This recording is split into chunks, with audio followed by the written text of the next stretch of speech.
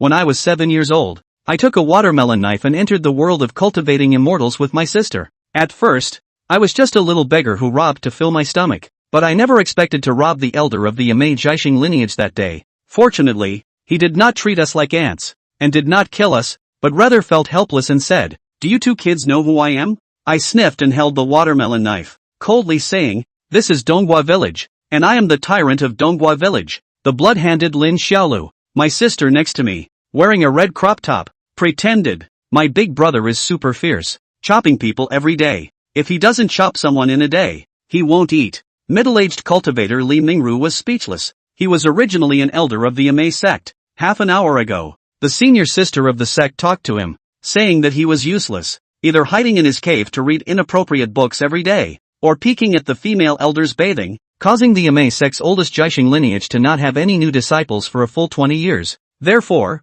she asked him to go down the mountain to find disciples, and said not to come back if he couldn't find any. Li Mingru felt emotional at this moment. Just as he left Yamei, he encountered these two kids. In the words of his senior sister, "This is called fate." Moreover, it had been almost half an hour since he left Yamei, so his senior sister should have calmed down by now. If these two kids were suitable, it wouldn't be bad to take them back to report. So he looked at the boy. "Kid, are you Lin Xiaolu?" "That's right." Li Mingru smiled and nodded, then looked at the little girl next to Lin Xiaolu. "So what's your name?" "I'm Xiao Yer," the girl said crisply. Li Mingru nodded and continued to smile at the two children, asking, "Why are you robbing people on the road here?" Lin Xiaolu raised his head. "Humph, because we are awesome." Li Mingru almost laughed out of anger. This kid really had courage. "Don't your parents care about you?" "Our parents passed away," Lin Xiaolu said. "We are professionals in the village." "Yes, my brother is the toughest guy in Donghua village. Ruthless and has destroyed countless flowers.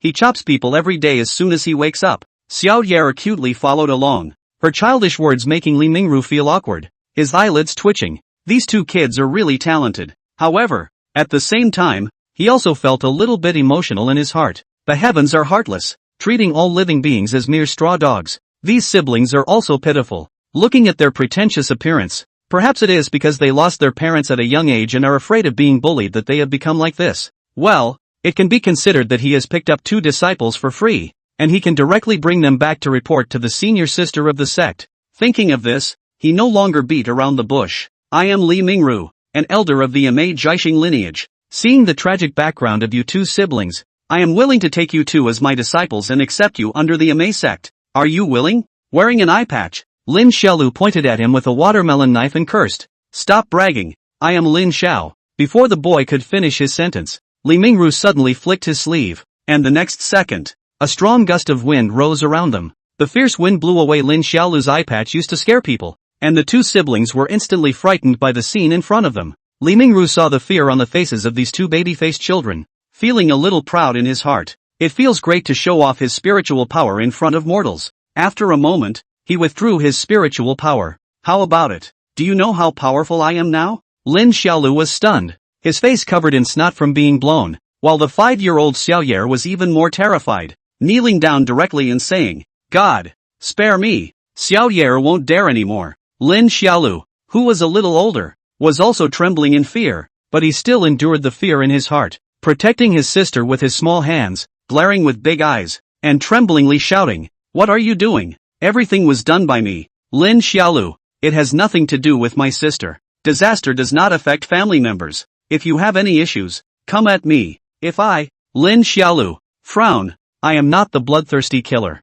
Li Mingru almost laughed out loud at this. This kid is quite interesting. He looked at the boy who was still protecting his sister tightly despite being scared, and a hint of admiration appeared in his eyes. Well, his character is not bad. He is a good brother. Li Mingru stood with his hands behind his back, looking like a transcendent figure, and smiled casually. "Lin Xiaolu, I am willing to take you and your sister as my disciples, and join the Yamei sect together. Are you willing?" The boy saw that he seemed sincere and not wanting to harm himself and his sister. He calmed down slightly, then looked at him and said strangely, "Are you saying you want us to join you?" Cough. Li Mingru almost choked to death. He, a respectable Yamei immortal, wanted to take disciples, but was mistaken by this kid as recruiting gang members. He glared impatiently. "I want to take you as my disciples." Oh, the boy blinked his wise eyes. "So you will be our leader from now on." Li Mingru, not a leader, but a master. This little boy was really something. He silently complained several times in his heart, then looked at the siblings and asked again,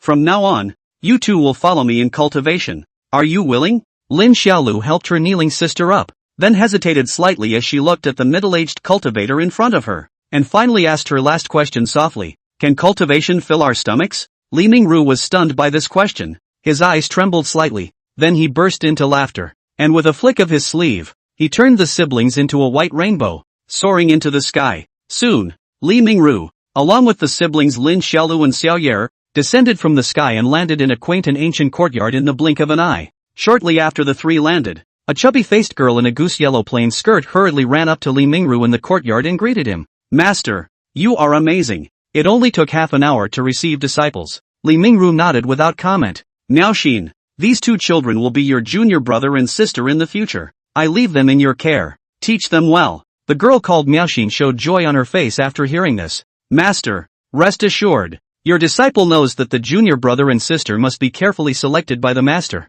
and will teach them diligently, never disgracing the name of our Zixing lineage." After hearing the girl's words, Li Mingru's face turned red, coughed awkwardly, and then glared at Lin Xiaolu who was still crying and shouting, "All right, haven't you cried enough?" The bully of Donghua village. The boy trembled with his legs, tears streaming down his face as he asked, "Where am I?" Li Mingru ignored him and said directly, "You and your sister will live here in the future. Follow your senior sister to cultivate well. Do not cause trouble, otherwise I will not forgive you easily." After that, he went to report to his senior sister, and then returned to his cave to continue reading erotic novels. When Li Mingru turned around and turned into a white rainbow and rushed away into the sky, only the baby fat maiden and their brother and sister were left in the ancient courtyard. And at this moment, Lin Xiaolu had also eased up and held her sister's hand to look at the maiden in front of her. The young girl also looked at the two of them curiously. Her bright face was full of surprises. With the tone of coaxing a small child, she laughed and said, "Good day, senior brother and sister.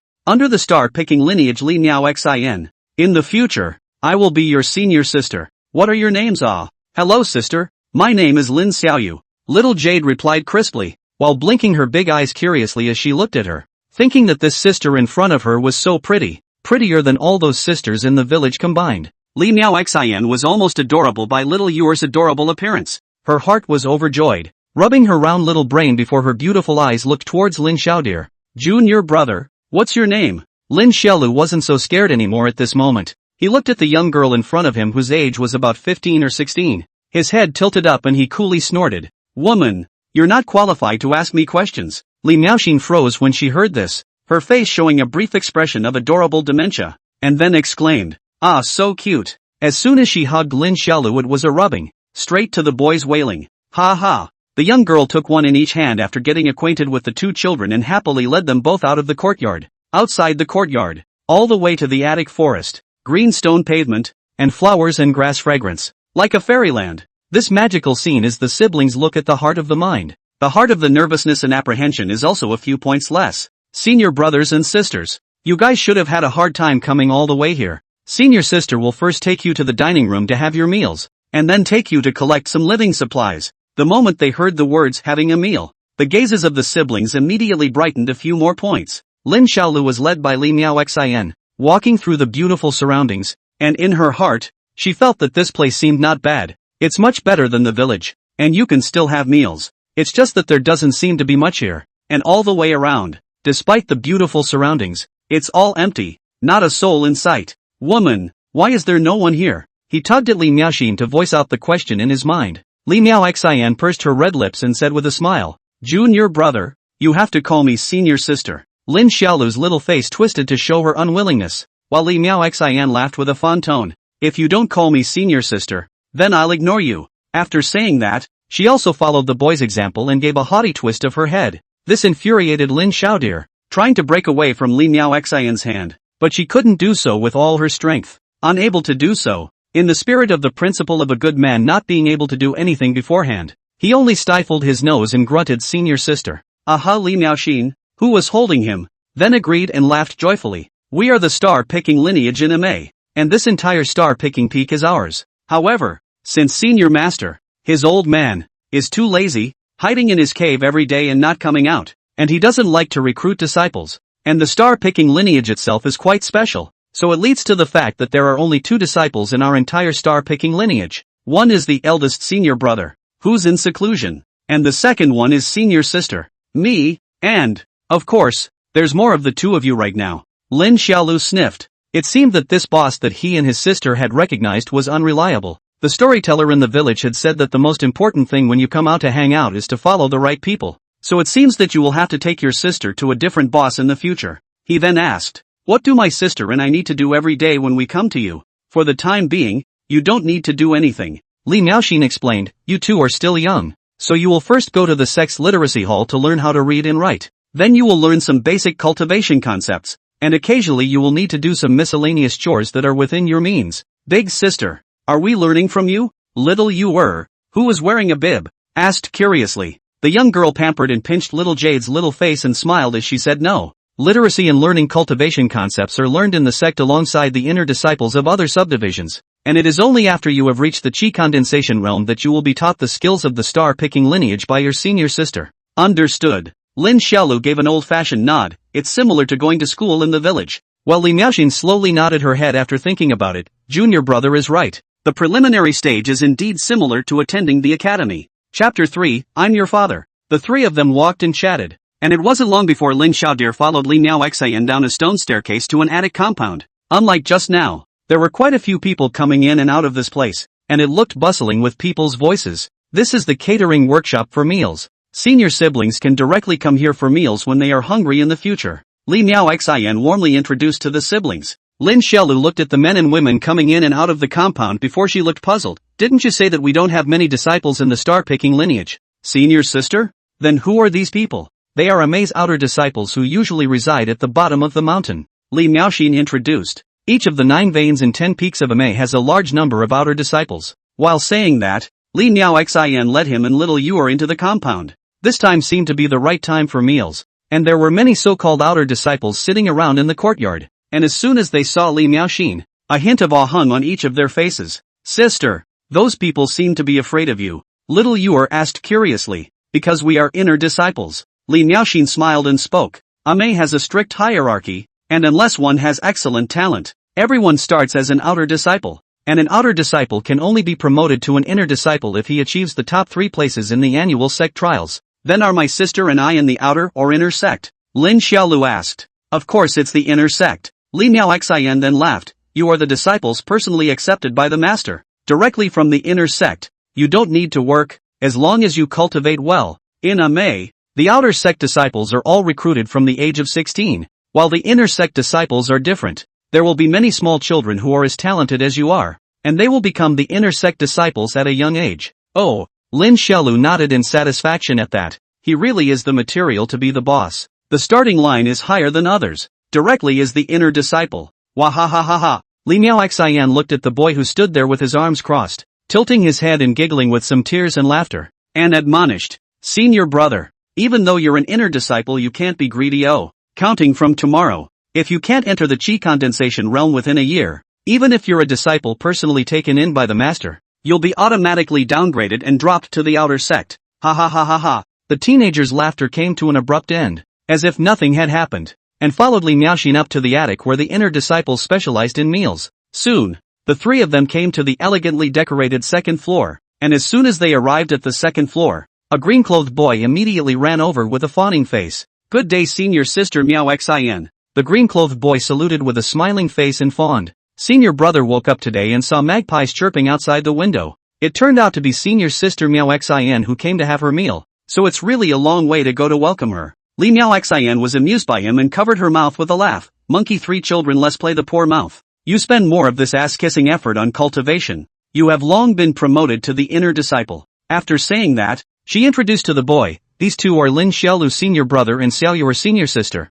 Both are my master's new disciples. In the future you treat them well. Don't neglect them. When the boy named Monkey Sanner heard this, he hurriedly bent down respectfully to the siblings and saluted. Outer disciple Monkey Sanner. Meet senior brother Lin Xiaolu. Meet senior sister Xiaoyu. Little Yu glanced at Monkey Sanner with some fear, and her small body hid behind Li Miaoxin, as if she was a frightened young beast. Looking straight at Li Miaoxin, she exclaimed that she was cute, and Lin Xiaolu was not so scared. He saw the monkey-like unknown object in front of him honored himself, immediately put on a big brother posture, carrying a small hand dejectedly. Young man is not bad. From now on you will be with me. Monkey Sanner froze, and Li Miaoxin almost laughed out loud. This little senior brother of his is really too amusing. The 7-year-old Lin Xiaolu continued to arrogantly smile at Monkey Sanner. Come, call big brother. Monkey Sanner looked at the youngest senior brother in front of him who was only up to his own thighs in height, and after slightly hesitating for a moment he looked embarrassed and said, Big brother. Lin Xiaodir nodded contentedly, with a silly crooked smile. From now on, you'll hang out with me, and if anyone bullies you, just report my name as Lin Xiaodir. Li Miaoxian was so amused by this scene that her face turned red as she held back her laughter. She gasped for several breaths before interrupting Lin Xiaodir's magical laughter, and said to Monkey Sanner, Go and beat up a few portions of spirit food and send them to my compartment. Remember, make it softer. My senior sister is young and can't eat food that's too hard. Alright, 3 senior brothers and sisters please. The siblings and Li Miaoxin entered an elegant compartment, and as soon as they entered, Lin Xiaolu asked curiously, Elder sister, what is spirit food? Spirit food then is food irrigated with spiritual qi. Long-term consumption is greatly beneficial to our cultivation. Li Miaoxin introduced unhurriedly. Outer disciples can only enjoy 1 meal of spirit food per month, while inner disciples can enjoy 1 meal per day. In addition, those that exceed the quantity need to be exchanged with contribution points. And what are contribution points? Lin Xiaolu continued to pursue the question. Contribution points are the contributions you make to the clan. We can go and do tasks for the clan to get contribution points after practicing, and then we can exchange for the spirit stones, magic weapons, techniques, and so on that we want. Lin Xiaodir's siblings were a bit confused. They were too young to understand this, but they were still more interested in food. When they were in the village they seldom even ate meat, let alone any spiritual food. Just hearing about it felt not bad, so their hearts were very much looking forward to it. And just as they waited in eager anticipation, a loud, ear-piercing laugh suddenly came from outside the compartment. Senior sister Miao Xin, a tall, thin cultivator wearing a navy blue robe walked in with a group of playful cultivators. As soon as he entered the room, the tall and thin cultivator couldn't wait and smiled grimly. Senior sister Miao Xin, I heard that your star-picking lineage finally received 2 disciples after 20 years. Senior brother, I came over to take a look at what kind of heavenly pride it is to be able to enter your star-picking's eyes. When these words came out, the others behind the tall and thin cultivator laughed out loud. Li Miaoxin, on the other hand, looked at the group of people with a frown. Although she didn't want to admit it in her heart, the star remover lineage had always been the laughingstock of Amei. It couldn't be helped. Although the master teacher's strength was unique among the elders of the 9 veins, his old man was lazy by nature. Plus the Jedi of the star-picking vein was just too difficult to start, so there had been no new disciples for more than 20 years, but she still wouldn't allow others to insult picking star. And at this moment, she even crossed her eyes and said coldly, Senior Zhao, my master's recruitment of disciples, I still have to let you look at it. No. Senior sister, you've misunderstood. The tall and thin cultivator quickly waved his hand. Our senior brothers of the 9 infant lineage are just more curious. The star-picking lineage hasn't had any disciples for 20 years, and today there are suddenly new disciples, and there are still 2 of them. So can I not come to take a look, senior brother? Bringing the senior brothers over for a long look. After he finished speaking, he looked at the timid little Yuer and then Lin Xiaolu and asked with a smile, Are the 2 of you the new disciples of the star-picking lineage? Just after the question, the smile on his face abruptly ended and he shouted, Eastern egg, elder brother I am. In the crowd behind him, a little fat man in gorgeous clothes, probably around 10 years old, squeezed over. The little fat man had a fat face, squinting a pair of triangular eyes. The whole person was like a meatball, and the meat on his chin trembled when he walked. The tall and thin cultivator took the little fatty's shoulder and smiled at Li Miaoxian. This is my master's new disciple, Dongfang Egg, born with an earth spirit body. Li Miaoxin was shocked at the words. Her beautiful eyes were surprised to see this unimpressive little fatty. The earth spirit body among the 5 elements of the spirit body. The 9 infant lineage had actually collected such a heavenly pride. Seeing her surprise, the tall and thin cultivator's eyes became even more rampant as he looked at Lin Xiaolu's siblings and snorted. Little egg, these 2 are the senior brothers and sisters who joined Amei on the same day as you. Go and say hello. The little fat man named Dongfang Egg understood, and arrogantly came to Lin Xiaolu. His little eyes first swept Lin Xiaolu's ragged clothes full of pudding, then his eyes showed contempt, and he said loudly and arrogantly, I am the son of the Prime Minister of the Great Yu country, born with the earth spirit body Dongfang Egg. Who are you? Behind the little fatty, the tall thin cultivator and a group of 9 infants disciples showed a look of watching the show, and Li Miaoxian felt dissatisfied all of a sudden. This group of people were obviously here to bully people. She frowned her eyebrows and was just about to get angry. But Lin Xiaolu, who was being watched closely by little fatty, suddenly smiled crookedly. I'm your father. Chapter 4, Dueling equals fighting. The moment these words came out, the compartment was deathly silent. Li Miaoxian even almost giggled out loud. And that little fat man first froze when he heard it, and then looked at Lin Xiaolu, who was a head shorter than himself in front of him, and trembled with anger. This country wild child actually dared to scold himself. Behind him, the 9 infants' senior brothers were also furious. And the tall, thin cultivator who was in the lead was even grim-faced as he said, a new disciple of the star-picking lineage. Very arrogant. Ha! Li Miaoxin held her arms and snorted coldly. What's the matter? You want to bully the little one with the big one? Bullying my little senior brother? Zhao Jipeng. You 9 infants are too shameless. The cultivator called Zhao Jipeng didn't respond to Li Miaoxin's words, but instead looked towards Lin Xiaolu, the corners of his mouth pulling out an intimidating sneer. I wouldn't dare to bully Star Picking's junior disciple. I just want our 9 infants' new disciple to spar with your Star Picking's new disciple. How about it? Bull asterisk asterisk asterisk asterisk.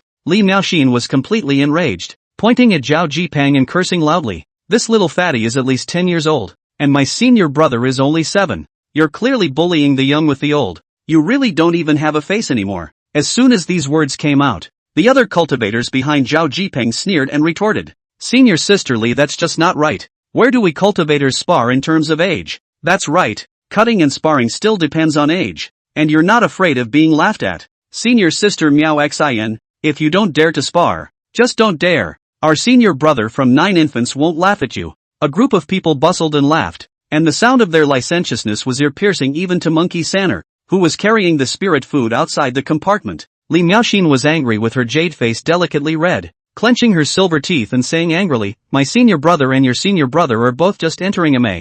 They have not yet begun to cultivate, and there is no spiritual energy in their bodies at all. They are all children, and the sparring doesn't look at their age to see what they are looking at. You really shameless. Zhao Jipeng saw Li Miaoxin's hands were trembling with anger. His voice sharp and sarcastic. Sister Li, do not be anxious. Do not dare to cut the duel on the dare, how big a thing. After saying that, he patted the little fatty's shoulder and said, little egg senior brother, take you back to publicize the publicity. The same new disciple, the disciple of the star picking, doesn't even have the courage to spar with you. Ha ha ha ha. The little fat man also smiled with a frown on his face as he looked at Lin Xiaolu in front of him, who was a head shorter than his own 3 years younger, and arrogantly raised his head with a grunt, twisting his head as he prepared to leave with Zhao Jipeng. What does cutting mean? Ha! Just as the crowd was about to leave, Lin Xiaolu suddenly opened her mouth and asked. He and his sister were too young to quite understand what cutting meant, and 9 infants and his entourage even laughed out loud when they heard it, making Li Miaoxin's chest heaving with anger. Ha ha ha ha ha. The new disciple of Star Extractor can do it. He doesn't even know how to cut. Ha ha ha ha ha. I thought that a pair of disciples taken in for 20 years by star removal would be some kind of heavenly genius, but I didn't expect it to be a dullard. Zhao Jipeng also laughed and covered his stomach. Looking at Lin Xiaolu, he hummed. Cutting is when you fight with my senior brother. Understand? Lin Xiaodir nodded dumbfoundedly, then blinked her big eyes curiously and asked, then when can we cut? Any time. Zhao Jipeng shrugged off his hand and replied impatiently. He had originally come to pick a fight this time. At this moment, his purpose had been achieved and he didn't want to continue to spend time. He wanted to go back and proclaim that the new disciple of the star-picking vein was a wimp. And in the instant he had just finished answering, Lin Xiaolu suddenly copied the white jade porcelain pot on the table and slammed it against the chubby little fat guy in front of him. Clang! With a crunching sound, the porcelain pot split in pieces, while little fatty screamed miserably and fell headfirst to the ground, his face red with blood. This scene startled everyone,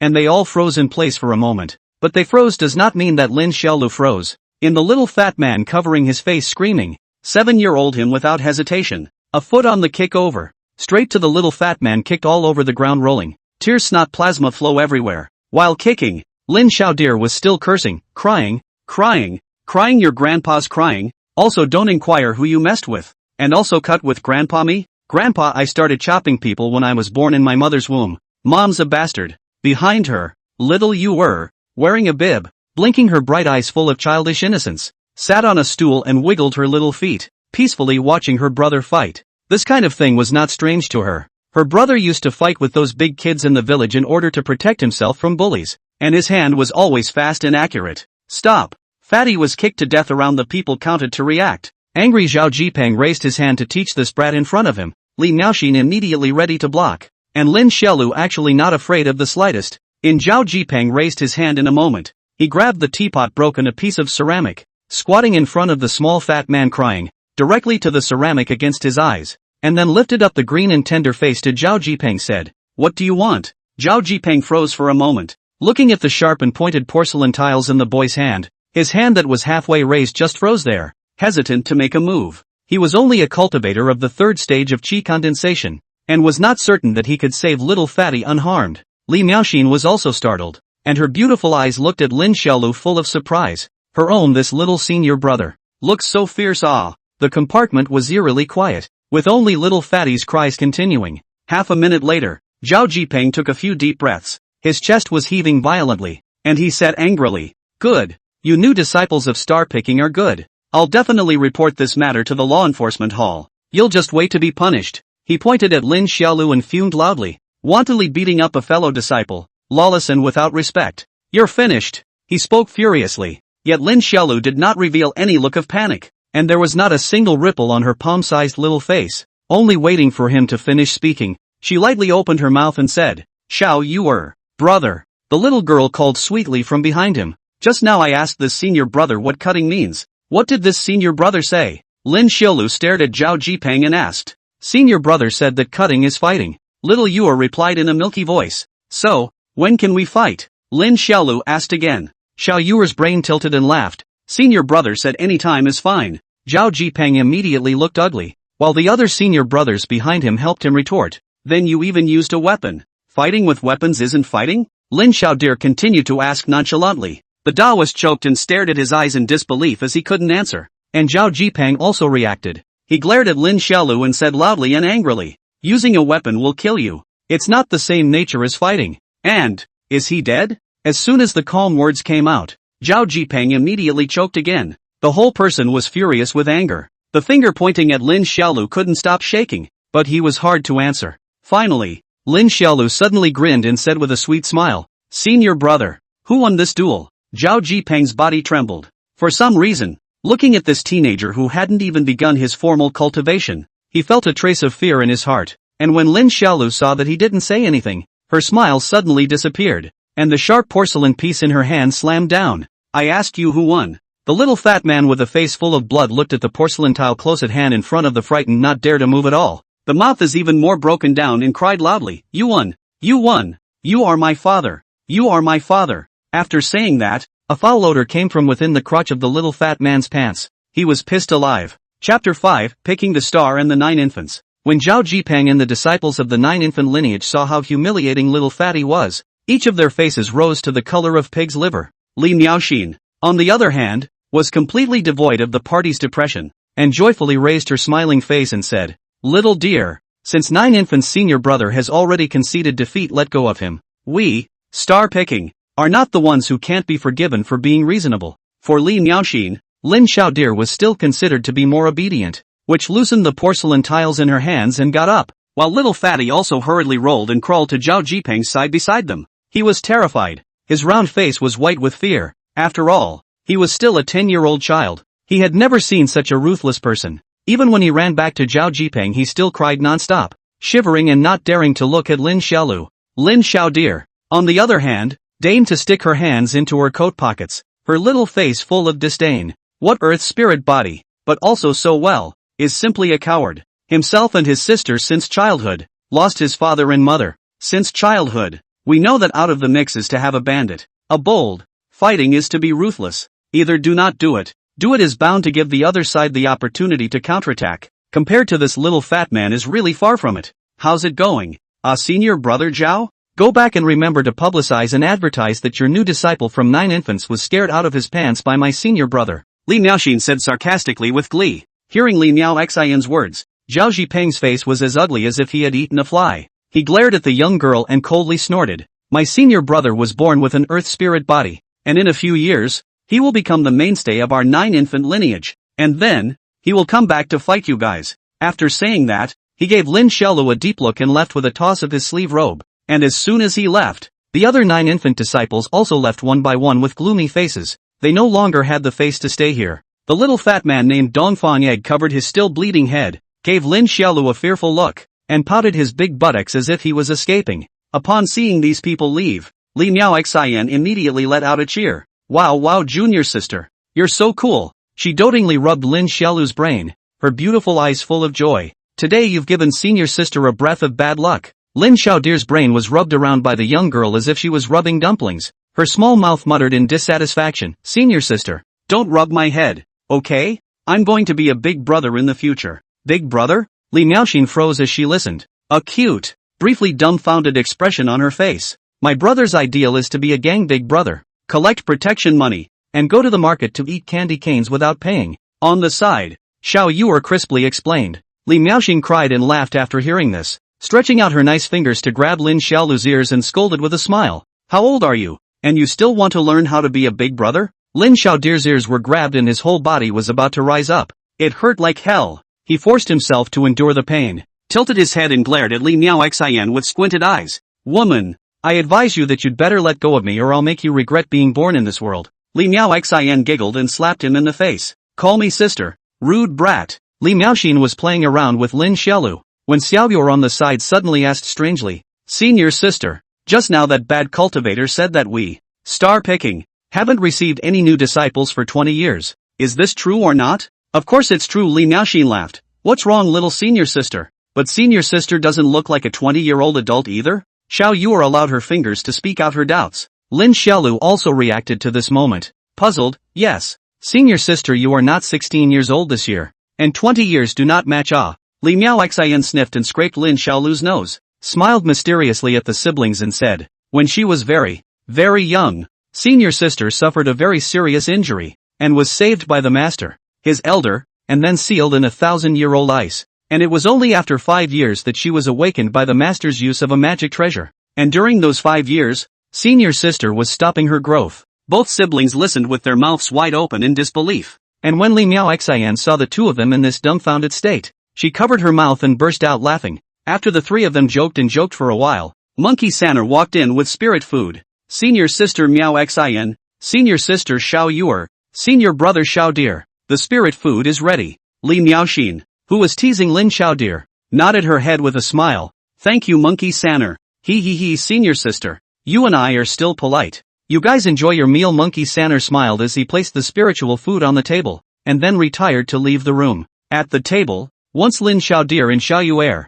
who had long been hungry, saw the food on the table, they both couldn't wait to look at the table as well. And at that look, they were both instantly dismayed. There was a dinner plate on the table with 3 small bowls of rice on it and nothing else. The siblings were confused. This was the spiritual food that senior sister had been bragging about so much? No meat, not to mention, not even vegetables, and the rice was pitifully small. It looked like only a few dozen grains of rice, so I guess it was gone in one bite. The 7-year-old Lin Xiaodir sighed in his heart. I can't imagine that the immortal cultivation sect is actually so poor. This food is not as good as the food that he and Xiao Yuer ate in the village. This time, I really fell for that Li Mingru's trick. If I had known it was like this, I shouldn't have come with my sister. Seeing that the siblings were looking at the spiritual food in the dinner plate with a bitter face, Li Miaoxian immediately knew what they were thinking and introduced them with a smile. Senior brother and sister, this is spiritual food. It's made from spiritual rice. Don't look at it as mediocre, but it tastes very tasty,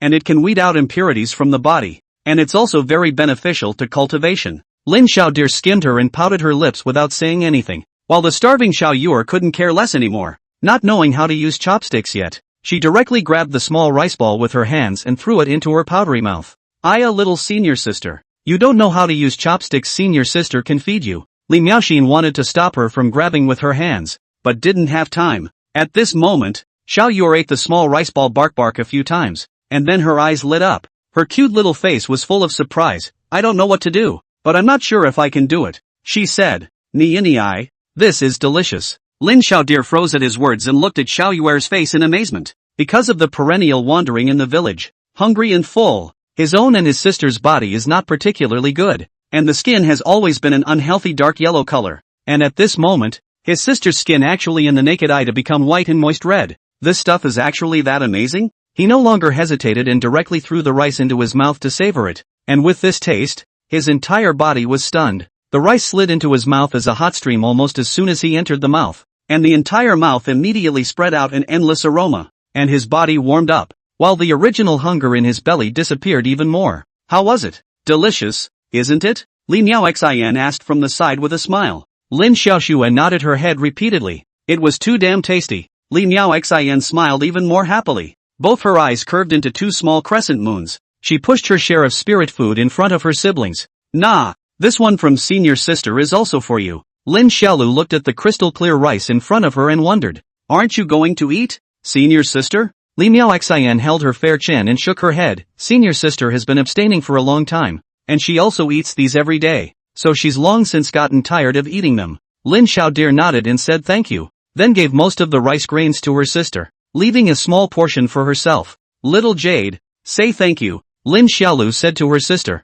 Xiao Yuer smiled sweetly at Li Miaoxian. Thank you senior sister. Li Miaoxian dotingly touched little Yuer's head, her eyes full of love. Right senior sister. Just now that senior brother Zhao, and whatever other disciples of the 9 infants, why are they picking on us? Lin Xiaolu asked curiously. Xiao Yuer, who was eating spiritual food, was also exasperated and said helpfully, yeah, they're looking all bad. Li Miaoxian smiled bitterly at his words. We, star picking, and the 9 infant lineage have had a long-standing relationship. You don't need to care about this, just turn around and cultivate properly. She didn't explain too much, not wanting to put pressure on her senior siblings. Then what is senior sister 9 infants? And what are we? Starcatcher? Lin Xiaodir asked the question he had been curious about for a long time. He only knew until now that this place was called Amei, and that he belonged to the star-picking lineage of Amei. But what star-picking meant he had absolutely no idea. Chapter 6. See you tomorrow. Sister. Inside the compartment.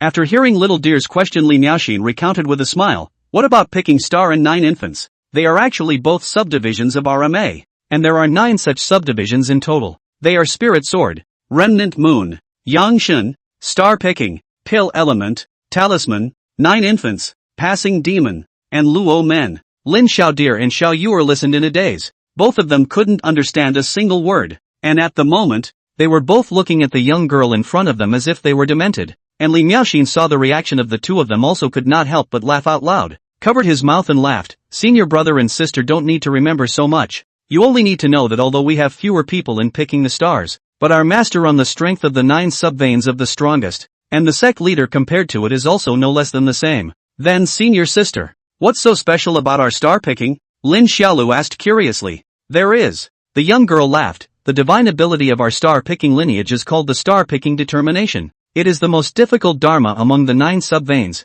and is extremely powerful. Rumor has it that master, his old man, had once plucked a star in the sky, shocking the entire divine state. While the siblings let out a gasp. Lin Xiaolu couldn't even imagine plucking a star from the sky. What kind of a scene would it have to be? Li Miaoxian continued with a smile and said, senior brothers and sisters don't need to think too much. Grow up well, cultivate well, and in the future revitalize our star-picking lineage and become a great person like master. Li Miaoxian looked at Lin Xiaodir and Xiao Yuer in front of her. Her eyes were filled with fondness. During the weekdays, she was alone in the sect to cultivate. Her master didn't care about anything, and her elder brother was always in seclusion, so she was actually very lonely. Although cultivation should be able to endure loneliness, but Li Miaoxin after all is still only a 16-year-old girl, like lively is the nature of her age. She usually see other people's inner disciples are in 2s and 3s in the cultivation together, do the clan tasks together, have a laugh in the clan play, has been envious of a long time,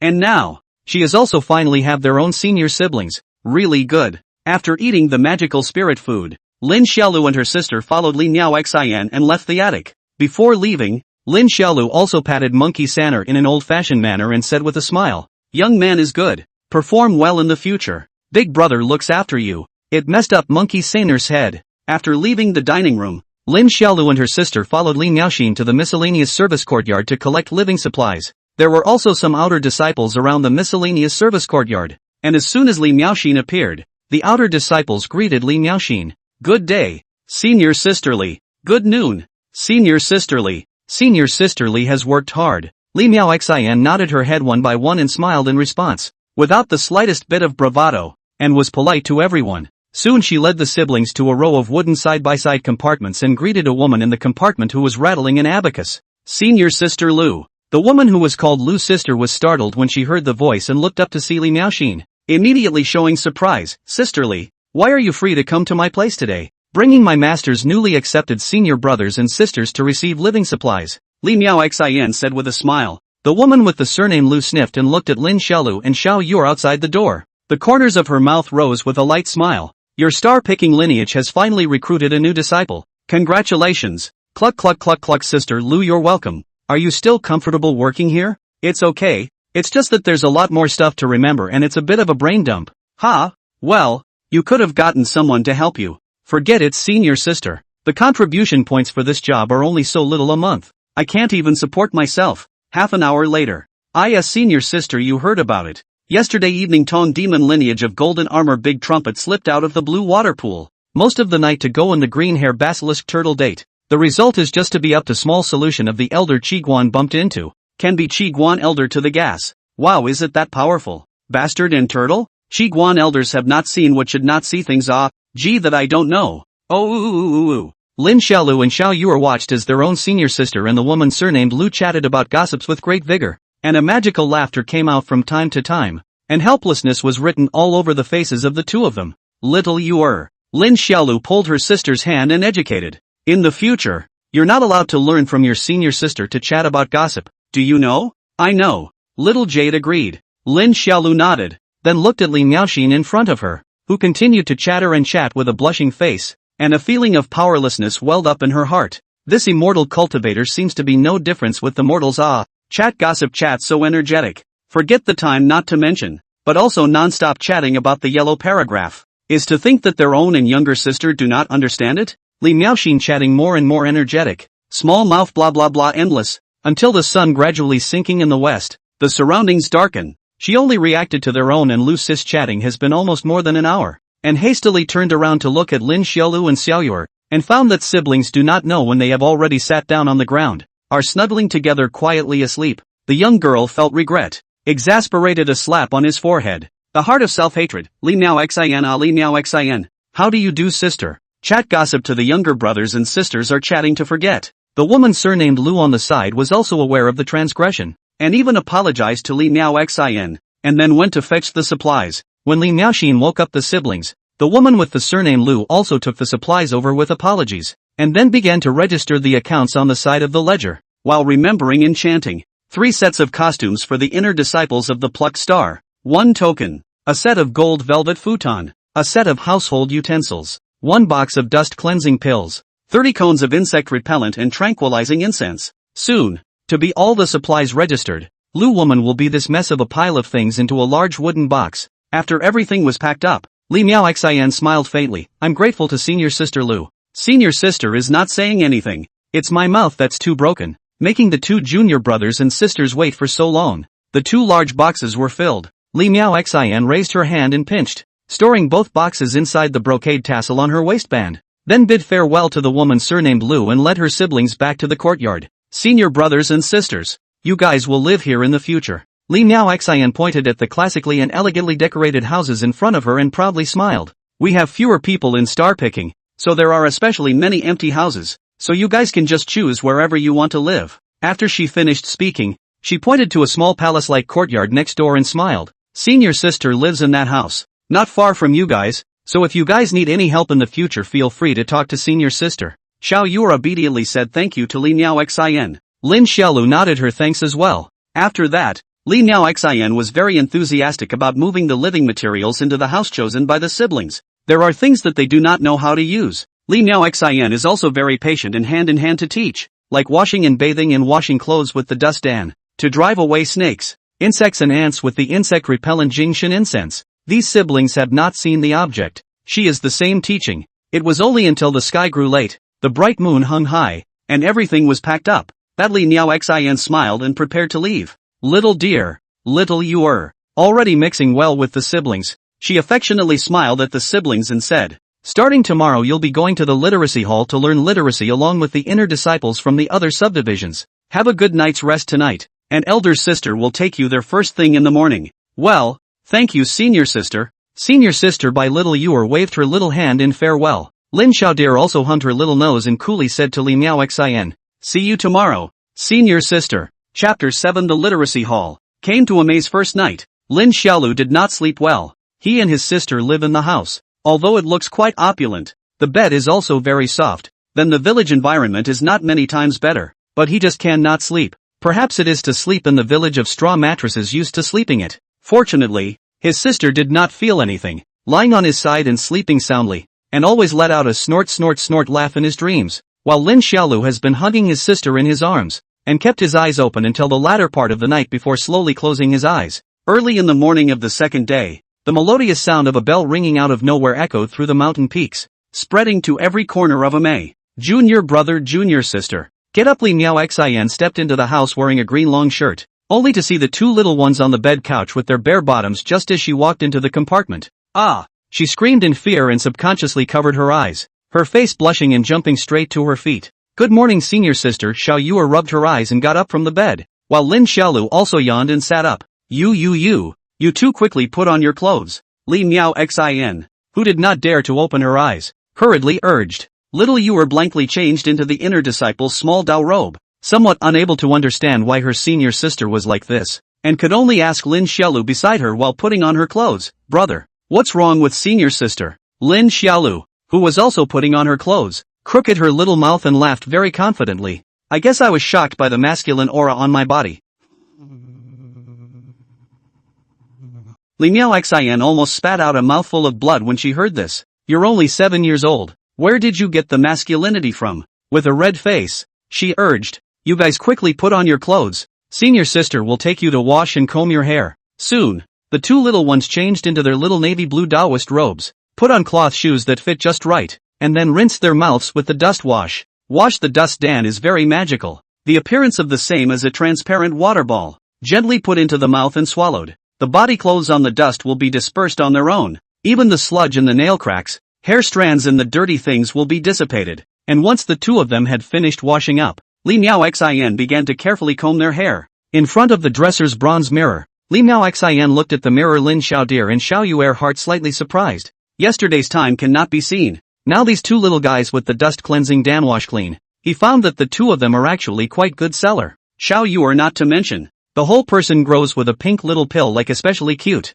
Bright jade-like eyes look as if they can speak. A stubborn smile between are not difficult to see that when you grow up will be a beautiful little beauty. And Lin Xiaolu's features were also very proper. Not to mention her red lips and white teeth. At a small age, her eyebrows actually had traces of sword eyebrows, giving her a sense of righteousness. Just his eyes are very strange. Childlike innocence only accounted for 3 points. Untamed but accounted for 7 points. So that his righteousness with a few points of evil. In the future, I am afraid that it will only be a little mischievous. The young girl was chatting cheekily with the two of them while combing their hair straight, coiling and tying it into small pills, and inserting 2 jade-colored hairpins, so that the two little Taoist children appeared completely in front of the eyes. Come, let's see if elder sister has dressed you up well. The young girl hugged little Yuer on her lap and smiled at the bronze mirror. While senior sister and really good-looking Xiao Yuer's eyes were glowing as she looked at herself in the mirror stinking beautifully, while Li Miaoxin laughed her head off. This little beauty complimented herself really without leaving any room for error. After putting down little jade child, Li Miao Xian opened her hand towards Lin Xiaolu again. Come,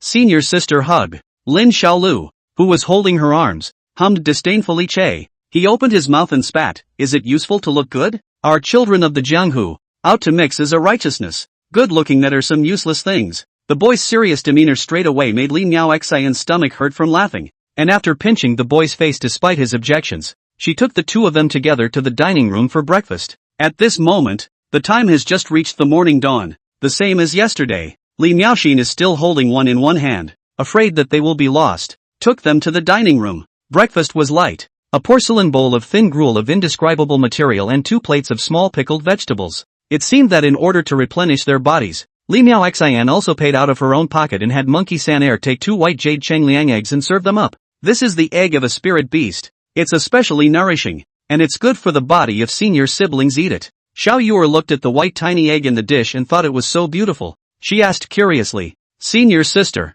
what kind of spirit beast's egg is this? Lin Xiaodir looked at the young girl with the same curiosity. Seeing that both siblings were interested, Li Miaoxin smiled proudly. Golden armored great bastard. Lin Xiaodir and Xiao Yuer stopped talking, lowered their heads in silence, and ate their own meals in peace. After finishing breakfast, Li Miaoxin took the siblings out of the dining room and took them to the literacy hall to learn how to read and write. The Hall of Literacy was built on Amei Peak, the main peak of Amei. Amei 9 veins 10 peaks. which 9 branches each a peak, and the 10th Ame peak. Is the Ame head of the residence of the practice place? Weekdays will also be used as a large-scale event, or hospitality guests, and so on. Ame peak is surrounded by 9 peaks in the center, where each of the 9 peaks and there will be a green jade made of the road bridge, connected to the Ame peak for the Ame disciples to and from. At this moment, Li Miao Xian was leading the brother and sister duo to walk in the green light and white jade, crystal clear path-seeking bridge. For this subtle jade bridge siblings are surprised, especially Lin Xiaolu.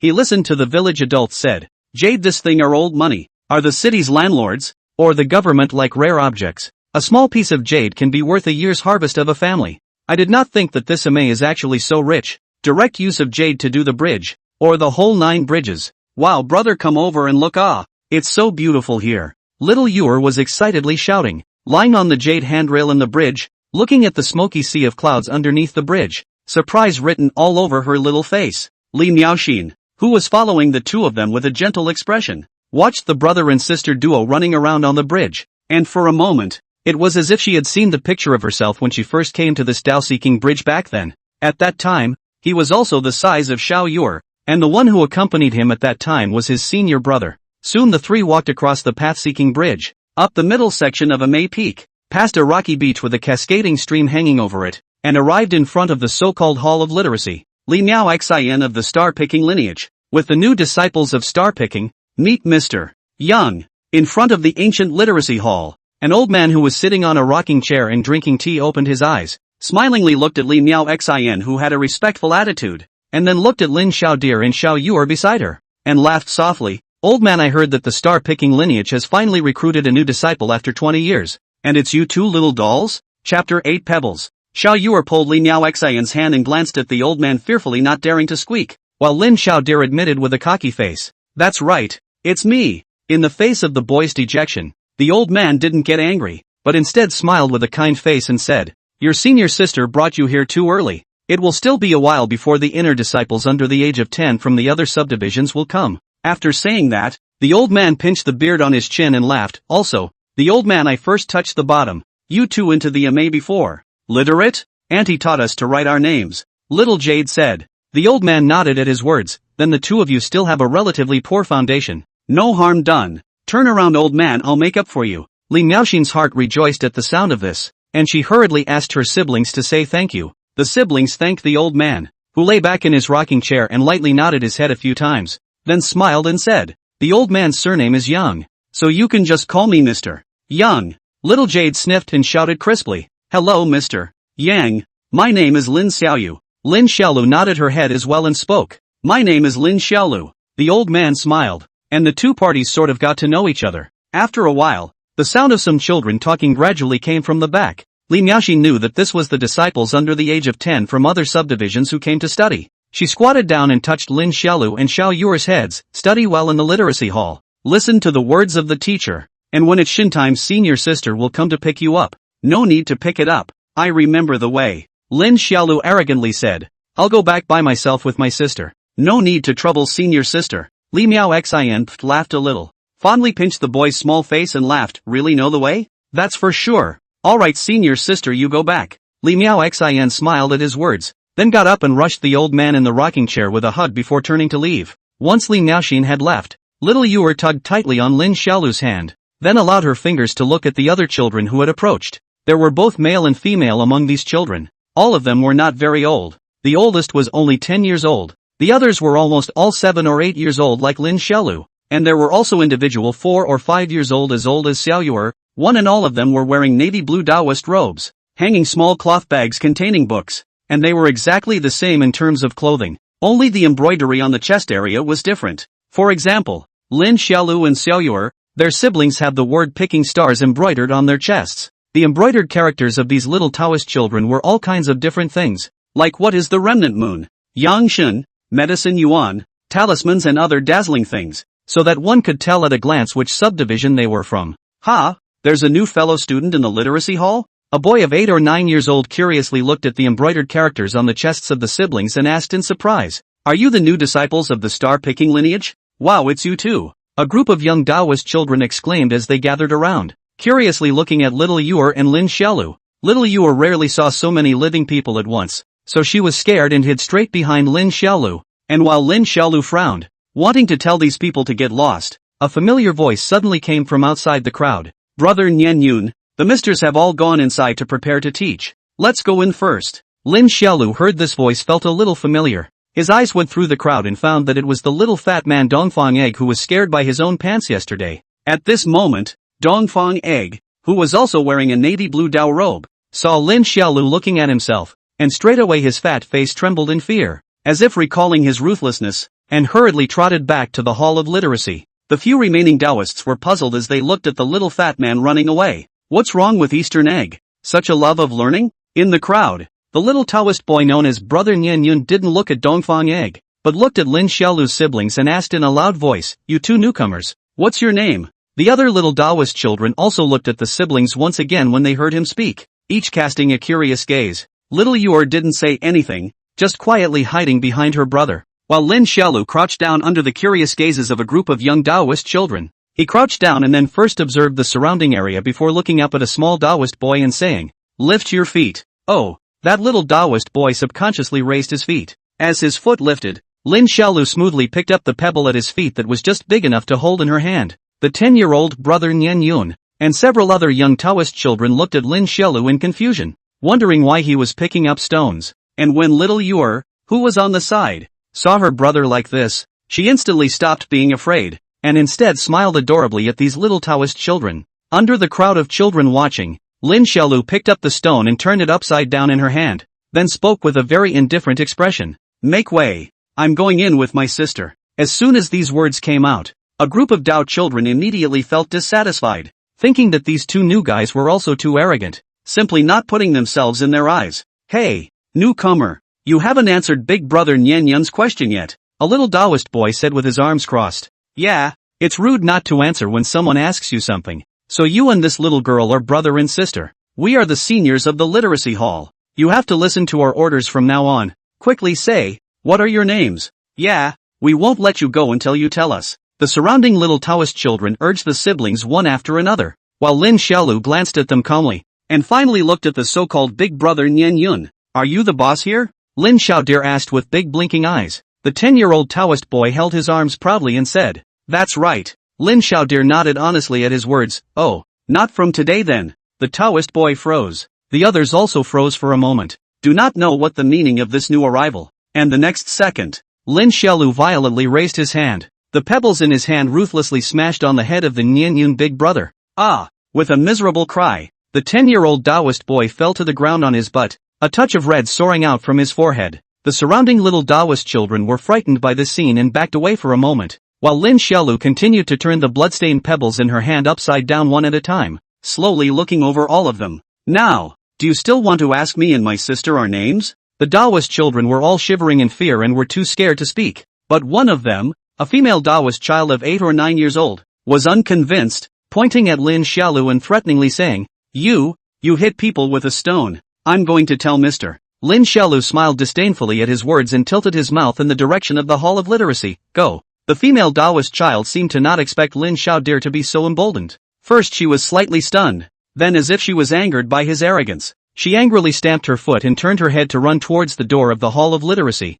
but before she could run far, Lin Xiaodir violently copied the pebbles in her hand and then threw them with vigor. Whoosh! Dang! With a crunching sound, the female Taoist child who was halfway running screamed miserably, her small body flopping to the ground in a flash before clutching her ever-bleeding head and wailing with her mouth open. The clear cry was loud, and it also finally drew out Mr. Yang, who was preparing to teach in the Hall of Literacy. "Sir, this newcomer hit us with a rock." As soon as they saw the old man come out, the Taoist children shouted and surrounded them as if they had found their backbone. "Sir, after he beat up Big Brother Nian Yun, he also beat up Chu Chu. Sir, look, Big Brother Nian Yun and Chu Chu's heads are broken." "Yes sir, you must punish these two newcomers. They've gone too far." Chapter 9, The Arrogant Lin Xiaolu. Mr. Yang looked at the two children whose heads were broken and bleeding, and then looked at the childish siblings. His face did not change much. He walked over to the girl named Chu Chu and lifted up his pale palm. A blazing light lit up in his palm,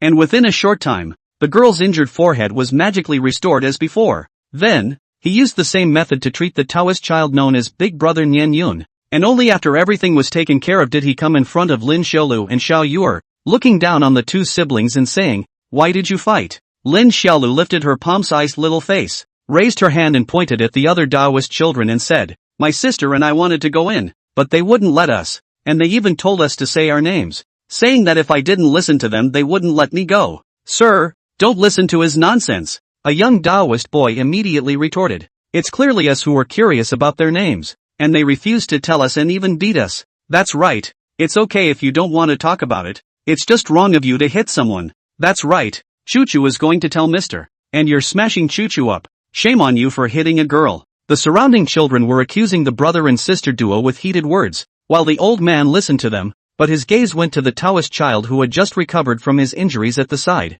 "Chen Nianyun, tell me what's going on." The Taoist boy named Chen Nianyun saw the old man ask himself, and without hesitation, he pointed at Lin Xiaolu and complained, "Sir, this little him." Whoosh! A cracking sound rang out so steeply that before the old man could even react, a new pebble smashed into Chen Nianyun's face once again. Chen Nianyun screamed in pain on the spot, and in the next second, Lin Xiaolu's tiny size flew straight over and kicked Chen Nianyun down in front of Mr. Mother asterisk asterisk asterisk asterisk error. The dog's mouth can't spit out ivory. Looking for a fight. Lin Xiaolu directly cursed. He and his sister are fatherless and motherless orphans. In the village in the past, he hated it when someone called his siblings small. Angry teenager grabbed again injured Chen Nianyun lifted his hand as a slap. Pumping is not addicted. Writing on him to copy the pebbles to continue to smash. The surrounding Taoists looked shocked. All of them didn't expect this new disciple of Starcatcher to be so lawless, daring to beat up people in front of Mr. Stop. The old man who had just reacted opened his mouth and drank.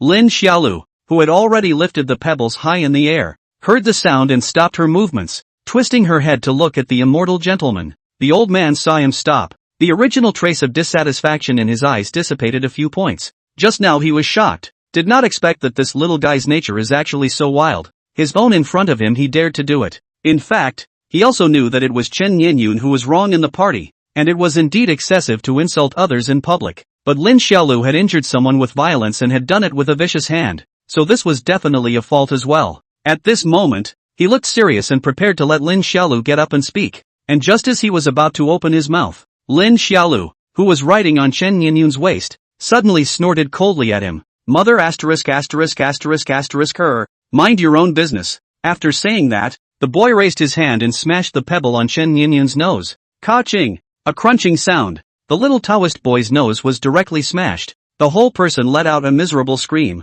This bloody scene straight around the other Taoist boys are all to see the fear of heart, a shivering backward. After all, they were all just little children. When had they ever seen such a ferocious scene? At this moment, when they saw Lin Xiaolu being so fierce, they all unconsciously began to tremble in their little legs and stomachs. Especially the girl named Choo-choo. Even more so, she was no longer as bratty as she was just now, and was directly scared to tears. The silver-haired old man was also infuriated by what Lin Xiaolu had done, and his hands were shaking with anger. The old man looked angrily at Lin Xiaolu. "Old man, I originally thought that you were being heavy-handed in order to protect your sister. After all, the cause of the incident was indeed Chen Nianyun's fault in the first place, but I didn't expect you to be so vicious, so disrespectful and lawless. You Starcatcher lineage. Old man, I can't teach you anymore. Go back where you came from." After saying that, the exasperated old man stopped paying attention to him and prepared to treat the blood-covered Chen Nianyun's injuries first. And when he realized that the siblings didn't move, he said in a cold voice, "I told you to go back where you came from.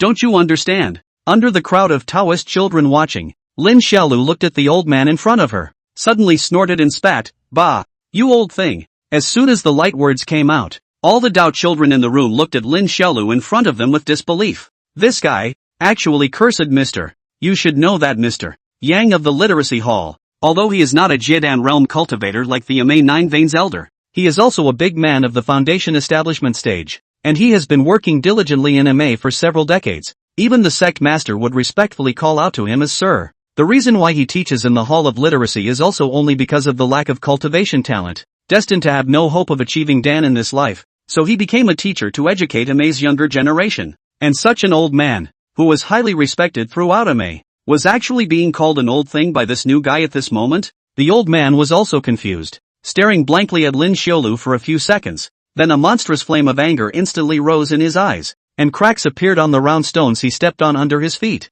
Lin Xiaodir was startled, and before he could escape, he heard a roar like rushing thunder ringing out. "Little brat, Today the old man I will teach you a good lesson on behalf of your master. Li Mingru. Lin Xiaodir's little face was scared white. He looked at the old man with long hair and white beard in front of him, and his whole body was shrinking back in fear. See, this old man seems to be really ready to strike. No, that cannot avoid the past. His eyes suddenly rose a trace of stubbornness. Hard across, hard to stretch. His neck shouted, Chen Nianyun scolded me small. I am older than he is. Small to hit him is the hands of vicious. Then I scolded you, old thing. You are still older than me.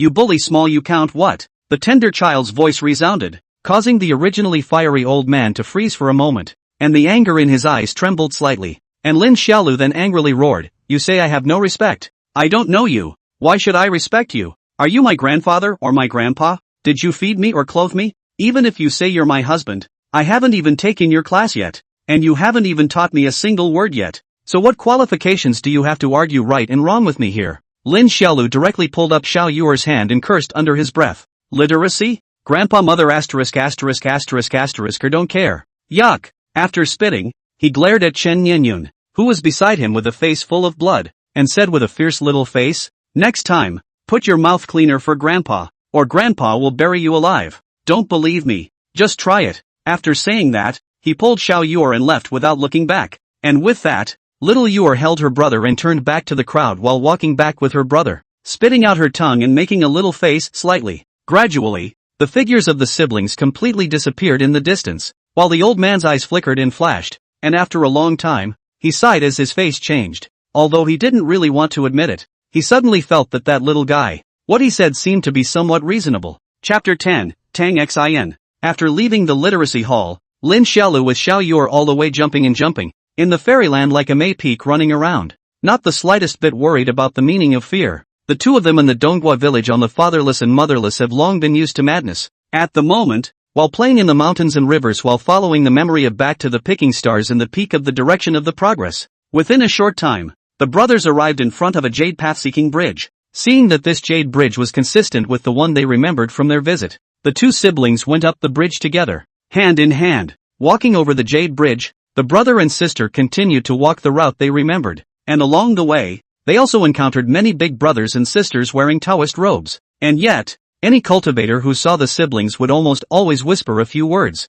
Strange, why would a young disciple of Starcatcher Peak come to our place? I don't know, I guess it's for fun? Shouldn't they be in literacy school at their age? Can't figure it out. Ha ha, probably skipped class and ran out to play. We did not do this back then. Had. Also ha. Little Yuer listened to the whispers of the surrounding cultivators somewhat strangely, and looked up to Lin Xiaolu and said, Brother, they all seem to be looking at us. Normal. Lin Xiaodir's little face hung with pride and said, After all, it's our children of the Jianghu, full of kingly spirit, easy to be admired. So in the future this situation will be more and more. Little jade child, you have to learn to get used to it. Do you know? I know. The girl responded sweetly. The siblings talked and laughed the whole way onward. Soon they came to another fork in the road. Xiao Yuer looked at the two mountain paths in front of her and allowed her fingers to wonder. Brother, was there this fork in the road when we came? Well, Lin Xiaodir contemplated slightly before raising her hand and pointing to the mountain path on the left. Take this one. After saying that, he was very confident and continued on his way with little Yuer. The two of them walked through a mountain path planted with many emerald bamboos, and it took them a great deal of effort to reach the top of the mountain path. And then they saw a huge round stone archway. Brother, we're going the wrong way, aren't we? Little Yuer cried, her little face looking at the completely unfamiliar archway in front of her, and opened her mouth. It seems like we can't find our way back. Lin Xiaodir was also a bit embarrassed for a while. He scratched his head before smiling sarcastically. It's alright, Xiao Yuer. In a while we'll just find an adult to ask for directions. When he finished, he looked curiously at the round stone archway in front of him. He couldn't read yet, so naturally he couldn't read the plaque on the archway, but they were both curious enough to walk in. Passing through the circular archway, the siblings came to a long wooden platform, which was flanked on either side by ponds planted with lotus flowers. Brother, come look. There are fish here. Little Yuer squatted by the wooden platform and looked in surprise at the red carp swimming around in the pond. Shoo! Xiao Yuer was rejoicing when she suddenly heard a crisp chirp ringing in the air above her head, and when she looked up, she felt even more surprised. Wow, what a big sparrow. In the sky, a few red-headed white cranes that were circling and flying high almost didn't hit the trees after hearing the little girl's words. Where did this little girl come from to treat herself like a sparrow? They are all spirit beasts bred by Ma, with notable intelligence, and can understand human speech. And just as a few white cranes were getting depressed, the The boy below rebuked the girl. How can this be a big sparrow? Can a sparrow be this big? The white cranes sniffed with slight joy, and a few of them even chirped a few times to the boy, praising the young boy for his eyesight. Then what are these for, brother? Little Jade asked curiously. Lin Xiaolu looked up at the flying white cranes. He could not say what this thing was. He and his sister had never been out of Donghua village for so long, and being young, they were able to recognize things that were more limited. At this moment, he then stroked his small chin. His eyes narrowed slightly, and after contemplating for a while, he said to little Ewer, look at how white this chicken-like thing is. I think this should be a mutated white chicken. White crane in the sky. The white cranes were almost not angry, glaring at the little boy below as they flew. Where did this little fool come from? Then brother, look at how red their heads are. Little Ewer continued to ask as she pointed at the white crane's head. Lin Xiaolu looked at the red head of the white crane and explained very confidently. That should be because they fight a lot and then swollen and reddened each other's heads. Oh, little Ewer listened with a look of dawning understanding, then smiled happily at the boy. Brother, you know so much. Shoo! A sharp and loud crane call rang out, and the cranes in the sky couldn't stand it any longer and swooped down, raising their long beaks and charging at the siblings. Quickly run! The mutant white chicken is coming to beat us. 7-year-old Lin Xiaolu pulled up his sister and ran. The two siblings ran fast with their short legs on the wooden platform, stepping on the wooden planks on the wooden platform with a thump. And soon, the two of them ran all the way out of the wooden platform, and rushed out from a square gate. And seeing that they were out of the lotus garden, the cranes didn't chase after them. Xiao Yuer squatted on the ground and panted heavily.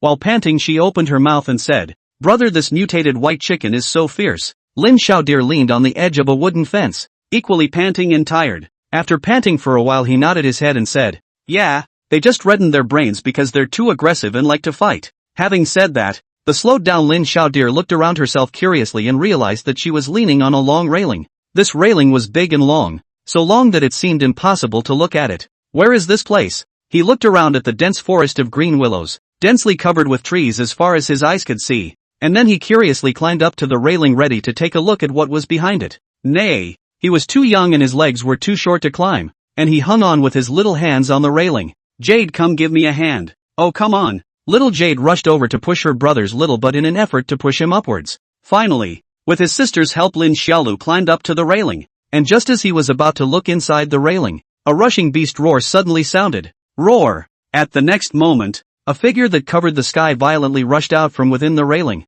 and its entrained rising airwaves directly rushed the brother and sister duo to the ground. Inside the railing, a huge monster lifted up half of its body. It was a huge python auger. The exact length of its body was unknown, but the width and length alone was tens of meters, and its huge body was covered with purple and green scales that glowed in the sunlight, and its head was even more terrifying. It was as big as a house, directly blocking the dazzling sun, and at this moment, it was condescendingly staring at the fallen siblings with a pair of golden vertical pupils. Seeing this scene, the terrified Xiao Yuer immediately shrieked out in shock and pounced into Lin Xiaolu's arms, while Lin Xiaolu hugged Xiao Yuer and looked at this big monster covering the sky above her head, and her crown of teeth trembled and said, no, don't allow to eat my sister. The python Jiao's huge golden vertical pupils revealed the figures of the brother and sister, seemingly thinking about something. After a while, the python's huge head slowly descended, spitting out red snake letters from its gaping mouth that were even bigger than Lin Xiaodir's person, straightening up the boy's face. And just then, an urgent voice suddenly came from the distance. Elder Zi Hua, please also keep your mouth shut. Lin Xiaodir was attracted by the sound and turned her head to look, only to see a wonderful young girl wearing a long blue dress and a cute pillhead flying at great speed from the distant dense forest, and upon arrival, she even directly blocked in front of herself and her sister, and raised her hand and cupped her fists at the big monster in front of her, saying, Tong Demon Lineage Tang Xin, meet Zi Hua Sr. Chapter 11, The Rakshasa Ghost Woman. The large and terrifying Tong Tian python stared at Tang Xin for a while with its bizarre golden pupils open, then looked at the terrified siblings for a long time before it slowly retreated. When it completely retreated behind the railing and disappeared, the young girl named Tang Xin breathed a huge sigh of relief, then angrily glared back at Lin Xiaolu and Xiao Yuer, her beautiful eyes sweeping over the embroidery on both of their clothes, and coldly droned. Why are you two little dolls so ignorant of the importance of things? What if Elder Zi Jinghua injures you? Xiao Yuer was fierce by the young girl and hid in Lin Xiaolu's arms with tears rolling straight from her eyes. While Lin Xiaolu was unconvinced and sophomoric, we went the wrong way and came in by accident. Tang Xin glared at him. Then seeing that the 5 or 6-year-old little girl in front of her was scared to tears by herself, her heart softened and she asked in a slightly softer tone, You guys are the new disciples of the star-picking lineage? Right. Lin Xiaodir opened her mouth curiously and asked, who are you? What is this place? This is the Tong Demon Peak Spirit Beast Valley, a place specializing in raising spirit beasts. I'm Tang Xin, the eldest disciple of the Tong Demon lineage. After saying that, Tang Xin saw that the eyes of her 5-year-old little sister in front of her were still covered with a few mists of water, so she stretched out her jade hand that wore a few strings of purple beads. In the next second, a magical scene appeared, only to see a few beads of light spread out on her slightly cocked fingers, and a small fluttering butterfly converged above them. Wow! Xiao Yuer was immediately attracted by the purple butterfly in front of her, wiping her tears in surprise as she watched the butterfly flutter in front of her. The butterfly rested adorably on Jade's nose and seemed to be playing a game with her,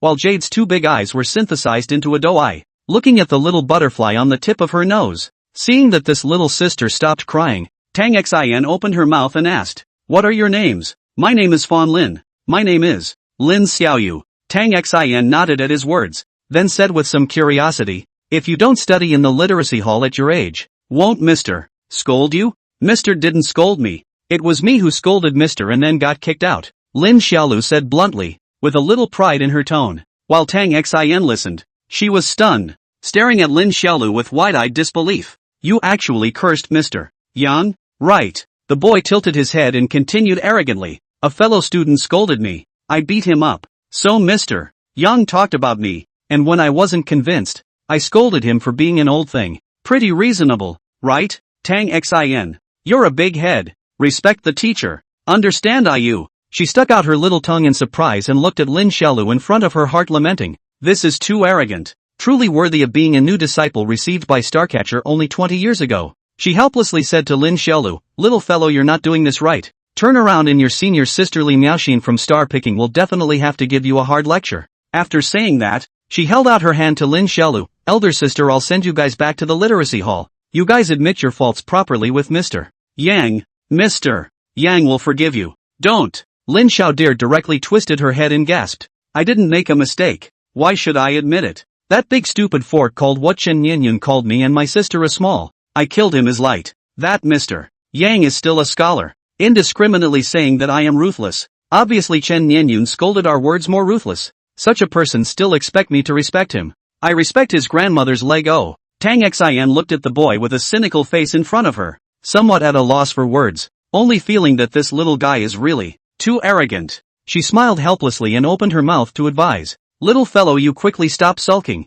If you take your sister back to Star Picking Peak now, Miao Xian will surely give you guys a lecture before taking you to Mr. Yang's door to apologize. After she finished speaking, she smiled at the siblings and said, so do you two want senior sister me to send you back to the literacy hall? Or after you return to Picking Star, will your senior sister lecture you before sending you back? Lin Xiaodir and Xiao Yuer were a bit confused for a moment when they heard this. They really hadn't thought about this, and only reacted to it when they heard Tang Xian say this at this moment. Lin Xiaolu held her small chin for a slight moment in thought, then looked at Tang Xian and spoke. Then we won't go back. Ha! Tang Xian was stunned. Lin Xiaodir's little mouth blathered. My sister and I will play here, and my sister and I will go back when it's Shin time. Little Yuer on the side also nodded her head straight in excitement and said in a milky voice, when tomorrow morning we will go to another peak to play for a day. Then we will play until Shenzhen and then go back without telling our senior sister. Lin Xiaolu crossed both her arms and tilted her head, laughing. We go out to play every day. Senior sister thought we went to school. It's really happy to think about it. Ho ha ha ha ha. Xiao Yuer also followed his example, crossing her arms, tilting her head, and letting out a ha ha ha ha ha laugh. Looking at the two rampantly laughing little guys in front of her, Tang Xian didn't know what to say for an entire moment. It felt like from the moment she met this Lin Xiaolu, she felt like her 3 views had been broken over and over again. This new disciple of Stargazer is truly a rare sight for a May in 100 years. Finishing helplessly in her heart, she said to the two of them in a bad mood, you two little guys are also too lawless. Although I, Tang Xian, am not one of your star-picking people, but I am also considered your senior sister in a May. So today I will discipline you properly on behalf of your myriad heart senior sister. After saying that, she lifted her fingers that were as thin as jade shoots to teach a lesson, while Lin Xiaolu saw this and hurriedly pulled Xiao Yuer to run away, shouting as she did so, the Rakshasa ghost woman is going to eat a child. Tang Xian was stunned. She was a Rakshasa ghost woman? This year's age 17 young girl suddenly angry nose crooked. She felt that today she must teach a lesson this bear child cannot be. She will ruthlessly whip his ass. Lin Xiaolu pulled Xiao Yuer all the way to the dense forest, and soon the two of them came to a small garden full of strange rocks and weird forests. Tang Xin, who was following unhurriedly behind her, walked to the edge of the small garden, looked at the 6 large characters carved on the garden rockery, and the corner of her mouth sketched out a beautiful cold smile. The words Four-Handed Monkey Park. At this moment, in the garden, among the strange rocks, rockery, and various towering banana trees, Lin Xiaodir and Xiao Yuer, 2 little guys in their Taoist robes, were running fast. Even though their legs were short, they were chattering fast, and it didn't take long for them to arrive in the depths of the garden. Little Yuer, there's a small cave here. Let's quickly drill in and hide, Lin Xiaolu said as she pointed to a small cave in a wigwam. Okay, brother. Little Yuer was the first to climb into the slightly crowded cave after receiving the order. And then Lin Xiaodir also puckered her little butt and got in. The cave was small, just big enough for the siblings' child-sized bodies to squeeze into. At this moment, after the siblings squeezed in, they both lay down on their backs in the middle of the grass, looking out with wide, wary eyes. Lin Xiaolu stared out of the cave while whispering, Xiao Yuer, don't be afraid. The Rakshasa ghost woman can't get in. Let's just think of it as hide and seek with her. Aha, okay brother. The two finished speaking to each other and then began to stare and wait in anxious anticipation. Chapter 12, The Black Duck. Lin Xiaolu silently plopped down for a while and realized that Tang Xin hadn't chased after her yet, so she couldn't help but feel a little strange. Why was this senior sister running so slowly? Could it be that her leg was actually a prosthesis?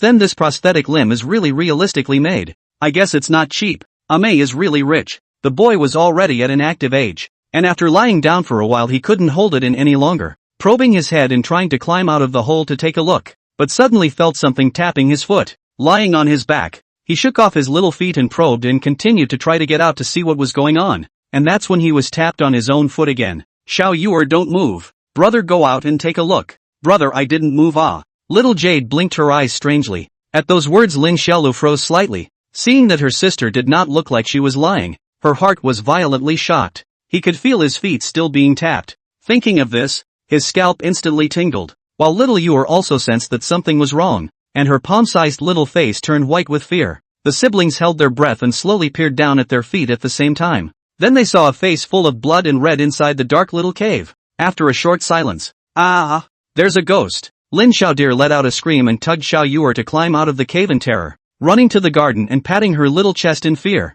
After they came out, the surrounding rockery also immediately came from the squeak sound. Immediately the brother and sister scared hairs stand up. This ghost is still out there? Just when the two scared ready to turn around and escape, a rockery behind the rockery suddenly popped out a golden hair red face, long tail, 4 hands of monkeys, one by one standing in the rockery, or lying on a banana tree, pointing down at the brother and sister. Squeak squeak laugh. Brother, little monkeys. Little Jade cheered as she pointed at the monkeys in surprise. Damn, it's actually a bunch of monkeys. Lin Xiaodir's face was unsightly, grief and anger written all over his small face. Exasperated. I can't imagine that Donghua Village's first bully hero for a lifetime, was actually scared by a group of monkeys. It's really exasperating. At this moment the monkeys all around condescendingly pointed at the siblings and laughed, and there was even a monkey that ran out from the cave where the siblings had just taken refuge, raising its 4 furry arms and hopping around in a dignified manner. Lin Xiaolu saw the scene. Angry nose is crooked. It seems that he and his sister in the cave to see the bloody face is this monkey. Unconvinced, he rolled up his sleeve robe and wanted to go up on this monkey one-on-one, while the other monkeys see the situation but suddenly picked up the stone child, one by one, to Lin Xiaolu. Strange. You who? How dare you guys pick up rocks? Do you know who Grandpa is? Lin Xiaolu stood out with a defiant face and said angrily with his chest out. Grandpa, I am a bully in Donghua Village. Lin Xiaolu, the butcher of bloody hands. Which one is not afraid of death to throw a stone to try? As soon as the words left his mouth, a little monkey copied a small stone and smashed it over. Lin Xiaodir was startled and hastily stepped back to avoid the stone. Holy, you've got some nerve. Before the words were out of his mouth, the other monkeys were the first to let out a strange cry and raise their stones in preparation to hit the people. Seeing this, Lin Xiaolu, without saying a word, pulled up Xiao Yuer and ran away. While running he also shouted, "You guys wait for me. Sooner or later I'll come to clean you up." The siblings ran all the way out of the strange rocky garden and then into a garden of birds and flowers.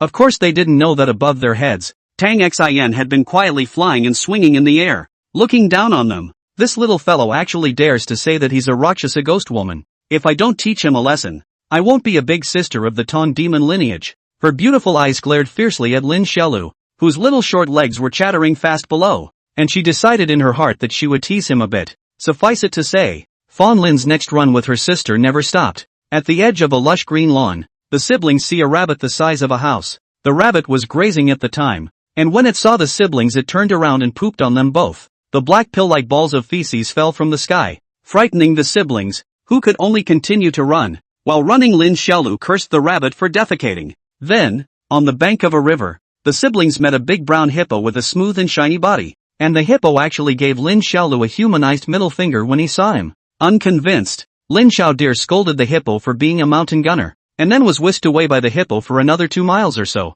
Along the way, the siblings encountered a variety of strange animals. There are swarms of ants in the grass together in the packaged dumplings to open the meal. There are also long 3 heads of the big dog. The 3 dog heads where the fight with each other. See Lin Xiaolu and Xiao Ye are together woof woof chasing the siblings. They also saw a big bear pouting thick big ass, with a basin-sized bear claws holding up a bouquet of flowers. 1 knee to a head garlanded panda. The results of the panda not only did not promise the bear, but also kicked it in the butt, and then a bellyful of fire bear chased the siblings. At this moment, the 2 of them, Lin Xiaodir and Xiao Yue, had been running for an unknown amount of time, having seen countless spirit beasts along the way, and were now tired and hungry, and the brand new Dao robes on their bodies had become dirty, just as if they had rolled around in a muddy pond. Brother, I can't walk anymore. Xiao Yue squatted on the ice and complained. Her legs were sore from running and she didn't want to walk at once. At the moment they had unknowingly arrived at a white courtyard surrounded by small white snowy mountains. Lin Xiaodir couldn't walk any further either.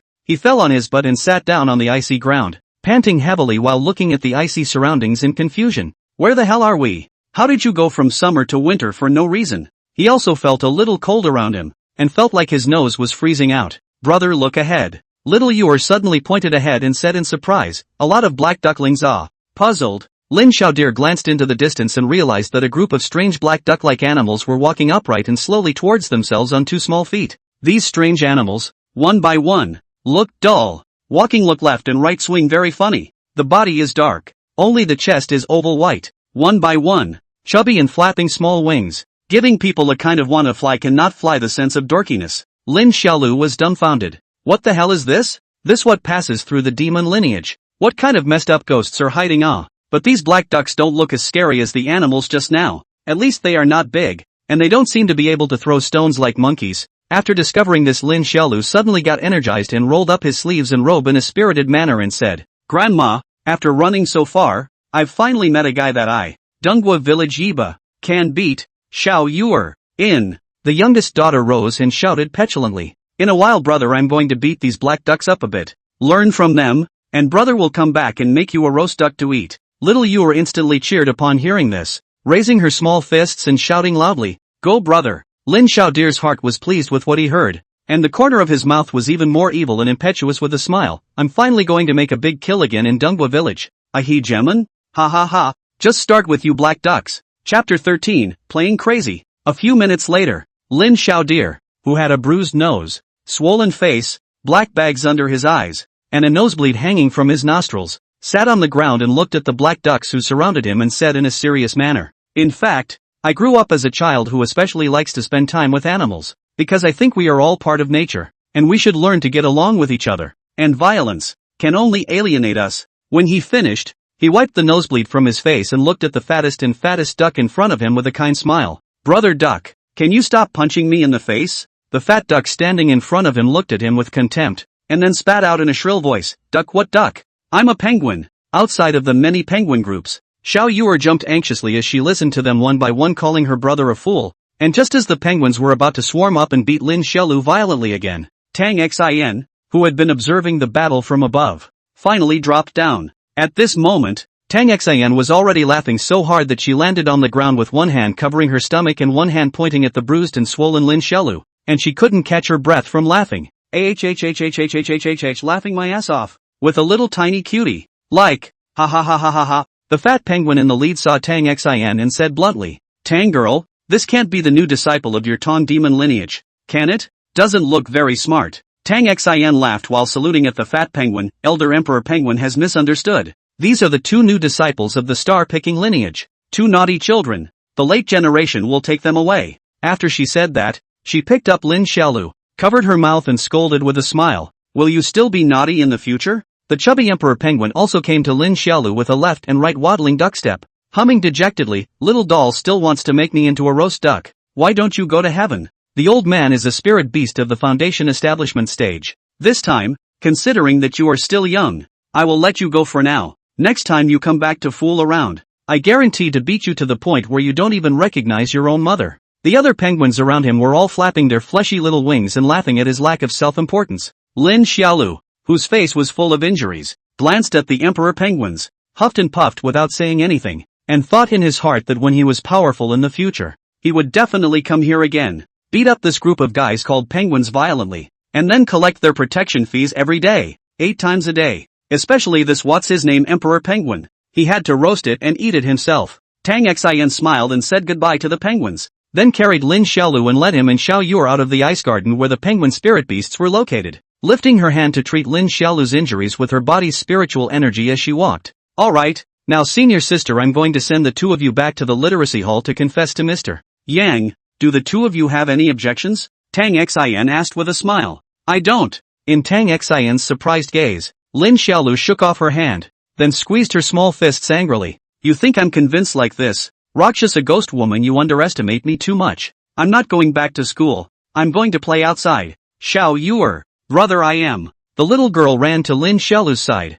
Lin Xiaolu pulled the little girl and shouted arrogantly at Tang Xin, anyway, our siblings don't go to school. And we don't want to go back. Either you get me killed, my head falls off with a bowl of scars, and 18 years from now, Grandpa, I'll be a good man again. After little Jade Child heard Lin Xiaolu's words, she blinked her big eyes, pulled down her brother's sleeve, and corrected herself in a serious manner. Brother, you're not a good man even now. You're only 7 years old this year, so you shouldn't say again, but rather you should say, after 18 years, I'm finally a good man. Lin Fawn.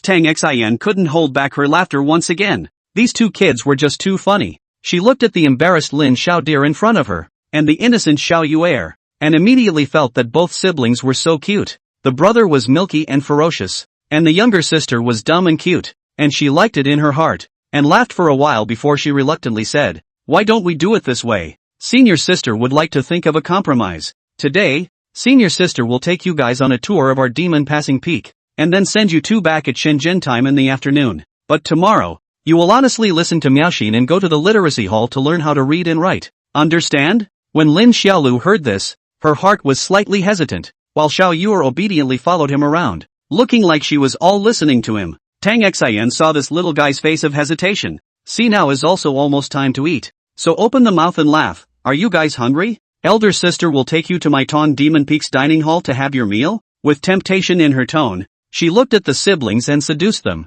Our Tong demon lineage specializes in dealing with spirit beasts and demons, and there are birds and beasts in the mountain peaks, so the food can be much richer than your star-picking peak. Don't you two senior brothers and sisters want to have a taste? When these words came out, Lin Xiaolu's heart was suddenly moved, and Xiao Yur also swallowed her saliva, but Lin Xiaolu had a good face. Even if her heart was moved, she didn't want to agree directly, so she carried her small hands, pretended to be a big brother and cleared her throat, and opened her mouth in an old-fashioned manner. Seeing as you're so sincere, I'll be reluctant to give you a face. Tang Xin cried and laughed at this, smiling and twisting Lin Xiaolu's little ear, scolding him for being impolite. After that, she also took the siblings to the Tong Demon lineage's dining room for their meal. In terms of just looking at the exterior, the Tong Demon Veins meal hall was more or less the same as Plucking Stars, with the same two-story compound. Tang Xin entered with his siblings also like Li Miao Xin yesterday, and was greeted by countless outer disciples scrambling along the way. Lin Xiaolu and Xiao Yur learned from Tang Xin's mouth that Tang Xin was the eldest senior sister of the Tong Demon lineage,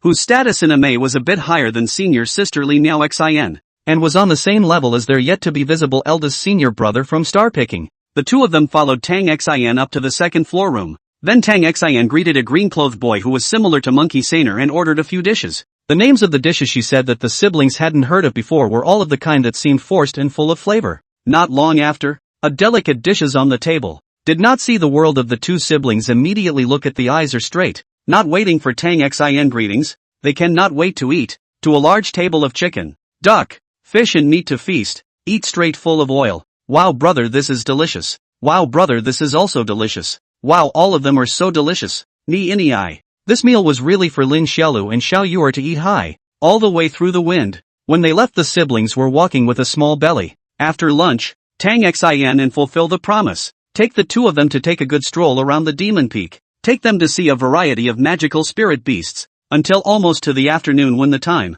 Play crazy. Brother and sister 2 only followed. Tang Xin reluctantly left, ready to go to the road bridge back to the peak. Remember to listen to your senior sister Miaoxin when you return. Tang Xin led the duo on the luscious jade bridge, smilingly instructing them as they walked. Rakshasa Ghost Lady, can my sister and I come back to play with you again? Lin Xiaolu asked, holding her hand. Chapter 14 Chastisement. Of course, Tang Xin laughed. I'm on good terms with Miaoxin. In the future, you guys can always come to Tong Demon Peak to find senior sister to play with. Ha ha, okay. Arriving at the mouth of the star-picking peak, Lin Xiaolu coolly waved a gesture and laughed. Rakshasa Ghost Woman, help me tell that what's his name Emperor Penguin that sooner or later, I Hegeman of Donghua Village, will come to chip it. Tang Xin covered her mouth and laughed, her beautiful eyes glaring at him. Hurry up and take your sister back you. After saying that, she waved her hand at the two of them and left. Seeing that she was far away, Lin Xiaodir also turned her head back to pluck Star by holding little Yuer's hand. The time at this moment had just reached the afternoon hour. The sun was setting in the west, illuminating the entire star-picking peak into a golden color. And the two of them, Lin Xiaodir and Xiao Yuer, dressed in dirty Taoist robes, walked through the memorized pathway and returned to their own small courtyard with a smile on their faces. Little Yuer, in a moment, the two of us must unite our voices. We can't let senior sister know that we scolded Mr. and haven't gone to class yet, okay? No. Little Jade Child sweetly responded, then asked curiously, then brother, are we going to listen to sister Tang Xin and go to school tomorrow? Of course not. Go. Lin Xiaodir did not hesitate to say, I was lying to the Rakshasa Ghost Woman. Not to lie to her. She really escorted us to apologize to the gentleman. That's how disgraceful. Brother, how can I be famous in the future? Ah. Oh, little Yuer nodded her head obediently as she sniffed. The two children walked and chatted at the same time, and returned to the courtyard. Saw no one in the courtyard, then thought that Li's sister went out, and walked into their own houses together. And the siblings were talking and laughing and just entered the door. They saw Li Miao Xin sitting on a wooden chair in the hall, as well as Mr. Young, who was drinking tea. Lin Xiaodir was startled when she saw the old man, pointing at him and exclaiming under her breath, old thing you. Before he could finish his words, Li Miao Xin fiercely glared at him. Little dear, why don't you apologize to Mr. Yang? Xiao Yuer saw that Li Miao Xin's face was slightly cold and seemed to be angry, so she was scared and busy hiding behind her brother. And Lin Xiaodir saw Li Miao Xin ferocious himself is also immediately fire. Subconsciously want to be ferocious back, but is drinking tea. Mr. Yang suddenly waved his hand. He looked at Lin Xiaolu, who was only 7 years old, in front of him, and after a long time, he slowly opened his mouth and said, old man, my teaching time is not too long, not too short, but this is the first time I have encountered such a bold child like you. After saying that, he smiled with an apologetic tone. Your name is Lin Xiaolu, right? I heard girl Miao Xin talk about you and your sister's life, and I apologize to you, old man, for what happened today. Lin Xiaodir was slightly shocked when he heard the old man's words. This old man actually wanted to apologize to himself? Little Yuer behind him heard these words and also curiously poked out half of her little head to peek at the old man.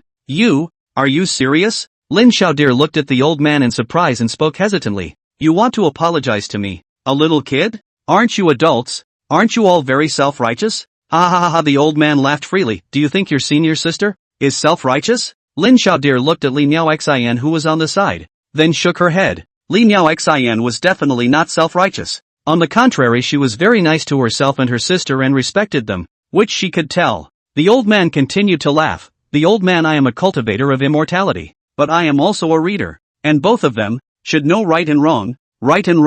Instead of leaning on the old man and discussing the superiority or inferiority based on age. Little dear, I apologize to you, old man, for what happened today, and tomorrow you continue to take your sister to the literacy hall to attend school, and turn over a new leaf, okay? The boy pursed his lips and didn't say anything. Li Miao Xin saw that he was so stubborn and immediately said in a detailed and angry manner, still not quick to thank Mr. Or else I'll have to punish you. Senior sister, today, you injured someone twice and took your sister to skip school. You already made a big mistake. If you fool around again, senior sister will just spank your ass. Lin Xiaolu saw the young girl scare himself. In his heart, he also knows that his senior sister is for his own good, but he is very facetious not to move. Dejected humph a bit, holding his arms, put on a look of the sky as the boss. I'm the oldest, and then said with reluctance, okay, senior sister, I'll give you face, tomorrow to go to school. Go to school tomorrow. After saying that, he looked at the old man again and asked,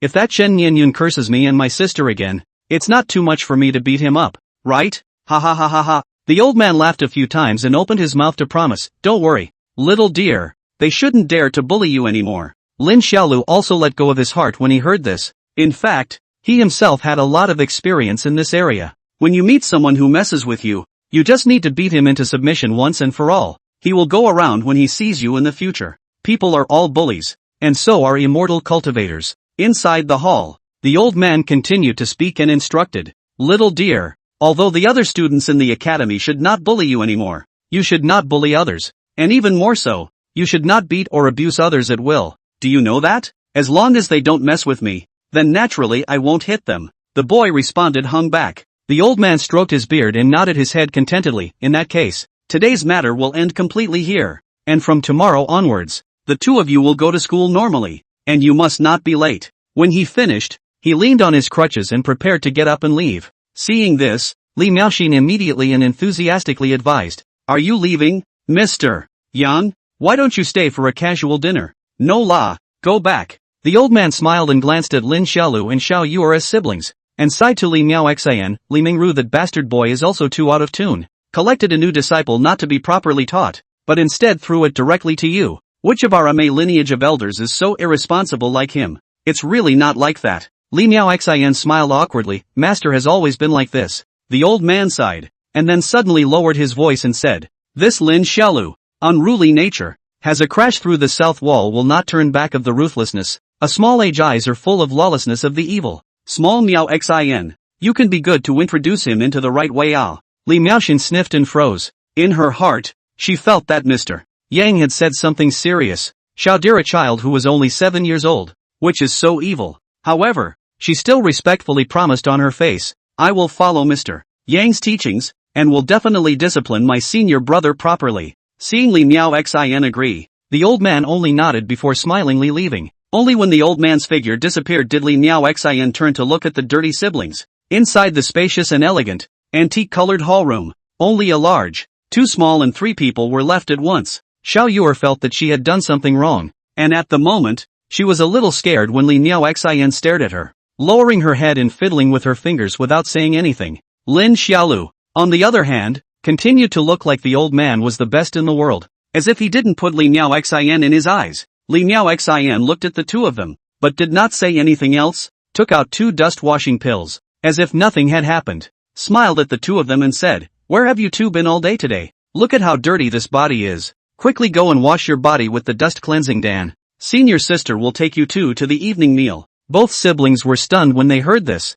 and Lin Xiaolu was even more surprised when she asked, you don't even chastise us, senior sister? Li Miaoxin looked at Lin Xiaolu with a smile. Her red lips lightly opened and said, why should I chastise you guys? I'm your senior sister. You guys did something wrong. The one who should be chastised should be senior sister me. Chapter 15 Basics of Cultivation. Inside the meal hall at night, the siblings, who were elated because they had not been scolded, sat in the compartment and ate while telling Li Miaoxin about the events of this afternoon, including the interesting stories of how they had met Tang Xin, the monkey with 4 hands, the giant rabbit, the hippo with the middle finger, the dog with 3 heads, and the penguin. Li Miaoxin just gently listened, occasionally responding with a sentence or two. That group of penguins, I'll have to settle the score with them sooner or later. Lin Xiaolu yelled and opened her mouth. Senior sister, what level of cultivation do I have to reach in the future before I can defeat that group of penguins ah? Li Miaoxin laughed after thinking slightly. Senior Emperor Penguin is a Foundation Establishment stage spirit beast. So little dear, if you want to defeat Senior Emperor Penguin, you must at least reach the Foundation Establishment level. Is it hard to become a Foundation Establishment? Lin Xiaolu asked curiously. Li Miaoxin nodded bitterly. Definitely difficult ah. Let's say senior sister me, 10 years old, began to cultivate. This year is already 16 years old. Cultivation for 6 years. And only just the 3rd layer of qi condensation. Lin Xiaolu didn't listen very well. He didn't understand what the difference between qi condensation and foundation establishment was. And if he didn't understand, little Jade must have understood even less, being only 5 years old and sitting at the table just picking her food out of her little mouth. Seeing that Lin Xiaolu didn't understand, Li Miaoxin smiled and explained to him, there is a realm division in cultivation. And at the beginning, it's the chi condensation stage from the 1st to the 10th level. After that, if you break through the 10th layer of chi condensation to build the Tao foundation, it's the foundation establishment stage. For example, the senior emperor penguin you met is the foundation establishment stage. And that's senior sister Tang Xin. She's also in the foundation establishment stage. Including our senior brother who is still in seclusion in the star-picking lineage. He's also in the foundation establishment stage. Li Miaoxin said. In May, the chief great disciple of each lineage is a strong practitioner of the foundation establishment stage. And the mainstay of the entire May. Lin Xiaolu was surprised to hear this. He didn't expect Emperor Penguin and Rakshasa Ghost Woman to be so powerful. He thought that they were similar to his senior sister. Then what is above senior sister's foundation building? Lin Xiaolu asked. Above the foundation establishment is the Jiedan stage. Like our master is at the Jiedan stage. Including the elders of the other branch veins who are also at the Jiedan stage. Of which our master is the strongest among the elders of the 9 veins. Li Miaoxin proudly said. Oh, Lin Xiaolu nodded his head in realization. After the young girl's patient explanation, he had a general concept of cultivation. Li Miaoxin continued to open her mouth and laughed. Jiedan above words. Is the first baby, the whole May. Only our master stepped into this realm. But this realm strength how? What magical powers sister is not clear. After all, sister I worship May although there have been 7 years long, but have never seen the master shot. Then are there other realms above Yuaning? Lin Xiaolu asked curiously. Naturally there are. Li Miaoxin nodded her head and replied, but what are those realms called sister isn't too clear. She only heard her master's old man mention a mouthful of it. And her master said that our May's old ancestor, that is, his and the sect leader's masters, left May in order to step into that realm above the Yuaning and went to the Divine Kingdom to look for a chance to go. Lin Xiaolu listened with a dumbfounded look on her face, feeling as if she had opened the door to a new world. Chi condensation from the 1st to the 10th level. Then foundation establishment. Jiedan, Yuaning, and the realm above Yuaning. He didn't realize that there were actually so many realm divisions in cultivation. In fact, Lin Xiaolu was still quite eager to cultivate immortality. And in the 2 days since he had entered May, he had already seen quite a few magical abilities,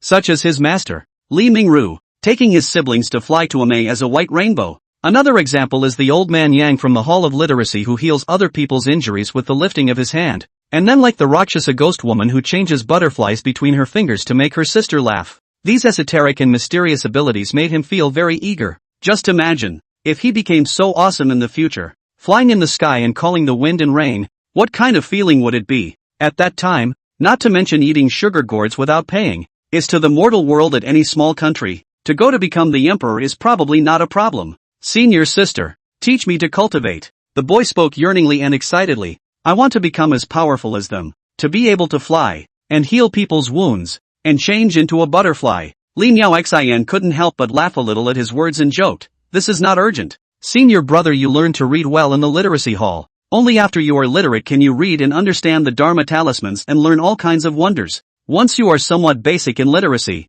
Mr. Yang will teach you to absorb the aura of heaven and earth and begin the most basic cultivation, thus testing your cultivation talent. Talent? Lin Xiaolu asked in confusion. What's a talent? Talent is the sensitivity to the aura of heaven and earth and whether or not one has a special spirit body. These. Li Miaoxin smiled and explained, Senior brother and sister, don't worry. May collect inner disciples is very strict. Not talented people will never be directly recruited. And as you are the disciples recruited by the master after 20 years, you must be heavenly wizards. This is something that senior sister, I have absolute confidence in you. Aha! Lin Xiaodir also nodded after hearing this. He also felt that he and his sister must be awesome, and very shamelessly answered Li Miaoxin's words. Senior sister, then if you don't have talent, is it that you can't cultivate? Xiao Yuer, who was eating her meal at the side, suddenly asked in a vague manner. Right. Li Miaoxin nodded her head and explained with a smile. In fact, most mortals are unable to cultivate, because the vast majority of people are insensitive to the heaven and earth's aura, and are unable to store the heaven and earth's aura and turn it into their own, much less perform all kinds of esoteric spells. Then wouldn't mortals be pitiful? Lin Xiaolu asked. Mortals don't have spiritual power and can't cultivate, so if they meet some bad cultivators, won't they be bullied? Indeed. Li Miaoxin looked at the siblings and patiently explained to them.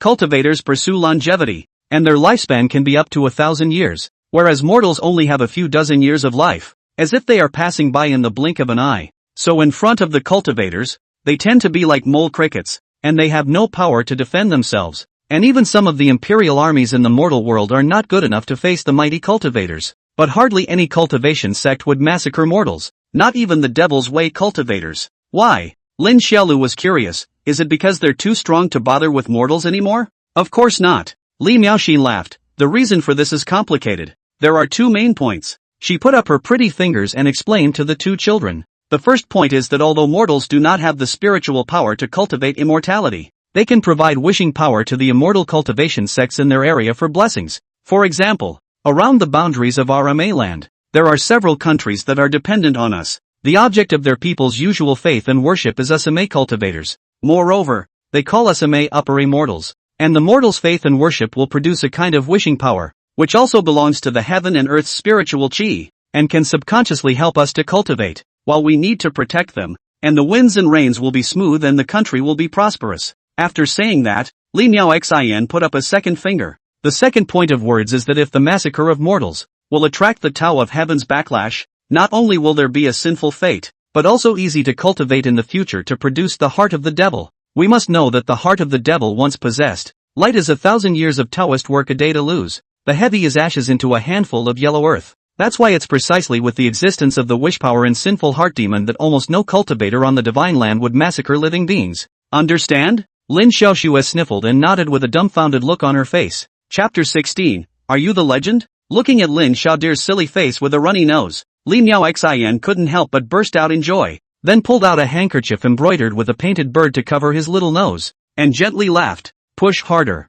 Put. The boy obediently blew his nose, and after wiping his nose clean, Li Miao Xin continued to speak with a smile. In fact, all these cultivation concepts will be told to you by Mr. Yang in the academy in the future. The path of cultivation is long and long. Senior brothers and sisters don't need to think about it so much. Just go by the book and study happily and cultivate happily. Sooner or later in the future you'll all have high achievements. Lin Xiaolu nodded as she listened to her senior sister's words, suddenly feeling that the senior sister at this moment was somewhat like the mother she remembered. I remember when I was a child, my mother wiped her nose tenderly like this. His impression of his mother was actually already a little blurry, and Xiao Yuer had even completely forgotten her mother's appearance, as she was only 3 years old when her mother and father passed away, and she didn't remember much yet. After the evening meal, the siblings went back to their residence with Li Miao Xin, and after saying goodbye to her, the two children used the dust cleansing pill to wash themselves before they both went up to their beds to rest. The night was silent,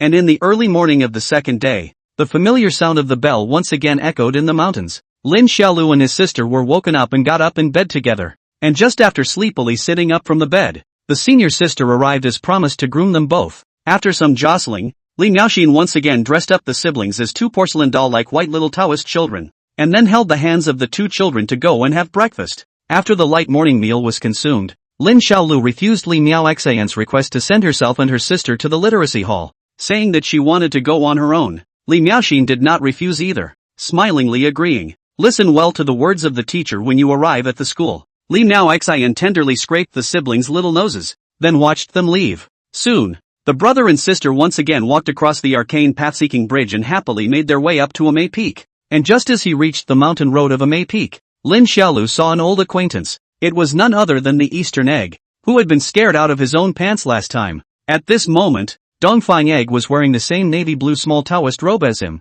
with a small cloth bag on his shoulder. Walking in front of him, Lin Xiaolu saw it and immediately shouted at him. Dead fatty! Dongfang Egg seemed to be startled by this sudden voice, angrily twisting his head fiercely. Who cursed me? And when he turned around and saw that Lin Xiaolu was looking at herself with a smile, Dongfang Egg's fat face suddenly trembled, and his originally furious face became meek and soft within a second's time, and he smiled with a well-behaved and understanding face and said, Whoever scolds me, I, Dongfang Egg, will thank him.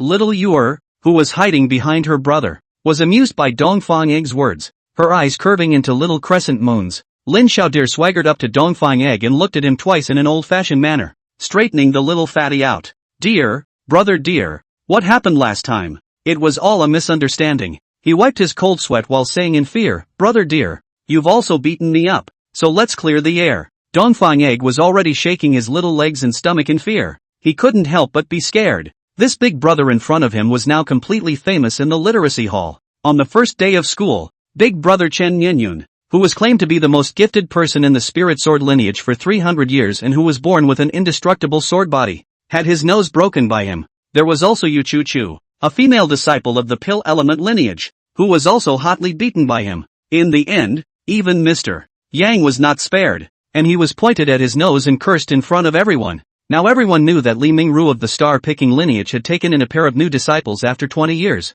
and one of them was a ruthless man named Lin Xiaolu. He was vicious, brutal, genocidal, and lawless, and was called by all the students of the academy as Linda Ruthless Man. Just ask, how could oneself, a mere son of the Prime Minister of the Great Yu country, a weakling born with an earth spirit body, stand in front of such a great and ruthless man and not kneel? Dongfang Egg looked at the boy in front of him, who was 3 years younger than himself and 3 inches shorter than himself, and was so afraid that he even gave his breath a pause, trembling and not daring to speak. Lead the way. I'm lost. Lin Xiaolu suddenly spoke. Ha, Eastern Egg, who was scared, froze. I said I can't find my way to the academy. Lead the way. Lin Xiaolu repeated again. Dongfang Egg was overjoyed when he heard this, and quickly beckoned for the way. Dear brother, please follow me. While Lin Xiaodir nodded his head in an old-fashioned manner, carrying his small hands, flinging his 2 small short legs dejectedly following behind little Fatty. While walking he said with satisfaction, your kid's performance today is not bad.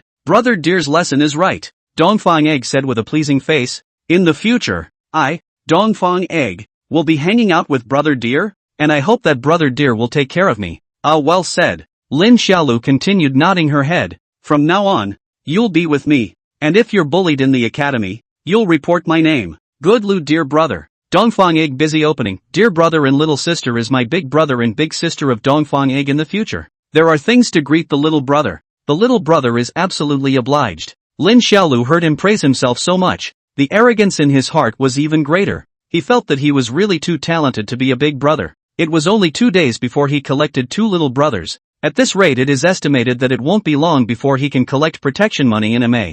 Thinking of this, he couldn't help but burst out laughing, and walked while laughing boldly. Ah ha ha ha ha cough cough cough. He choked and coughed with his little red face. Brother, are you alright? Xiao Yuer patted his back with concern. Not in the way, not in the way. Lin Xiaoxua smiled slightly awkwardly. Alas, originally wanted to learn the kind of heroes of the rivers and lakes bold smile. The results of their own choking half dead. They really want to grow up quickly. Ah. Arriving at the literacy hall, walking across the rocky beach with a hanging stream and waterfall, Lin Xiaolu pulled his sister, followed by the chubby Dongfang Egg, and walked into the courtyard of the academy with a 6-parent pace, as if he were a big brother in the Jianghu. By this time there were already many students in the academy who had arrived, and one by one they were sitting inside the brightly lit study hall for their morning reading. And when the 7-year-old Lin Xiaolu walked up to the doorway and saw what was going on inside the study hall, he put on a show and coughed heavily. He coughed so loudly that the reading sounds of the 20 or so Taoist children in the study hall stopped at the same time, then looked at the door in unison. And at the sight of it being Lin Xiaolu, the Dao children were startled. Among them, Chen Nianyun and Yu Chuchu were even more frightened and bloodless, their faces full of panic. At the very front row of the bookstore, a young Taoist boy who wasn't present yesterday looked at the boy curiously and asked suspiciously, "Hello, are you a new fellow student?" The corners of Lin Xiaolu's mouth rose slightly as she forcefully opened her mouth. "My name is Lin Xiaolu." The Taoist boy's jaw dropped when he heard it, and he shouted in surprise, "You're that legend." Lin Xiaolu smiled and nodded her head, her sharp gaze sweeping over every child in the bookstore before saying modestly, "Seeing is laughing." After saying that, he pulled Xiao Yuer and walked unhurriedly towards the most windowed position within the bookstore, while Dongfang Egg also followed with a pandering face. Throughout the process, none of the children in the bookstore dared to make a sound, and did not dare to breathe a bit, for fear that one accidentally angered Lin the Ruthless Man to be beaten violently. Chapter 17, First Day of Class. Dear, I got your book. Dongfang Egg bumbled on the bookshelf and took a few literacy introductory books and put them in front of Lin Xiaolu and Xiao Yuer. Lin Xiaolu nodded her head in satisfaction, indicating that the little fatty was very insightful. The other Taoists in the bookstore all just quietly watched the scene. None of them dared to speak. The young Taoist named Chen Nianyun also just silently flipped through his textbooks. He had already been psychologically beaten out by Lin Xiaolu. Inside the bookstore, Lin Xiaolu flipped through the textbooks on the table. Not knowing the words, he only glanced at it and then didn't bother to look at it again, chatting blindly with his sister cheekily, while Dongfang Egg was sitting behind the two of them, blowing a line or two of horse's ass from time to time, appearing to be very lively. Unlike the three of them who were laughing and making noise, the other students were quiet and didn't dare to squeak. and the atmosphere appeared to be very depressing for a while, as if the crematorium was as dead and silent as a crematorium. Luckily, it wasn't long before Mr. Yang walked into the bookstore on time and on schedule, much to the relief of the other children. Mr. Yang, who had a head full of silver hair, entered the house and walked to a willow desk, first glancing at Lin Xiaolu and Xiaoyue, who were sitting by the window, and seeing that the siblings were both there, he nodded his head gratefully, then smiled at the children. Beginning of the morning lesson. The children stood up in unison as soon as they heard this, and Lin Xiaolu and Xiaoyue followed the others' example and stood up together. Then the children bowed slowly and shouted, "Good day, sir." Mr. Yang also responded with a smiling bow. "Hello, student." After that, the brother and sister duo of Lin Xiaolu and Xiaoyue started their first class in their lives. There was a talk. Lin Xiaolu didn't understand what the gentleman was talking about the whole time. After all, it was the first time for both him and his sister to attend a class, and Mr. Yang's teaching followed the lessons of the other students, so they naturally couldn't understand. So it didn't take long for the class to start. Lin Xiaodir fell asleep on the table, and Xiaoyue also lay on the table, taking the brush hanging on the pen holder and scribbling on the table, and even drew a few strokes on her sleeping brother's face, then looked at her brother who was drawn as a big cat's face and covered her mouth and laughed in a small voice. Mr. Yang was naturally oblivious to all of this, but he didn't stop it. He knew that the siblings had little foundation and couldn't possibly understand his current lesson, so he didn't say anything and continued to lead the other students in reciting the poem. Once he had led the students through the words and verses he was going to teach them today, Mr. Yang waved his hand and told them to copy and review on their own. He then took a step to the side of the siblings. At this time Xiaoyue had almost painted Lin Xiaodir's face all over. What little white rabbit, little chickens, little ducks, little sparrows and everything. She was painting happily. Suddenly she saw Mr. Yang walking over, so she lifted her little pink face to look at him. Mr. Yang also looked at her, and little Yue, who had her hair tied up in little pills, was a little scared when she saw Mr. Yang staring at her, so she handed him the brush in her hand and asked with a timid look on her face, "Do you want to draw too, sir?" The old man was both angry and amused, helplessly shaking his head at little Yue before knocking on Lin Xiaolu's desk. Knock knock. The boy didn't wake up. The old man had no choice but to increase his efforts and knocked again. Knock, knock, knock. A little jade child, stop it. Lin Xiaodir muttered and changed her position, continuing to huff and puff and snore. The surrounding children couldn't help but laugh at this scene. Each one wanted to laugh but didn't dare to, stifling their red faces and necks. Mr. Yang was also infuriated and no longer stayed his hand, lifting the boy upward by the ear. "Ah, it hurts." Lin Xiaodir immediately woke up and wailed in pain. Mr. Yang let go of his hand and glared at him in an ungraceful manner. "You too. Follow the old man and I to the bookstore next door to learn how to read and write." "Oh, okay." Lin Xiaodir rubbed her ears and reluctantly followed Mr. Yang away with her sister. Upon arriving at the empty bookstore next door, Mr. Yang let the two of them find a seat and then began to give the siblings separate lessons. He started with the most basic classes, teaching some of the most basic words. Unexpectedly, the old man found that Lin Xiaolu's siblings were very fast at reading and writing,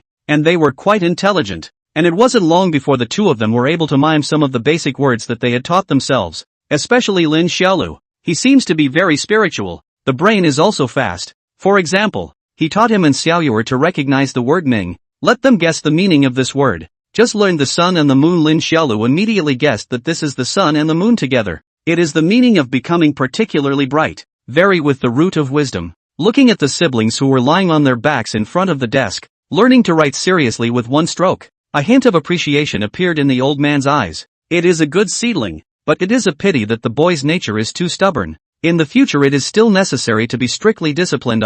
Gradually, the blazing sun hung in the sky, the sunlight sprinkled over the entire Amei Peak, and the time came to noon, so the old man no longer continued to teach, but instead asked the siblings to go and have their meal. The literacy hall is a special place for meals, where students can eat at noon. Therefore, after getting off school, Lin Xiaolu took her sister along to the meal hall here. The difference between the meal hall here and the Tong Demon and Star Removal is not big. It is just a little bit smaller, and there are also specialized outer disciples who work here as running boys. At this moment, the courtyard on the first floor of the meal hall was filled with little Taoist children who had come to have their meals, each one of them laughing and joking to the left and right. "Brother dear, sister Yue." Little fatty Dongfang egg ran over from nowhere. "Brother dear, I found a good spot for you and sister Yue. Let's have lunch together at noon." Lin Xiaolu looked at him, then looked up curiously at the second floor compartments and wondered, Don't we inner disciples all eat in the compartments? How come everyone is eating in the first floor compound? Ah yes, the fellow students of the literacy hall are all inner disciples. So everyone is the same here. There is no distinction between the first and second floor. They are all used by inner disciples. Dongfang Egg explained. Then let's go to the second floor? Lin Xiaoxue opened her mouth. The second floor is now reserved for the spirit sword vein. Dongfang Egg said quickly. Among the 9 veins of Ame, the spirit sword vein is the most powerful one, and they have the most students. That's why the second floor, which was originally communal, was gradually taken over by Chen Nianyun and the spirit sword vein students, and no one was allowed to go up there except for the students they invited as a way of highlighting the excellence of their spirit sword vein. Lin Xiaolu was surprised. So overbearing? Actually occupying the common room? It's normal, brother dear. The spirit sword lineage is excellent. Dongfang Egg looked like he was taking it for granted. Lin Xiaodir didn't say anything at that and nodded before twisting her head and heading up the wooden stairs. Xiao Yuer also followed him obediently. Dongfang Egg first froze when he saw this scene, then seemed to think of something and excitedly followed. At this moment, inside the second floor compartment, the 10-year-old teenager Chen Nianyun was sitting at the main seat, savoring the exquisite meal in front of him with a displeased face. Beside him sat 4 other students from the spirit sword lineage, as well as Yu Chu Chu, who had been invited. Brother Nianyun, you don't have to put those 2 little bastards in your eyes, a Taoist child advised. You were born with the indestructible sword body physique, and in the future, you will surely be the chief great disciple of the spirit sword lineage, and it's not out of the question for you to even become a spirit sword elder. That Lin Xiaolu won't be able to walk around you when she sees you in the future? Right, Nianyun big brother? Why do you need to bother with that kind of wild children? Yu Chu Chu comforted in a thin voice. They are just relying on the fact that we haven't formally practiced yet to show off a little bit. When you formally practice in the future, that kind of person won't be in the same world as you. Chapter 18, Convincing People by Virtue. Chen Nianyun listened to his best friend on the table to persuade himself. His face looked slightly better, and lightly opened his mouth and said, "Don't worry, everyone, I won't put that little in my heart, and I've already felt the chi since that Mr. said recently." When these words came out, the few Taoists present were all shocked. My God, I haven't felt anything until now. It's only the 5th day and brother Nianyun has felt aura. This talent is too terrifying, a student said enviously. Yu Chu Chu also praised with adoration on her face. Mr. has only been teaching us to feel the aura for 5 days, and big brother Nianyun feels the aura. Truly worthy of being the pride of the spirit sword lineage. The world-rare indestructible sword body is indeed formidable. Brother Nianyun will definitely succeed senior brother Gu in the future and become the new chief senior disciple of the entire spirit sword lineage. For a while the children were praising. Chen Nianyun's heart felt a bit pleased to hear it and smiled modestly. We are all fellow students. In the future if you have any difficulties in cultivation you can look for me. We will make progress together. Haha, then I'll thank big brother Nianyun first. The children were patting Chen Nianyun on the back, one after the other speaking compliments to him. Chen Nianyun also felt very flattered,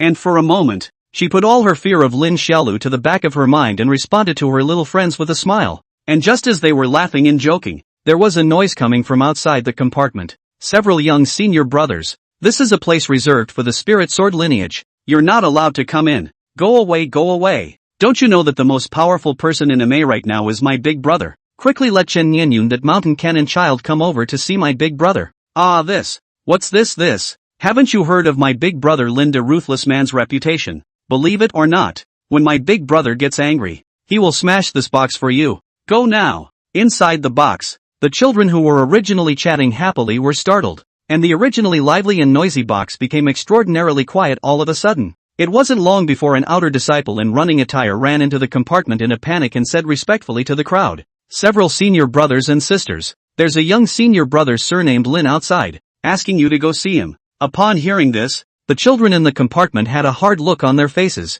one with constipation for a month as if. Chen Nianyun's face even became a green burst of red. In the main seat of the compartment sitting like a needle felt, a word did not dare to say. Everyone is scared. The atmosphere does not dare to breathe a bit, and even more people directly look up at the sky, as if in broad daylight to enjoy the sun. Chen Nianyun. Outside the compartment, Lin Xiaolu's tender voice rang out. I'll count to 3. If you don't come out, I'll go look for you, and if I find you, I'll chop you up and string you on a candy cane to eat. The 10-year-old Chen Nianyun's body trembled in fear, and the little girl Yu Chu Chu beside her was also too stumped to speak. The crisp teenage voice sounded again. Hearing this, Chen Nianyun was shocked and angry, as if he felt insulted because of his cowardice. violently slamming the table to get up and rushed out of the box, cursing under his breath. Don't you know no better? Surname Lin. Outside the box, Dongfang Egg, Xiao Yuer were all there, while Lin Xiaolu saw Chen Nianyan and a few other children appearing and coldly grunted with her small hands behind her back.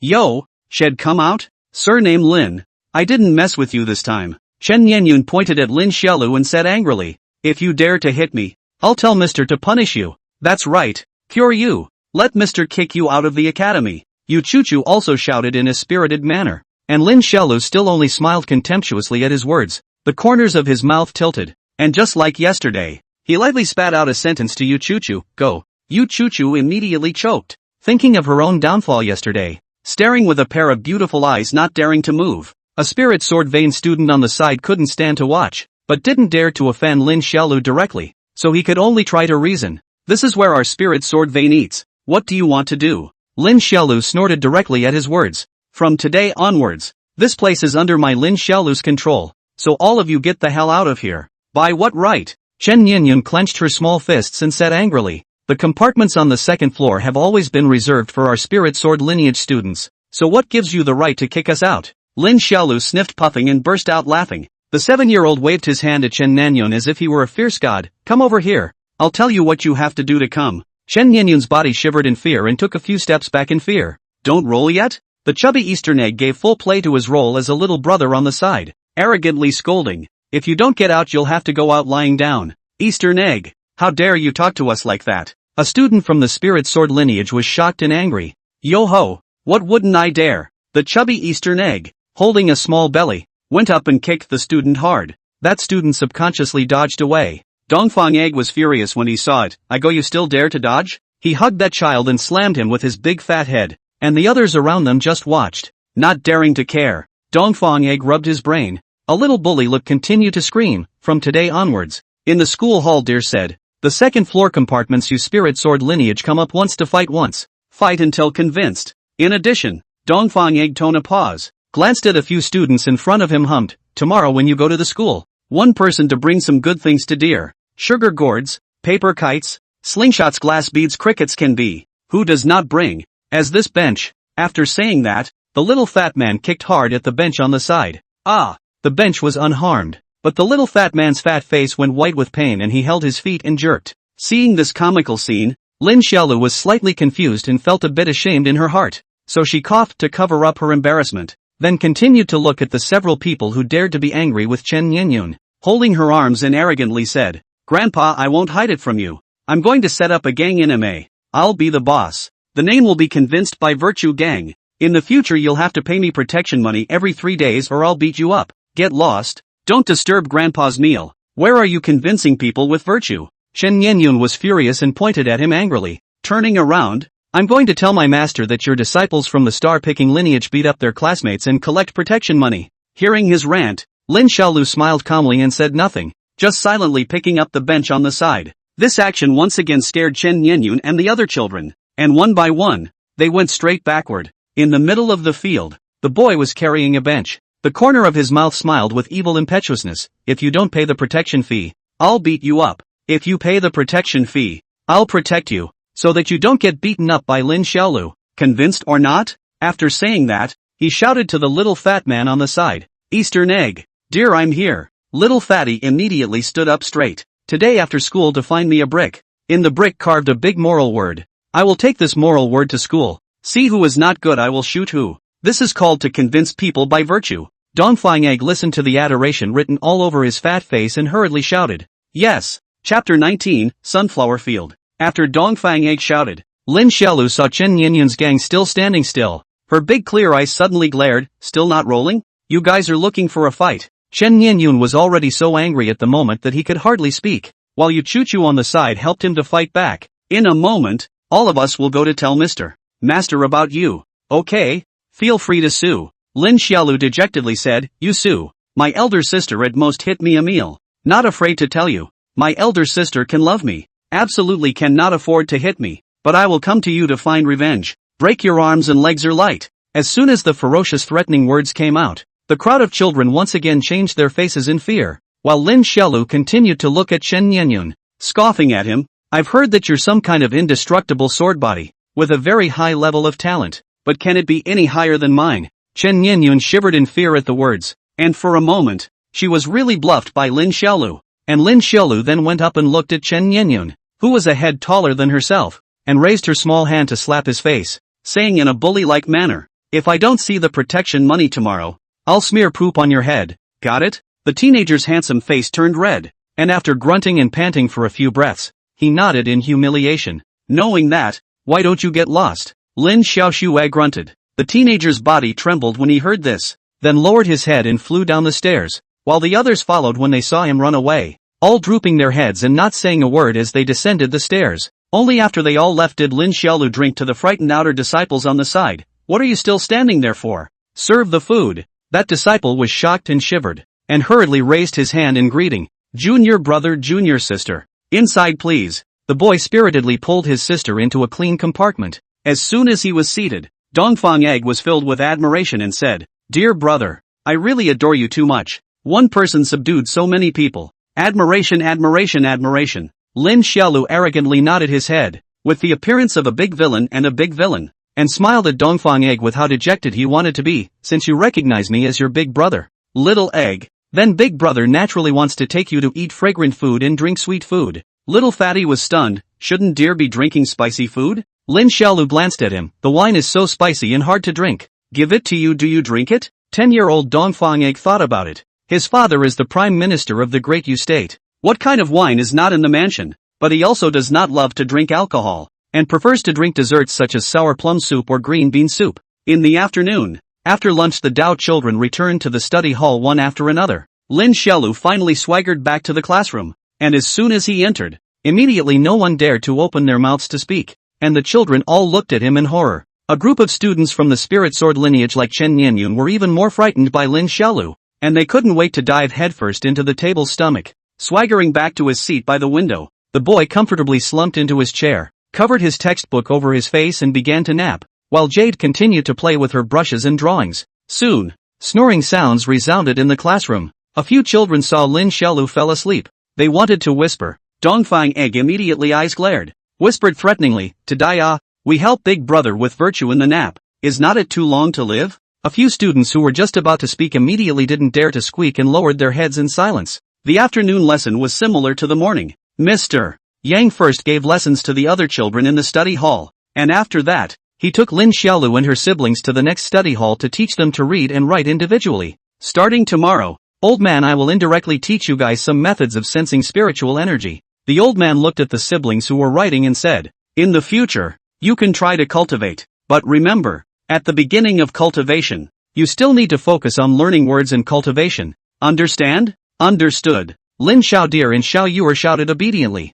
Mr. Yan nodded, then stroked his beard and instructed, "Little dear, you're gifted and intelligent. Your understanding and speed in learning words is a lot faster than when you were Nian Yun Chuchu. I think your talent in cultivation is also not bad. You must work hard and must not be playful." Oh, Lin Xiaolu grabbed the brush and nodded her head, taking Mr. S praise for granted and continuing to write stroke by stroke. Soon, the time came to Shenzhen in the afternoon, the time for the end of the school day. Lin Xiaolu brought her sister and the other Dao children together to leave the literacy hall. 3 or 2 of the little Dao children talking and laughing together as they left in pairs, walking across the stream and rocky beach. The 20 or so young Daoist children went up to their own subveins path-seeking bridge one after another and gradually left. Lin Xiaodir also bid farewell to Dongfang Egg together with Xiao Yuer and went up to the path-seeking bridge of the star-picking vein. "Little Egg, don't forget to bring me a slate tomorrow," Lin Xiaolu reminded. "Don't worry dear, I can't forget," the little fatty responded with a wave of his hand. Saying goodbye to Dongfang Egg,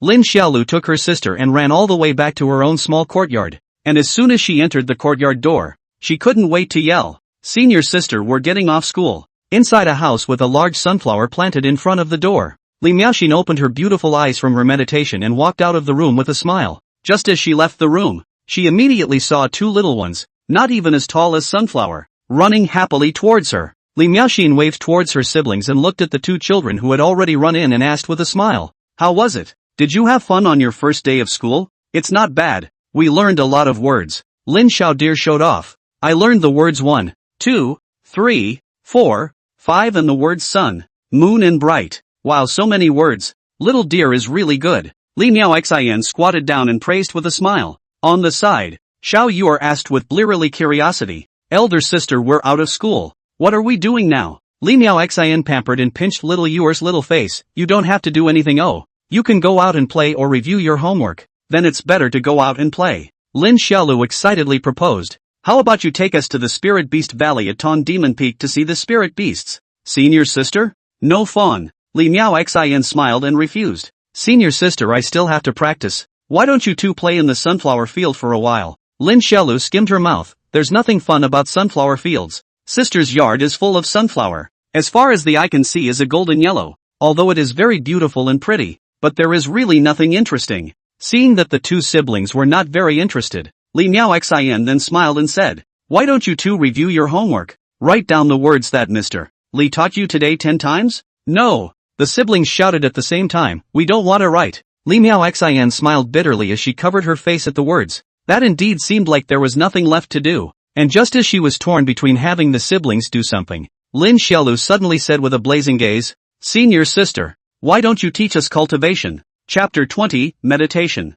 Your little dear is so active? Li Miao Xian laughed. There's no rush for this. Mister. Should be teaching you in the next 2 days. But I can't wait. Lin Xiaodir opened her little mouth in anticipation. I want to quickly cultivate, turn into a god, and then go out and bully people. Li Miao Xian giggled at the boy's words. It was the first time she had heard that cultivation was all about going out and bullying people. Alright. Then senior sister will teach you guys cultivation in advance. Li Miao Xian helplessly agreed and affectionately narrated. The first step of cultivation is actually very simple. It's to simply meditate, and then gaze at your spirit and go to use your breath to feel the aura of heaven and earth. It's as simple as that. Lin Xiaolu was puzzled. How do you feel? This is something that no one can say. Li Miao Xian explained with a smile. This is a very esoteric feeling. Generally those who are gifted can quickly settle down while meditating and open up the sixth sense of the human body in order to perceive the aura of the heaven and earth. This is the gift. Let's say senior sister me. When I first started practicing,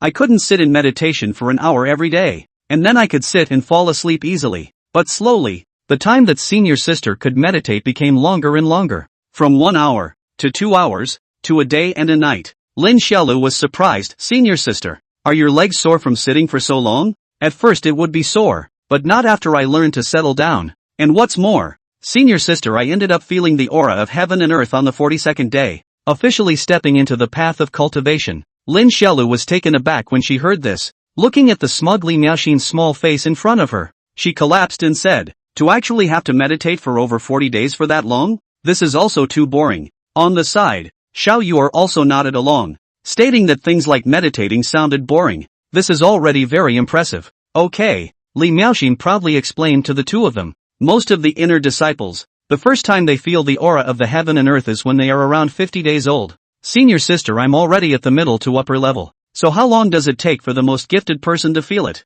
Lin Xiaolu asked. Li Miao Xian tilted her head for a moment and thoughtfully spoke. The one that senior sister I've seen on my own would be our eldest senior brother of star picking. He was the one who felt the aura of heaven and earth in 5 days, and was praised by his master as the most talented person in star picking in the past few hundred years. Understood. Lin Xiaodir nodded and hummed, senior sister, if I were to cultivate, I would probably feel the aura of heaven and earth in a day at most. After all, I'm so smart that I would still collect protection money. After saying that, he also pulled Xiao Yuer dejected. My sister's words are estimated to be a little bit worse, but within 5 days the problem should not be too big. There is no way. Our siblings were born to be so witty and excellent. You and the master will be proud of our siblings in the future. Looking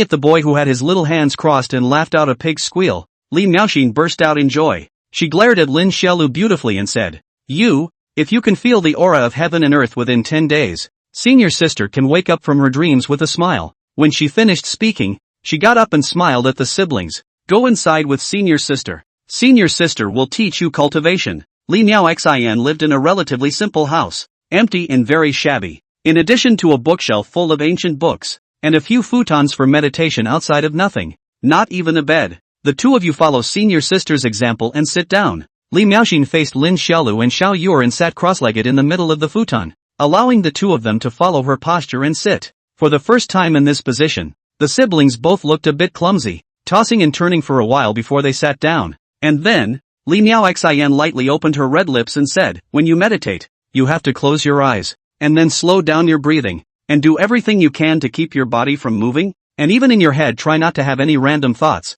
and allow yourself to feel the aura of the heaven and earth. After saying that, Li Miaoxian took out a saucer of incense burner from somewhere, placed it in front of the siblings, and inserted an incense burner on it. This is the tranquilizing incense. It can make you all more focused, and at the same time, it can serve as a timekeeper. This time we'll meditate for one incense burner's time first. After saying that, Li Miaoxin greeted the two of them and started practicing. Inside the house, Lin Xiaodir went to meditate according to the posture Li Miaoxian said, and while meditating he mentally spat out a little. This cultivation turned out to be so simple, much simpler than he thought. Just sit still, which who will not not as technical as collecting protection money, especially for an absolute great cleverness like himself. It was not impossible for him to directly break through qi condensation and step into foundation establishment in the next second. His eyes were closed, his hands in the lotus gesture, and he was breathing calmly. And on the side, Xiao Yuer also joined him. Following Li Miaoxin's pattern of cultivation,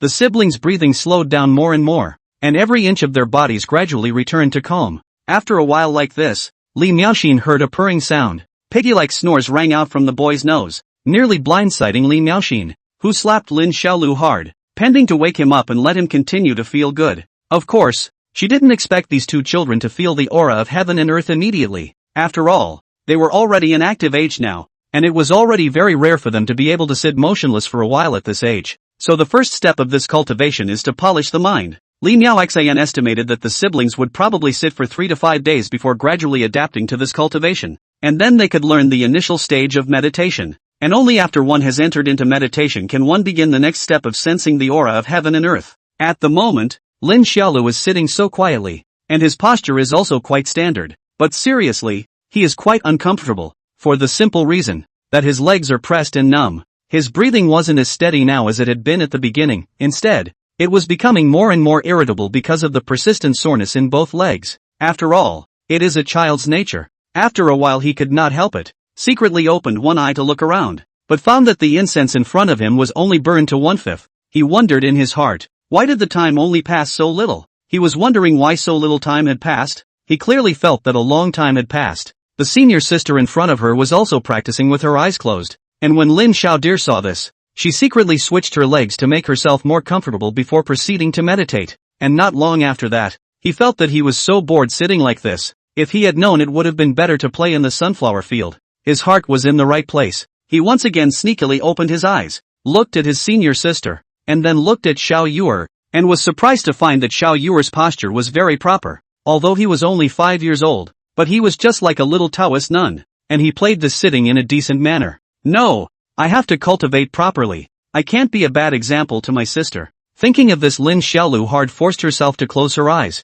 then sank her heart to feel the aura of heaven and earth properly. Soon, the feeling of aching legs and feet came again, but this time Lin Xiaodir didn't move anymore, but instead forced herself hard to be still. The intense soreness lasted for quite a while, then began to gradually become numb, and then, as if he had forgotten the physical soreness, his entire body suddenly became much lighter all of a sudden. It was quite comfortable, just like swimming in water. But just when Lin Xiaodir thought she felt something, her sister's scared voice rang out from inside the house. Elder sister, I feel like something is drilling into my brain. So scary. Chapter 21, Little Jade's Talent. Hearing Little Jade Child's words, Lin Xiaodir and Li Miaoxin opened their eyes at the same time. Lin Xiaodir was curious while Li Miaoxin's eyes carried some surprise. Little Jade Child sat on the futon, her scared little face white as she spoke in an aggravated manner. Senior sister, I feel like there's something drilling inside my stomach. Li Miaoxian's good-looking eyebrows frowned as she stepped forward to take a closer look at the porcelain doll-like little girl, and then touched her brain. And this touch also caused the surprise in her beautiful eyes to become even more intense. Little you've absorbed the heaven and earth aura. Ha! Lin Xiaolu, who was at the side, had her mouth open after hearing this and looked at her sister with a dumbfounded expression. Xiao Yuer sat there in fear, not understanding what was happening and not daring to move a muscle. Li Miaoxian looked at her with a face of disbelief. The surprise in her heart could not be quelled for a long time. How long had little Yuer only been practicing? Not even half a column. What is this situation? Since the establishment of MA, there had never been a disciple who had absorbed heaven and earth's spiritual qi in such a short period of time and stepped into the first level of qi condensation. Not even to mention MA, the land of God. the cultivation of sects and denominations thousands, no matter Buddha, Taoism, Confucianism, devil and demon, up to the heavenly passage down to the Yellow Springs, have never appeared such a thing. At this moment, Xiao Yuer saw Li Miaoxin's gloomy face and thought she had gone wrong. Her tears of fear were straight in her eyes,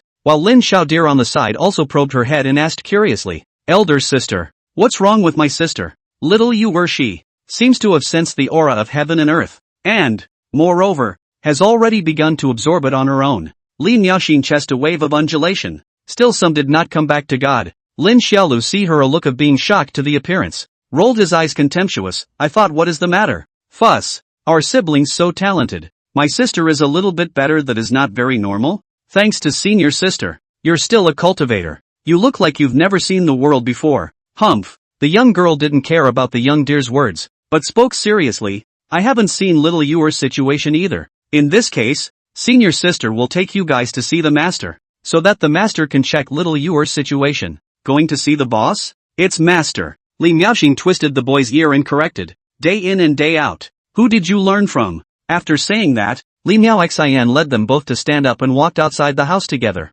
Speaking of which, after coming to Amei, Lin Xiaolu hasn't seen Li Mingru again. When he left himself and his sister to his elder sister and ran away without looking back, he was really desperate enough. At this moment, Lin Xiaolu and his sister held Li Miaoxin's hand, and together they headed to the top of the mountain of the Star Picker. The top of the mountain of the Star Picker is a snowy mountain with lower temperatures. In order to prevent the siblings from getting cold, Li Miaoxin used her tactics to gather a transparent cover ball in front of the three of them that blocked the wind and snow and was specifically used to protect the two of them. Along the way, Li Miaoxin cared to ask about the situation of the little jade child, for fear that she were uncomfortable. Well, in addition to the feeling of the little jade child, there is something in her whole body wandering outside and nothing else uncomfortable. On the contrary, also feel the body is warm and quite comfortable, which also let Li Miaoxin more put some heart. Hiding in the transparent hooded sphere, Lin Xiaodir looked curiously at the white snowy mountains as he walked, thinking that it was quite beautiful, with white everywhere. And after he followed Li Miaoxian all the way up to the top of the plucked star,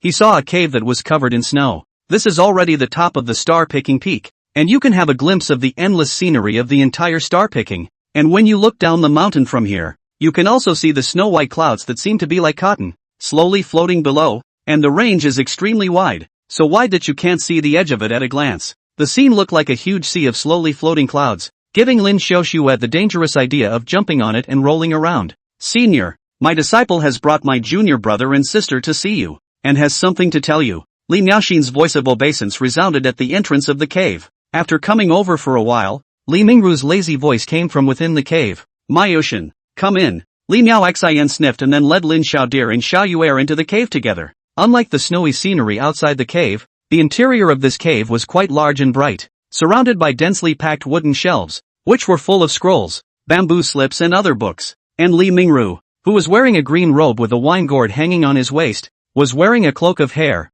looking like he had just woken up from a nap, and his body carried a strong smell of wine, making Lin Xiaodir and Xiao Yuer sniff and cover their little noses. Master, you're drinking again. Li Miaoxin inserted her small savage waist and said in dissatisfaction. If you keep drinking like this, sooner or later you'll become a confused person. Nonsense. Your master is a great man of the Jiedan stage. How could he be held by something like wine? The cloak. Li Mingru finished glancing at Xiao Yuer and then Lin Xiaolu, laughing and snickering. A bully in Dunghua village? Did you get into trouble? How? Lin Xiaodir crossed her arms and bragged, Boss, you don't know. My sister and I are very good. The teachers and students at the academy love me, and they can't wait to kiss me 8 times a day. Ha ha ha ha. Li Mingru was amused by this little apprentice, and while laughing, he removed the wine gourd and took 2 sips. Hearing the words of Lin Xiaolu, Li Miaoxin was embarrassed. His own little master brother is also too able to brag, but also hate to kiss you 8 times a day. Mr. Young, to give you a lesson. It is estimated that on a day can be the first to break the life of 8 years. She hurriedly sidetracked the topic of this old and young, and spoke seriously. Master, today, my disciple taught my junior sister to cultivate, allowing her to sense the spiritual chi of the heavens and earth, and as a result, my junior sister has now stepped into the first level of chi condensation. As soon as these words came out, Li Mingru, who was taking a wine gourd and pouring wine into his mouth, stopped his movements for a moment, and his eyes revealed a hint of surprise as he looked at Xiao Yuer in front of him. There is actually this matter? Li Mingru seemed to be a bit confused as well, speaking with a shocked face. Little Yuer, tell me, How long have you been practicing? Little Yuer stammered and couldn't answer. So Li Miaoxin helped her out and said, calculating from the time she started meditating, little senior sister has practiced for less than half a pillar of incense in total. Dang. Li Mingru hands of wine gourd fell to the ground. Gourd crystal clear wine overflow. He also did not have the slightest reaction. The whole person as if they are all bewitched. He froze for a while before he came back to his senses. And then the pupils of his eyes changed, directly turning into reddish golden eyes as he once again looked at little Yuer's body. Li Mingru saw that at this moment, there was a faint trace of aura slowly running inside Xiao Yuer's body. That transparent colored aura flowed through Xiao Yuer's strange meridians and limbs. Week after week, actually really reached the first level of qi condensation. Li Mingru's voice trembled slightly for a few moments. His surprise also let Li Miaoxin more convinced that the little sister incredible master is Jiedan realm of the great cultivator. In the Ame status is second only to the head of the door. Even if it is placed in the entire divine state, that is also a number of cultivator giants. But now the little sister of the situation will be the master of the shocked voice trembling. This little sister. What kind of monster is she? Boss, isn't my sister awesome? See, sister and master are not talking. Lin Xiaolu on the side of a smiling smug, powerful boss, you say it out. Do not be embarrassed. We are all out to mix. What to say what? Chapter 22 The Waste and the Heavenly Pride. Cough cough. Li Mingru choked and coughed at Lin Xiaolu's words, then spoke to them. Master, I'll go and check first. You three little ones find your own place to sit for a while. After saying that, Li Mingru hurriedly drilled into the place where the bookshelves were placed and began to mess around. It could be seen that Li Mingru was thrilled that he had picked up a supreme talent. Senior brother and sister, sit down for a while first. Master teacher is expected to wait for a while. Li Miaoxin pulled her siblings to each find their own futon and sit down, while Li Mingru's figure shuttled back and forth amidst the slice of bookshelves, and every now and then, books would be thrown by him, and all of them were the kind of books that looked precious and ancient, and were very age-appropriate. Lin Xiaodir sat down in a cave against the wall, curiously looking east and west here, and found that there was nothing special. He idly looked around, trying to find something interesting, when a crumpled pamphlet caught his eye. The booklet was tucked away in a corner, very hidden. If it wasn't for the fact that Lin Xiaolu happened to be sitting in the corner, probably wouldn't have been able to find it. And he was interested because the pamphlet was different from other books, which were full of words that he couldn't read,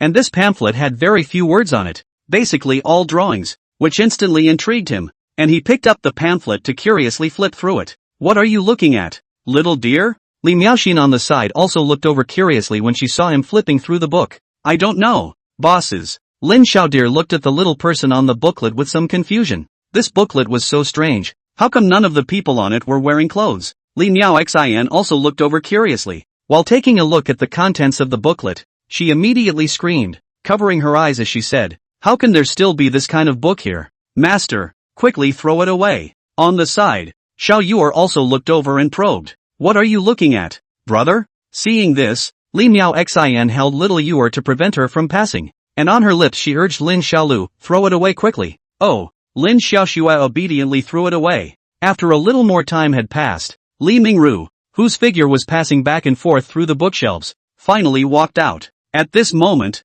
he had not yet recovered from the shock. As if he had discovered something unimaginable, Li Miaoxin curiously opened her mouth and asked, Senior, junior sister her? It's confirmed. Li Mingru took a deep breath. Slowly speaking, he said, this phenomenon of Xiao Yuer's is that of a single purely gifted demon, a peerless heavenly pride that is hard to come by in 10,000 years. But, Li Miaoxin was a bit stunned for a while, exclaiming, junior sister, this is also a bit too demonic. She's only half a column of incense, half a column of incense to feel the heaven and earth aura. Li Mingru smiled and spoke, Miao Xin, do you still remember how long it took your eldest senior brother to feel the aura of heaven and earth in the first place? 5 days. Li Miao Xin replied without hesitation. That's right. Li Mingru nodded his head and looked at Xiao Yuer in front of him as if she had won a treasure and excitedly said, it's really unexpected. I Li Mingru nature of laziness, love wine and beauty, like to enjoy life. When the head of the sister let me take charge of a line of picking the stars, I was reluctant.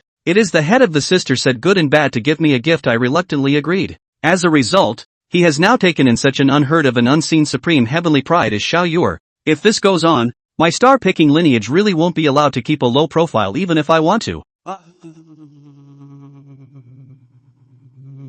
Seeing Li Mingru happy, Li Miaoxin also smiled joyfully and said, congratulations to senior master for being blessed with a supreme talent like junior sister. Li Mingru laughed a few times and spoke in a dashing manner. Little Yuer, In the future, you will first follow your senior sister to cultivate properly. Be sure to use your efforts. Don't waste your talent. Understand? The girl nodded her head seemingly in understanding, looking well behaved. And then, Li Mingru raised his hand and a blue shimmering light lit up from his hand, and a small sword, a pill, and a talisman appeared in his palm. This is the Phoenix Blood Sword, the Bone Forging Pill, and the Transmission Talisman. Li Mingru introduced them one by one. The Phoenix Blood Sword. A drop of blood can make it recognize its owner, and it possesses the function of protecting its owner, and it automatically fights against people. And cultivators below the foundation establishment level are almost no match for the Phoenix Blood Sword. Bone Forging Pill. After consuming it, it can build a physical foundation for you, which will greatly benefit your cultivation in the future. Transmission Talisman. If you encounter any enemy that the Phoenix Blood Sword can't deal with, directly crush this talisman. Within 300 miles of a maze boundaries, Master I will arrive immediately. Quickly thank Master Teacher. Li Miaoxin hurriedly urged little Yuer after seeing this scene, while little Yuer hurriedly knelt down after hearing this and nodded her head obediently. Thank you, Master. Ha ha ha ha ha. Li Mingru laughed cheerfully. These are ordinary magic weapons, but they are completely sufficient for you now. Disciple, cultivate well and give your master a long face in the future. After saying that, he seemed to have thought of something else and swept Lin Xiaolu on the side with the corner of his eye. At this moment Lin Xiaolu was also full of excited smiles. Li Mingru could see that he was genuinely happy for his sister. Not to mention jealousy. Even envy could not be seen. His heart couldn't help but have a better impression of this child by a few points. Speaking of which, he himself did not expect that he had gone down the mountain to pick up two random disciples in order to cope with the sister sect master. But he ended up picking up such a supreme talent. This luck really made him even have to sigh. In this world, people with high face value even have good luck. After sighing in his heart, Li Mingru once again looked at Lin Xiaolu. This brother and sister duo were siblings, and if the younger sister was so gifted, then it was assumed that the older brother wouldn't be any worse. Even if it wasn't as exaggerated as little Jade Child, then it was estimated that it had to be about the same talent as one's eldest disciple, in which case it would be excellent. Just as well, today, after obtaining such a good disciple as Xiao Yuer, he would make an exception and use his guilt pupil to take a look at this Lin Xiaodir's talent. Little dear, come over here. Li Mingru beckoned and said, Master used the guilt pupil to see how talented you are. Oh, okay. Lin Xiaolu grinned broadly and stood towards Li Mingru, and said cheekily, I reckon it should be similar to my sister. Li Miaoxin, who was on the side, also smiled. Indeed, generally if one is a full blood relation like a brother and sister, the talent will not differ too much. At this moment, Li Mingru's eyes moved with his intention, and the original pitch-black pupils of his eyes were immediately flooded with a light golden liquid, and in an instant his eyes turned reddish-golden before he looked at Lin Xiaolu, and with this look, Li Mingru's entire body was once again startled. Lin Xiaodir's body was empty. Nothing. The worst thing was that the essence true qi in his body was a thick mess. The innate true qi is the innate breath of each person, and the thinner the native true qi was, the easier it was to sense the aura of heaven and earth, which was a type of innate talent. But most people's innate true qi was thicker, which was the main reason why most people were destined to be mortals in this life, unable to cultivate. And Lin Xiaolu's native true qi was the thickest that Li Mingru had ever seen in his life. Like a wall, such a person would be destined not to be sensitive to the aura of heaven and earth, and would even be rejected by the aura of heaven and earth. Not to mention not being able to cultivate immortality. A loser like him, after death, his body was struck by lightning and he probably couldn't even turn into a zombie. He and Jade are the two extremes. One is extra thick and one is extra thin. So from a cultivation perspective, little Yuer was the ultimate demonic heavenly pride, and Lin Xiaolu was the ultimate waste, and the incorrigible kind. Chapter 23, Talent and Effort. Looking at Li Mingru's shocked eyes, Lin Xiaolu stuck her hands in her pockets, the word drag written all over her small face. How about it, boss? Am I particularly good? Haha, I knew it. The young girl, Li Miaoxin, also looked at her master teacher curiously, curious about how talented Lin Xiaolu was. Under the gaze of a large and two small ones, Li Mingru sighed and opened his mouth to ask, Little dear, you and little Yuer, are you really biological siblings? Right, the boy tugged in reply. Okay, Li Mingru nodded his head, feeling that he was indeed asking for too much. These two dolls were casually picked up by himself. In fact, even if neither of them had any talent and couldn't cultivate, that would be normal. It was just that Xiao Yuer was too stunning, and this made himself hold a hint of expectation for Lin Xiaolu as well, but this would have been all but unreasonable. With a calm gaze, he gazed at Lin Xiaolu and said, Xiaolu, you have too much native true qi and are destined to not be able to cultivate. After a year, you will probably go from being an inner disciple to an outer disciple, because it's impossible for you to set foot on the first level of qi condensation. When these words came out, Lin Xiaolu and Li Miaoxin froze at the same time, and Lin Xiaolu was even more surprised as she looked at Li Mingru. Boss, are you calling me a loser? Yes. There's no salvation? No. The arrogance on the boy's face flew away, and Li Miaoxin froze completely, looking at Lin Xiaolu in surprise. Xiao Yuer on the side didn't quite understand what was happening. Her gaze was rather blank. Looking at the lost boy, Li Mingru coughed and softly consoled. There is no need to be so frustrated, little dear. Even though you will become an outer disciple and stay in Ame with the identity of a mortal, you are still the disciple of your master. In Ame, no one will bully you, and your sister, in the future, will become a great person in my star-picking lineage. So don't worry, with master here, you will definitely have a worry-free life,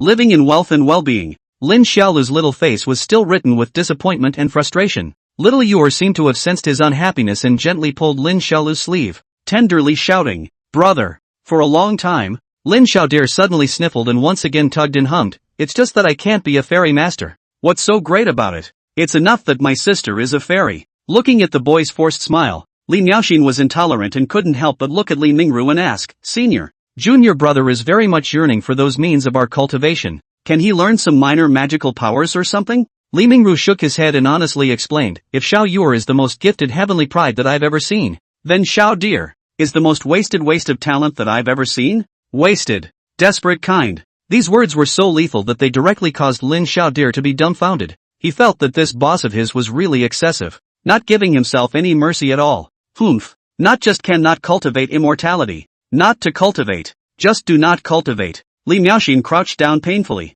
pulled Lin Xiaolu's small hand and comforted, "It's okay, little senior brother. Bullying itself is not a good thing. In the future you will be a good boy. Grow up well in Ame, and later, when you reach adulthood, senior sister will find you a good match in the mortal world, marry and have children, and protect you for the rest of your life." Xiao Yuer also looked at her brother with bated breath. She didn't quite understand what was happening, but felt her brother's loss. Li Mingru also sighed once again. If both siblings were scrappers, then Fawn might not have felt too bad, but with her sister being a heavenly pride and herself being a scrapper, this sense of difference was very hurtful, but there was no way around it. Perhaps, this was Fawn's fate, and also from the time little Yuer stepped into the first level of qi condensation, the two siblings were not destined to be from the same world. Cultivators, who turn the aura of heaven and earth, through cultivation, into their own aura, can prolong their lives and gain a certain degree of longevity. With a rare talent in the world like Xiao Yuer, as long as she doesn't make any mistakes and cultivates properly,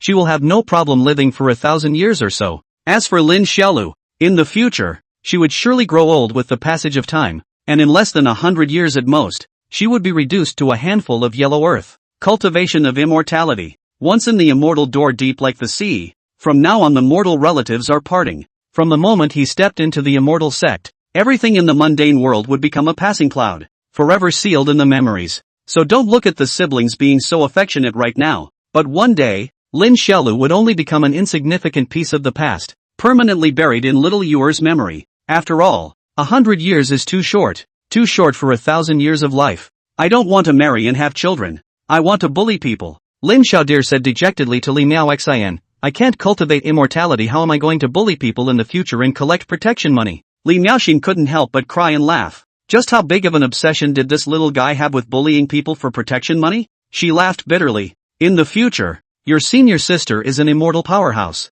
Who can't you bully if you want to? Don't." Lin Xiaodir played small, her mouth muttering, "I just want to rely on my own skills to bully people and make others be my little brother." After saying that, he once again looked at Li Mingru blearily and asked, "Boss, is there a way to make me powerful without cultivating immortality?"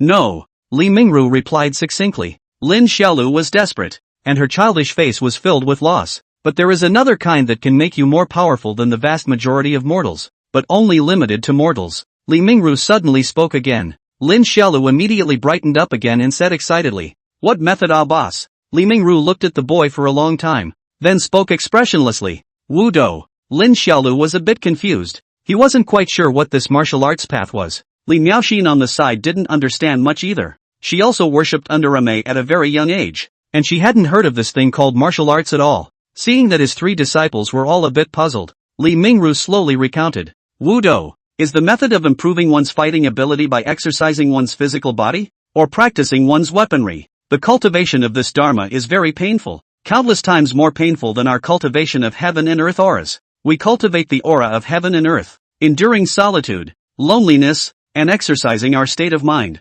Cultivating martial arts, on the other hand, endures physical torture, injuries and pain, and exercises spiritual will. Lin Xiaolu's eyes lit up in surprise. In that case, martial arts is almost the same as immortal cultivation. Li Mingru shook his head, stating a fact without the slightest bit of mercy. The Buddha is learned by mortals who cannot cultivate it. He has great limitations and a low ceiling. A mortal who had practiced martial arts for 10 years was no match for an ordinary cultivator who had practiced for 1 year. Even for those martial arts masters in the mortal world, for us cultivators, that would be too much for us to handle. And any random cultivator of the foundation establishment stage could easily kill them as if they were dogs. Moreover, cultivators can easily have hundreds or thousands of years of lifespan. But what about those who practice martial arts? Even if their martial arts skills are high and their natural talent is good, usually after the age of 40, their body will start to go downhill, become weaker and weaker, and finally turn into a pile of withered bones just like other mortals. The way of the martial arts, therefore, can only be a momentary show of bravado among mortals. Lin Xiaodir was dumbfounded as he listened, and he asked with some disbelief, This isn't fair. Boss, I heard you say that practicing martial arts is a very painful thing, and the effort put in is only a little more than cultivation. But why can't those who practice martial arts acquire the same skills as cultivators? Shouldn't one reap what one sows? Hearing Lin Xiaolu's words, Li Mingru was slightly surprised for a moment. He didn't expect this guy to be able to say something like 1 point for every effort. It's just a shame that the reasoning is this, but reality often overrides the reasoning. And after all, only the weak will try to reason. Li Mingru looked at the 7-year-old child in front of him. His heart was not in the right place, but he still told a cruel truth. Effort, diligence, these are a joke in itself in front of true talent. Chapter 24, The Way of Martial Arts. Practicing martial arts may be able to make you a little bit stronger than other mortals, but in the eyes of the cultivators, martial artists and other mortals there is no difference at all. Are lifting their hands between the existence of ashes, while you have to use a lot of time, sweat, in order to obtain this little bit of weak strong. And also, therefore, the road of practicing martial arts is destined to be a dead-end road. Little dear, under the shelter of your master, you can be rich and famous for the rest of your life, but practicing martial arts is too hard, too tiring, too difficult, too dangerous, and the effort and the reward are not proportional at all. Even so, do you still want to learn? Li Mingru said with a deep gaze. Hearing Li Mingru's words, Lin Xiaolu silently lowered her head and rather reluctantly squeezed her small fists. He didn't really like what Li Mingru said. Diligence, hard work, was a joke in the face of true talent, a phrase he hated. He remembered that in the past, when Ama was still around, Ama was always planting in the fields, and its busy figure took up almost all of his memories of Ama. At that time he was curious about what Auntie was doing, and Auntie told him she was farming. Ask Auntie herself why she farms. Auntie said that you can have enough to eat by farming, and that you can get as much food as you want by farming, and as much food as you want by selling your labor. Anyang always admonished herself to be a hard worker in the future, because hard work will surely yield something, and if very little is gained, it only means that one's efforts are not enough. He wants to bully people. He wants to be a big brother and collect protection money. He is willing to work hard, even if it's hard to practice martial arts. He still wants to practice, not for any other reason, just for bullying people. The boy looked up, clenching his small fists with an indignant gaze and said, Boss, I've thought it over. I still want to practice martial arts. Li Mingru froze, seemingly surprised by Lin Xiaolu's decision. To know, mortals willing to practice martial arts, not to say all, but the vast majority are because of the poor life. No choice but to endure the heat and cold winter to practice martial arts, the future to join the army, or to go to work as a dark master, bodyguard and so on, as a way to beg for a meal. But why did he choose such a difficult path when he had clearly told the little fellow that he would promise him a lifetime of riches and honor? Li Mingru was really a bit confused, so he asked, Why? At the tender age of 7, Lin Xiaolu replied, I want to bully and be the boss so that everyone else is afraid of me. That's it? Right. Lin Xiaolu exclaimed. What old man Zhang from our Donghua village said,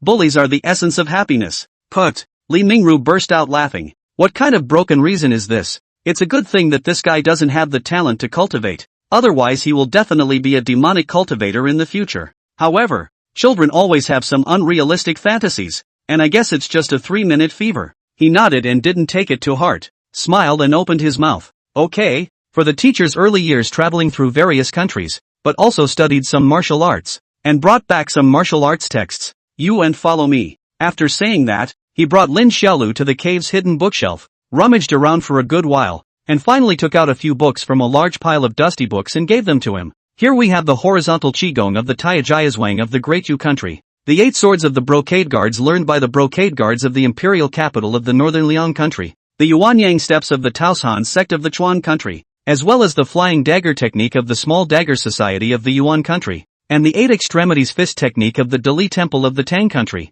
Li Mingru was not very concerned. After all, he only is a child playing, casually instructed, these secret books of martial arts. In the mortal world are rare treasures, which describes in detail the cultivation method. You take back to the first, do not rush to practice. The school is still going to go to. Literacy is the basis of the rest of the waiting for you to literacy on their own to see themselves practicing on the good. Lin Xiaolu held a large pile of books and said cheekily, "Thank you, boss." Li Mingru nodded his head, and after thinking about it, he spoke again. If you are truly prepared to practice martial arts, then during this period of time, you can first make preparations and build a foundation. Lin Xiaolu was curious, how do you make the foundation, boss? It's nothing more than Zama Bu, standing stakes, running in these. Li Mingru knew everything and briefly elaborated on how to practice these things, and let Lin Xiaolu go ahead and firm up her body. The meals in the meal hall are very helpful for you to practice martial arts, and you don't need to be afraid of practicing your body to death. After all, you are still an inner disciple now.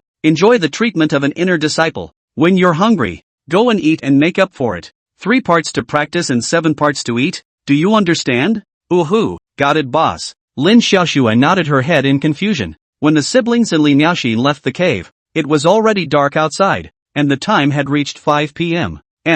Li Miaoxin took the 2 of them to the catering hall to have their evening meal. All 3 of them also seemed to have put what had just happened behind them, and Li Miaoxin didn't intentionally say anything else, and ate the meal with her siblings, talking and laughing. Soon after returning to the small courtyard, Xiao Yuer followed Li Miaoxin and continued to go to meditate and settle down, while Lin Xiaolu couldn't wait to start exercising. Li Mingru had taught him several methods of practicing kung fu to build up his foundation, and he was ready to come back to it every night. It's still early, so let's practice him for an hour. Inside the courtyard, Lin Xiaolu, who had just eaten, knew that he couldn't exercise strenuously at this moment, so he chose a quieter way of practicing Zamabu. Li Mingru said it, Zamabu was a very good method of practicing the foundation. It can exercise the lower plate, exercise the legs, and exercise the core strength. The teenager then raises his hands, shoulder width apart, and extends them flat, with his legs outwardly bent downward at 90 degrees. The movements were standard, yet in less than 10 seconds he began to ache all over.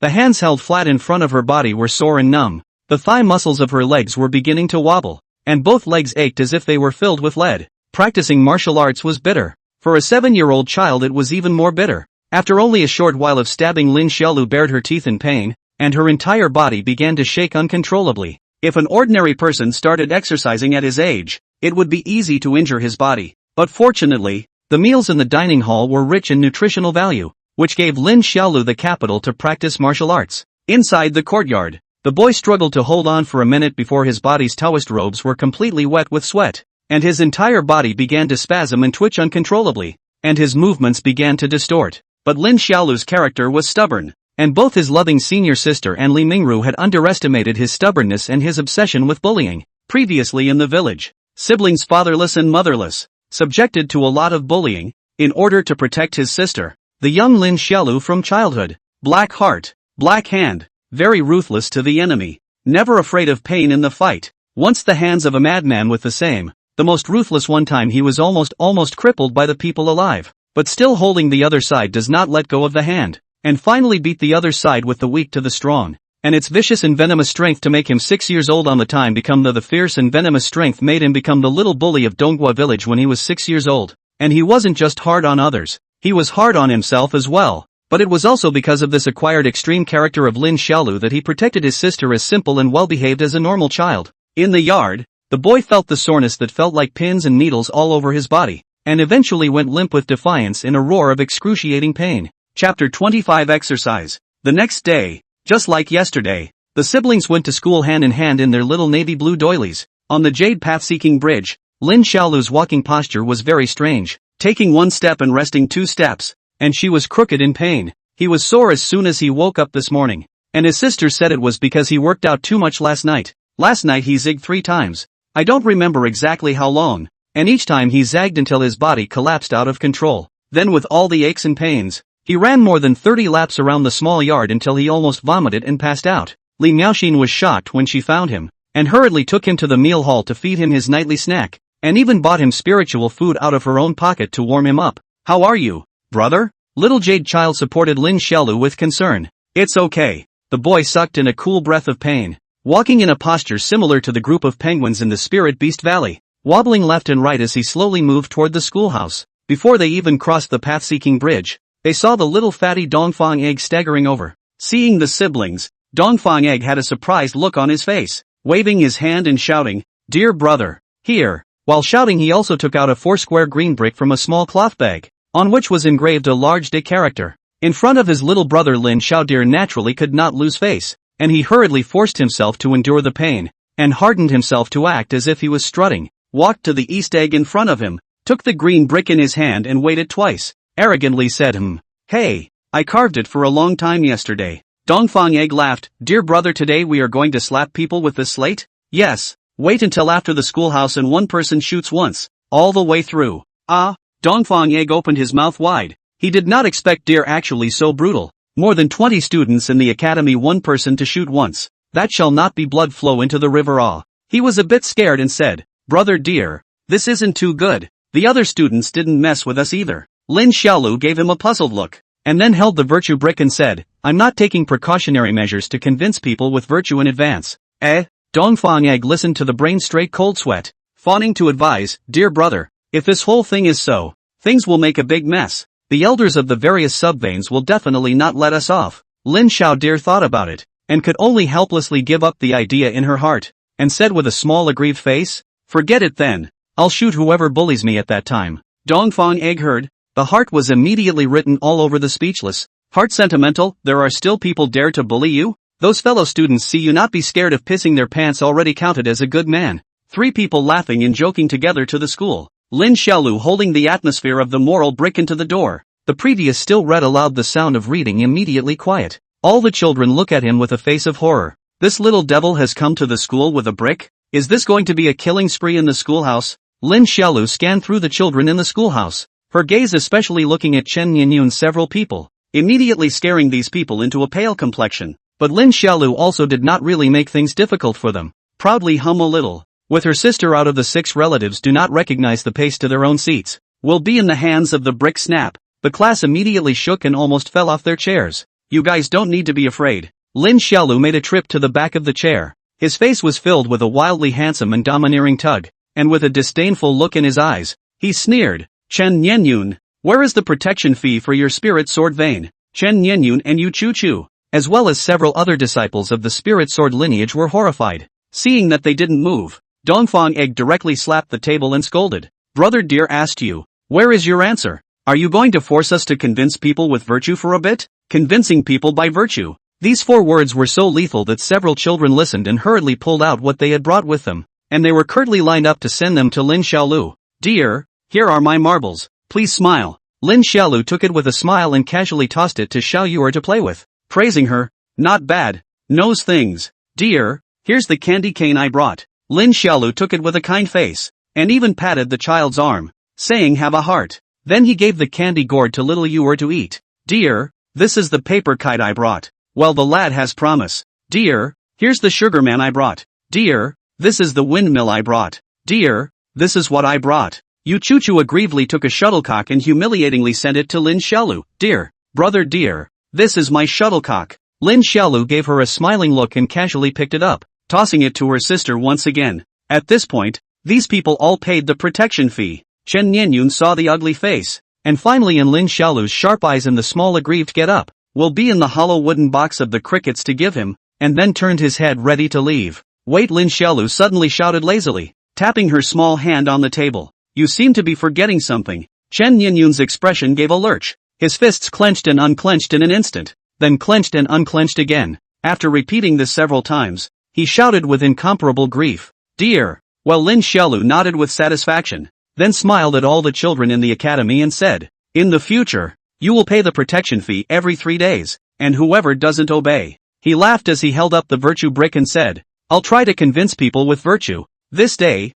the Dao children in the academy were all in a state of tension and uneasiness. They didn't dare to tell Mr. Lin Xiaolu about bringing the slate, for fear of retaliation afterwards. It was not until the end of the school day at Shenzhen that all breathed a great sigh of relief. After returning to the small courtyard after school, Xiao Yuer continued to go cultivate with Li Miaoxin, while Lin Xiaolu also started her workout for the next day. There is one thing to be said for saying that the second day's workout is much more painful than the first day, as the second day's workout involves intense soreness throughout the body. This time, the Zamabu was just several times more painful than yesterday, and Lin Xiaodir didn't know how he managed to hold on, as he almost squeezed out tears several times due to the intense physical pain. After practicing the Zama stance, Lin Xiaolu went for a run. Li Mingru said running can exercise his cardiopulmonary function, make his internal organs stronger, and is also an indispensable form of exercise. Lin Xiaodir, who had already begun to familiarize herself with the environment of Star Picking Peak, ran out of the courtyard where she lived and began to run on the mountain path of star picking, and this run lasted for more than half an hour, until the whole person was completely disengaged. At the hour of 5 o'clock, Li Miaoxin brought Xiao Yuer and Lin Xiaolu together to the meal hall to have the evening meal, and after having the evening meal, Lin Xiaolu started to continue her workout again. At this moment his exercise began to focus on practicing strength. Practice method is also very simple, is to use two small hands each take a piece of slate, and then lie on the ground to do a kind of thing called push-ups, which is still Li Mingru taught him. Li Mingru is a cultivator who likes to travel the mountains and play in the water. In his early years he traveled around the countries of God's country. He has seen a lot. This push-up is the practice method he saw in a small country. It is very effective for exercising the strength, and at the moment he also passed it on to Lin Xiaolu. Chapter 26 Ice Arrow. The bright moon hangs high, under the quiet beauty of the night, the boy's small figure silently doing push-ups, toward the thousands of difficulties and dangers of the road of martial arts, completely take a solid and thick step. Over the next few days, his appetite began to grow larger and more capable of eating,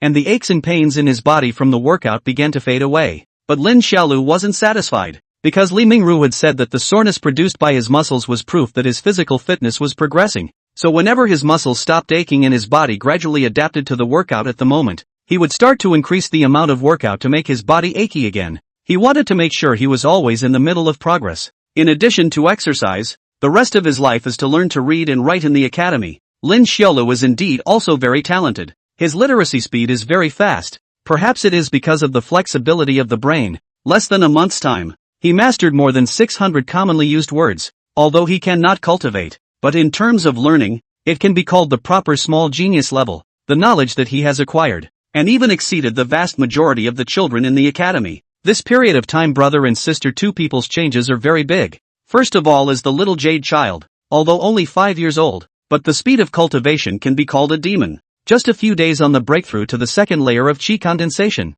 is simply unprecedented. Of course, the little jade child in the academy has always been the existence of a mountain does not show, and no one knows that this only 5 years old little girl has been the second layer of qi condensation of the cultivator. And although Lin Xiaolu wasn't as exaggerated as Xiao Yuer, his physical quality had been polished beyond what it used to be. Even Li Mingru was slightly surprised. He didn't even think that this little guy would actually really persevere. At first, he only thought that Lin Xiaolu practiced martial arts casually and for 3 minutes, but he never imagined that he was practicing for a month. You know, for a child who was just the age of mobility, Zamabu, push-ups, running, these basic things are not only hard, but also boring. Do a day may be very easy, but to adhere to a month will not be so easy. But Lin Xiaolu did it. In this regard, Li Mingru was very pleased. He felt that although Xiao Deer could not cultivate, but this persistent spirit was also very rare. In the future perhaps in the martial arts will really be quite good. I have already cultivated to the first level of qi condensation, and my master was greatly satisfied, and even taught me a set of spiritual techniques called the ice vibrancy arrow, which I have now mastered a bit. Wow, it's really worthy of brother Nian Yun, really is our amaze premier genius. In the small courtyard of the academy, a group of children surrounded Chen Nianyun and exclaimed in amazement, straightly praising Chen Nianyun and making himself feel excellent. It was not long after school had ended, and instead of rushing back to their respective sub-veins, the children chose to play around in the courtyard outside the study hall, and at the moment many of them were clamoring for Chen Nianyun to show off his newly learned spirit technique. Everyone spread out a bit. I'll show you my ice arrow. The children immediately dispersed to clearing upon hearing this, each with wide eyes for fear of missing the spiritual law's display. In the middle of the field, Chen Nianyun was full of compulsion. Her small hand pinched. Then she shouted, "Ice spirit arrow, ha!" Along with his pinch a finger. The air in front of the finger suddenly condensed a conical ice thing. Whoosh. The sound shot out. A shot in a few meters away from the willow tree. Wow! Brother Nyen Yun is too powerful. The children were all wide-eyed and envious. And all sorts of compliments were thrown out. And Chen Nyen Yun was so pleased with what he heard. Just as I was having fun. The frigid arrow that was nailed to the willow tree fell off. Cough cough. The boy coughed, awkwardly explaining. "I just started practicing this cold ice arrow. It's not very powerful yet. When it's practiced in place in the future, a single arrow will be able to shoot through this willow tree and freeze it." Right. Brother Nyen Yun is only 10 years old. This is already quite something. A Taoist child hurriedly bragged. Big Brother Nyen Yun is worthy of being a role model for my MA. The future revitalization of MA will be left to Big Brother Nyen Yun. Brother Nyen Yun, can this cold ice arrow be taught to us? We also want to learn. Ha ha, well said. Chen Nyen Yun was having fun joking around with a large group of children. And just as he was getting carried away and preparing to show off a bit more, a nightmare-like voice came from not too far away. Lin Xiaolu, Dongfang Egg, and Xiao Yuer swaggered over. And as soon as the three of them appeared, the originally lively joking and laughing sounds suddenly disappeared. And the children of the academy all looked at Lin Xiaolu in horror. The boy was holding a bunch of sugar thins in his hand. Xiao Yuer was holding a bunch of sugar gourds. And Dongfang Egg was holding a piece of sweet corn in his hand. And the three of them were walking and eating at the same time. Walking with a rampant stride. "What are so many of you doing together?" the boy asked, licking his candy cane. Chen Nyen Yun saw that Lin Xiaolu was a bit scared and pursed her lips without saying anything. But Yu Chu beside him glared fiercely at Lin Xiaolu. This robber. The candy floss he licked was the protection fee he had paid up today. Seeing him licking happily, Yu Chu was furious. Her little face turned white and she said angrily, "Big Brother Nyen Yun has already learned the spirit laws, so in the future, you will no longer be the boss in our academy." "That's right," the other children echoed. "None of us will ever pay you protection money again." The children screamed and shouted for Chen Nyen Yun to clean him up. Lin Xiaolu looked at Chen Nyen Yun after hearing this and curiously said, "You're going to clean me up?" 10-year-old Chen Nyen Yun almost scared his soul away. He looked at the devil-like child in front of him terrified. But so many brothers and sisters in their own side. If they wimped out, then in the future we'll really have no face to see people. Plus they did learn the spirit method, have some bottom, so his face does not move, and forced to pretend to be calm. Said, "I've practiced spirit magic now, you're no match for me, but considering that you're still young, I'll forget about the past. In the future." Bang! Ah! Chen Nyen Yun screamed miserably, covered his eyes, and dropped his butt to the ground, while Lin Xiaolu, who had finished punching him, said disdainfully, "I'm asking you if you're going to clean me up. What are you talking so much nonsense for?" Chen Nyen Yun covered his eyes in pain and sucked in cool air. His heart was full of anger. He was bullied by Lin Xiaolu for a month, and he still had to pay the protection fee every other day. He was already dissatisfied with him to the extreme, and at this moment he practiced the spirit method, but he was still beaten in public, which made him angry to the extreme. He climbed up, covered his beaten eyes with one hand, and with one hand, pointed to the boy who was licking the candied candy, and shouted, "Lin Xiaolu, I want to fight you one-on-one." The children around him applauded at the sound of it, yelling and cheering him on. Lin Xiaodir, however, didn't have much of a reaction and just lightly said yes. "How to fight alone? You tell me. We'll just point and click like a maze cut." "That won't work." Lin Xiaoxue held her little arms and hummed, "Eastern egg? Dear I am. Go and write me a pleading. Swords have no eyes. If you are injured or maimed the consequences are your own." Yes. Dongfang Egg immediately went back to the bookstore to write the pleading paper. Soon, he ran out with the written pleading paper and handed Lin Xiaolu the quill stick. The boy took the quill in his small hand and wrote his name crookedly. "Come over and sign it?" Seeing the paper, Chen Nyen Yun shivered a little. Some fear in the bottom of his heart. This injured and disabled or something. Sounds a little scary, but there are many people around. Good face, he can only go forward to sign. Seeing Chen Nyen Yun sign without hesitation, Yu Chu immediately shouted adoringly, "Brother Nyen Yun will win." The other students also responded by shouting, "Big Brother Nyen Yun will win." The two children double-signed their names and then stood in front of each other, surrounded by school children, ready to fight one-on-one. "Can we start?" Lin asked as Fawn licked the candy cane. "Begin." After saying that, Chen Nyen Yun looked at the boy in front of her, who was 3 years younger than herself, and with determination in her eyes, she pinched her small hand and shouted, "Look at my spiritual technique, Ice Spirit Arrow." Chapter 27. Shoo! Before the Ice Spirit Arrow was even formed, a green brick engraved with the word virtue flew over, hitting the head with a brick. Ah! Chen Nianyun screamed miserably and was directly smashed down by this brick.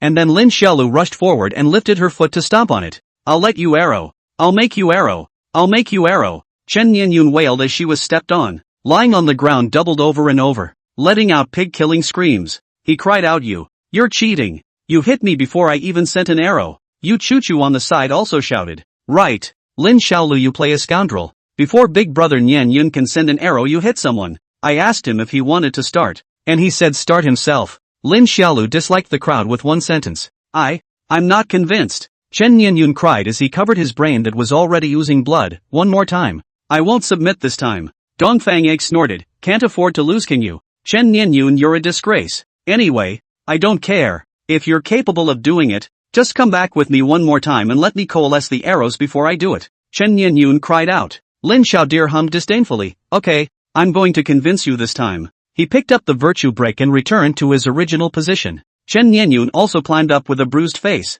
glaring at him with anger in her tears. This time he learned to be smart and silently pinched first, and when the narrow ice cone coalesced and molded at his fingertips, he shouted with a wipe of his eyes, Can we start now? 7-year-old Lin Xiaolu snorted coldly, Begin. Shoo. Whoosh. The moment the words fell, debricks and ice arrows flew out at the same time. Bang. The sharp ice arrow and the debrick collided in the air. The ice arrow shattered while the debrick bounced off. But the next second, Lin Xiaolu had already dashed forward, her tiny body leaping in place, grabbing the bounced debricks in the air and aiming at Chen Nianyun's cerebral melon with a brick to the head. Ah! There was another scream as Chen Nianyun was smashed for the second time and fell to the ground with his head covered in blood. I'll let you arrow. I'll make you arrow. I'll give you an arrow. Lin Xiaolu may kai too. Splitting his head and face another stomp. Chen Nianyun was beaten by his own mother. Do not recognize. Screams of misery a higher than one. The surrounding children one by one to see the heart of the heart is scared. Convinced? Lin Xiaolu asked arrogantly while stomping.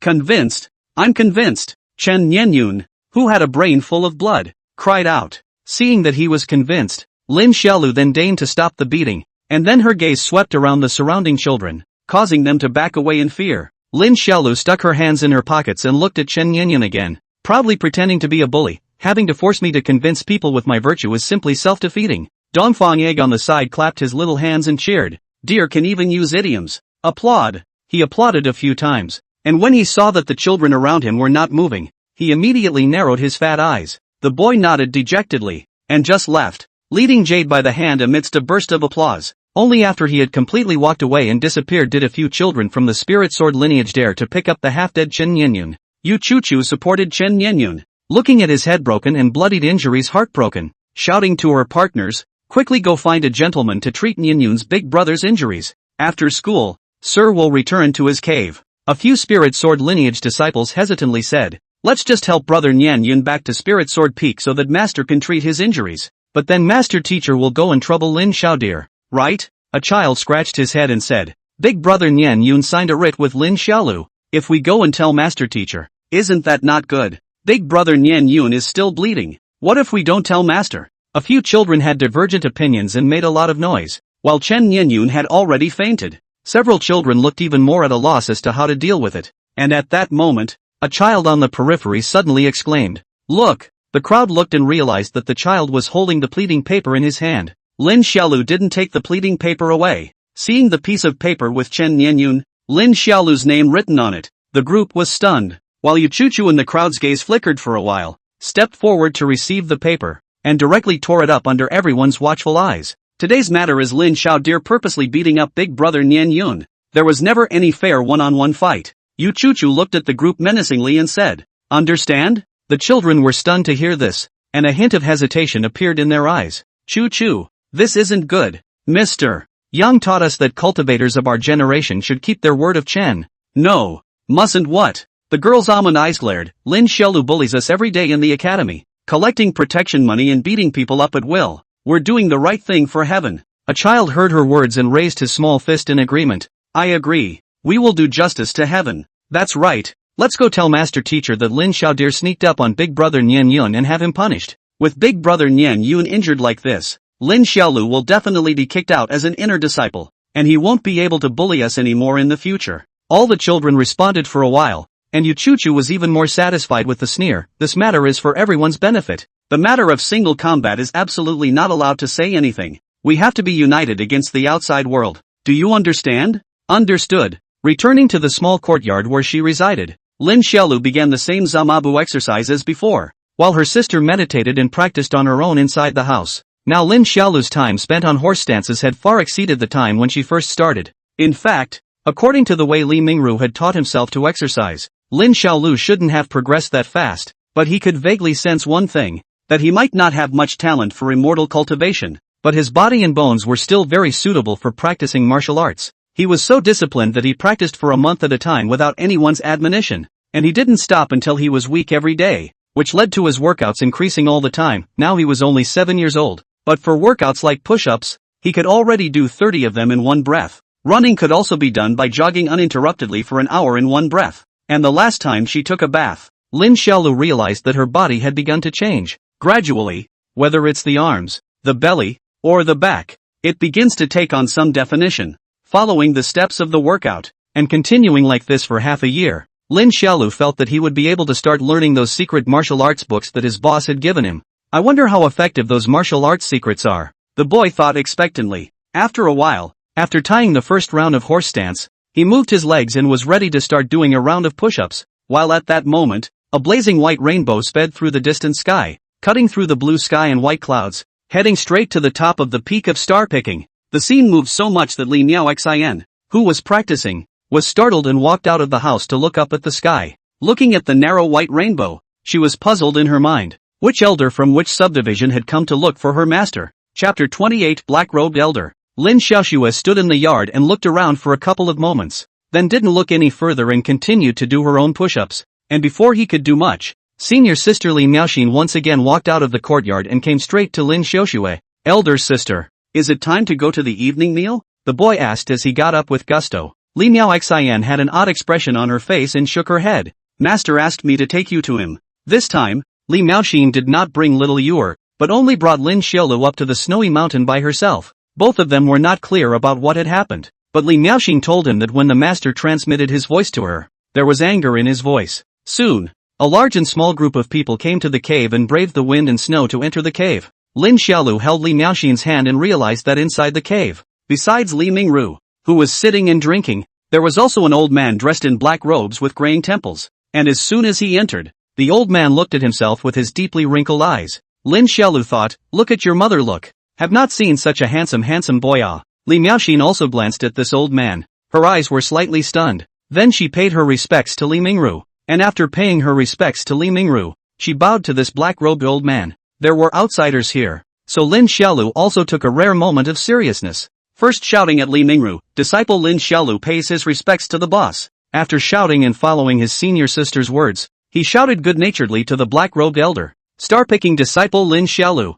pay respects to Elder Fong. Upon hearing this, Elder Fong stared at Lin Xiaolu and sneered coldly, I'm not that capable of making you come and pay your respects. Lin Xiaodir froze, not knowing what this old miscreant meant. At this moment, Li Mingru, who was sitting on the futon, drank a mouthful of wine and opened his mouth with a cold face. Little dear, let me ask you, what have you learned in this month in the academy? Lin Xiaolu's small hands spread out. Literacy ah, what else can there be? Li Mingru didn't care about his casual look and nodded, continuing to ask, so, what did you do again? Lin Xiaolu was stunned. His lively mind reacted. It couldn't be that the matter of collecting protection money by himself was known by the boss? He didn't say anything for a while that elder fawn next to him looked at him and coldly snorted, what? Dare to do it but not dare to admit it? Is this your style of doing things in star picking? When Lin Xiaolu heard him talking to herself like this, her big eyes immediately glared at her, and she just wanted to say it's none of your business. But Li Mingru spoke up in time and said, little dear,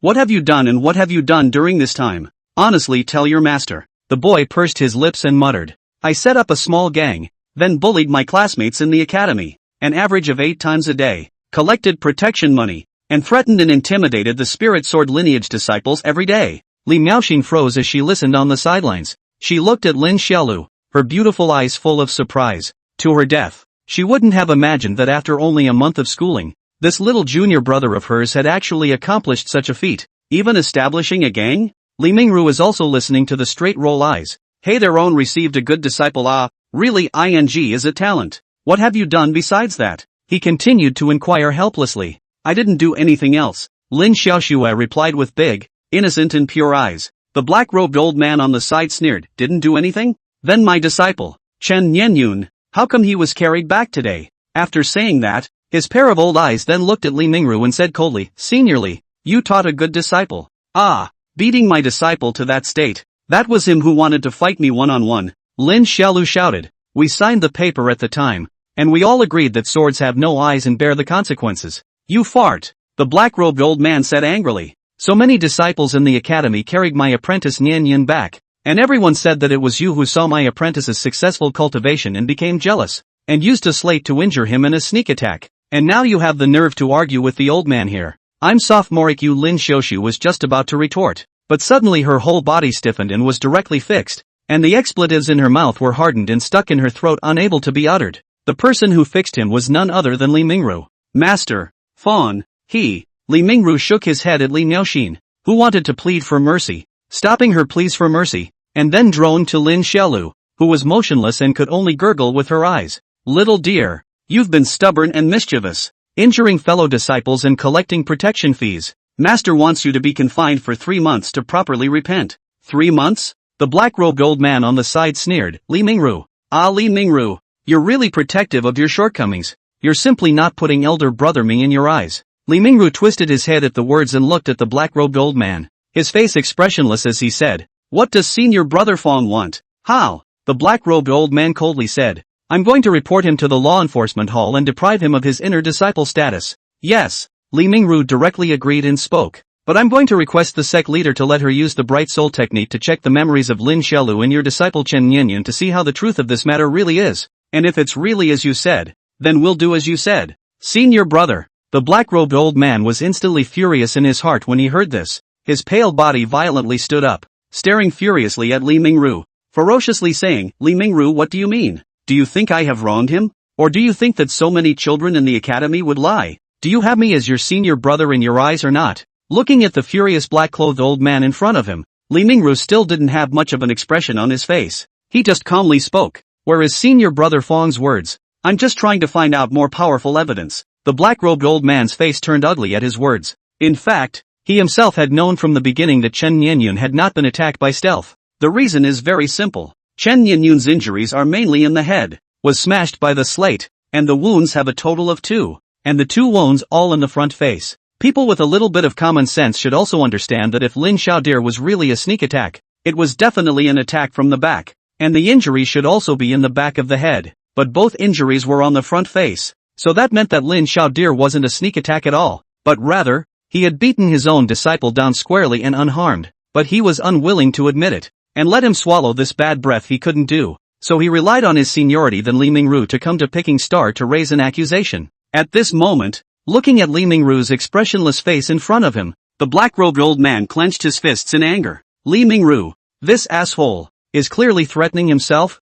If he pushes further, he will ask the sect leader to search his memory with the Ming Soul technique. In this way Lin Xiaolu will definitely still be punished no doubt, but Chen Nianyun cannot hide the matter of being injured by Lin Xiaolu. It will be completely spread all over MA. At that time, the spirit sword lineage would completely become the laughingstock of the entire MA. When the time comes, people will say, Chen Nianyun, 10 years old this year, 1 year into cultivation, known as the most talented disciple of the spirit sword lineage, and Lin Xiaolu? Only 7 years old this year, 1 month into the cultivation, star-picking ordinary disciple. Then Lin Xiaolu also defeated Chen Nianyun, still without injury. When compared to this, what will become of one's own spirit sword lineage? What kind of a joke will it be in the future? That's why he didn't even dare to let the sect leader use the bright soul technique to check. At this moment, the black-robed old man's chest was heaving with anger, while Li Mingru, as if he couldn't see his anger in the slightest, said to him with an expressionless face, Senior brother Fong, look at this punishment of disciplining an inferior disciple by senior brother. It's alright, isn't it? Chapter 29, Confinement. The black-robed old man was furious and did not say a word. He gave Li Mingru an icy cold look and let out a cold snort. Then he looked at the motionless Lin Xiaolu. A hint of displeasure appeared in his eyes. Then he flung his long sleeves and turned around to stride out of the cave, stepping on the wind and leaving. After he left, Lin Xiaolu's fixed body was loosened, and as soon as he resumed action, he immediately took out his virtue brick and shouted, Grass old undead, I'm going to slaughter your spirit sword lineage today. Said to run out, Li Miaoxin hurriedly grabbed him with one hand and hurriedly advised. Stop it, little dear. You let go of me. You let go of me. Lin Xiaolu was held in the arms of Li Miaoxin angry wailed. Boss also fixed me. Obviously is Chen Nianyun that himself wants to fight with me one-on-one. Cultivate the immortal. I cultivate your mother. A dog that cannot afford to lose. Looking at his lawless disciple, Li Mingru also sighed bitterly and helplessly said, Miao Xin. You go back first. Ha! Li Miaoxin froze for a moment, holding Lin Xiaoshu at a bit of a loss. During this period of time, little dear will stay here with master in confinement. You don't need to worry. Take good care of little jade child. Li Miao Xin sniffed and nodded obediently, then hugged the open-mouthed Lin Xiao dear and gently advised. Xiao dear, you stay well here with master. Master won't harm you. I don't. Lin Xiao dear cursed like an angry little boar. I don't want to cultivate immortality. I want to take my sister back to the village. Li Mingru listened to a headache, kindly said, little dear, you first do not rush. For the teacher. Before he could finish his sentence, Lin Xiaolu rolled her eyes at him and then spat with a sound. Seeing that he was disrespectful to his master, Li Miaoxin was also anxious and slapped him fiercely. Why is this child of yours such a jerk? How dare you offend your master? If you continue to be like this, senior sister will have to spank you. Li Mingru smiled,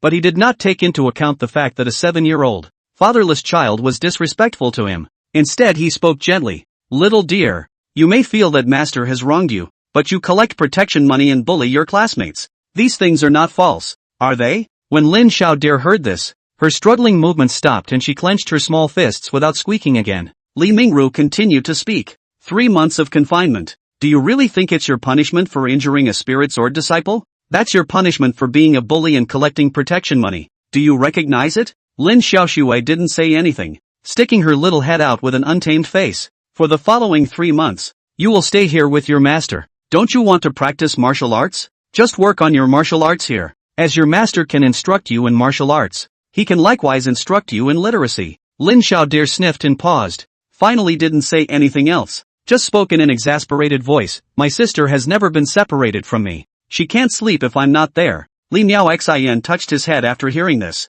hugged him and smiled. Senior sister will take good care of little sister. Little dear, you should trust senior sister, right? Lin Xiao dear pouted and allowed his tiny body to be held by Li Miao Xin. Only his undulating small pecs showed that he was still a bit unconvinced. This matter ends here. Li Mingru spoke. 3 months later, your senior sister will come to pick you up. Li Miao Xian also squatted down and rubbed his head and laughed. Little dear is good. Listen to your master well and don't make your master angry. In the end, the exasperated Lin Xiaodeer stayed in the cave and watched Li Miao Xian leave. As soon as Li Miao Xian left, in the cave, he and Li Mingru were the only 2 people left. A large and small one staring at each other. Li Mingru carried the wine gourd and tilted his head and drank a mouthful of the liquor before giving a spontaneous smile. Still angry with your teacher? Lin Xiaodeer, who was sitting across from him, skimmed her small mouth and muttered, You're my boss. What kind of hero is it if you don't stand up for your little brother when he's being bullied? Li Mingru smiled a few times and looked at this little guy and opened his mouth and laughed. Little dear,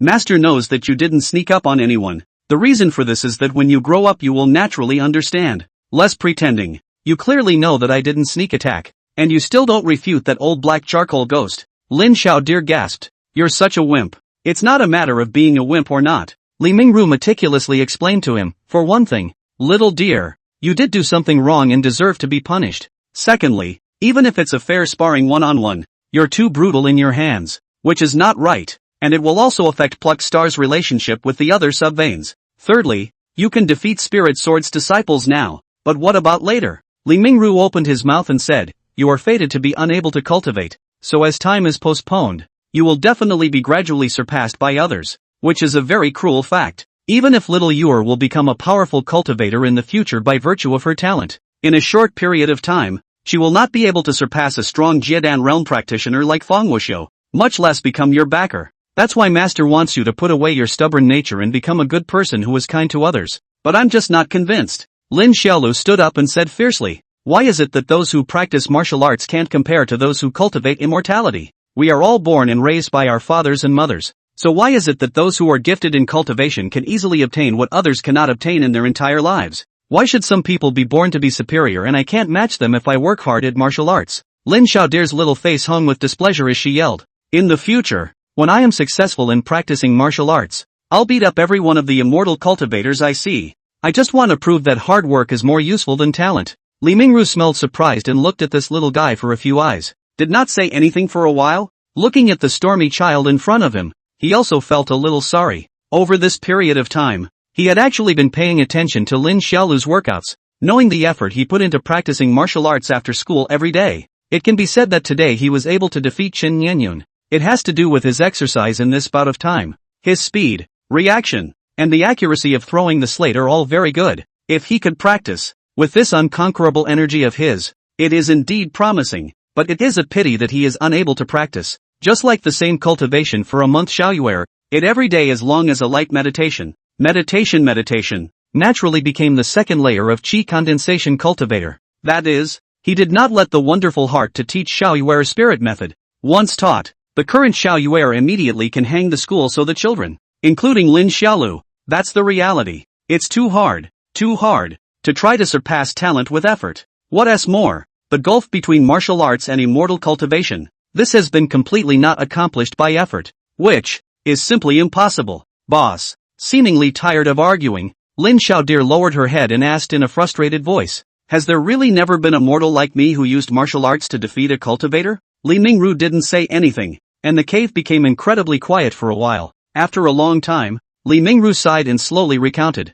30 years ago, when my master traveled around various countries, he once met 1,000 household of a small mortal country. At that time, there was a demonic beast in that small country, killing countless people, and coarsening the lives of the people. That 1,000 household was a martial arts expert. At that time, he stood out unhesitatingly, fighting with the demonic beast to the death. And finally, with 20 years of exquisite martial arts, at the cost of his own life, he was able to kill the demonic beast of the Foundation Establishment realm. And that is also the strongest martial artist that master has ever seen. Chapter 30, The Domineering Little Yuer. Lin Xiaolu was a bit confused after hearing this. He wasn't quite sure what kind of existence a Foundation Establishment realm demonic beast was, so Li Mingru explained for him in detail. The strength of that demonic beast can be worth a 10,000 person army. But if a Mei were to deal with this matter, they could easily encircle and annihilate it by casually discharging a few of the inner sect's great disciples. Therefore, the limit of a martial artist is approximately equal to the strength of a Foundation Establishment realm cultivator.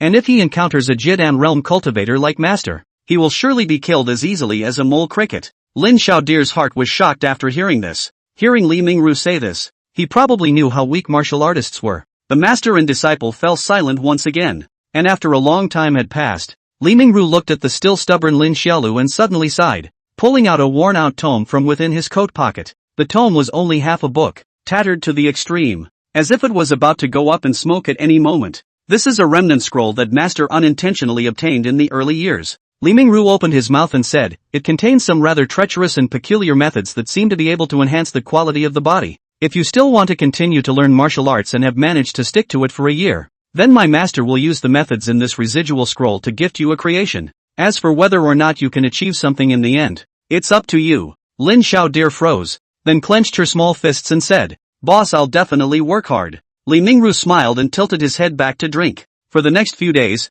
Lin Xiaolu stayed in the cave practicing kung fu, and Li Mingru was very conscientious. Every morning, he would personally teach Lin Xiaolu how to read and write, while from the afternoon onwards, he would instruct him in exercising, push-ups, horse stance, running, and lifting weights while holding a big stone and so on in turn. A practice is a few hours. Almost every day Lin Xiaolu tortured worse than death. Of course, food was essential for such an exercise, and Lin Xiaolu soon realized that every day, Monkey Sanner, who was responsible for delivering food to him, would bring him a special spiritual food. In addition to that, there were also eggs of all kinds of spiritual beasts and meat of spiritual beasts, to nourish his body. Lin Xiaolu knew that this must be Li Mingru's own pocket, which also made him less dissatisfied with his cheap boss. After all, even though he was in confinement, he was eating really well, with spiritual food all the time. Who could have this treatment? Time gradually moved on. About a month later, Li Mingru added one more item to Lin Xiaolu's original workout. He would pop out from between his fingers a channel of air arrows to shoot Lin Xiaolu,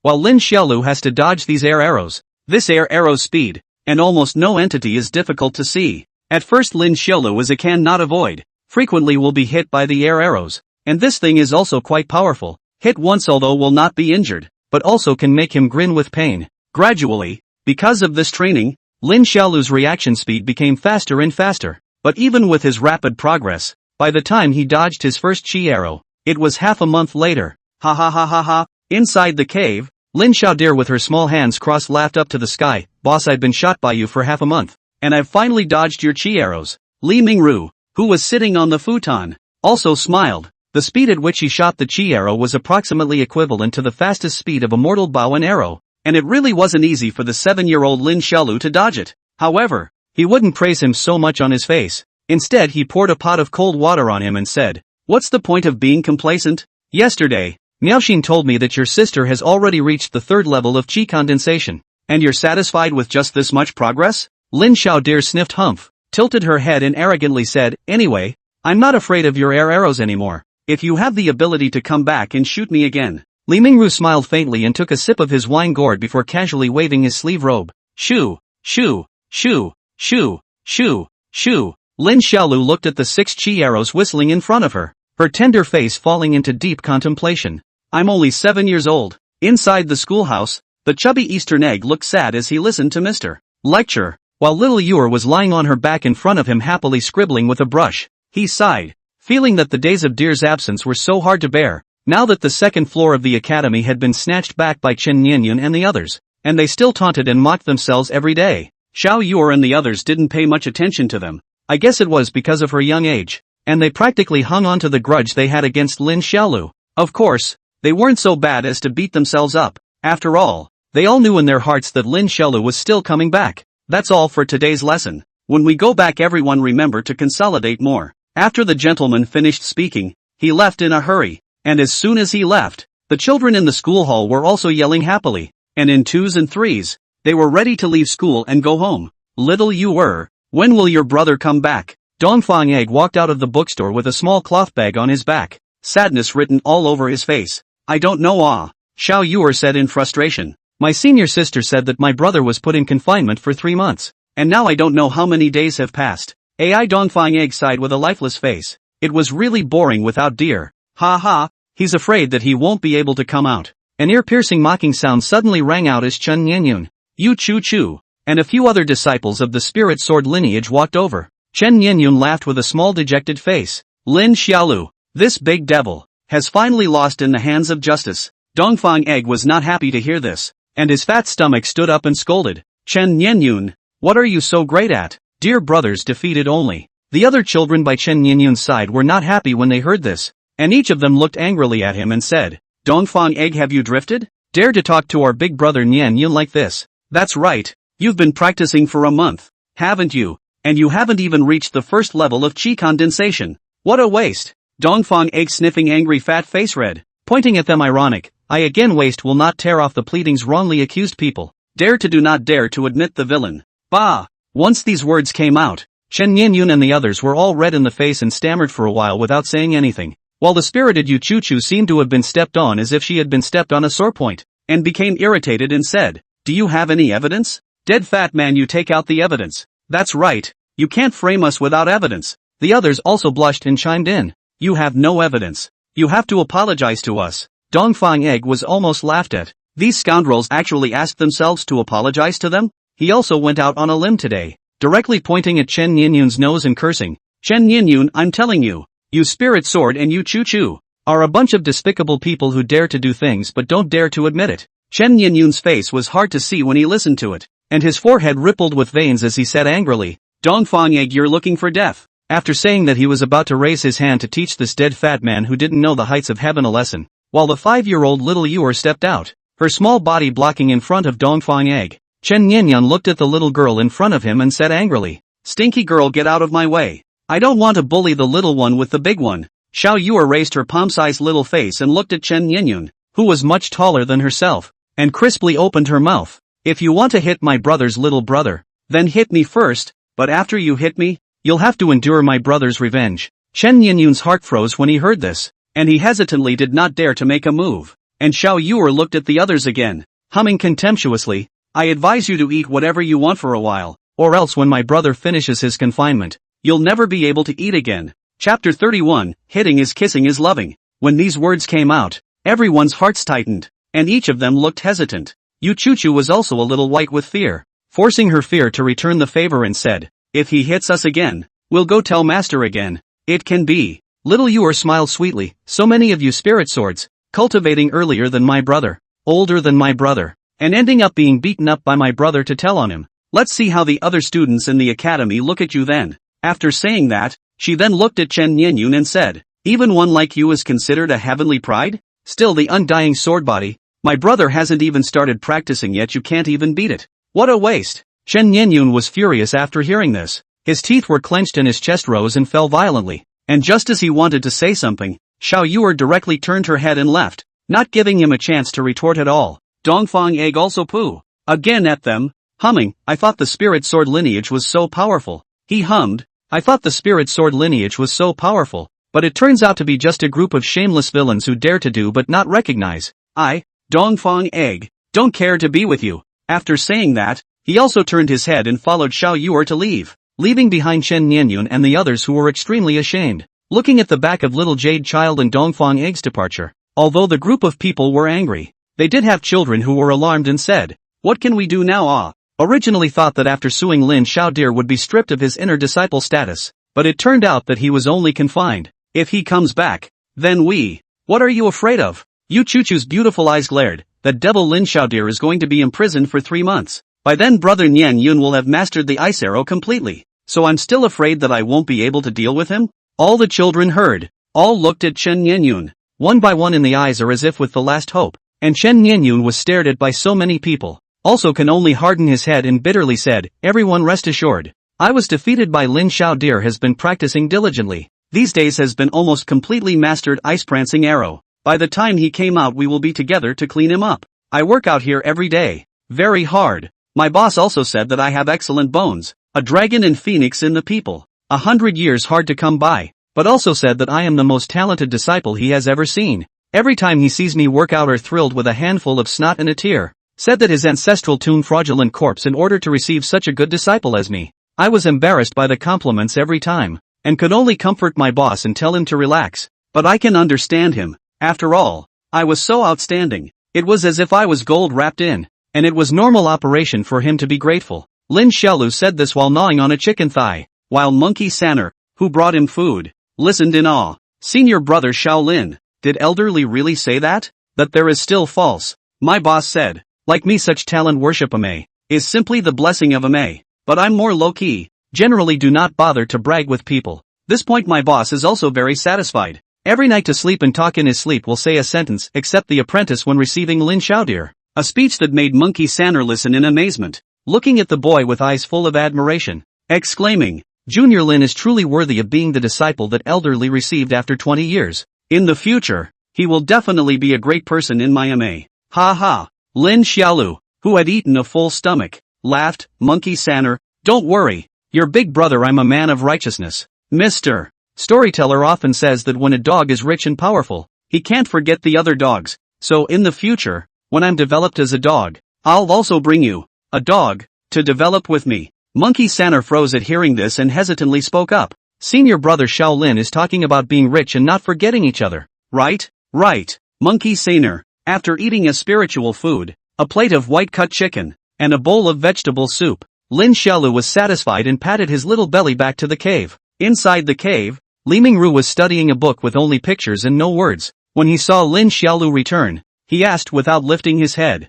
had enough? Eat up boss. Lin Xiaolu beautiful humming, just now monkey 3 children see me, said I now change a lot. Arm powerful, eyes like bronze bells, eyebrows like a sword, all body is full of the king of the air, have become the Amei master of the posture, but also said that I was born to admire, holding my legs live to let me accept him as a little brother. I shirked, but also see his attitude is sincere on the reluctance to agree with him. Li Mingru hummed disdainfully, less bragging, more reading. Lin Xiaolu nodded at his words, then looked curiously at the book in Li Mingru's hand and curiously said, what is this book you're reading, boss? Cough cough. Li Mingru's old face reddened, coughed twice and hummed, just had a full meal. Don't do too strenuous exercise. Go and tie a horse stance for half an hour. Okay. In the cave, Lin Xiaodir honestly began to take horse stances, allowing the food he had just eaten to fully turn into nutrition and nourish his body through exercise. Li Mingru, on the other hand, quietly held a scroll and flipped through it, saying softly under his breath,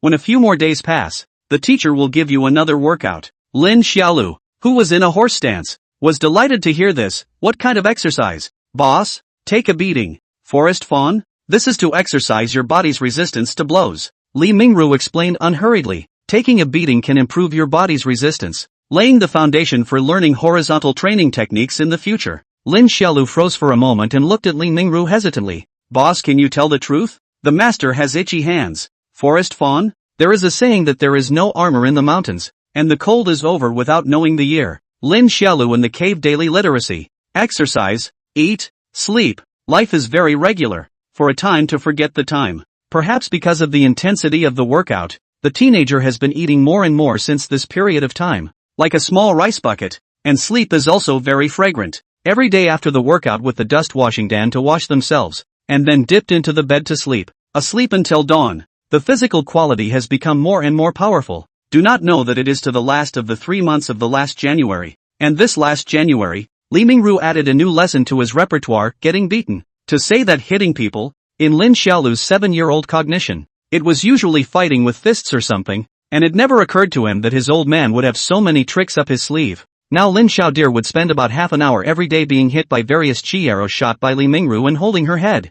Fist-shaped chi arrows, palm-shaped chi arrows, and foot-shaped chi arrows, causing Lin Xiaodir to feel as if she was being surrounded by a group of people on a daily basis. He wailed and dodged back and forth, but Li Mingru shot too many chi arrows. A dozen rounds of air arrows in one shot. Searching, who can withstand that? The 7-year-old child was shot wailing every day. His arms, legs, chest muscles, everywhere was shot with a piece of blue and purple. Even if he dodged with all his might, he could not dodge at all. And I don't know whether it was an illusion or not, but he felt that the speed of the air arrows shot by Li Mingru seemed to be getting faster and faster, and his own dodging ability was growing stronger and stronger. This led to the fact that every time Monkey Saner came up to bring food, the boy came out to eat bruised and swollen like an oriental egg. This time, Monkey Saner looked at Lin Xiaolu, whose head was like a pig's head, and said with an unforgiving heart, "Junior brother Lin, did Elder Li beat you again?" Lin Xiaolu wolfed down the food in his mouth while dejectedly saying, "Boss expects too much from me. He said that I must be stricter with such a good talent and build me up to be Amei's next sect leader.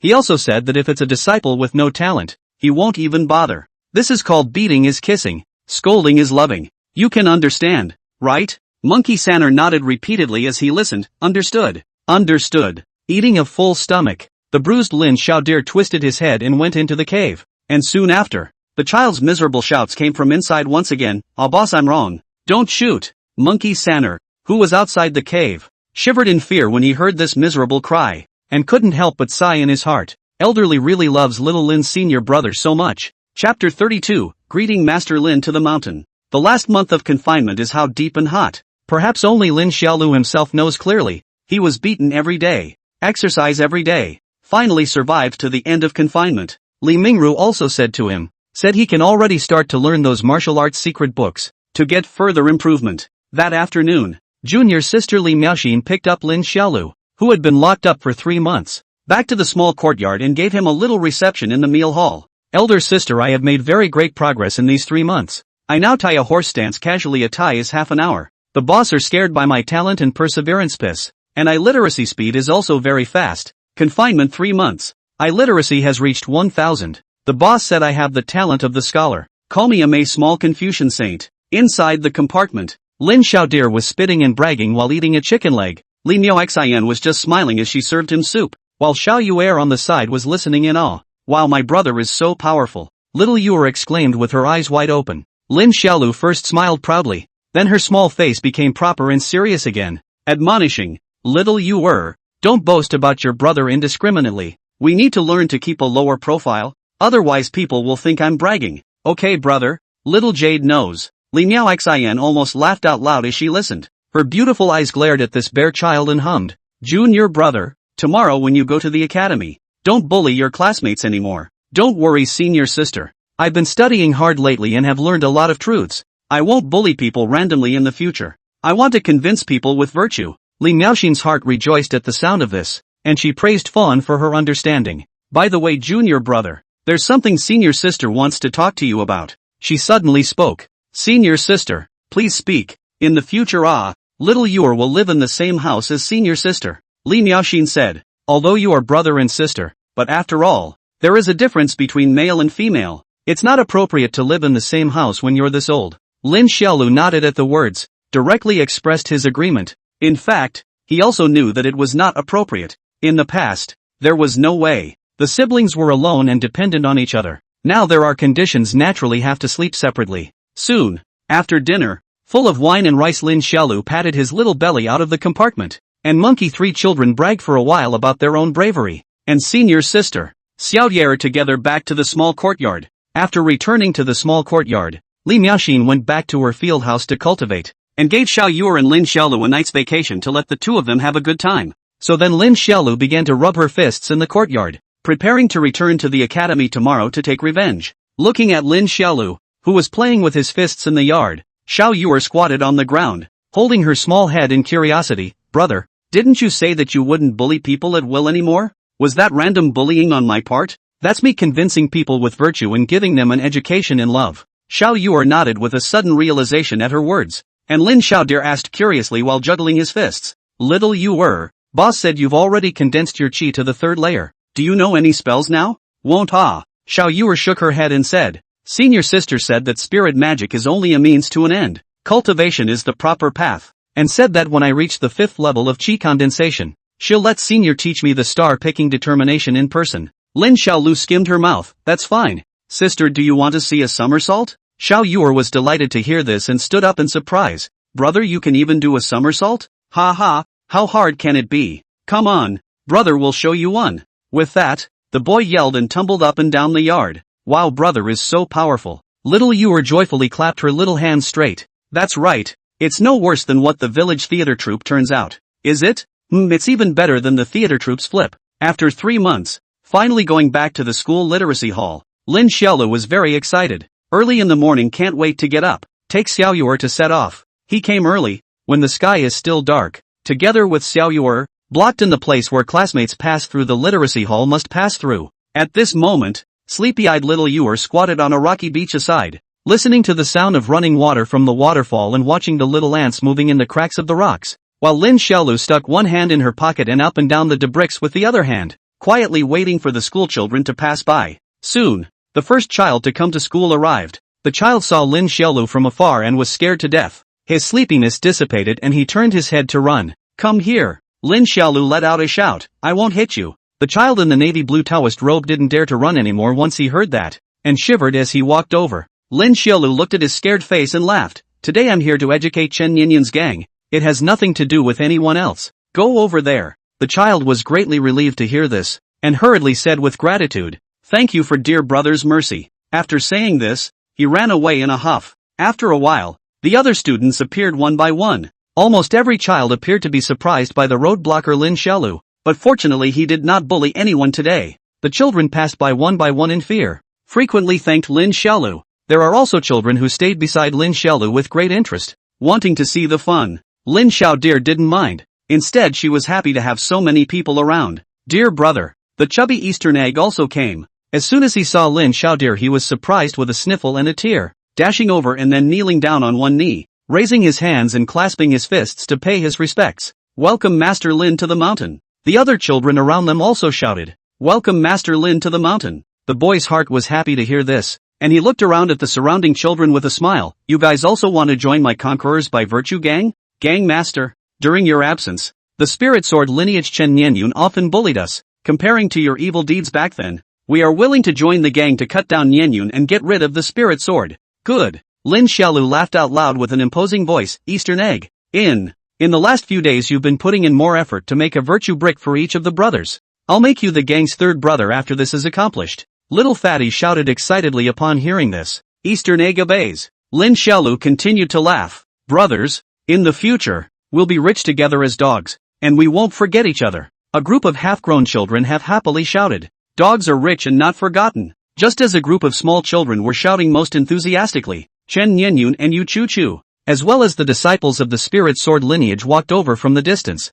talking and laughing. A Spirit Sword disciple beside them looked at a group of people standing on the rocky beach chattering and talking, and wondered, Big brother Nianyun, why are so many people gathered there? It's probably to greet us. Yu Chu Chu proudly laughed. Now that we are the dominant family in the academy, the disciples of the other subdivisions are probably afraid of us, so they greeted us early to please us. Chen Nianyun nodded and complimented with a smile. These guys are quite knowledgeable. When he finished speaking, he swaggered over to lead a group of people. Having walked all the way to the front of the crowd, he was just about to open his mouth to say a few pretentious words when the crowd suddenly dispersed, revealing Lin Xiaolu in the middle of the crowd, who was carrying a debrick with a smile on her face. Chen Nianyun, who was just about to open her mouth, froze in place when she saw Lin Xiaolu. Chapter 33, I'm invincible below Yuaning. Yu Chuchu was also scared and her little face turned white for a while, and the other spirit sword disciples around them were even more nearly scared to pee, and one by one, they retreated back and forth. Lin Xiaolu looked at Chen Nianyun,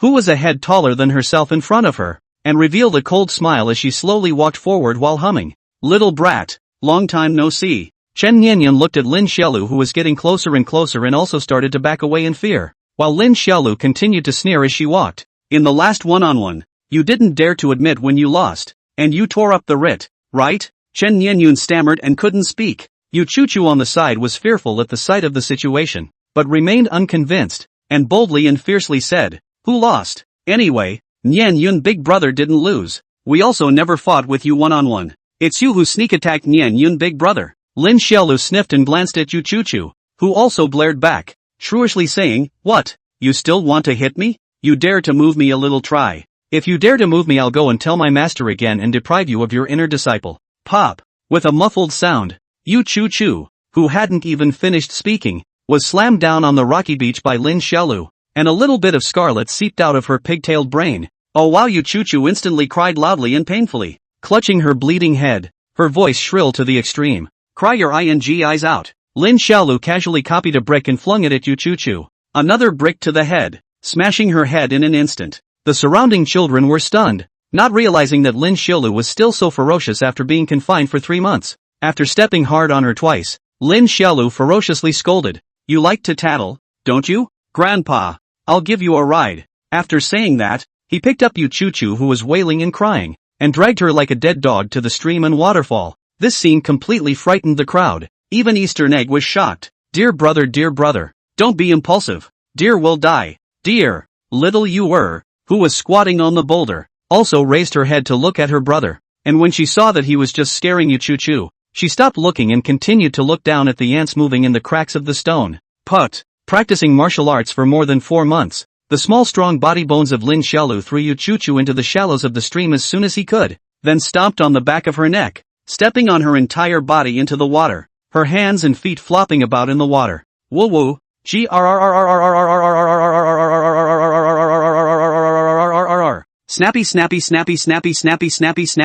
snappy. Lin Xiaolu let go of her foot, and the soaked Yu Chuchu immediately climbed up, coughing loudly. "How's that? Are you convinced? Still snitching and accusing people?" Lin Xiaodir crossed her small hands and condescendingly ferociously said, "Cough cough cough, cough cough cough." Yu Chuchu gasped for air, snot and tears flying out of her nose, and just as she wanted to cry out, Lin Xiaolu once again stomped her into the water. Yu Chuchu also once again flailed about with her hands and feet, and soon her tiny body convulsed, and a stream of filth spilled out of her crotch and floated in the stream. She pooped!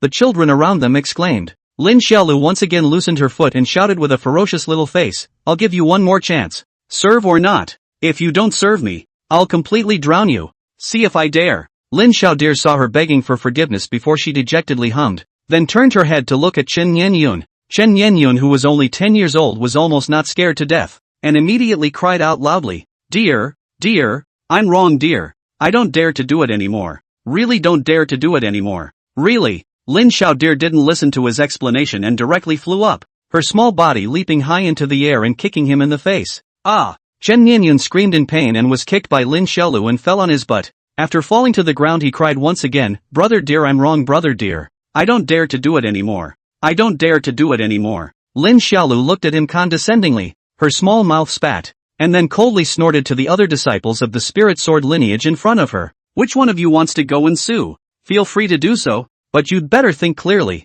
and if you sue, don't be afraid of being retaliated against by me in the future." He shouted sternly, "Whoever dares to sue me, Lin Xiaolu, will get him killed. I'll do what I say." All the spirit sword disciples shuddered at the sound of it, while Lin Xiaodir greeted Dongfang Egg Xiaoyur when she finished speaking and swaggered back to the academy with the children who had just joined the gang. After they left, the remaining spirit sword lineage disciples, After looking at Chen Nianyun and then Yu Chu, who was sitting at the edge of the stream drenched in water and panting heavily, left one by one. They were completely scared this time and did not dare to follow Chen Nianyun blindly. They came to cultivate for longevity, not to seek death. Yu Chu covered a head of blood, sitting on the edge of the rocky beach silently crying. Her heart was equally full of panic. Just now for a moment, she really thought that she was going to be killed by Lin Xiaodir. In one of the empty rooms of the academy, Mr. Yang, who was over half 100 years old, treated Yu Chu's injuries and let her change into clean clothes by herself, then frowned and said, "How could you be so careless and fall into the stream?"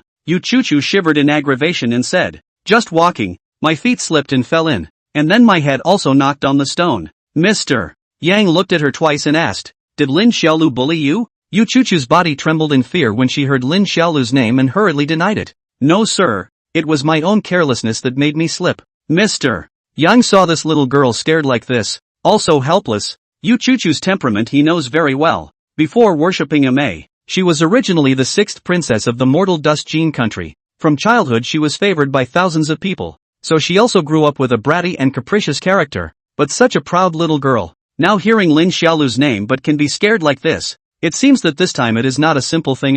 You get some rest and skip class for today. Thank you sir. Yu Chu whispered her thanks. Mr. Yang left and went to the study room with a big stride. At this moment the children in the study room should be reading in the morning, but he approached but failed to hear the sound of reading. Instead, he heard some other sounds. Gangmaster, do you think the force is still appropriate? Not bad. Press it well. Gangmaster, I'll steal my senior brother's jade ruins tomorrow and come over for you to play with. Knowing things. Gangmaster, it must have been hard for you to be confined for these 3 months, right? Fortunately, after all, I'm gifted. My master's father doesn't want to punish me at all. When he was begging me to come to Ame with a handful of sniffles and tears, my master's father said that even if a talent like me lowers his IQ by half, that is also destined to be the one who will remain in the history of the world. Whoa, Gangmaster is awesome. Gangmaster is blessed with great fortune. It's truly a blessing for us to have a Gangmaster to lead us. You must be very capable of fighting now. Gangmaster, this is hard to say. It depends on the state. When the state is bad, I guess, in the whole of Plucked Star, I'm only under one person. My master. Wow, so what if it's in good shape? Good condition? I'm invincible below Yuaning. 1 for 1 above Yuaning. Oh, wow. The Gangmaster is awesome. Gangmaster awesome. Chapter 34 Yokozuna and the 8th grade. Hearing this, Mr. Yang just couldn't listen any longer and walked into the study room, coughing coldly. Ahem. The children were immediately startled and hurriedly scattered back to their respective seats, while Lin Xiaolu also gave face and lowered her legs. Only after the group of children were all seated did Mr. Yang look at Lin Xiaolu and said expressionlessly, "Xiaolu, come out with me for a moment." Lin Xiaolu got up with a sniff, put her hands behind her back, tossed her head as she walked, and followed the gentleman out of the study with a 6-fold stride. Coming outside the bookstore, Mr. Yang looked at him and said, "Did you injure Yu Chu?" "No." Lin Xiaodir's face was innocent. Her little mouth blathered. "Why would Mr. suspect me? I'm only 7 years old. How could I possibly beat Chu's classmates?" Mr. Yang sniffed and looked at him as he continued to speak. "You'd better tell the truth to the old man. If the old man finds out, I won't forgive you lightly." "Mr. Feel free to check," Lin Xiaolu arrogantly said. "Her injury definitely has nothing to do with me." Mr. Yang glared at him and left a sentence. "Wait here for a while." After saying that, he once again entered the bookstore. "Who will tell me how Yu Chu got hurt?" It was quiet in the bookstore and all the children were silent until the voice of the Eastern egg rang out. "Sir, Yu Chu fell by herself." The other children of the Virtue Gang responded. "That's right sir, she fell on her own." Yeah, I saw it with my own eyes. Yes, I can prove it too." Mr. Yang's face turned blue with anger at his words and shouted, "Chen Nianyun, tell me, how did Yu Chu get injured?" Chen Nianyun's face trembled in fear as he slowly stood up. His face changed for a moment, and the children within the bookstore all looked at him, and after a moment of hesitation, he stammered out, "Yu Chu fell on her own." Mr. Yang listened to the stunned Chen Nianyun's answer was out of his expectation. He looked at Chen Nianyun. His heart was a little surprised. Is it possible that he really suspected wrongly? After a long time, he sighed and told the children to continue reading and not to gossip and fool around, and then he went out of the study once again, walking up to the dejected Lin Xiaolu. Mr. Yang glanced at him and didn't mention Yu Chu's matter again, but instead additionally hummed, Old man, I just heard that the students are addressing you as the master of the gang? Yes sir. Lin Xiaolu spoke eloquently. I created a convincing people by virtue gang because I want my students to be able to conduct themselves with virtue in the world in the future. After that, he yelled into the bookstore to prove his words. Brothers, what is the purpose of our gang? Convinced by virtue. Listening to the children's neat and tidy shouts, Lin Xiaolu smiled with her eyebrows and happily laughed at the gentleman. Sir, this is what our gang is all about. Mr. Yang's face changed, and for a while he was actually somewhat speechless. Could it be that he had really misunderstood this little guy? This virtue to conquer gang sounds like an organization that encourages people to be good, but why do I always feel that there is something strange about it? He suspiciously looked at this little guy twice, coughed a little and said softly, convincing people with virtue is indeed good. I hope you can stick to it and do everything with virtue in the future. Lin Xiaolu immediately revealed a harmless and cute smiling face upon hearing this. Don't worry sir. I will definitely stick to it, and in the future, when I grow up, I will go out every day to convince people with virtue. The first day of returning to the literacy hall ended like this, and at Shenzhen in the afternoon, Lin Xiaodir and Xiao Yuer returned to the small courtyard where they lived together, and without stopping, they began their respective cultivation. Xiao Yuer naturally went to cultivate the heaven and earth aura with Li Miao Xin, while Lin Xiaolu began to continue her own martial arts cultivation. He first went out and ran a lap of steps and took a half-hour horse stance to warm up. Then he began to formally practice martial arts. The first thing he practiced was the horizontal training technique of the Tai Jia Zhuang of the Great Yu country, and the 8 extreme fist technique of the Dali Temple of the Tang country. Li Mingru had told him that both of these martial arts belonged to the Dharma that could improve physical fitness, and were more suitable for practicing as a child's kung fu from a young age, so that he could lay a good foundation. Among them, Tai Jia Zhuang's horizontal training skill belongs to a kind of hard qigong. Of course, the qi here is not any heaven and earth spiritual qi, but the innate true qi of the human body. It is through a special way of exercising, so that the innate true qi of the human body fills up one's own skin and blood and flesh, so as to achieve the effect of the body being like steel, and the body being like iron. The secret book clearly said, horizontal practice method practiced to the extreme. The flesh can block the mortal iron without injury. To 1 against 100 is not a matter of course. In addition to this, Lin Xiaolu also had to learn the 8 extremes fist technique of the Tang Kingdom's Dali Temple. Similar to the horizontal training method, 8-pole boxing is also extremely fierce martial arts discipline.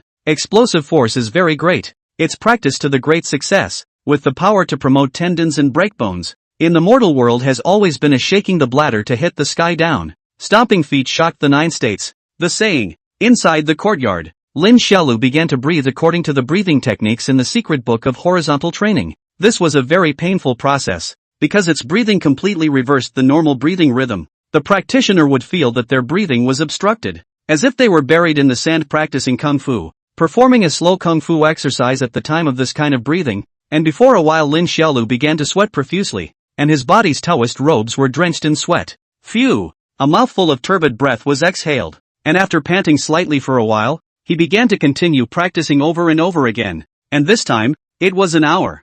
Time. Lin Xiaolu and sister, Li Miaoxin went to eat together. The teenager's appetite once again skyrocketed. A person eating, as if a starving piglet. Li Miaoxin are scared. A forceful towards him shouted slowly eat. After dinner, and then breathing with the breathing method of the horizontal training qi, and taking half an hour's horse stance to digest the food thoroughly, he began to practice the 8 extremes fist. Ha! Drink! Ha! Inside the courtyard, Lin Xiaolu shouted and practiced boxing. His body bones are now very strong. Can afford this kind of high-intensity exercise? Its punches and kicks are not as soft as other children. But instead of hitting the tiger, some time passed. The bright moon hung high. The cool moonlight illuminated the small courtyard in a silver white. Li Miao Xin, who had finished repairing the round, walked out of the house door to see how Fawn's workout was going. And as soon as she came out, she saw that Lin Fawn was standing under a willow tree, closing her eyes to breathe calmly and slowly exerting her body. She didn't interrupt, but watched with interest.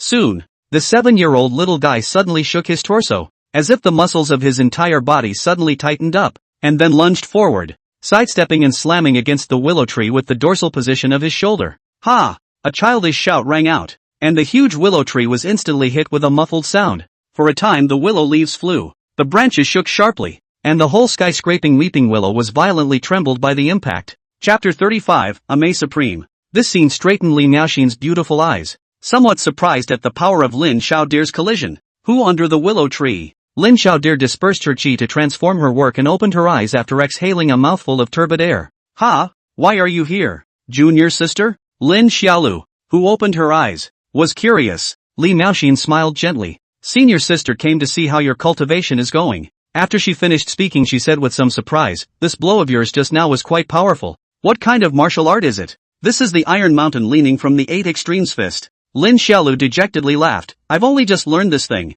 and I can't perform it to the extreme yet. Do you think this move can beat you immortal cultivators, senior sister?" Li Miaoxin thought about it and didn't discourage him, smiling and cheering him up. "Cheer well. Okay." Li Miaoxin watched him continue to exercise in the yard, and secretly made some comparisons in her mind. There was no denying that Lin Xiaolu's slam was amazingly powerful, but it was only for children, and it had to be an ordinary child. It was certain that the vast majority of children would not be able to withstand this collision. But what if it was little Jade facing it? Xiao Yur has not yet practiced the spirit method against the enemy, but with her current cultivation of the 3rd level of qi condensation, he casually taught her a body protection method. Lin Xiaodir could not break it, and even the power just now could not play any role when multiplied by 10. Looking at the courtyard actively practicing the little guy, Li Miao Xin heart, emotionally, his own little brother, really good effort also can suffer, but perhaps as the master said, the martial arts, after all, is not into the small way,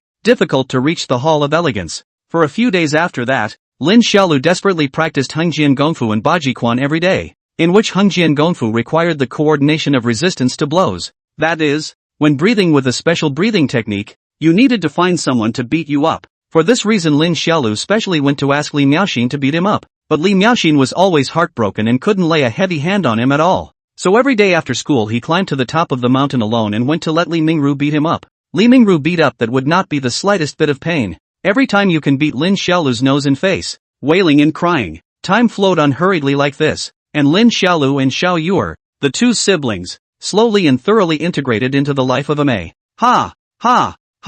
Inside the yard, Lin Xiaoxue, naked, hit the willow tree again and again. Straight to the willow tree swayed. Today was a day off and there was no need to go to school. So Lin Xiaolu woke up early and started practicing, and had already practiced for more than an hour. Little Yur squatted in the courtyard, grabbing a bunch of sugar gourds in her hand and licking them, watching her brother practice as she did so. Ha! Willow shuddered violently, her branches dropping sharply. The boy took a break and used the dust wash to expel the sweat from his clothes. Dear! Dongfang Eg's voice suddenly rang out from outside the courtyard, and Lin Xiaolu couldn't help but laugh a little when she heard this guy's voice. Today is a day off. Yesterday after school the children in the school hall together to discuss where to go to play today. And finally Lin Xiaolu proposed to take the group together to go to Tong Demon Peak Spiritual Beasts Valley to play. The group unanimously agreed to come to Picking the Stars this morning to find Lin Xiaolu to meet up. At this moment Dongfang Egg, dressed in a rather splendid garment, led 24 children to run over, all of whom were members of the Virtue Gang. Li Miao Xin, who was practicing inside the house, heard the commotion and walked to the door of the room to take a look. After seeing that it was the young disciples of the other subdivisions, she was ready to go back to continue practicing and just let them go play by themselves, but just as she was about to turn around, she saw a strange scene. Inside the courtyard, Dongfang Egg ran to Lin Xiaolu, knelt on one knee, raised his hands and clasped his fists and said loudly and respectfully, Dongfang Egg pays his respects to the gangmaster. The 20-odd children behind Dongfang Egg were also kneeling on one knee and spoke loudly and neatly. Greetings to the gangmaster. Lin Xiaodir, on the other hand, carried his small hands and stood in front of the children, first letting out a burst of arrogant and domineering giggles, and then waved his small hand. Brothers, today we'll go to Tong Demon Peak Spiritual Beasts Valley together to play. We all must come up with the momentum of our virtue convincing gang. Yes. The group of children finished hotly and left together with a 6-fold stride. Li Miaoxin looked at the whole person is not good. His own this little master brother. Every day in the school hall did what? In the Tong Demon Peak. 2 17 or 18-year-old cultivators of the Tong Demon lineage were discussing the cultivation method of channeling with demonic beasts and transforming them into spirit beasts. The 2 of them were walking and chatting, and they were in the midst of chatting, when they suddenly heard a clear, childish cry coming from the distance. Ame Supreme, convince people with virtue, divine powers are vast, boundless magic power. Ame Supreme, convince people with virtue, divine powers are vast, boundless magic power. In the distance, a 7-year-old boy with his hands behind his back, forcefully stepped onto the stone steps and came, and he was followed on both sides by more than 20 shouting children, who shouted neat slogans. and for a while the momentum was astonishing, as if the big brother of the world was traveling. In the midst of the shouts, Dongfang Egg, who was following the teenager, saw the two dumbfounded cultivators looking curiously in front of him, and with a fat face, he cursed, "What are you looking at? Haven't seen such a handsome Ame Supreme? Hurry up and make way." "Oh sorry. The two cultivators hurriedly got out of the way and watched the vast procession in front of them pass in front of them. When the team was far away, a cultivator asked curiously, "Senior brother, who is this Ame Supreme? Does our Ame have such a person?" Another cultivator was also not quite sure, rubbing his head in confusion. "Strange, I haven't heard of this whatsoever Ame Supreme either, but listening to the name is quite impressive." Lin Xiaolu led the children all the way to shout all the way. For a time Tong Demon up and down heard that arrogant to the extreme slogans. Attracted countless Tong Demon disciples are out of the cultivation residence out to watch. Have been curious about this Ame Supreme God is what the gods. I know. A young Taoist child of the Tong Demon who was attending school in the academy bragged to his senior brothers and sisters. "The Supreme Ame is Brother Deer." "Deer? Who's Deer?" That little Taoist boy proudly said. "Brother Deer is the boss of our academy. Very powerful. Chen Yunyun can't even beat him." "Oh, is he highly gifted? What kind of physique is it?" A senior brother was curious. The little Taoist boy was also a bit confused when he heard this. He was also not sure how talented Deer was and what kind of physique he had, but he looked at his classmates all playing together and felt envious, and said blearily, "Elder brother, I also want to go and play with them." A few senior brothers smiled at his words. "Go ahead and go. Don't cause any trouble, ha." The little Taoist boy nodded his head in surprise, and said aha, and then he dashed to the team with his short legs, and followed the group with a loud shouting of the slogan. The most powerful slogan in the world is the most powerful slogan in the world. Ame Supreme. Convince people with virtue. Divine powers are vast. Boundless magic power. Chapter 36 Fishing for Goldfish. Fawn Lin. Just as a group of children were shouting and preparing to break into the Spirit Beast Valley, a dainty cry came in time. A wonderful woman in a long blue dress with a pillboxed head fell from the sky and stepped in front of the children. "What are you guys arguing about early in the morning?" Tang Xin huffed and puffed looking at this group of children. She was arranging for a few outer disciples to milk the vine green cow in the valley, but the result was that she heard the noise from afar, and the vine green cow was startled,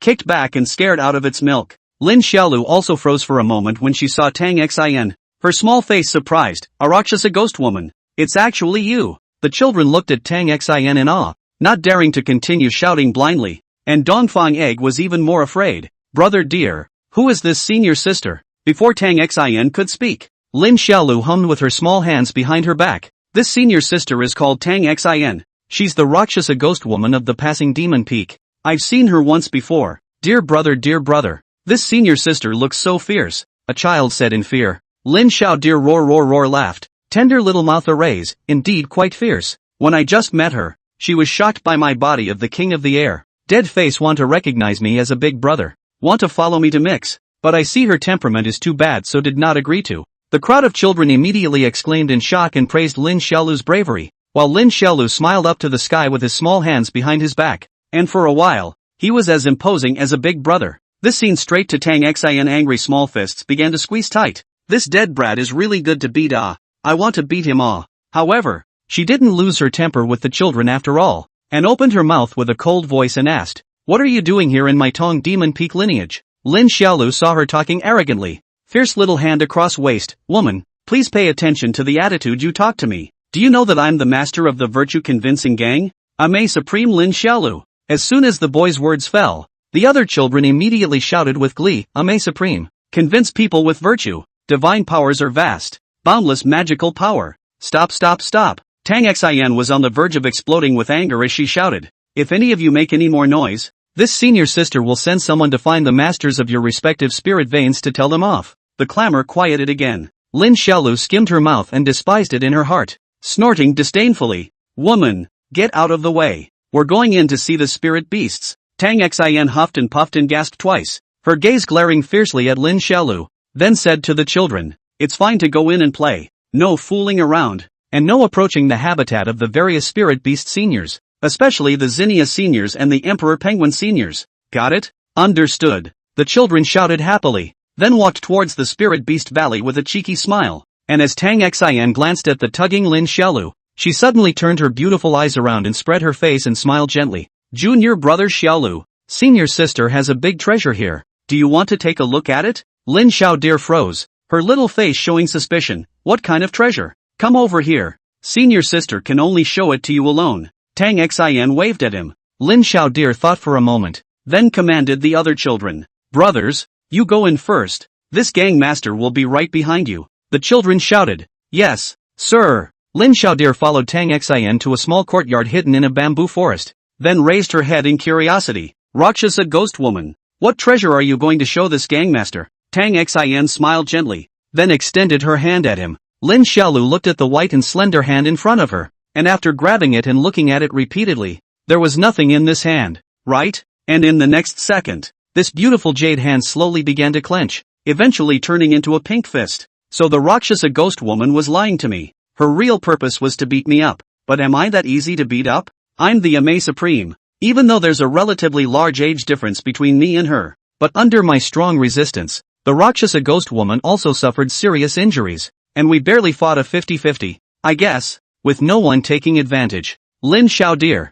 whose eyes were bruised black and hung with a nosebleed, said to the children. The children have revealed a look of awe. The Eastern egg is even exclaimed, worthy of being a dear brother. Ah, is extraordinary, only worshipped in the Ame a few months, and can be 50-50 with Sister Tang, really unparalleled in the world. Hearing this, Tang Xin on the side almost couldn't hold back her laughter. Holding her arms and lazily ignoring these little guys, a child looked at Tang Xin in awe and asked in confusion, Gang master, I see how senior sister Tang has no injuries on her face. You have injuries all over your face. After hearing this, the children looked at Tang Xin and saw that Tang Xin's face was not injured at all, and some doubts arose in their hearts. Wasn't it a 50-50 split? How come Deer's face was bruised and bleeding, but Tang Xin's face was fine? In response, Lin Xiaolu didn't panic in the slightest and explained in a serious manner. The Rakshasa ghost woman suffered from internal injuries. Oh, the children realized.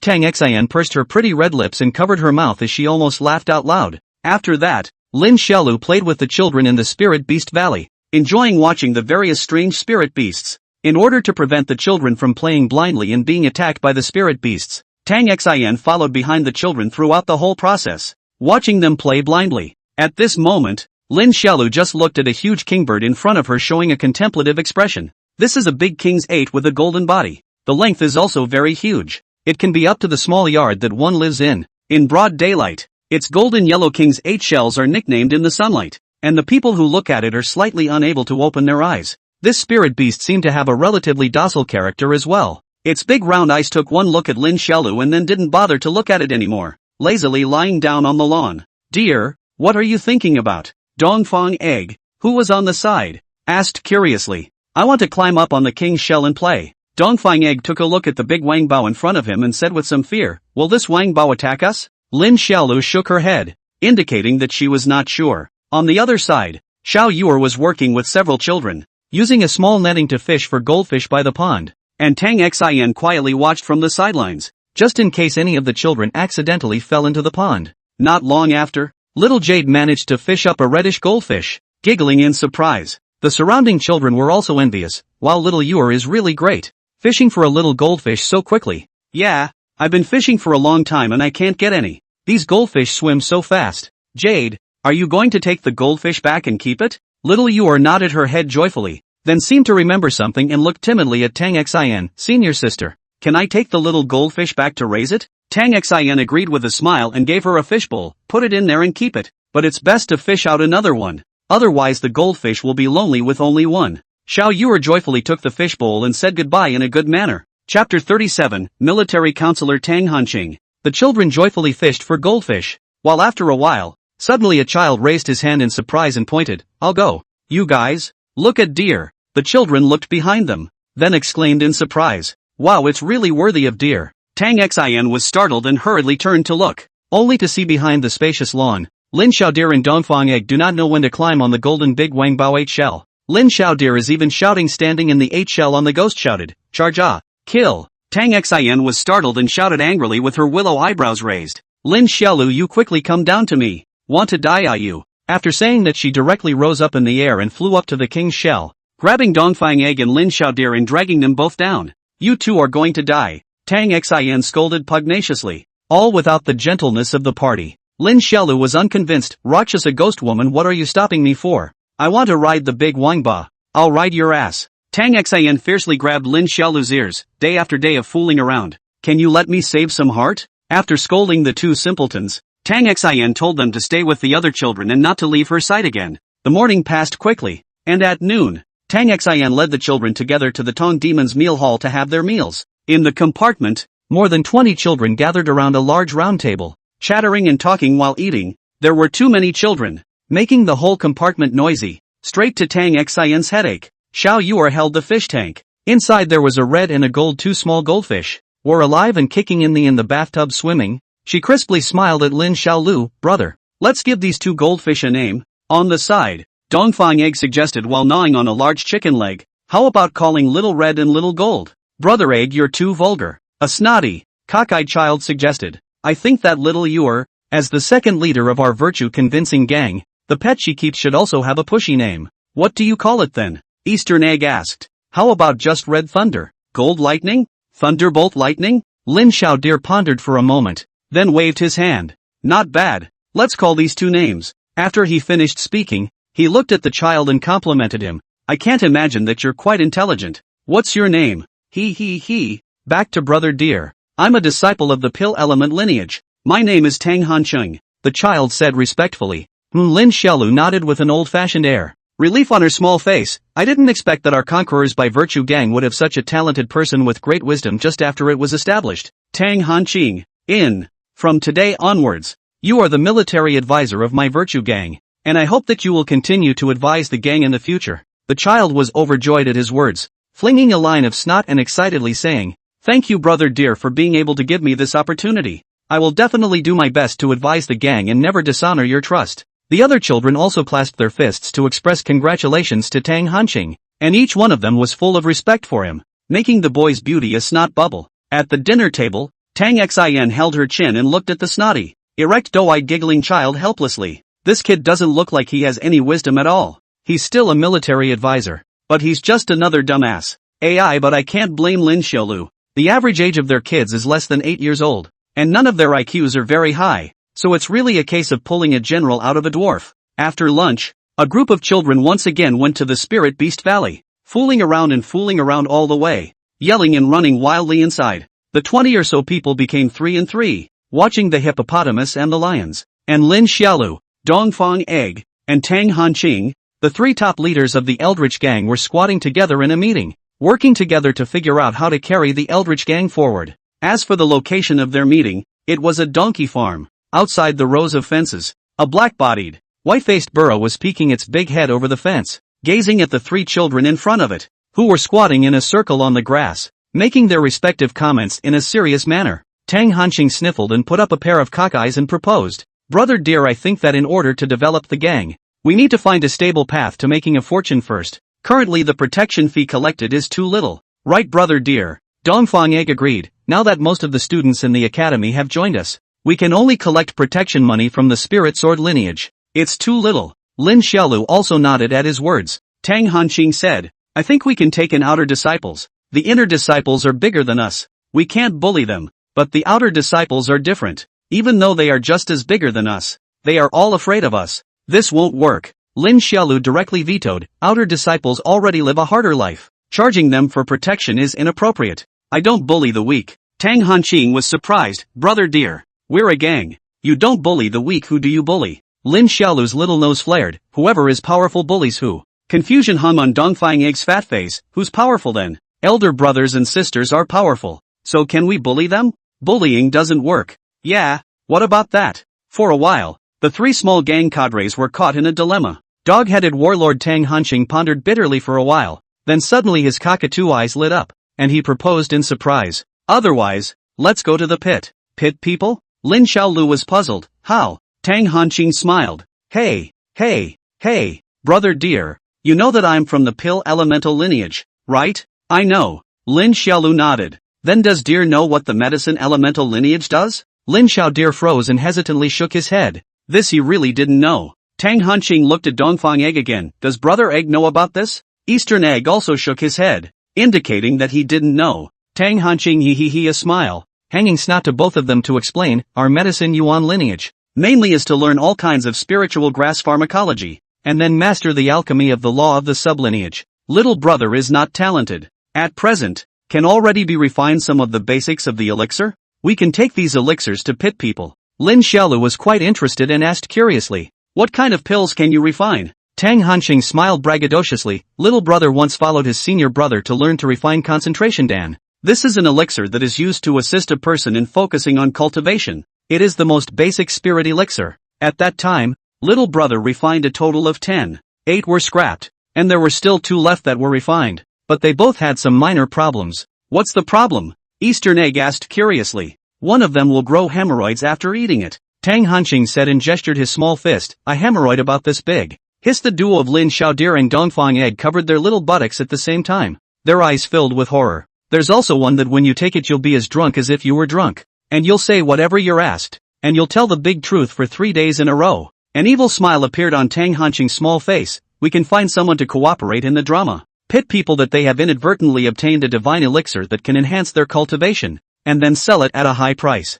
Hearing this, Lin Xiaolu immediately brightened up, brainstorming the image of Chen Nianyun growing hemorrhoids as big as her fist after taking the elixir. Wow! He excitedly slapped Tang Hanqing's shoulder and praised loudly. Truly worthy of being the military division of my virtue-convincing gang, truly resourceful and terrifying as well. Chapter 38 Immortal Pills. After a moment of deliberation and silent planning of a scene, the 3 dolls began to look forward immensely to the second day. After playing around for the whole afternoon, the children only returned to their respective subveins at Shenzhen in the afternoon, each going back to their own homes and looking for their own moms. Lin Xiaodir also took Xiao Yuer back to the small courtyard, and started today's workout right afterward, running to the top of the mountain, running outside Li Mingru's cave for half an hour, then entering the cave to work on his breathing technique, letting Li Mingru beat himself up violently for half an hour, making sure that every inch of his body was reasonably beaten up before going back for his evening meal. After eating the evening meal, in the small courtyard, half an hour of horse stance, and then work out the 8 extremes fist for a whole hour, during which hit the willow tree more than 100 times, the day's training will be completely over. Sore body back to the house to rest. Such was his daily life now, with all kinds of exercise, from Shin time in the afternoon until O time at night, a full 3 hours, non-stop all day, very regular. Early in the morning of the second day, he jumped up from his bed, washed up and put on his own little Taoist robes, and went out of the mountain gate with little Yuer in high spirits. Brother, you don't seem to be the same as before, little Yuer said as she tugged on Lin Xiaolu's hand. On the white, translucent and delicate pathfinding bridge, Lin Xiaolu smiled evilly and impetuously. I found it too. I've almost got abs now, and my body has become so sturdy. Speaking of which, Lin Xiaodir intended to show off with her sister. Her small hands crossed her waist, took a deep breath, tensed her muscles and said, Xiao Yuer, come on, hit me. Ha! Little Jade looked at him in surprise. Don't be afraid. I won't be hurt if you hit me. Oh, good. After saying that, Xiao Yuer raised her small hand and slapped him. Pa. The sound is crisp and pleasant. Forest fawn? He looked at his sister with a dumbfounded face as his face was slapped. You, how do you slap? Xiao Yuer was puzzled. Wasn't it you who told me to beat you, brother? Lin Fawn. Well, what a sister. Walking across the path-seeking bridge, the siblings came to the middle of a May peak and waited for a while before the chubby Dongfang Egg came over with a cloth bag. When he saw Lin Xiaodir, he cheerfully greeted the two of them. Brother dear, Xiao Yuer. Little Jade waved her hand adorably at him, and Lin Xiaolu nodded her head as she clasped her arms. Come, Egg. After Lin Xiaodir saw Dongfang Egg, she said to him mysteriously at the edge of the mountain path. I've discovered something. What is it, dear? Come on. You hit me. Lin Xiaoxue said with her small hands crossed. Eastern Egg was a little confused. It's okay. You hit me. Come on. Lin Xiaodir urged. Dongfang Egg raised his meaty little fist and punched Lin Xiaoxue's chest. Lin Xiaodir didn't move and showed off. See, it doesn't hurt at all. You know why? Because I found that when I will be my body's muscles are tense, so I can improve my defense. After saying that, he asked with a green light in his eyes, do you want to try it, Egg? Hey, good Silly Oriental Egg also began to force top their body fat, hard with the teeth, big fat face are given to suffocate red. Lin Xiaolu clapped her hands on the side to give him a boost. Come on and push hard. Tighten your muscles. Tighten your muscles. The little fat man exerted his entire body with fury and hissed in indignation. Ready dear. Really ready? Really ready? Ready for me to come? Come on dear. Pa. Lin Xiaolu raised her hand and slapped him. Eastern Egg was confused. Ha. Lin Xiaolu, who had finished slapping her, covered her stomach and laughed without coming up for air, and the whole person jumped in place with joy. Dongfang Egg covered his face with a sad face. Dear brother doesn't take you to bully people like this. The three of them joked on the side of the road for a while, and after a while, they waited for the late arrival of the little Taoist boy. Tang Hanqing. Soup dumplings, you hurry up, Lin Xiaolu urged. Tang Yuan, the nickname of Tang Hanqing in the schoolhouse. Coming brother dear. Tang Hanqing came to several people in a burst of jogging. Lin Xiao dear asked expectantly, did you bring the pills? Brought dear. Tang Hanqing took out two nice-looking little brocade boxes and sent them to Lin Xiaolu as if offering treasure. Lin Xiaolu looked at the brocade box and complimented. This packaging is good it looks quite exquisite. He Tang Hanqing put up his wise cockeye and flung his snot bubble and laughed, as the old saying goes. People rely on their clothes and horses rely on their saddles.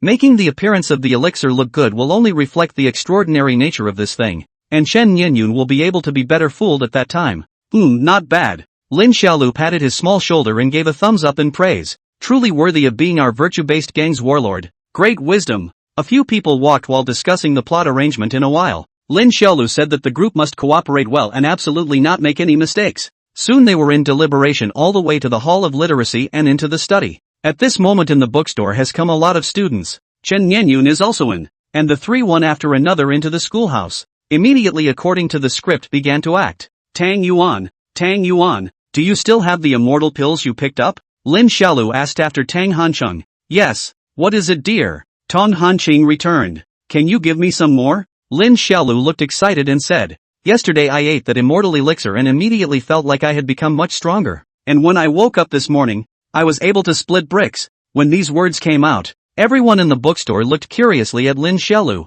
Even Chen Nianyun couldn't help but look over, intent on showing off. Lin Xiaodir lifted up her own Taoist robe as soon as she did so, revealing her little tummy to all the children. The girls inside the bookstore shrieked and covered their faces, while the boys all exclaimed in surprise that Lin Xiaolu actually did have abs on her small stomach. Lin Xiaolu he smiled and continued to say loudly to Tang Hanqing, after I ate the immortal dan that you gave me, my body has changed a lot, and my master also specially gave me a check on my body, saying that my physique has become very strong and healthy, and also said that this immortal dan you picked up should be a legendary immortal dan, and that you can become stronger if you eat one of them. Can become stronger? You can give me two more. Tang Hanqing had a difficult face after hearing this. Brother dear, it's not that I won't give it to you, it's just that I've picked up a total of 3 of this elixir, and now that I've given one to you, there are still 2 more that I'd like to keep to sell for a good price. Sell it to me. Dongfang Egg, who was on the side, said excitedly, sell it to me, Tang Yuan.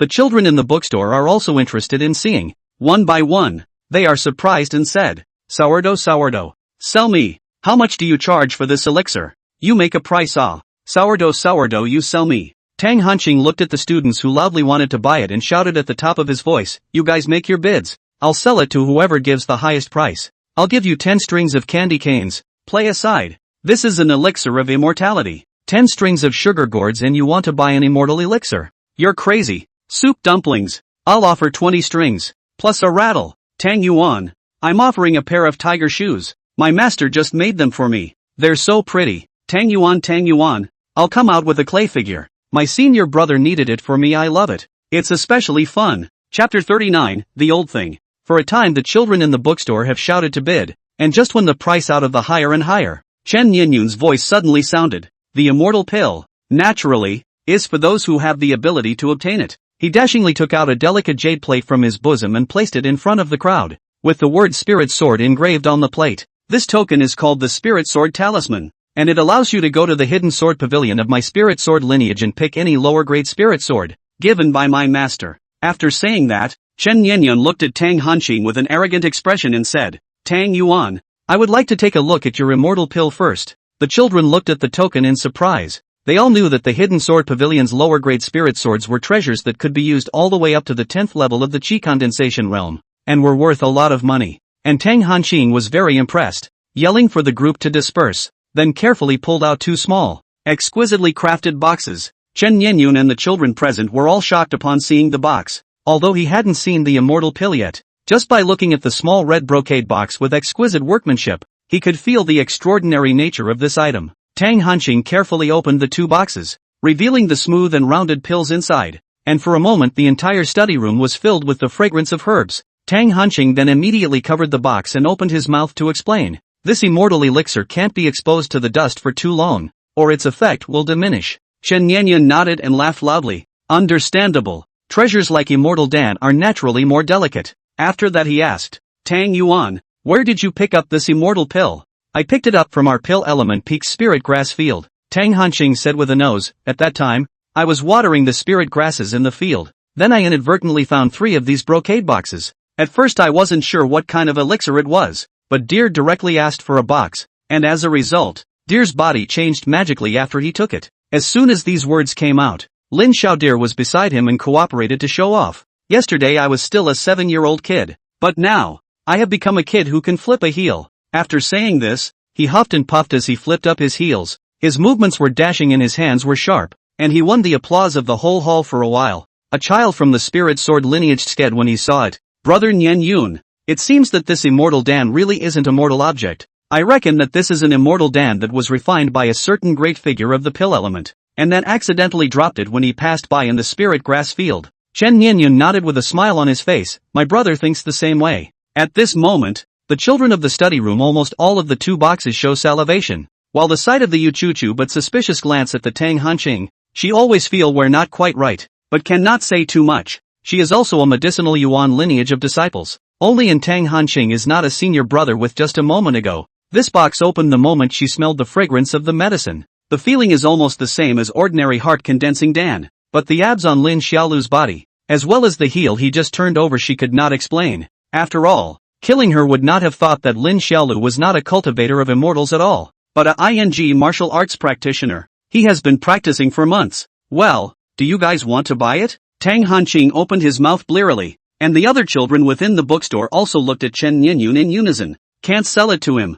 Before Chen Nianyun could speak, Lin Xiaolu yelled from the sidelines. Soup dumplings can be sold to whoever you want, just not to Chen Nianyun. Tang Yuan froze in shock. A trace of fear appeared on his small face, stammered and didn't dare to speak, obediently preparing to put away the brocade box. This time could make Chen Nianyun anxious. Originally he was still a bit hesitant, thinking that he still had to consider it. After all, the spirit sword talisman bestowed upon him by his master was not a mortal object, but now that Lin Xiaolu had spoken out, he immediately did not dare to hesitate. Lin Xiaolu had only eaten 1 and his body had become so strong. His cultivation had only skyrocketed. If he continued like this, wouldn't he be bullied by him all the time? Anyway, the spirit sword talisman was bestowed by his master, and if he relied on these 2 immortal pills to bring his cultivation to the next level, his master would surely be overjoyed, and then he would still be afraid of not having a spirit sword to use? Thinking of this, he hastily shouted, "Wait!" He then flung the spirit sword talisman at Tang Hanqing and directly snatched the 2 brocade boxes in his hand. Lin Xiaolu immediately became anxious as she took a look. Her small hand slapped the table fiercely, pointing at Chen Nianyun and shouting angrily, Chen Nianyun, you think you can defeat me just because you got the immortal pill today? I'm coming to rob you of your immortal pills now. When he finished speaking, he pulled out his German brick and wailed, looking like he was going to pounce and fight for his life. Chen Nianyun originally thought to go back and study it again. At this moment, seeing Lin Xiaolu look like she was going to come up and forcefully snatch it, she didn't dare to hesitate any longer, and as soon as she opened the brocade box, she swallowed the 2 pills in one gulp. My immortal Danoff. Lin Xiaodeer pounded his chest in sadness. His little face was full of grief and anger, while Chen Nianyun patted his belly and burped, laughed out loud and said, Lin Xiaodeer, you wait for me. When my cultivation skyrocketed, I'll come and find you to take revenge. Ha ha ha ha ha ha ha. Everyone, please turn your books to the next page. Inside the bookstore, Mr. Yang was quietly giving lessons to the children, and at this moment, Lin Xiaolu, Dongfang Egg, Tang Hanqing, and even Xiao Yuer, they were all secretly observing Chen Nianyun out of the corner of their eyes while giving lessons. Sure enough, only about 10 minutes into the class, Chen Nianyun's face slowly began to change. At first he had only frowned, but now it had become obvious that something was wrong. Not only did he turn pale, but his butt moved around on the stool as if he was sitting on pins and needles. Lin Xiaodeer stifled her laughter and just quietly waited until the elixir kicked in. The son said learning without thinking is confusing. Thinking without learning is dangerous. Do you guys know? What does that mean? Mr. Yang asked, smiling at the children. The children were dumbfounded. One as if they were little darlings, as if they were sitting still, and just as the gentleman was helpless, and thought that rotten wood could not be carved. One man raised his hand tremblingly. The gentleman took a look and said with a happy heart, It's still Nianyun who is studying seriously. Come on, Chen Nianyun, come and tell everyone what this sentence means. At this moment, Chen Nianyun was sweating profusely and his face was pale to the extreme. He shivered and stood up and said, Sir, I'm not feeling well. I want to go and take a rest. Lin Xiaolu and the others who saw this scene were stifling their laughter. Especially Lin Xiaolu, who almost laughed out loud when he noticed an extra bulge behind Chen Nianyun's buttocks. Haha, that must be a hemorrhoid the size of a fist. Hearing Chen Nianyun's words, Mr. Yang froze for a moment as he looked at the teenager who didn't look quite right in confusion. What's wrong with you? I don't know. Chen Nianyun looked squirmy, her lips slightly trembling as she said, It's just, noticing that something was wrong. Mr. Yang rushed forward to check it out, and soon discovered the bulge on the back of his Taoist robe, surrounded by all the children. Mr. Yang was confused. What is this? Chen Nianyun's face was a shade of white and a shade of red. He felt his buttocks hot and painful, and just when he wanted to say something, Mr. Yang suddenly raised his hand and touched the bulge. Ah! He instantly jumped into the air covering his ass, his whole body letting out a heartbreaking scream as tears crumbled out of his eyes.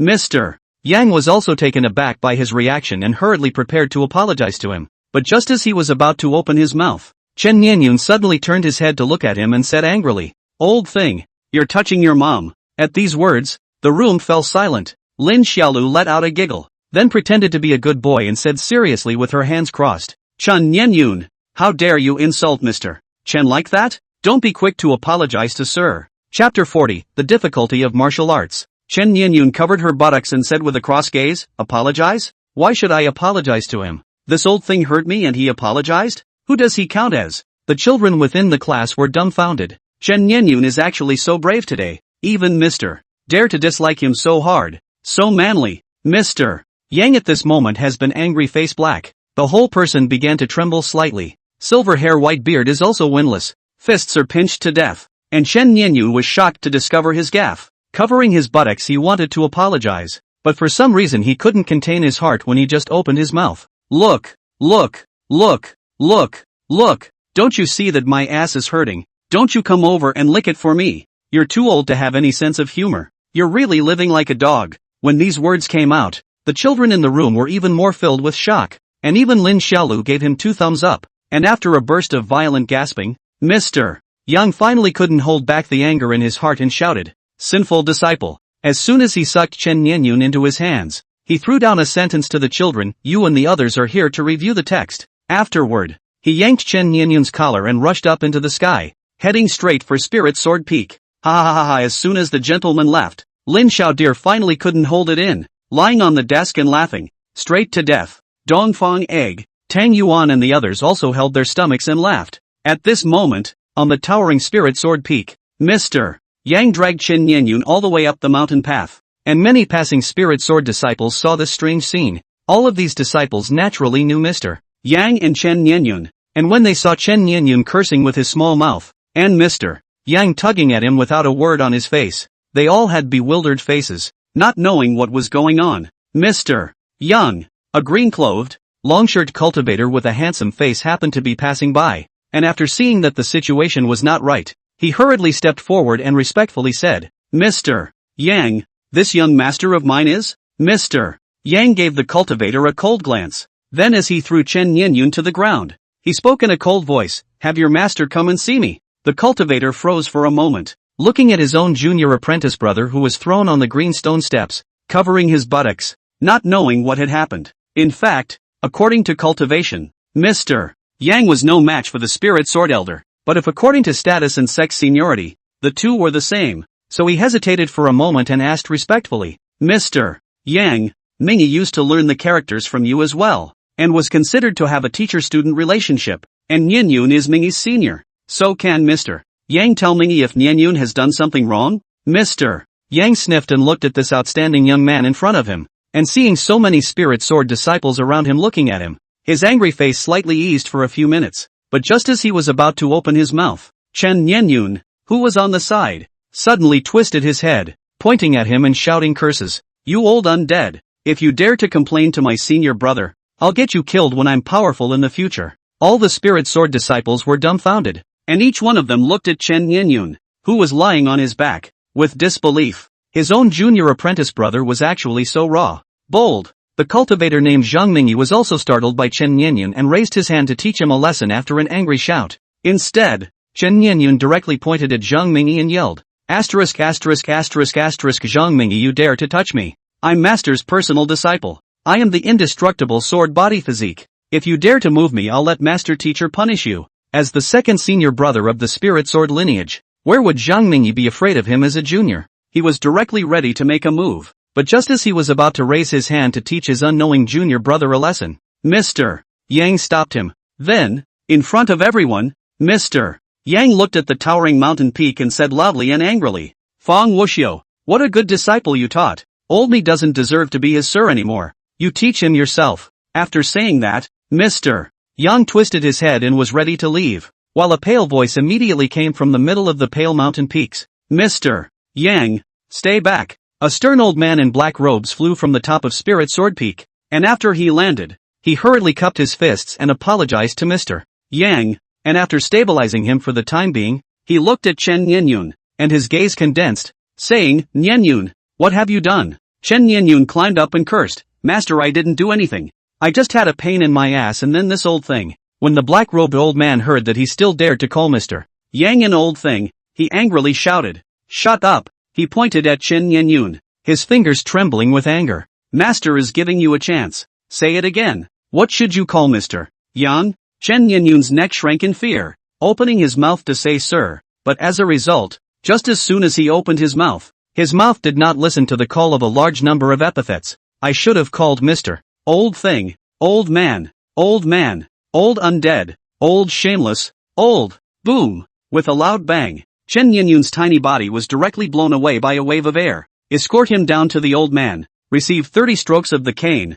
and be confined, the black-robed old man said angrily with a reddened face. Hearing this, Zhang Mingyi, who was on the side, hesitated and said, Senior, how long do we have to lock up senior brother Chen? Lock him up until he dies. The black-robed old man cursed angrily. This inferior disciple, to have no respect for his elders and to insult Mr. in public. Heaven forbid. I'll give him a good lesson. After saying that, the black-robed old man only turned to Mr. Yang. His pale face hung with apology and spoke. Sorry Mr. Yang, it is Mr. Fong who has failed to teach properly. On a later date, Mr. Fong will definitely bring this evil disciple to make amends to you in person. I hope that you will be angry. Mr. Yang looked at him twice, snorted coldly, and directly flung his sleeves away. For a long time after that, the children in the academy did not see Chen Nianyun again, and when they saw him again, it was already half a year later. Drink! Under the silver-white halo of the moonlight, the naked boy roared, with the side of the back of the position of the hard impact on the willow tree.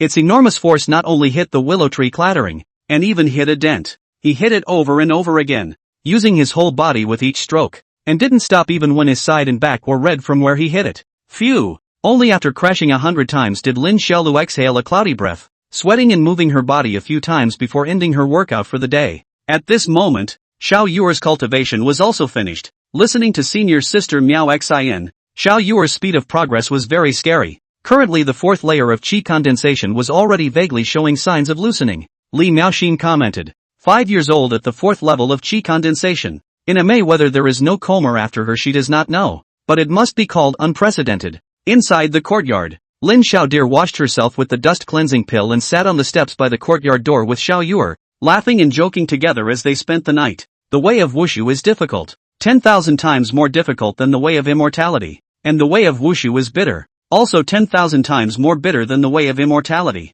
Winter practice 3 volts, summer practice 39, Lin Xiaolu to sweat to pave the way to hard work for the heart, daily literacy, martial arts, week after week, day after day. Head into this look at the direction of the road to martial arts, and this tie, and then tie into the half a year of light. Chapter 41, Defeating Everyone. In the north of Star Extracting Peak, in a stream on rocky beach called Broken Cliff Waterfall, turbulent waterfalls of falling water gushed out from the 100-meter-high broken cliff and smashed angrily as much as they could into the stream on rocky beach, and the sound of the waves was unceasing, and in the midst of that waterfall's giant waves' fury, there was a small figure standing, bearing the waterfall's giant waves' fury to death. It could be seen that even though it was covered by the waterfall, the figure was still gritting its teeth and supporting its body, straightening up to let out a childish beastly roar. Li Miao Xin looked at the scene in front of her. Senior, junior brother has only just reached the age of 8 this year. His body hasn't fully grown out yet, and the broken cliff waterfall is so sharp that it will crush his body bones.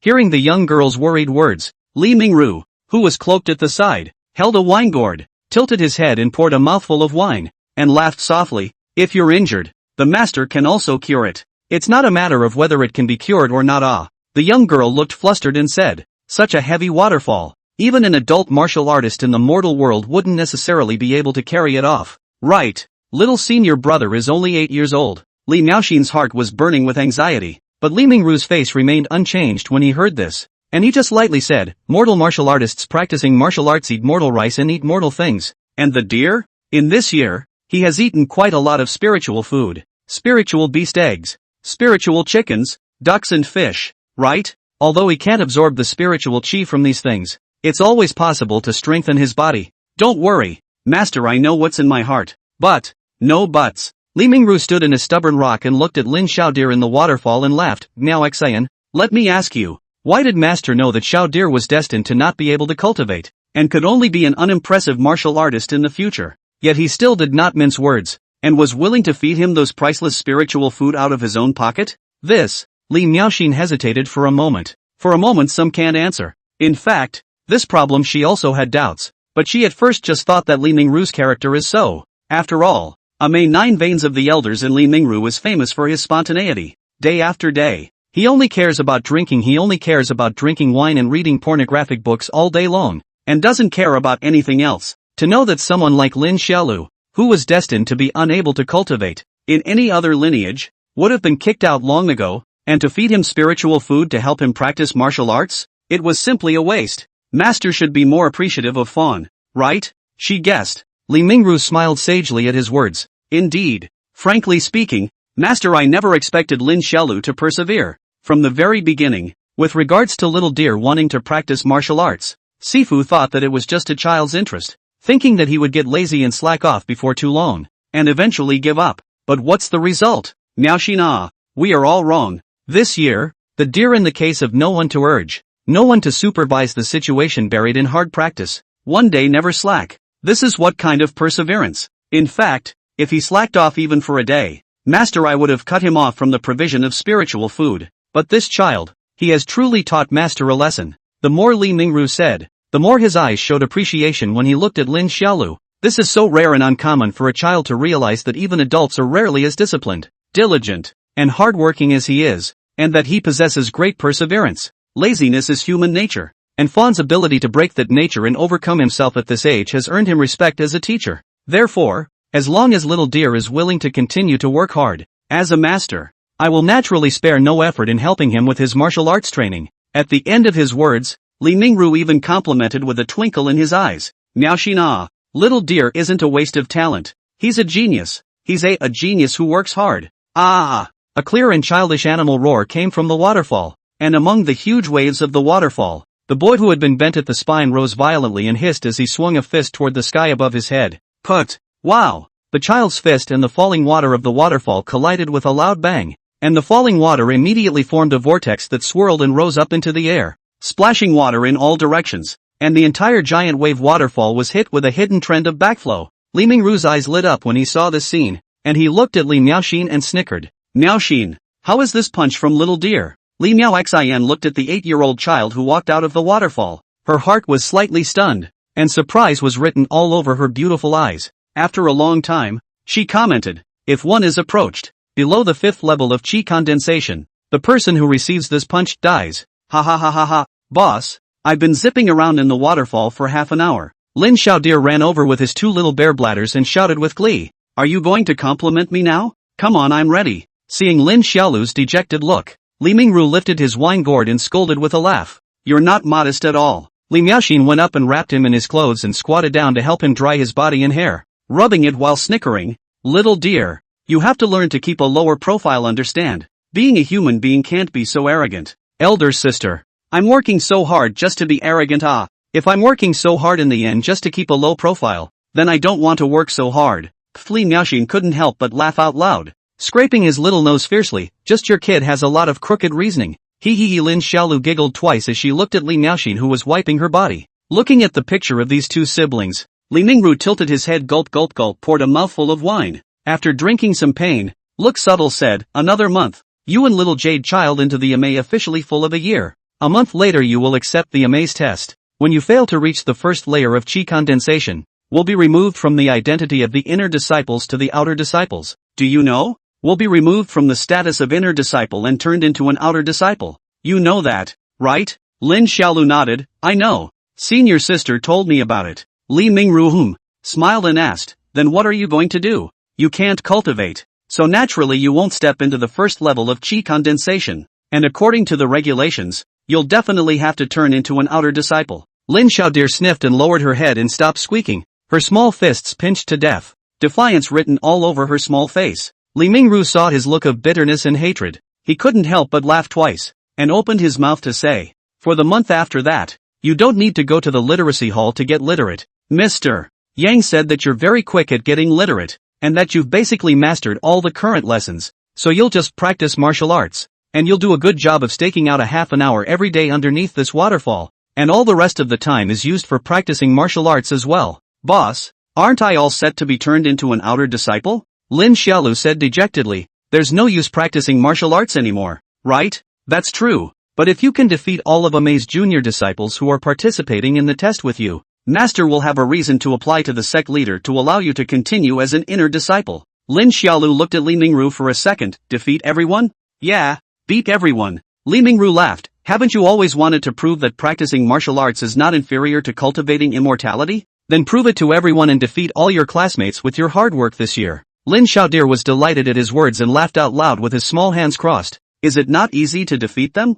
I feel like I'm number one in the world now. Oh ho ho ho ho ho ho. When Li Mingru saw this dejected look of his, he felt some hand itching. This kid tries real hard, but he also owes a real beating. Chapter 42 Eldest Brother Emerges. The next day, another sunny day, Lin Xiaolu woke up and instead of going to the academy to learn to read and write as usual, she began her full day of cultivation. In the morning, after breakfast he started running around the entire star-picking peak, greeting the busy outer disciples along the way. Lin Xiaolu, although usually not much tone, there are all sorts of small problems. But in the outer disciples of the popularity is still good. Many of the outer disciples feel that he is easygoing, but also like to listen to his bragging, so he is on the way to greet constantly, enough to run for half an hour. This was followed by another half hour of horseplay. Then he frog-hopped on the steps of the mountain path all the way to the top of the snowy mountain and began practicing yokai no ki with Li Mingru, which was, to put it bluntly, getting beat up. Beaten all morning, he began to do push-ups, weightlifting and other strength exercises. Straight practice sweaty exhaustion, and then go to the dining hall lunch. After lunch, nap for half an hour, and then go to the cliff under the waterfalls and horse stance for half an hour, and then began to exercise the 8 extremes boxing, and Lushu sparring. Now although he is still young, but the body bones have been exceptionally strong. Can empty-handed hammering willow tree without injury? A fast fist down straight to the willow tree hammering frequently. A long afternoon passed. After the evening meal, he took half an hour of horse stance, and then went to let Li Mingru beat him violently for half an hour, and then continued to practice push-ups and weightlifting, torturing himself to death, until the evening when the day's training was finally over. These days were undoubtedly very painful, long and tortured, the harshest of drudgery, but the boy relished them for no other reason than that he could feel himself getting stronger. Moreover, Li Mingru had said that after he passed the test and defeated all of his classmates, he would be bestowed with a creation that would further his path of martial arts. So he was very much looking forward to it. At this stage now, the students in the academy had basically all grown to the first level of chi condensation, and many of them had learned a wide variety of spirit techniques, and Lin Xiaolu had heard about some of them, which were quite amazing. For example, Dongfang Egg, who was born with an earth spirit body, had learned a spirit technique called mud loam body protection, which allowed him to build a circular earth wall around himself to protect himself. Lin Xiaolu was listening to Xiaoyer. He did not go to the academy, naturally cannot see, and do not know this clay soil body protection. There is no one of their own all the horizontal training chi to the strong. Ka-ching. On the second night, in the small courtyard, a green brick was split by the boy's hand, and he did not feel the slightest pain. His little hand was still pink and white, and he could not see that it was a hand that could split bricks. This was the horizontal training chi. Through guidance, one could make the innate true chi mobilize to the location where one wanted to use it, making that location impenetrable, which was very good for both attack and defense.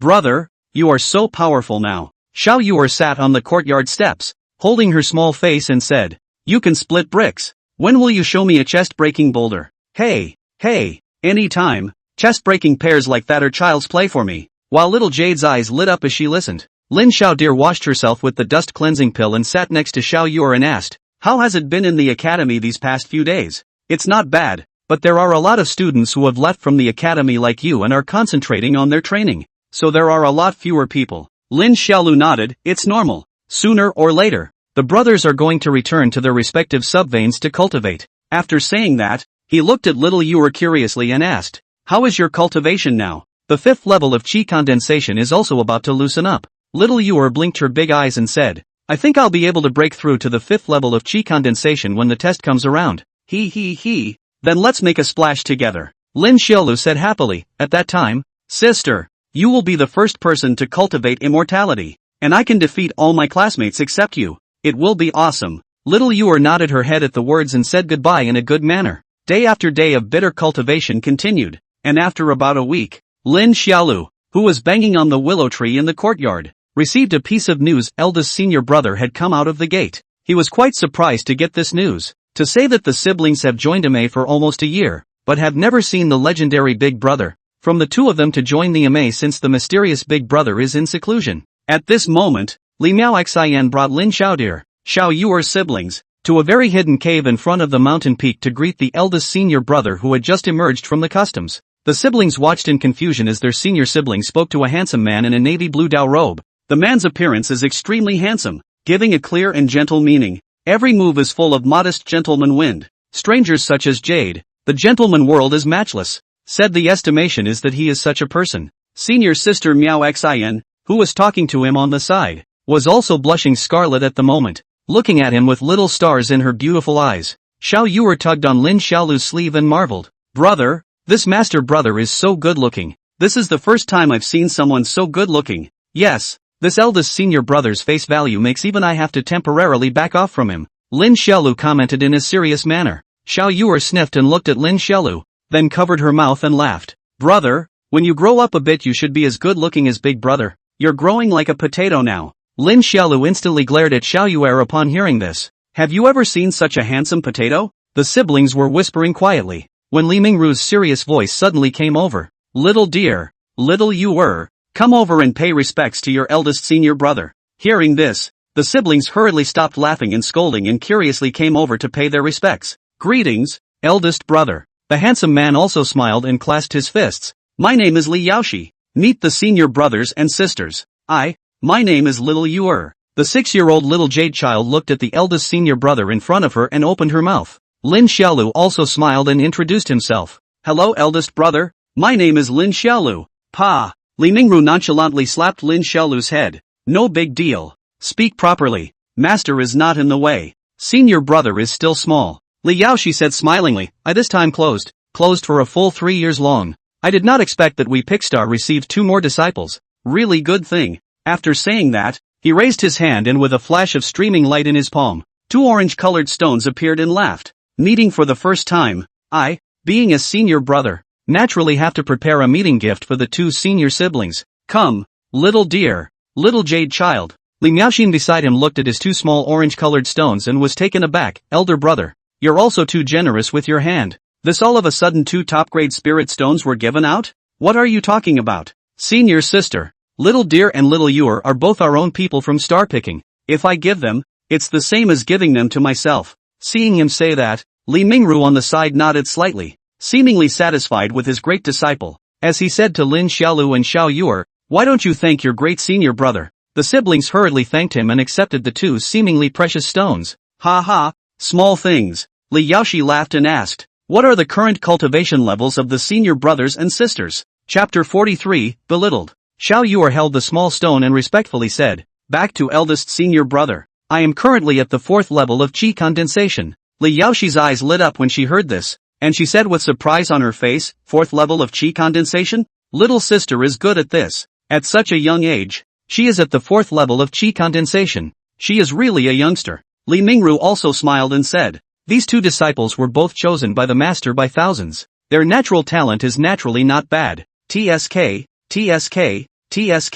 it's true that it's still you, master, who has a sharp eye." Li Yaoshi praised Li Mingru. then looked at Lin Xiaolu and asked, "Where's junior brother? What cultivation level is it now?" Lin Xiaolu crossed her arms and raised her head. "I'm not a cultivator of anything. I can't cultivate immortality at all. So I'm just asking if you're surprised?" Li Yaoxi froze and didn't react for a moment. Li Mingru coughed awkwardly from the side and spoke. "Your senior brother has no talent for cultivation and is a practitioner of martial arts." Li Yaoxi didn't say anything for a while at his words. The raised corners of his mouth lowered, and his eyes gradually lost their luster when he looked at Lin Xiaolu. Then he stopped paying attention to him and continued to talk to Li Mingru Li Niaoxin. Lin Xiaolu pursed her lips when she saw this reaction of his and suddenly tossed the spirit stone in her hand. Li Yaoxi, who was joking and talking, subconsciously received the spirit stone and looked at Lin Xiaolu with an expressionless face. "What is this about Brother Fawn?" After he finished his words, Li Mingru, who was carrying a wine gourd, glanced at him, apparently noticing that he didn't address Fawn as senior brother anymore,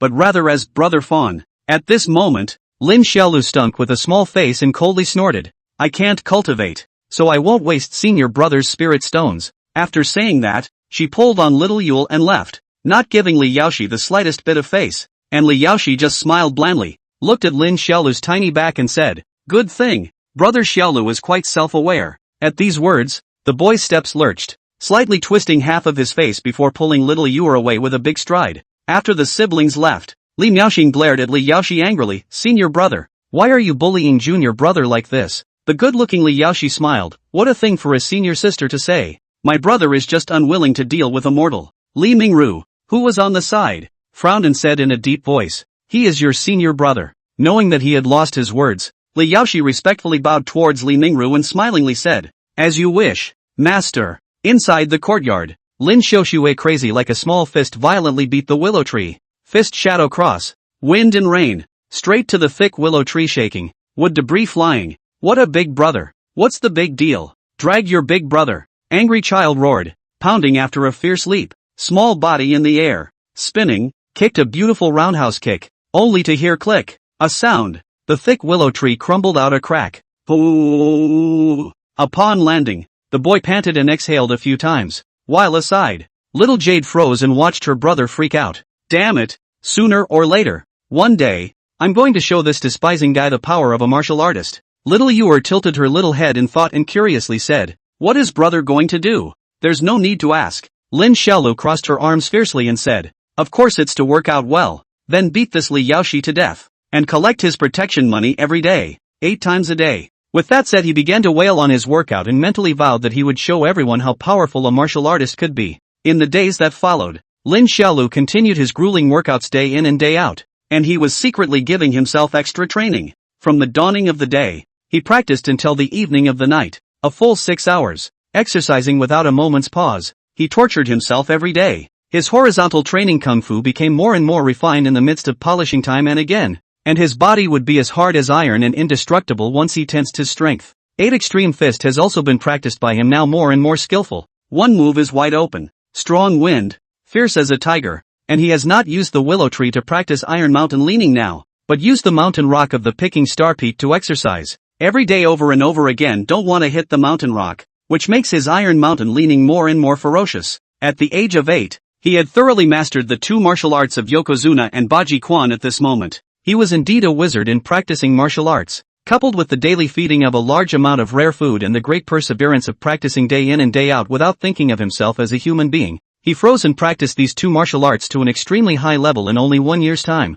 Mother said that if your efforts don't bear fruit, don't complain. It only means that your efforts are not enough. Dang! Ka-ching! With a loud bang, on the last day of the month, a piece of granite mountain rock in the mountain wall of Star-Picking Peak was finally crumbled into spiderweb-like cracks by the 8-year-old Lin Xiaolu, with a full-strength Iron Mountain lean. Phew! The boy exhaled a cloudy breath, then clenched his small fists. Tomorrow was the day of the MA test, and one had to beat all the children. Get the great creation that master said. Continue to be an inner disciple. Slap all the cultivators who look down on martial artists in the face. In the evening, inside the meal hall, Lin Xiaodir, Xiao Yue sat in the middle of the compartment, eating alone. Lin Xiaolu dealt with a pot of chicken soup while wondering, "Little Yue, where is senior sister Miao Xin? Senior sister Miao Xin and eldest brother are practicing together," little Jade child said as she nibbled on a carrot in small bites. "They both don't need to eat anymore." Lin Xiaolu grunted, "Li Yaoxi that, sooner or later,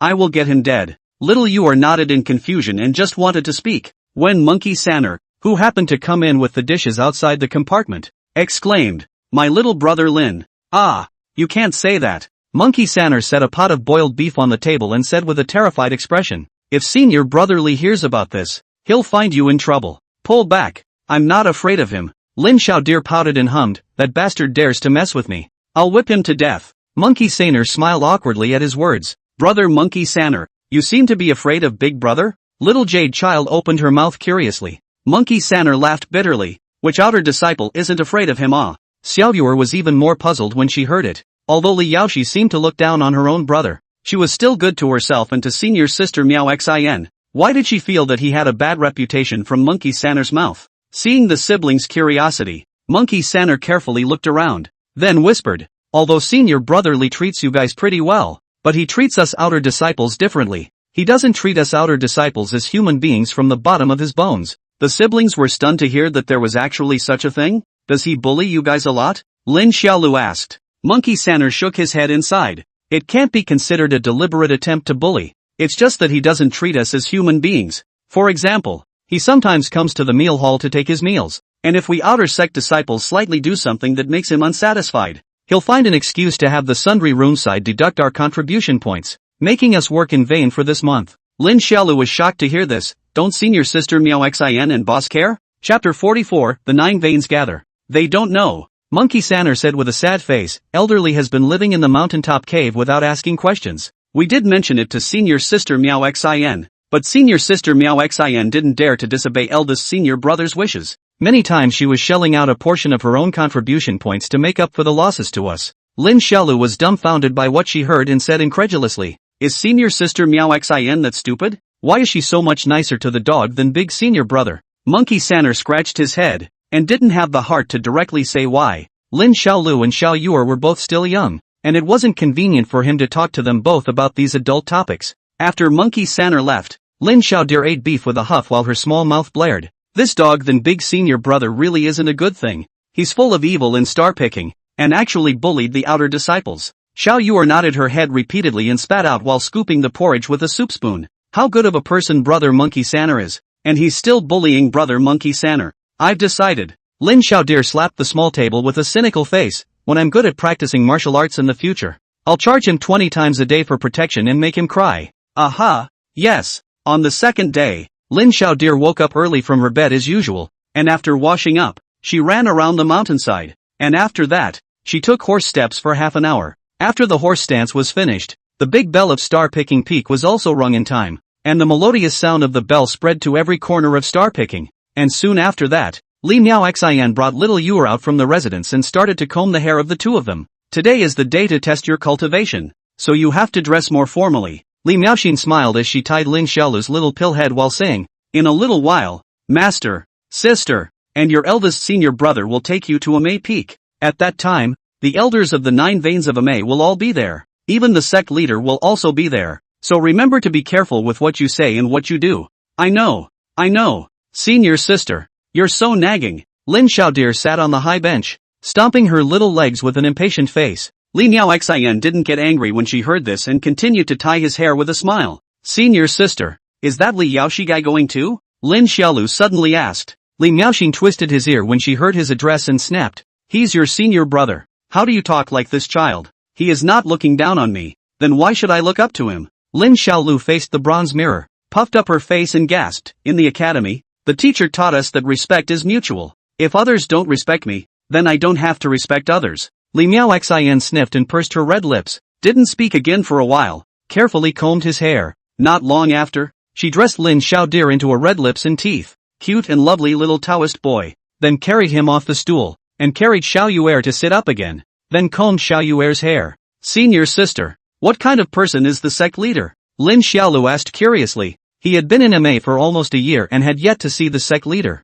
Li Miao Xian spoke gently. "The sect master is our master's elder sister. You don't need to be nervous." Lin Xiaoluo, indicating understanding. Soon, the siblings were all dressed up, clean little navy blue Taoist robes, with light blue hair bows tied under their round little pill heads, all powdered and carved, standing together as good as golden girls. At this time, Li Mingru's shout came from outside the courtyard as well. "Xiao Yuer, a bully from Donghua village. Several people rushed out of the courtyard at the sound of the voice and paid their respects to Li Mingru and Li Yaoshi. Lin Xiaolu only paid his respects to Li Mingru, ignoring Li Yaoshi, who also gave him a cold look and seemed to be too lazy to care about him. Today is the day of your test. Although we, picking star, are few in number, we have always been united in this kind of big event. Let's go together. After saying that, Li Mingru poured a mouthful of wine into his mouth in a bold manner. Lin Xiaolu saw Li Mingru start drinking early in the morning while holding a wine gourd and spat out. Boss, you'll drink yourself to death if you get up early in the morning and drink. Ha ha ha ha ha. Not in the way, not in the way. Li Mingru laughed and looked at Lin Xiaolu and spoke. Are you ready, little kid? Use your martial arts to hit and fly all the immortal cultivators. Lin Xiaoxue crossed her small hands, tilted her head and shouted. I'm ready. Eldest senior brother Li Yaoshi grunted and said to Li Mingru, Master, you're really spoiling this child too much. You should have let him recognize the reality earlier, or else he'll only suffer more in the future when his basket is empty. Screw! Lin Xiaolu was suddenly on fire, and broke into a rant before Li Mingru could get back to Li Yaoshi's words. He looked at this Li Yaoshi is not happy for a long time. Mom's a son of a all-day eccentric. What things? At the moment he temper. Directly pointing at Li Yaoshi no scolded. Uing again force lie believe it or not old man smoke you. Li Yaoshi's eyes glared when he heard it. He didn't expect that his youngest disciple's nature was actually so wild that he dared to scold himself in front of his master, only to see his eyes flushed with cold. Lifting his hand to teach this young junior brother who didn't know the heights of heaven and earth a lesson, but was interrupted in time by Li Mingru who was on the side of the room. Alright, both of you cut the crap. After saying that, Li Mingru looked at the sky and urged. It's getting late. Let's set off. Li Yaoshi could only give up and hummed resentfully, no longer paying attention to this brat. Picking the 5. Li Mingru carried a wine gourd and drank as he walked, leading his party across the path-seeking bridge to Amei Peak. At this moment, the elders of the other subdivisions also brought their respective disciples to this place, and the mountain path was bustling with people coming and going. Elder Feng, I heard that you've recently refined a few more top-grade spirit swords. I'm impressed. What is it that Senior Liao says? I heard that Senior Liao's son Luo Wanxiang has gone up another level. This is the blessing of my Amei. Zenith Zhao. Some time ago your 9 infant lineage took in a disciple who was born with an earth spirit body. It's really enviable to me. Ha ha ha ha ha. That's not as good as Elder Son. You have heavenly means. And those dragon fish pills that you gifted to me last time are truly marvelous. Ha ha ha ha ha. Zenith Zhao is polite. In the mountain path, the elders of each subdivision were chatting enthusiastically. The sound of merriment was full of sound. A peaceful scene. And just as the many Amei greats were chatting happily, Li Mingru, who was tilting his head back and drinking, suddenly appeared and walked over with a debauched and uninhibited stride. When the elders saw Li Mingru, they were all stunned, and for a moment, their conversations all stopped and they all looked at him. Frankly speaking, there were only 4 disciples beside Li Mingru: Li Yaoshi, Li Miaoxin, Lin Xiaolu, and Xiao Yuer. Compared to the number of disciples surrounding the other elders, it was really a bit inadequate. Under each of these elders, the inner disciples could reach hundreds. Among them, individuals like the spirit sword lineage prospered, and even had thousands of inner disciples. So they only brought this time need to participate in the test of small disciples. But even so, that is also more than Li Mingru most of the platoon, won by the disciples of the front and back surrounded. Compared to each other, Li Mingru's 4 disciples, it really seems a bit shabby. But that didn't mean they dared to underestimate Li Mingru. The reason is simple. Li Mingru can fight. He's famous for his ability to fight. And Li Mingru is not only famous in Amei. Look at the entire state of God, the 6 major immortal sects, Taoist sects, and Buddhist sects, Confucian sects, as well as countless small sects, and even the evil cultivators of the devil's sect cultivators, all know that Li Mingru this number of characters. It was no exaggeration to say that other sect cultivators in the divine state might not be clear about who the elders of the Amei spirit sword, pill dollar, and 9 infant subveins were, but they must have heard of Li Mingru's name. Of course, now Li Mingru's age is getting longer. These years gradually began to retreat. Temperament has become relatively mild and introverted. Think of the time when he was young, but very arrogant and arrogant. Many elders have been beaten by him, and over time, they pick the stars of the lineage, has also been sidelined by the other sublineage. In addition to the Yangshan, through the demon, other sublineage of the people do not like to interact with the star picking. Chapter 45 Iron Mountain Leaning. At this moment, as soon as Li Mingru appeared with his disciples, no one spoke again for a while, except for Elder Qiguan of the Tong Demon Vein, and Master Zhang of the Yangshan Vein who greeted him. Everyone else was oblivious to him as if he couldn't see them, and just as the atmosphere started to get a little awkward, A childish shout suddenly rang out. Eastern Egg pays his respects to the gangmaster. This sudden voice startled many people. An elder Zhao of the 9-infant lineage was even looking at Dongfang Egg with a confused expression, not knowing what the hell was wrong with his little disciple, and followed by shout after shout of, Tang Hanqing pays his respects to the gangmaster. Sun Jinning pays his respects to the gangmaster. Lu Shuai, pay respects to the gangmaster. The children shouted one after another, and almost every new disciple from every subdivision respectfully greeted Lin Xiaolu, a scene that caused the elders to look at each other as if they had seen a ghost. What the hell is going on here? At this moment, Li Miaoxin and Li Yaoxi both looked at Lin Xiaolu as well, and even Li Mingru looked at him in surprise. 8-year-old boy was surrounded by so many immortal cultivation power,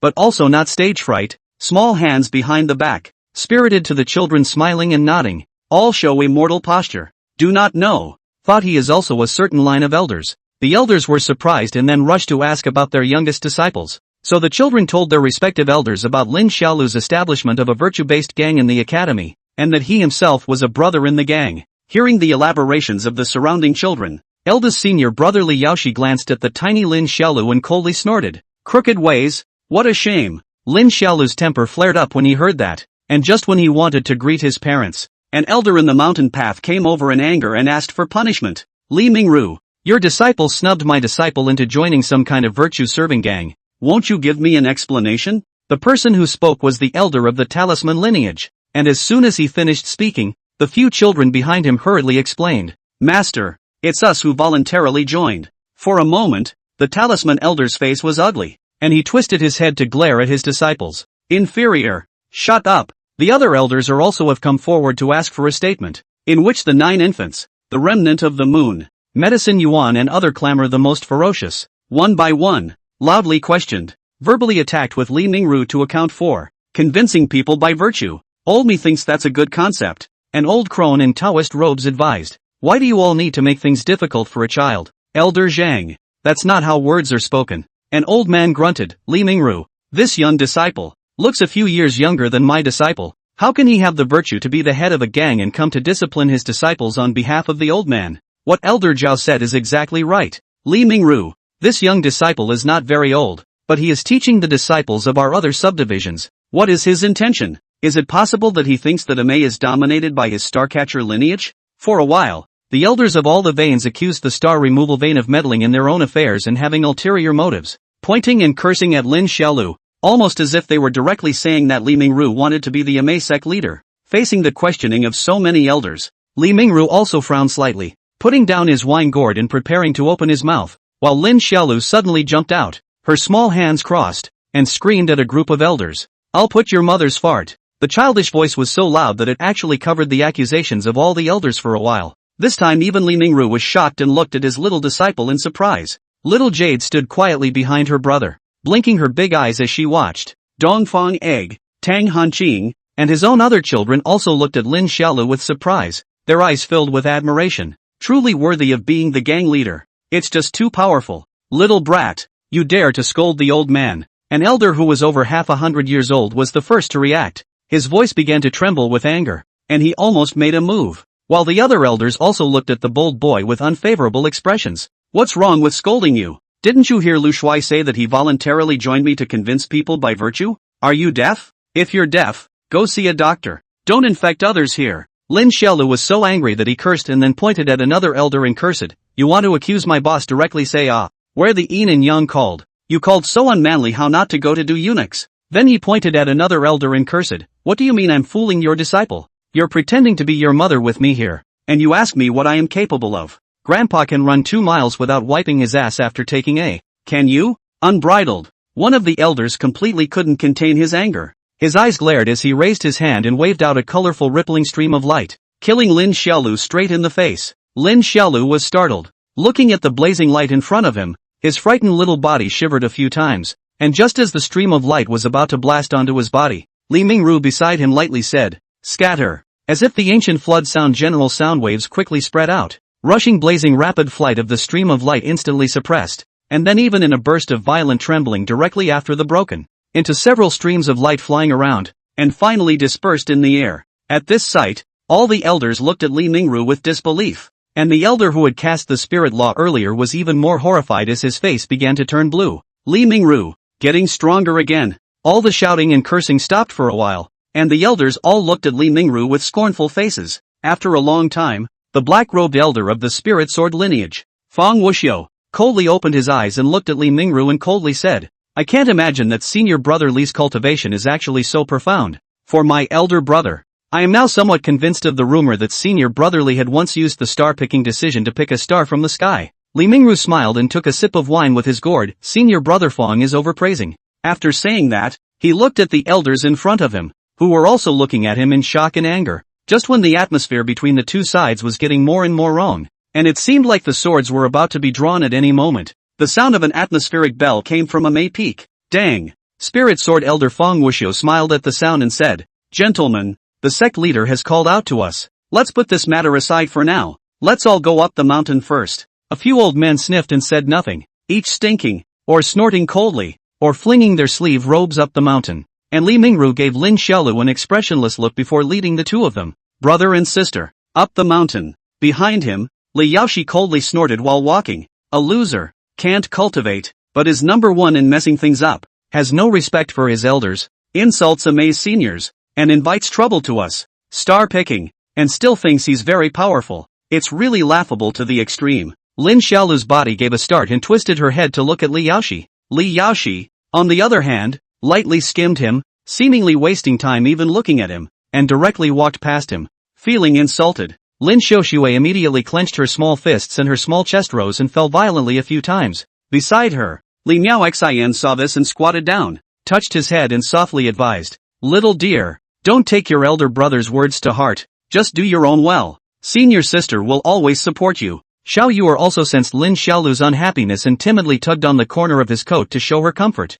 After a while, Lin Xiaodir hummed and looked at Li Miaoxian and opened her mouth. Senior sister, Mr. Yang said that a gentleman's revenge is not too late in 10 years. I'm not a gentleman, and I have to report on the same day if I have a grudge. After saying that, he shook off Li Miaoxin's hand and quickly ran towards Li Yaoshi. Li Miaoxin was scared out of her wits at the sight, and exclaimed loudly, Little dear, iron, mountain, asterisk asterisk asterisk asterisk. Chapter 46, Master Yi Ching 1. Clang! A loud bang came from Li Yaoshi, who was dashing up the hill. His buttocks were violently bumped by Lin Xiaodir. Caught off guard, his whole body directly fell forward. His hands subconsciously yanked Li Mingru's pants in front of him. Wow! Li Mingru's pants were instantly removed by Li Yaoshi, revealing the large red pants inside, which were also embroidered with a delicate lotus flower. Li Miaoxin, Xiao Yuer, and Lin Xiaolu were all confused, staring dumbfounded at the scene in front of them. Li Yaoshi hurriedly climbed up from the mountain path,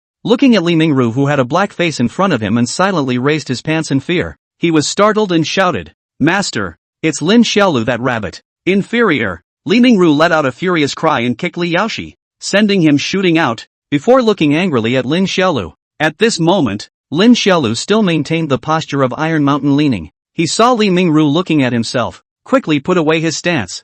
A smile, cute threatened, boss, if you hit me, I'll tell Monkey Sanner and the others that you're wearing red pants. Gada! A crunching sound. It was the sound of Li Mingru clenching his fists. Little dear. Li Miaoxin hurriedly stepped forward and slapped him. How dare you sneak up on your senior brother and threaten seniors? Li Miaoxin's face flushed red as she chided while not daring to look at Li Mingru. Li Mingru, on the other hand, had a black face the whole time and looked at Lin Xiaolu and angrily grunted. If you don't bring honor to your master's face today, then go back and let your master know what it means to stir-fry shredded meat on an iron plate. After saying that, Li Mingru sulked and twisted his head up the mountain. Li Miaoxin looked at the still cheeky Lin Xiaolu, and nodded his head in a bad mood. Xiaolu, you really are. Before I came here, I told you to be careful with your words. Careful with your words. Look at you. You know how to cause trouble all day long. Lin Xiaolu brain melon by Li Miaoxin point. Depressed pouting mouth said, that cannot blame me.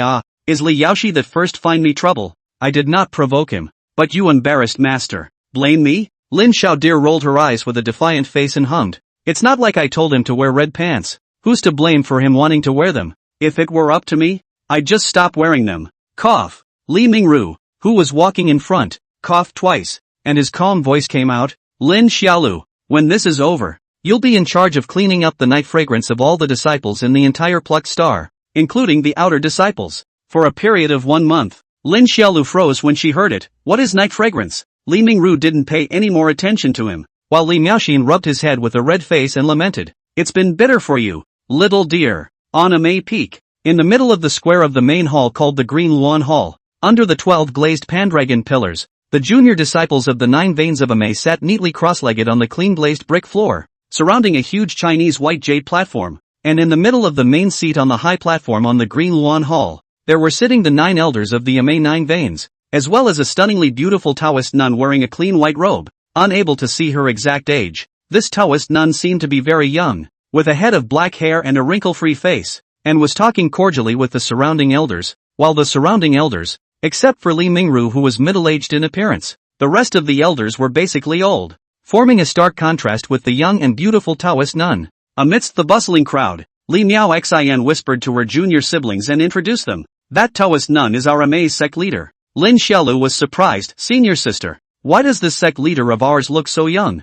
It feels like he's not much older than you. Li Miao Xin smiled and explained to the siblings. The sect leader is actually very old, only that she is a great cultivator of the Yuaning stage and can survive for 1,000 years. That's why she looks so young, while in reality, she's already over 200 years old. Ha! Lin Xiaodir was startled and stretched her neck curiously to look at the sect master. Hey! Li Miao Xin slapped Lin Xiaodir. Don't stare at the sect leader like that. What if the sect leader punishes you if you're discovered? At the moment, above the platform, Yi Qingwan smiled as she sat on the palm of the throne, listening to the spirit of the sword elder Fang Wuxiu talk to himself, although she actually do not know what this guy said, but no way, they are ultimately to give him some face, the palm of the door, or the need to be a little more decent. Yi Qingwan, who was more than 200 years old, was wearing her trademark smile as she listened to this dead old man patting herself on the back while sneaking a glance at her senior brother out of the corner of her eye. Damn, this one's actually sneaking a drink. At this moment,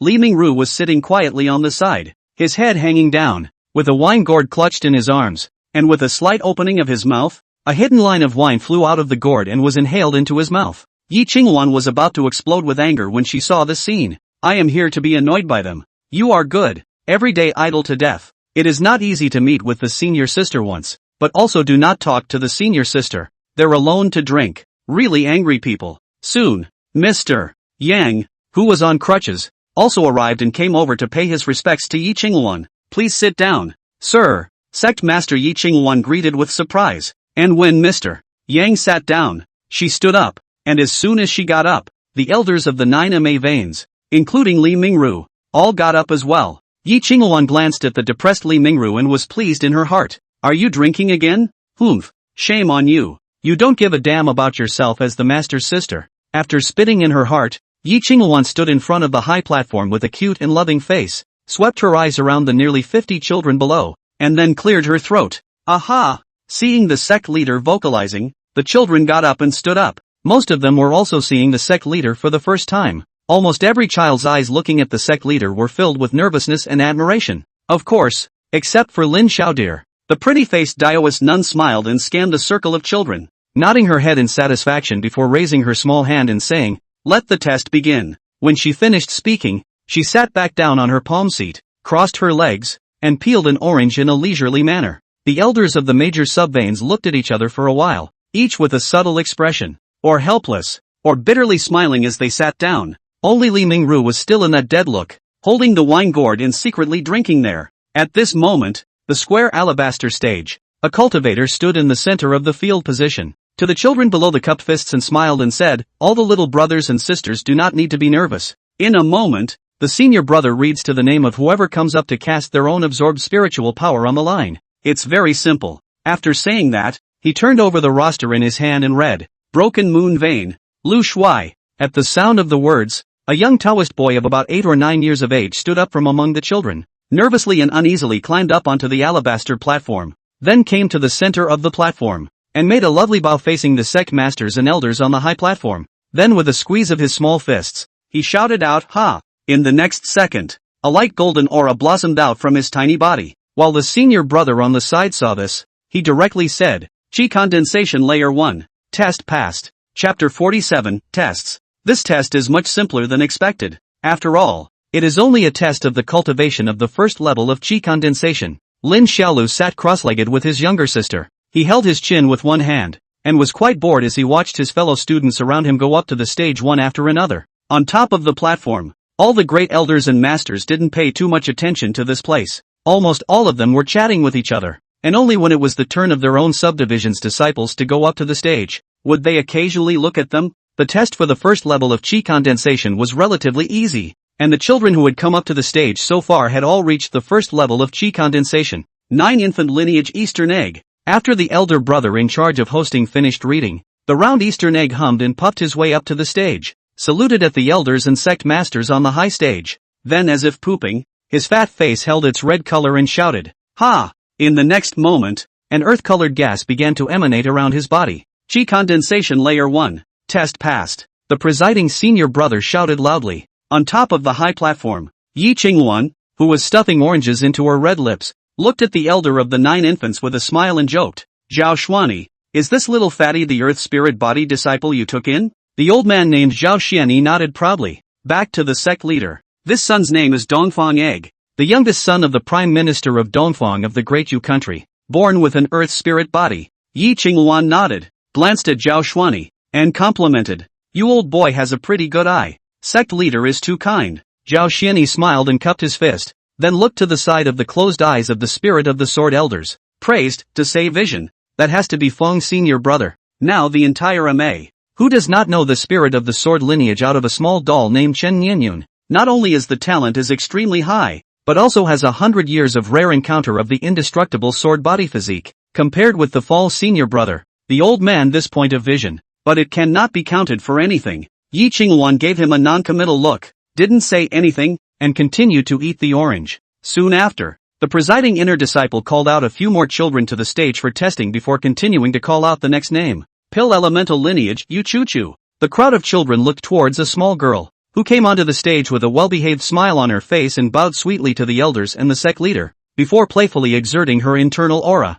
As a lavender aura emanated from her body, the elder brother presiding at the side froze and shouted, "Second level of chi condensation, test passed." The moment these words came out, many of the children below were startled. Yu Chu Chu had actually reached the second level of chi condensation? When did this happen? On the high platform, the elders clasped their fists in congratulations to Pill Elemental Elder Sun Tangliang, praising him for accepting a good disciple. Yi Qingwan also teased a sentence, "Sun Tangliang, can I you? Not bad. This little girl good cultivation. In the future we may more alchemy power. Ha ha ha ha, sect master is polite." Sun Tangliang touched his beard and said modestly, "Choo choo, this girl. Talent is actually general. Only cultivation is more hard-working just. For alchemy, pharmacology and other academic understanding is not as good as the old man." Another disciple Tang Hunching. Yi Qingwan almost burst out in joy at his words, snickering, "You're quite low-key, but why does this sect leader always feel that you're showing off? Ha ha ha ha ha, don't dare to dare."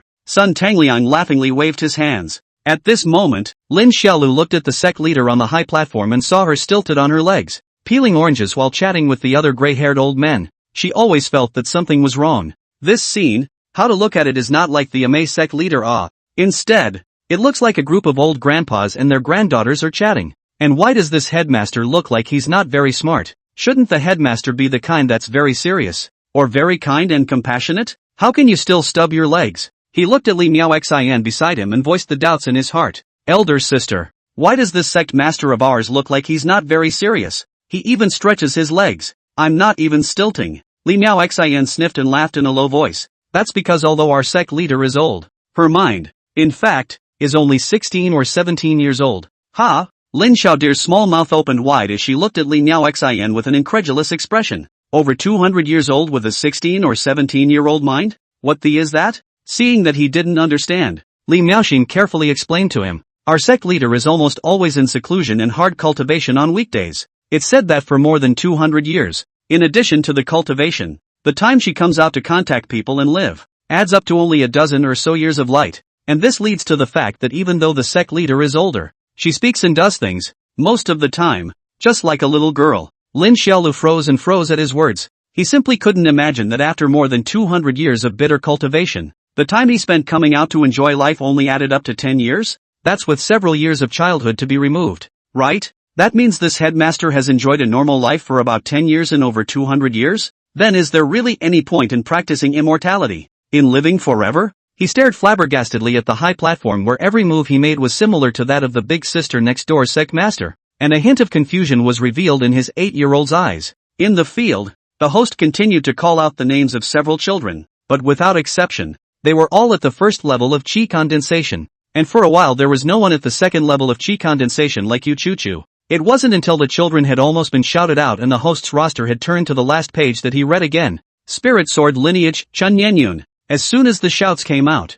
both the children in the arena and the elders on the high platform above began to pay attention. People saw that at the edge of the field, a teenager in a Dao robe stepped out. As soon as the teenager appeared, the children looked around curiously and talked. Even Lin Xiaolu couldn't help but look twice. He hadn't seen Chen Nianyun for most of the year. Since the last time he fooled this big and small cutie, he hadn't appeared since he ate the 2 pills from Tang Yuan and then he was taken away after insulting Mr. in class. Seeing Chen Nianyun again at this moment made Lin Xiaolu feel a little bit emotional, and his heart sighed slightly. You've grown so much since we last met. I'm so happy for you. On the high stage, the elders looked at the imposing young man on the stage and also praised him, saying outright that the Spirit Sword lineage had taken in a good disciple. Yi Qingluan glanced at Spirit Sword Elder Fang Wuxiu and also laughed. Wuxiu, is this your disciple with the indestructible sword body physique? Fang Wuxiu opened his cloudy eyes and turned to Yi Qingluan and smiled. Back to sect leader's words. Nian Yun does indeed possess the indestructible sword body physique and is a natural sword cultivator.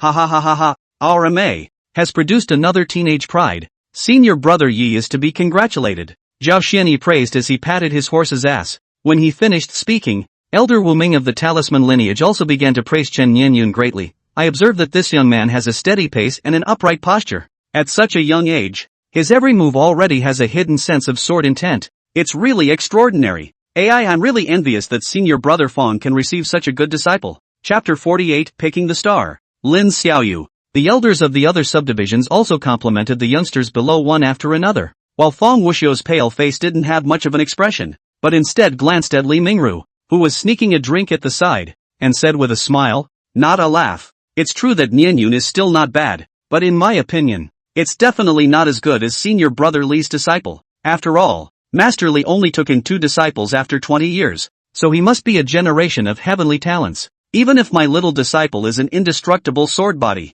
I'm afraid that he is still far from being able to do so. Li Mingru, who was sneaking a drink, didn't say anything when he heard this and continued to tilt his head back and pour wine into his mouth, while the elders of the other subveins laughed and said that senior brother Fawn was being modest, and outside of their words, they also began to sneer at the disciple that Li Mingru had taken in. Yi Qingluan, who finished eating the orange and started carrying the sugar cane to nibble on it, laughed out loud as she listened, her beautiful eyes looking towards her senior brother who only cared about drinking and asked, Li Mingru, didn't your big disciple Li Yaoshi come out of the customs a while ago? What is his cultivation level now? Li Mingru sipped his wine and casually returned. Not sure. I haven't asked yet.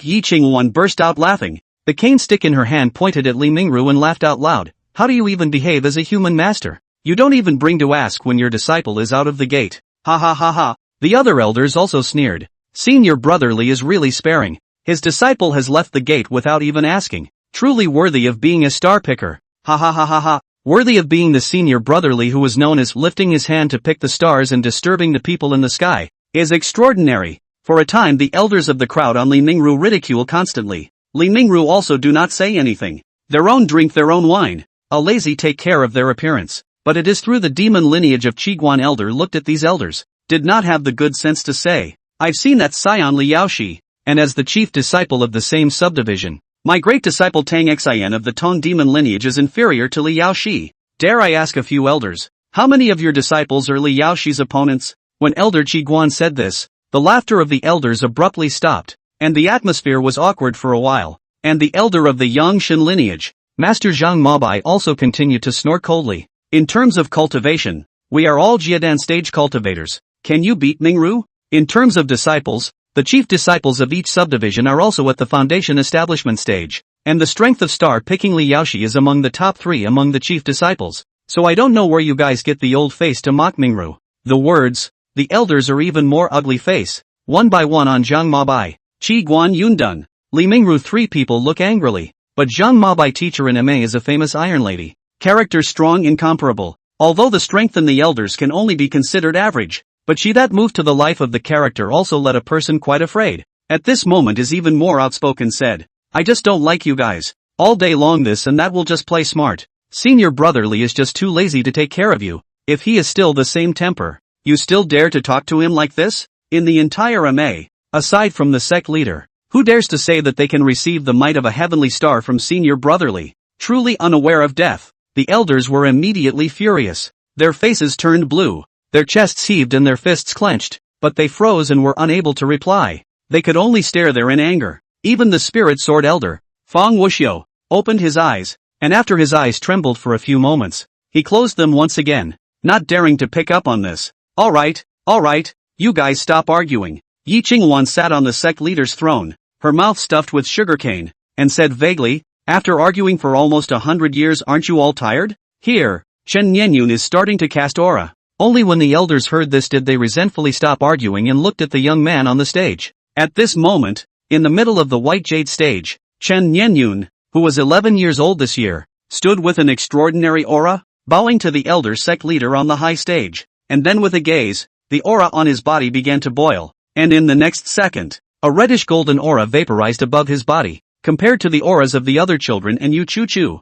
Chen Nianyun's aura was much purer and thicker, and even more miraculously, the reddish golden aura actually slowly coalesced into the shape of a sword 3 inches above his head in a mysterious and incomparable manner. The elders on the high platform were looking at the straight amazement, have each other without monastic high. Senior brother Fong has really taken in a good seedling. This little doll looks to be only 11 or 12 years old, and can actually transform aura into a native spirit sword. Truly a heavenly talent. Senior brother Fong has added another powerful sword cultivator to my MA. It is truly a blessing for my MA to have an elder like senior brother Fong. As Feng Wuxiu listened to the elder's appreciation of his disciples, he also humbly responded one by one and smiled unhurriedly, saying, "Don't flatter my brother. Let's take a look at Master Mingru's disciples later." Master Mingru only accepted 2 new disciples after 20 years. My brother truly thinks it's not simple. If it's too much better than Nianyun later on, then my brother won't have the face to stay here. The elders laughed out loud at this and praised senior brother Fong for his humor. Master Zhang Mabai watched them openly and covertly juggling their mouths and hummed with contempt in her eyes.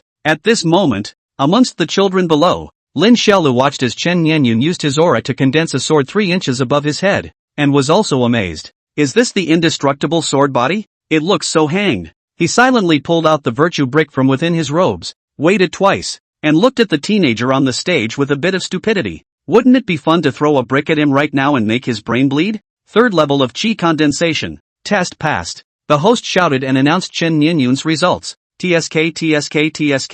An 11-year-old at the 3rd level of Qi condensation. 9 infant elder Zhao Xianyi stroked his beard and sighed. It seems that among this batch of disciples, this son is deservedly number 1. That goes without saying. After all, it's senior brother Fong's beloved disciple. Another elder on the side also laughed. Gentlemen, we don't need to watch the next test, right? I dare to bet that it's impossible for a disciple with a higher cultivation level than Chen Nianyun to appear again. When Feng Wuxiu heard this, he pretended to laugh and scolded. What is Senior Liao Ping saying? Senior Ming Ru's 2 disciples haven't even been tested yet. Maybe Senior Ming Ru's disciples will show their astounding talent in this test. I am very confident in Senior Ming Ru. That is. Ha ha ha ha ha. The crowd of elders laughed out loud and narrowed their eyes, saying, fine. Then we few old guys will see what's going on today. After 20 years, what kind of heavenly pride has Brother Mingru's star-picking lineage found? The elders were looking forward to the show, looking ready to watch, while the inner disciple in charge of presiding below looked at the last 2 names on the roster and read aloud. The star-picking lineage, Lin Xiaoyu. As soon as the words fell, everyone looked towards the white jade platform. Even Yi Qingwan looked over with interest. She was also curious about what Li Mingru's 2 disciples looked like, and remembered that a year ago, she had lifted Li Mingru out of his cave and forced this lazy master brother to leave Amei in search of a disciple, and as a result, the guy had found his way back in less than half a day. At that time, she felt that Li Mingru was fooling himself, but the result was that this bastard swore that he had gone through thousands of dangers, 9 deaths, and almost broke his old life to find these 2 absolute heavenly pride. Today, she would like to see what kind of heavenly pride this senior brother of hers had found in half a day's time. Chapter 49, the 5th level of Qi condensation. I'm going up, brother. Okay, Lu Xiaoyuer, go and let them open their eyes. Aha. 6-year-old Jade ran over to the alabaster platform, looked at the platform in front of her, which was almost up to her chest, and climbed up with a grunt and a whimper. Yi Qingwan on the high platform looked at her beautiful eyes and said in surprise, "What a cute little girl." Ah. Zhao Xianyi on the side laughed. Sect leader, I've heard that the 2 disciples that Brother Ming Ru has taken in are a pair of siblings, where the older brother's name is Lin Xiaodir, who was 8 years old, and the younger sister, Xiao Yuer, who was 6 years old. Oh look at this little girl's appearance is indeed quite pleasing to the eye. Just don't know how the cultivation is. Yi Qinghuan laughed. Under the stage, the children were also looking expectantly, and coincidentally at this time, Li Yaoxi had also rushed back. He covered his chest, sat cross-legged beside Li Miaoxin, and glared fiercely at Lin Xiaolu who was on the side. Senior brother, you rushed back ah? Li Miaoxin looked at him snidely. Let senior sister laugh. Li Yaoxi covered his chest and said, that kick from senior sister was indeed a bit heavy. It hurt so much that I couldn't get up for a long time. After saying that he glared at Lin Xiaolu again, his eyes filled with anger, but Lin Xiaolu didn't bother to pay attention to him, and gave her full attention to her sister on the stage. Li Miaoxin then smiled at Li Yaoxi and said, little Yuer is going to start casting her spiritual power. Senior brother, you came back just in time. Looking at the little girl on the stage who was carved out of pink and jade, Li Yaoxi proudly nodded. This time, little sister will surely shock everyone in MA, and truly make a name for herself in the entire MA, letting everyone know how powerful we are at plucking star. After saying that, he glanced at Lin Xiaolu again and sneered. Certain people can be considered a bit of a credit. After all, they took care of a future MA sect leader, but since they know that they can't cultivate immortality anymore, they should retire in time. Instead of following with a deadbeat and becoming a blot on my little sister's life, people should be self-aware. Senior brother. Li Miaoxin glared at Li Yaoxi angrily when she heard this, and Li Yaoxi snorted coldly without saying anything else. On the side, Lin Xiaolu's left ear went in and his right ear went out, looking at his sister on the stage lazily ignoring him, and he planned to wait for his sister and himself to both finish the test, and then come back to this to settle the score. At this moment, the little jade child with short legs running toward the center of the white jade stage. All eyes are staring at her, and just when she is about to reach the position, suddenly two short legs mixed flop sound. The small body directly fell on the stage. Ha ha ha ha ha ha. Whether it was on the high stage or under the white jade stage, everyone was amused by little Yuer's appearance, and her adorable appearance won everyone's favor, especially sect leader Yi Qinghuan, who only felt that her heart was about to be adorned by little Yuer. Ha ha ha ha ha ha. The elders laughed non-stop, recounting how funny the girl was. Infant elder Zhao Xianyi looked at Li Mingru and laughed out loud, saying, senior brother Mingru, your disciple wouldn't only be able to take it out to be cute, right? Ha ha ha ha ha. Laughing at old man. This walking is still not good enough.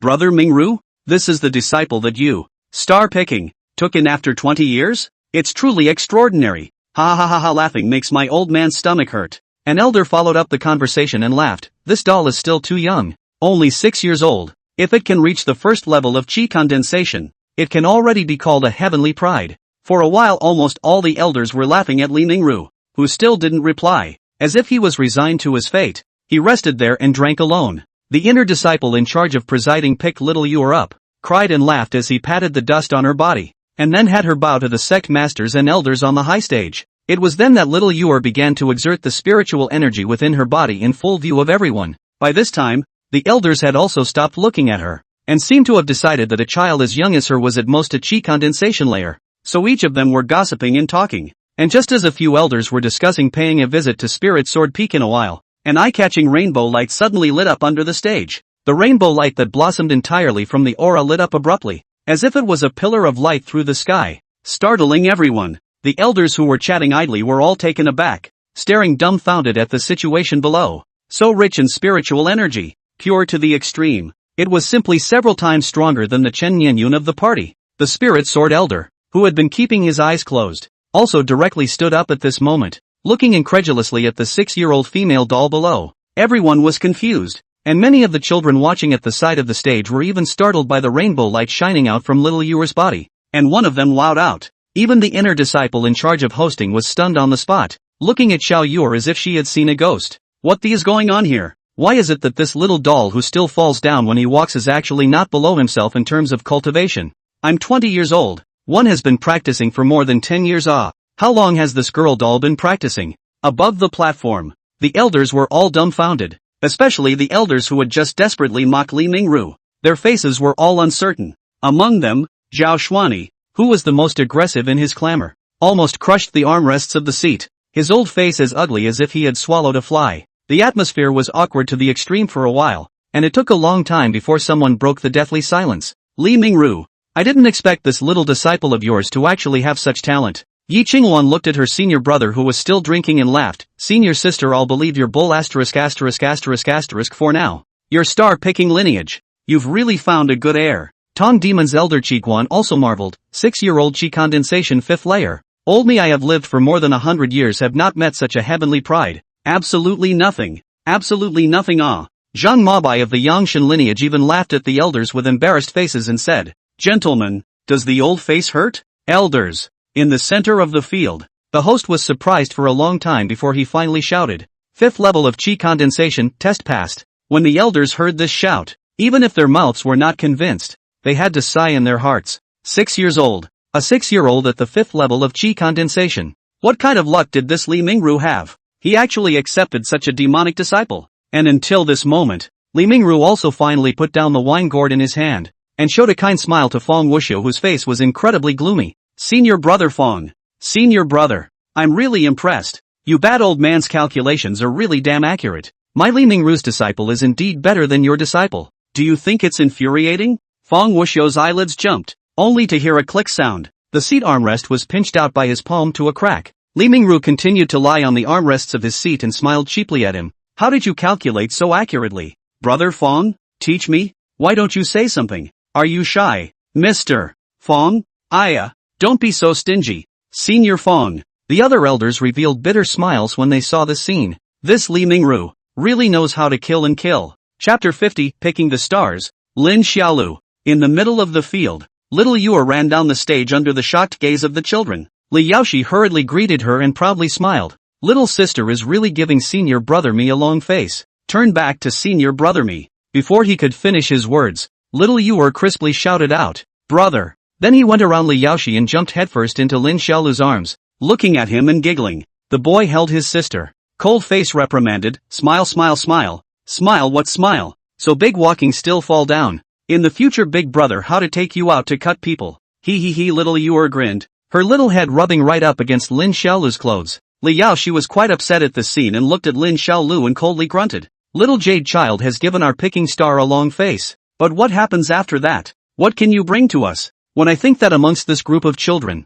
you are the only one who failed to reach the 1st level of Qi condensation, I feel ashamed. The face of our lifting star is going to be lost to you. What are you talking nonsense about? Senior brother. Li Miaoxin finally couldn't help herself and glared at Li Yaoshi. If you keep this up, I'll tell my senior that you're bullying junior brother. Li Yaoshi skimmed his lips, so he didn't squeak again. And Lin Xiaodir didn't say anything. He was about to get ready to go on stage and plan to take revenge on Li Yaoshi afterwards. This is indeed too disgusting. More disgusting than Chen Nianyun. He decided, when the test is finished, he will find an opportunity to find a hole to brick into Li Yaoshi's chrysanthemum. In the center of the field, the disciple in charge of presiding also finally regained his senses from Xiao Yuer's talent, and continued to turn over the roster, looking at the last name and reading it aloud. Star-picking lineage, Lin Xiaolu. When the voice came together, Lin Xiaolu put down her sister, put her small hands behind her back, and walked towards the alabaster platform with her head held high and her chest held high. And as soon as he came out,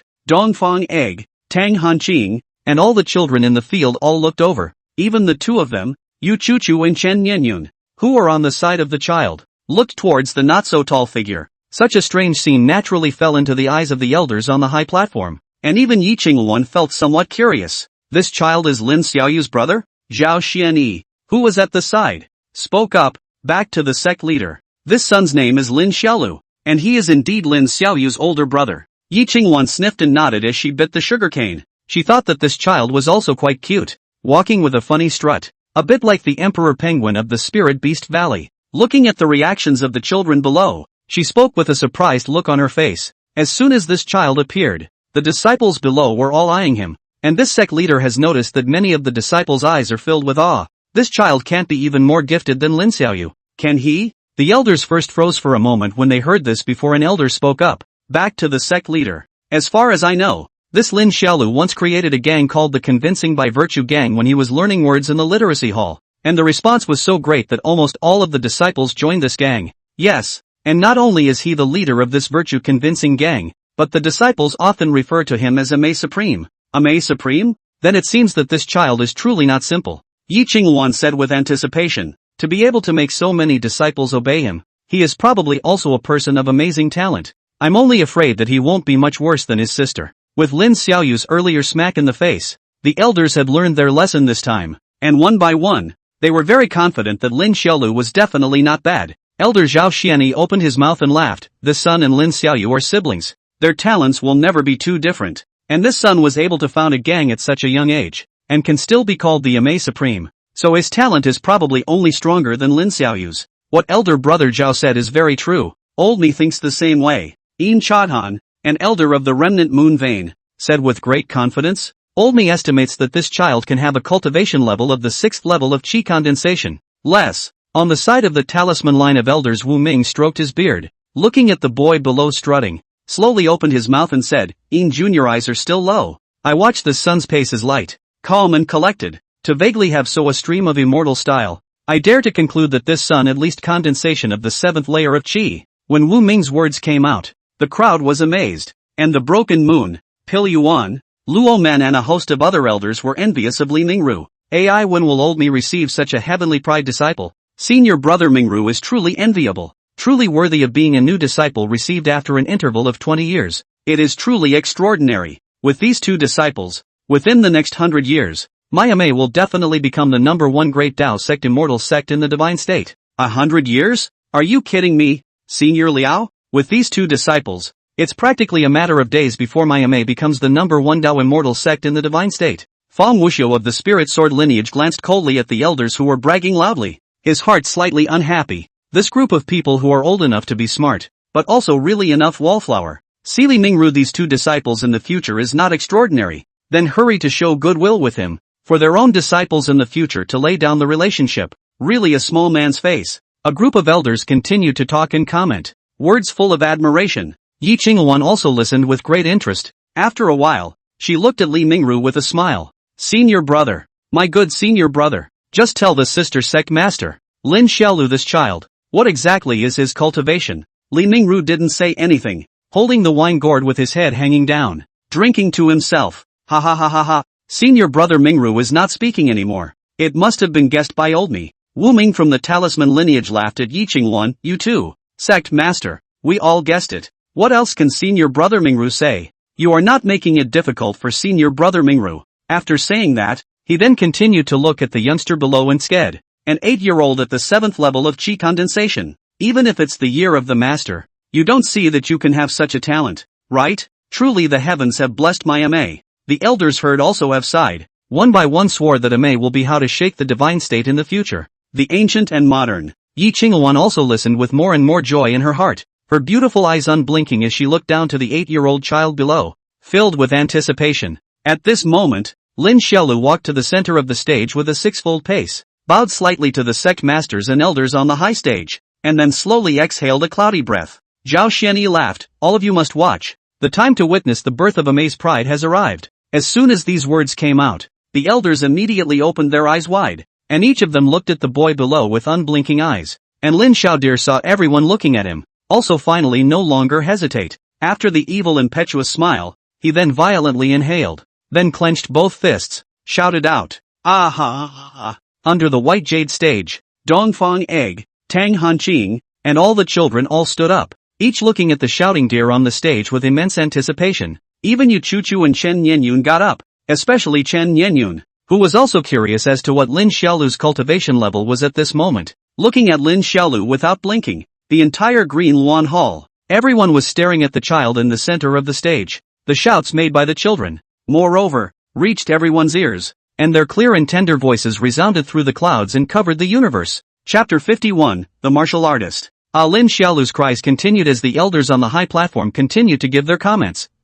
This Lin Xiaolu is young, but he is full of vigor in his middle voice, and his shouts are as loud and clear as if he were killing a pig, with an unending stream, so he is really extraordinary. That's not true. As soon as the old man took a look at his aura, he knew that his cultivation was absolutely rare in the world in his age group. Say no more. This one is absolutely awesome. By the side of the white jade stage, everyone was paying close attention to the boy's shouts, and were looking forward to his display of aura, except for Li Miaoxin and Li Yaoxi, who were both looking at Lin Xiaolu on the stage, with a somewhat odd expression on their faces. The childish cries continued, and it was only after a long time that people began to gradually feel that something was wrong. Why hadn't this one cast his aura yet? The hosts who had been watching Lin Xiaoshui up close were confused, not knowing what the little, clenched fists and wailing little guy in front of them was ghost shouting. On the high platform, Yi Qingwan also looked at the little boy below, her face hesitant. Why did he scream for so long? Zhao Xianyi pondered slightly.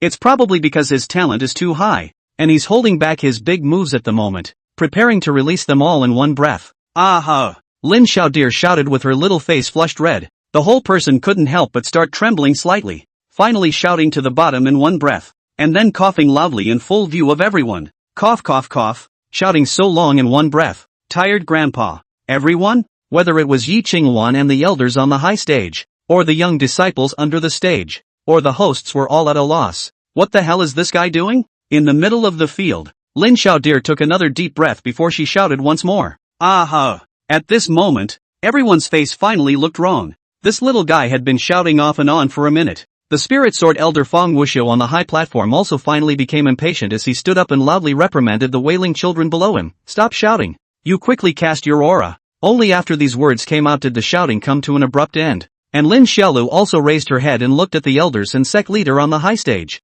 with wide eyes and a face of innocence. I don't have an aura. All. Whether it was the elders, disciples, or the sect leader. Everyone who heard these words revealed a stunned expression for a moment, and each of them froze there as if they were just as demented. Put. Li Mingru, who was drinking in his seat, couldn't help but laugh out loud as he looked at the bewildered elders and laughed. Gentlemen, surprised? Surprised or not? My Li Mingru's disciples are meant to elude you. They are meant to amaze you. When the group of elders heard Li Mingru's words, their faces became hard to see, and they felt that they had been tricked. It's amazing that this guy can't cultivate immortality. At this moment, when the elders thought about how they had just blown this little guy out of the sky and onto the ground, they felt ashamed. Nine Infants lineage of Zhao Xianyi is even more angry as Slapseat stood up, looking at the child below loudly and angrily. You do not have aura, you ghost scream what? The children under the alabaster stage were also confused. Deer actually doesn't have an aura? He's actually a regular guy? The children were also completely dumbfounded, and each one of them froze with their little mouths open as they looked at the boy on the stage.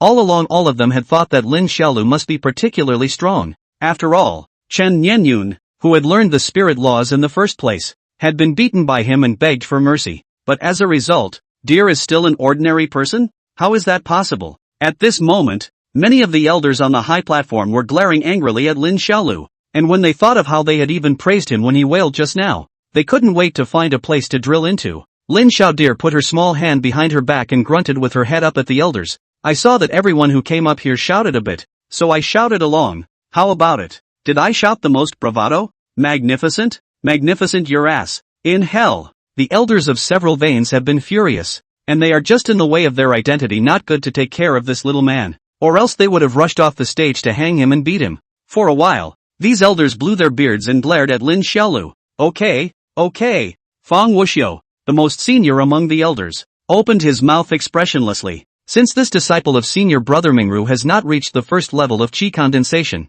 let's follow the rules and deprive the inner disciple status and go to the outer sect to cultivate. Yi Qingwan was wearing embroidered shoes, sitting on the throne of the headmaster, eating sugarcane while spitting the chewed dry sugarcane into her hand. Looking at the boy below, her eyes showed a trace of reluctance. AI, quite an interesting little guy. It's just a pity that he doesn't have the talent to cultivate. And just as she was about to give the order, Li Mingru suddenly opened his mouth in a flat voice. Sect Master, this disciple of mine is immortal, destined by nature to not be able to cultivate, but is a good seedling for practicing martial arts. His kung fu is not bad, and he can also endure hardships. He is already hard to compete with at the same age stage. I would like to implore the sect master to make an exception and allow him to continue to be an inner disciple. Yi Qingwan froze for a moment at his words, her beautiful eyes staring at Li Mingru in surprise. She and Li Mingru had known each other for over 200 years. And Li Mingru knew what she wanted to say as soon as he looked at her. What she is saying now with her eyes is, Li Mingru, are you serious? Letting a martial artist be my amaze inner disciple?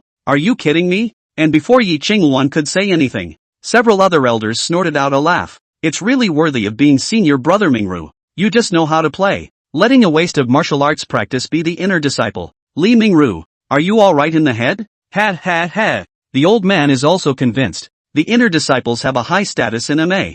They can enjoy quality resources, monthly spirit food, magic weapons, pills, talismans, spirit stones, which are all consumables like real money. Our Ame spends a lot of effort to train inner disciples in order for them to serve the Ame in the future and become the backbone of the Ame. But what can a martial artist do? Any random disciple at the 6th or 7th level of chi condensation can annihilate all those martial arts sects in the mortal world. Li Mingru, you want Ame to spend a great deal of effort to cultivate a loser? What are your intentions? For a time, Li Mingru was accused of 1,000 things, and even Elder Qi Guan and Elder Zhang Maobai, who were on better terms with him, didn't help him this time. It wasn't that the two of them didn't want to speak, but the other elders did speak the truth even though their words were a bit harsh. How can a martial arts practitioner compare to an immortal cultivator? The two are simply not of the same world. The taunts of the elders were also clearly heard by Lin Xiaolu in the stage below, causing him to unconsciously clench his small fists. At this moment, not only on the stage, the children under the stage are also talking a lot.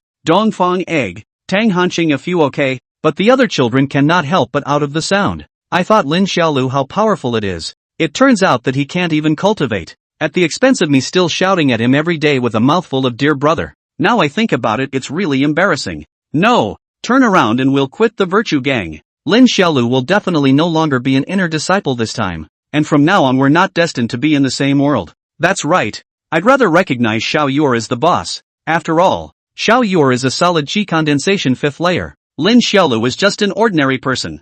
Yu Chu Chu, one of the children, even sneered at Chen Nianyun, brother Nianyun, when Lin Xiaolu becomes an outer disciple. How about we go bully him every day? Chen Nianyun was silent at his words and didn't say anything for a while Yu Chu Chu then laughed. I guess he's no match for us now. After all, brother Nianyun, you are at the 3rd level of chi condensation, and I'm also at the 2nd level of chi condensation. I'm going to go and find him to avenge his death when the test is over. Chapter 52, Waste. In the face of the crowd's taunts and ridicule, Li Mingru didn't say anything and just drank to himself. After a group of elders had talked him down, the helpless Yi Qingluan also finally got down from her throne and looked at the teenager under the stage. Her red lips lightly opened and said, according to Ame's regulations, the star-picking disciple Lin Xiaolu, due to insufficient heavenly beauty, is deprived of his inner disciple status, and has been relegated to the position of an outer disciple since then. When she finished, she sat down again and began to nibble on a duck pear. The other elders also stopped looking at the boy under the stage, joking with each other and preparing to get up and leave. Junior brother, you can step down now, the senior brother in charge of hosting said to the lone Lin Xiaolu. He also felt quite a pity. Generally speaking, the test of the 1st layer of chi condensation rarely people do not pass. After all, the various elders looking for inner disciples are carefully selected. Lin Xiaolu was estimated to be the first one in these years, but at this moment, he was ready to greet the kid off the stage. I'm not convinced. The tender voice suddenly rang out, and everyone in the room froze for a moment as they listened. The elders' movements as they prepared to disperse also paused, and their gazes once again fell on the children on the stage. Li Mingru sipped his own wine without saying a word. At this moment, Fang Wuxiu looked at the child and said expressionlessly, you didn't become the 1st level of chi condensation, and according to the rules you should be, so what makes you disobey? Underneath the field, all the children were also quietly looking at Lin Xiaolu. Lin Xiaolu stood up straight, her little face red, and shouted angrily at the people on the high stage, just by the fact that the ones at the same stage as me can't beat me. Everyone was stunned when these words came out. 8-year-old Lin Xiaolu's face was full of anger. Just now the elders on the stage taunted his words he heard clearly, shouting at himself one by one a waste, but also shouted so rightfully, he has long been unhappy. This moment he directly brain all spit out, pointing at the elders on the stage to continue shouting. You guys think that immortal cultivators are powerful? Then let the ones at the same stage of immortal cultivation fight me. Let's see who's the loser. On top of the high platform, the elders all changed their faces and were staggered. Yi Qingluan was sitting on the seat, nibbling on a duck pear while revealing a smile. This little guy is really interesting. A martial arts practitioner actually wants to fight with an immortal cultivator. Li Mingru also put down the wine gourd in his hand and looked at the elders and laughed. Gentlemen, my little disciple is naturally stubborn. He's not convinced. What do you think? Humph. Zhao Xianyi directly snorted coldly. Not convinced? Fine. Just rely on this little guy and arrange for a few little disciples to let him know how powerful he is. The other elders didn't have much of an opinion.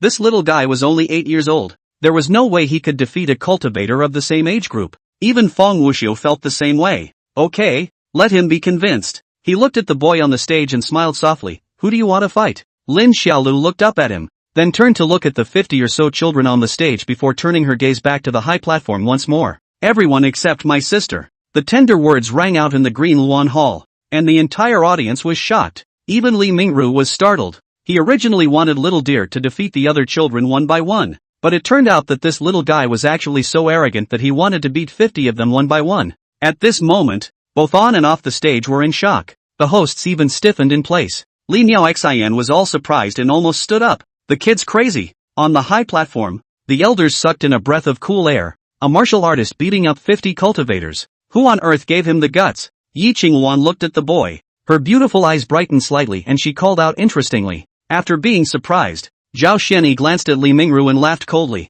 Worthy of being senior brother Mingru's disciple, you really are arrogant enough. Just a brat who doesn't know the heights of heaven. An elder stroked his white beard and sneered. I dare to assert that this child will only be crippled in a single glance. Children, I can understand if you are not convinced in your heart, old man, but you still need to have some self-knowledge. Talisman Elder Wu Ming laughed. If he wants to challenge all the children in the academy, just give him the chance. It's not a problem. Humph. Being defeated by 50 cultivators is something to say. The elders spoke and joked without haste, not taking this little guy's stubbornness to heart at all. Yi Qingwan, however, waited impatiently and urged. This kid wants to challenge it. You guys quickly let the disciple on stage off. Fang Wuxiu smiled at his words and said yes to Yi Qingwan, then walked to the edge of the high platform, his cloudy eyes looking down at the 50 or so children below, and indifferently opened his mouth. All disciples listened to the order, except for Lin Xiaoyu. All others go up to the stage to spar with Lin Xiaolu. They must not intentionally hide their strength. They must go all out, point to point. Under the stage, the children heard the order to get up, and then one by one climbed on the white jade platform. This scene straightly Miao Xian look anxious as hell. This little senior brother of his own is confused. Although his martial arts are indeed not bad, but one person to fight 50 cultivators, how can this be done? These kids had basically learned some spirit magic by now, so how could he possibly beat them? Li Yaoshi on the side laughed coldly. It is true that a newborn calf is not afraid of tigers, thinking that after practicing a little bit of furry kung fu he can challenge an immortal cultivator. He really doesn't know how to die. The gulf between a martial artist and a cultivator is not something that can be bridged by effort alone. On the white jade stage, 50 or so little Taoist children all stood opposite Lin Xiaolu. So many children, almost half of the stage, a vast expanse. In comparison, the lonely boy appears to be a little single, but also let the bottom of the heart of Li Miaoxin feel heartbroken. Dongfang Egg, Tang Hanqing, and a few children who were on better terms with Lin Xiaolu stood in the crowd with bitter little faces, and didn't know what they should do. Just now, the elders said that they must go all out. If they secretly let go of the water, will they be discovered by the elders? Yu Chuchu stood at the front of the crowd, looking at the boy in front of him with an agitated face and eyes full of ferocity. At the second level of qi condensation, she could not hold back her desire for revenge at this moment. She wanted to beat this guy down in a single shot. At the very back of the 50 or so children, Chen Nianyun stood silently, already 11 years old. His eyes were haunted and he didn't know what he was thinking. Above the high platform, the elders couldn't help but tsk a bit as they watched the pair of 50 scenes below. There's one thing to say, this son is only 8 years old this year, yet he can face 50 child cultivators alone without changing his face. But he does have the unyielding spirit of a person practicing martial arts. Yes, and more than half of these 50 child cultivators are a few years older than him. This spirit of bravery is really not bad. Spirit? Spirit is useless. Zhao Xianyi laughed coldly. Among mortals, any successful martial artist? Which one is not a hardcore person who is not afraid of death? Which one is not a man with a strong iron bone? But is it useful? It's still a bunch of trash. With a casual wave of my hand, I can kill a piece of martial arts masters. When he finished speaking, he looked to Fang Wuxiu who was fawning to the side and said, Senior brother Fang, don't you think that's the truth? Dressed in a long black robe, Fang Wuxiu did not respond, but stood at the edge of the high platform, looking at the lone figure below the stage, and expressionlessly gave his assessment. How dare a mortal fleshly body look directly at the changes of our immortals? Chapter 53 1 against 50. In the middle of the field, Lin Xiaolu looked at the 50 or so children in front of him and relaxed, shaking his wrists, twisting his ankles, and then stretching again, as he tried to let his body adjust to its best condition. And the senior brother in charge of hosting, after seeing that both sides were ready, looked up to the elders on the high platform. After receiving the instructions from the elders' eyes, he no longer hesitated and shouted, Cutting, begin. The moment the words fell, the 50 or so children raised their palms in unison in preparation for their respective chokes to cast spells, each yelling and shouting to the heavens. And with a strange cry, Lin Xiaodir's tiny body flew straight up, facing the 50 people in front of him straight on, raising his own fists high. Yu Chu Chu. who was the most forwardly positioned among the children, had just shouted out the name of her spiritual law, when Lin Xiaolu had already run in front of her, and its brandished fist with the sound of the wind went straight to her face, which also caused this little girl to directly freeze on the spot, and for a while the whole person's brain went blank. The elders on the high platform also froze for a moment, each looking at the scene below in surprise. They didn't expect Lin Xiaolu to face more than 50 people who would be so unchanged, directly choosing to take the lead, and obviously, these children below had no experience at all in sparring and fighting with people, and all of a sudden being approached, they all forgot their own means in fear. Bang! Warm nosebleeds splashed out, and Yu Chuchu was sent flying out of the room by Lin Xiaolu in just one look. At the moment, what was going through her mind was, what's the situation, shouldn't she be the one who beat Lin Xiaolu into wailing? Yu Chuchu fell to the ground. The boy did not hesitate to burst into the midst of 50 or so children, dodging left and right. His fists swung continuously with the sound of the wind, wide open and fast, and in just a few seconds a number of children were put down directly. They didn't have time to cast spells. Lin Xiaolu's speed was too fast. Her fists and elbows were like knives, and she was hurt when touched. This scene was obviously not expected by the elders on the high platform. This Lin Xiaolu under the stage was not only agile, but also had extremely fast reactions and had moves. Most importantly, he dared to do it. On the contrary, their own disciples, although they have spiritual magic, but they simply do not know how to fight. Real combat experience is too little. Now Lin Xiaolu rushed into the crowd. It is even worse to cast spells at will, easy to injure teammates. The whole picture actually looks like some tigers into the flock of sheep. This also made their faces look bad. Immortal cultivators, actually being beaten by a martial arts practitioner. Drink! With a bellowing cry, Lin Xiaolu's tiny body leapt high, dodging the aura cast by one of the children, and then kicked out a beautiful backward swinging leg in the air, sweeping across the child's neck with the sound of the wind whistling into the air. Boom! The child let out a muffled grunt and flew directly backwards, his body even pouncing on a large number of people. Pop! Dang! Bang! A sound of blows came from the field as the children were put down by the teenager one after another. A child shouted and was just about to raise his hand to cast a means when Lin Xiaolu was hit in the neck with a horizontal kick, and immediately rolled his eyes. His body fell to the ground limply, and the spells condensed in his hand to the halfway point also directly dissipated. This scene surprised everyone to the core. This disciple of Li Mingru is actually so crazy, facing 50 children who had learned spiritual laws. Originally Lin Xiaolu was supposed to be the one who was intimidated, but at the moment it was frozen as if 50 children were the weaker party, and he, in one, bullied 50 of his peers. Everyone spread out and cast a spell, seeing Lin Xiaolu's valor in battle, putting down nearly a dozen children in one breath. Someone immediately shouted, "Spread out and cast spells, attack him from a distance." The children heard immediately dispersed in all directions, after pulling away from the distance finally cast their respective spiritual methods. A time of variety of bright and colorful means in the field, and accompanied by a number of children's screens released. Wanxian Skill, Arc Moon Blade Chi, Bright Flame, True Yuan Hua Flash, the Phoenix Vector. The names of various spells were shouted out. Although because of the children's lower cultivation level, the power of all these spells was still not very big, but the victory was in the number of extremely large. More than 40 streams of light flew towards this teenager like a sky and earth. Seeing this scene, the elders on the high platform finally revealed a hint of a smile. Just now Lin Xiaolu's performance was unexpected by all of them, but fortunately, these little disciples of their own were not stupid, and at this moment, after reacting to it, they immediately found a corresponding way. Underneath the white jade stage, Li Miaoxin watched with nervousness, fearing that her senior brother would be injured. Li Yaoxi, however, looked at the flowing image and sneered, "It can be over." Little jade child sat cross-legged, holding her little head in a daze, seemingly not understanding what was happening on the stage. The presiding senior brother also had his gaze fixed, ready to raise his hand to save Lin Xiaolu and prevent him from being injured by these spirit spells. "Brother Mingru, your disciple is about to lose." Zhao Xianyi spoke with a smile. Li Mingru didn't pay any attention to him, tilting his head back and drinking to himself, his mind recalling the scene in the cave where he had waved his sleeve and shot a dozen or so chi arrows to hone his reflexes and dodging ability in order to exercise Little Deer's reflexes and dodging ability. Immortal cultivators can underestimate martial artists. However, in the early stages, it was best not to underestimate a martial artist who worked hard enough. That would be a big loss. In the middle of the field, looking at the 40-odd flowing light spirit techniques in front of him, Lin Xiaolu's pupils shrunk slightly, and then her stance moved in a heck of a way. Boom! Several streams of light fell into the air and blasted on the alabaster stage. Lin Xiaolu seemed like a nimble little monkey, her body dodging one stream of light spirit method after another.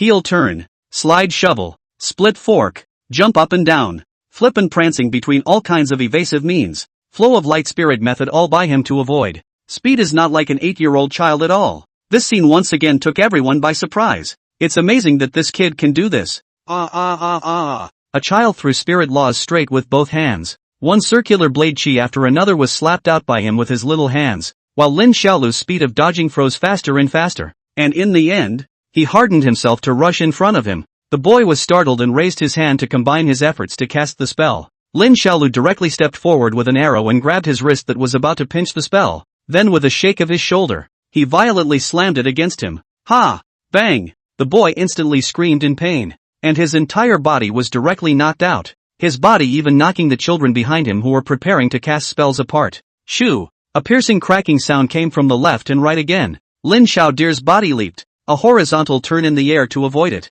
then flew forward, raised his hand and elbowed. Another child was sent flying by his elbow, grade 8 top center elbow. At this moment, the children on the field were all panicked. They were all at the first level of chi condensation, and originally had less spiritual chi in their bodies, and after casting those spiritual chi in one breath just now, there was simply no more spiritual energy available at this moment. The elders on the high platform were also watching with growing alarm, and Zhao Xianyi's 2 lines of eyebrows were even tightly knitted together. Don't be afraid, everyone, there's more of us, let's go together. The children shouted and pounced on Lin Xiaolu, without any cultivator's demeanor, and one by one, they swung their king's fists and pounced on Lin Xiaolu, and Lin Xiaodir didn't hold back, her little arms and legs flailing about, crackling and punching them all over the place. More than 50 children were put down by him one after another. Although they were many and their fists seemed to rain down on Lin Xiaolu's body, but it was useless in the slightest. He was full of horizontal training chi. His body was as hard as a mountain rock. He was not afraid of the unusual punches and kicks. Instead, he chopped his head and hammered the children around him, and for a time the whole alabaster platform was in chaos, and the sound of children being beaten and cried was overflowing everywhere. Chapter 54, Sword Cultivator Chen Yenyun.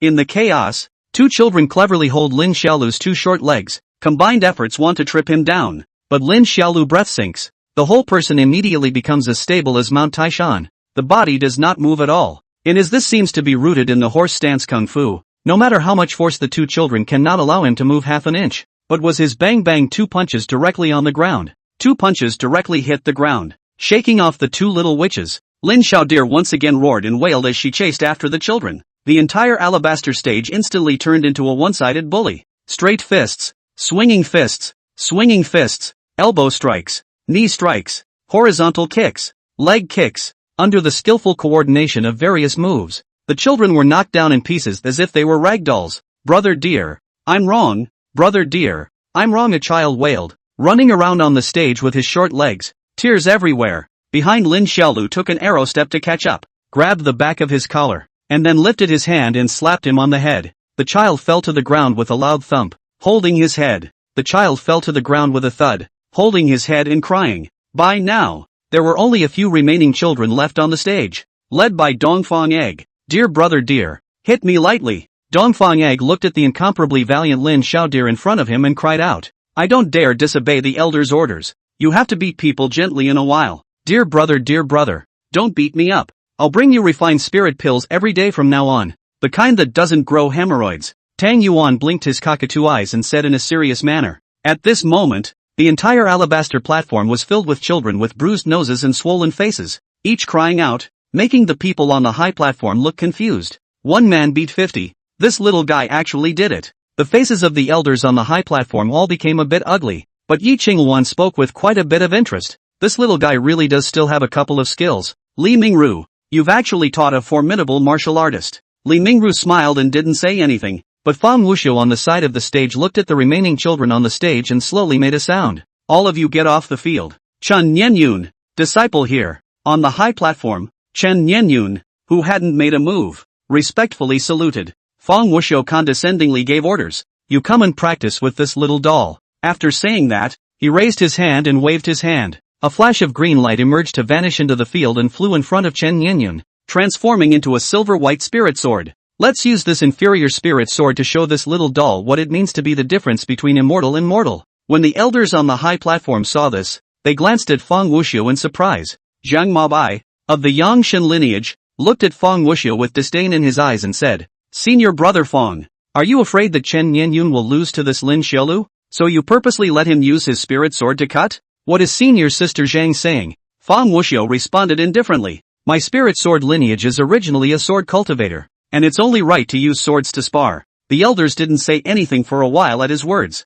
It would be no fight at all. Lin Xiaolu was 8 years old and Chen Nianyun was 11. Chen Nianyun was currently at the 3rd level of qi condensation and had a spirit sword to help him in his battle, while Lin Xiaolu was empty-handed with only a so-called martial art. However, they also understood Feng Wuxiu's reason for doing so. If one were to say that Lin Xiaolu really let Lin Xiaolu defeat all the children present today, it would be an insult to them. It would even cause their disciples to doubt themselves and wonder if immortal cultivation was really more powerful than martial arts, which was something that would shake the heart of the Tao. Of course the elders certainly didn't think so. In their opinion, the reason Lin Xiaolu was able to defeat his own disciple was solely due to the fact that his disciple had too little experience in actual combat. Budo was something practiced by mortals, destined to be a means to no end with its limitations and room for growth. So there was no way they would agree to let Lin Xiaolu defeat Chen Nianyun. Also for this reason, Lin Xiaolu had to lose this match today. Yi Qingwan looked at Chen Nianyun, who was holding a spirit sword on the stage, and then looked at Lin Xiaolu, who was empty-handed, and smiled at Li Mingru. "Mingru, why don't you find a blade for Lin Xiaolu as well?" When Zhao Xianyi, who was on the side, heard this, he immediately revealed a sneering smile. "Forget it, sect leader. Lin Xiaolu doesn't have any spiritual energy in his body, so even if you give him a top-grade spiritual sword, it would be similar to a burning stick in his hands." Yi Qingwan thought so, and did not speak again, dropping the Nod duck pear in his hand and leisurely peeling up the banana. On the high stage, the children went down one after another. Dongfang Egg, Tang Yuan, Lu Shuai and others also went down the stage. Several of them hid at the end, did not have a hand with Lin Xiaolu, at the moment one by one. Before they went down the stage, they all gave him a cheer. "Dear, Chen Nianyun to death. I'm watching you. Dear, don't be a wimp. You beat him up so many times before. You can beat him up just as much now. Dear brother, I still have the elixir for growing hemorrhoids here. Why don't you try fooling him into eating it again, and then he'll make sure he can't beat you." Lin Xiaolu rolled her eyes at the group of unreliable juniors before looking at the last person in the field, Chen Nianyun. Chen Nianyun also looked at the boy in front of him with his own long-standing grudges. Silently holding the spirit of the sword in his hand, did not say anything. At this moment, although his age is still small, but standing in the stage has been hidden, so a hint of swordsman style. Lin Xiaolu, on the other hand, gave him a smiling look and joked, "It's really been a long time since I've seen you at Chen Nianyun. I'm coming to beat you up again today." Chen Nianyun pursed her lips, then looked at the boy in front of her and opened her mouth. "Lin Xiao dear, I'm now at the 3rd level of qi condensation, and I've already initially mastered the Twilight Spirit Sword technique of my spirit sword lineage. You're not my opponent, and I'm not willing to bully the small with the big, so admit defeat on your own." Lin Xiaolu sniffed suspiciously and tilted her little head, looking at Chen Nianyun to reveal a hint of curiosity. "You weren't like this before. Before you would definitely wail and pounce up to find me to fight, and now how do you talk like an adult?" "Because I've grown up."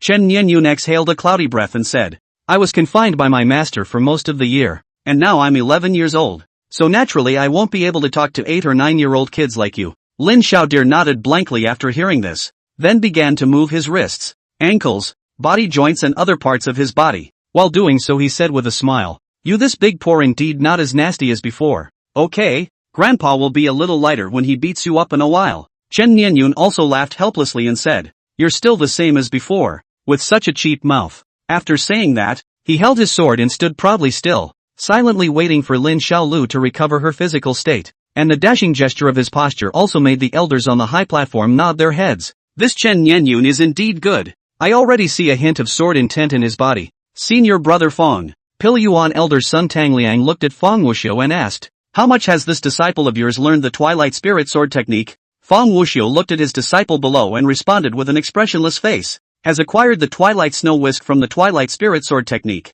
When these words came out, the elders were all stunned. Even Li Mingru stopped drinking and raised his eyes to Feng Wuxiu. Yi Qingwan even said with her beautiful eyes slightly bright, "This little guy has even mastered the Twilight Snow Whisk?" Feng Wuxiu nodded in agreement. Nianyun's cultivation talent may not be as demonic as senior brother Mingru's Lin Xiaoyu, but he is a born sword cultivator, and his talent for learning sword-type spirit techniques is definitely deservedly number one. After he finished speaking, he seemed to think it was not enough, and added a sentence that shocked the whole audience after a slight meditation. "In less than 100 years, Nian Yun will be able to surpass me and become the #1 sword cultivator in MA. At this, the elders sucked in a breath of cool air, each stunned. They didn't expect Feng Wuxiu to think so highly of this young disciple and actually give him such a high evaluation. After being stunned, Zhao Xianyi was even more joyful, truly worthy of being senior brother Feng's senior disciple. It seems that the end of this duel is already destined. After saying that, he once again looked at Li Mingru. With provocation in his eyes, he lightly said, "Senior brother Mingru, this punk disciple of yours is going to lose. What are you going to do?" Chapter 55, Feet on Flying Swords. Li Mingru remained silent, and under his slightly drunken gaze, he always revealed a sprightly clear mane. Sometimes being defeated in learning a lesson isn't always a bad thing. In the middle of the field, the cuts had already begun. And this time too, Lin Xiaolu was still taking the initiative. That's the kind of character he is, always believing in the principle of striking first and suffering later. Drink ah. The teenager wailed and rushed towards Chen Nianyun in a straight line, his fists raised high, his small body resembling a cheetah out of its cage. While Chen Nianyun looked at the figure flying in front of him, he sighed softly in a forced voice, "You are no longer my opponent, so why be so persistent?" Then his gaze moved slightly, and the hand holding the scabbard shook violently. Miso, the silver-white spirit sword left its sheath and flew out, hovering straight in front of him, and in the next moment, Chen Nianyun waved his hand with a sword trick, and the spirit sword flew out with a sharp whistling sound. The children on stage watched in awe. It appeared, the spirit sword spirit method unique to the spirit sword lineage. Wiping her nosebleed, Yu Chuchu looked at the flying sword on the stage and shouted, "Brother Nian Yin beat him to death. Beat Lin Xiaolu to death." Above the high platform, the elders saw the spirit sword unsheathe and fly away as a streak of silver-white light, and instantly understood that this duel had come to an end. The twilight snow whisk no longer needed to be used. The flying swords had been used, and this was no longer something a mortal could resist. Although Lin Xiaolu could be called a martial arts prodigy, it was like what Feng Wuxiu had said. In the end, it was only mortal flesh. You have a horizontal chi. Your body is like a mountain rock. You can withstand ordinary blades without being hurt, but you can't block flying swords. Your posture is flexible. Your pace is light, and your dodging speed is fast, but you can't be as fast as a flying sword. Regardless of which immortal cultivation sect, flying swords, sword cultivators, that was a proper killing weapon. In front of such a great killing weapon,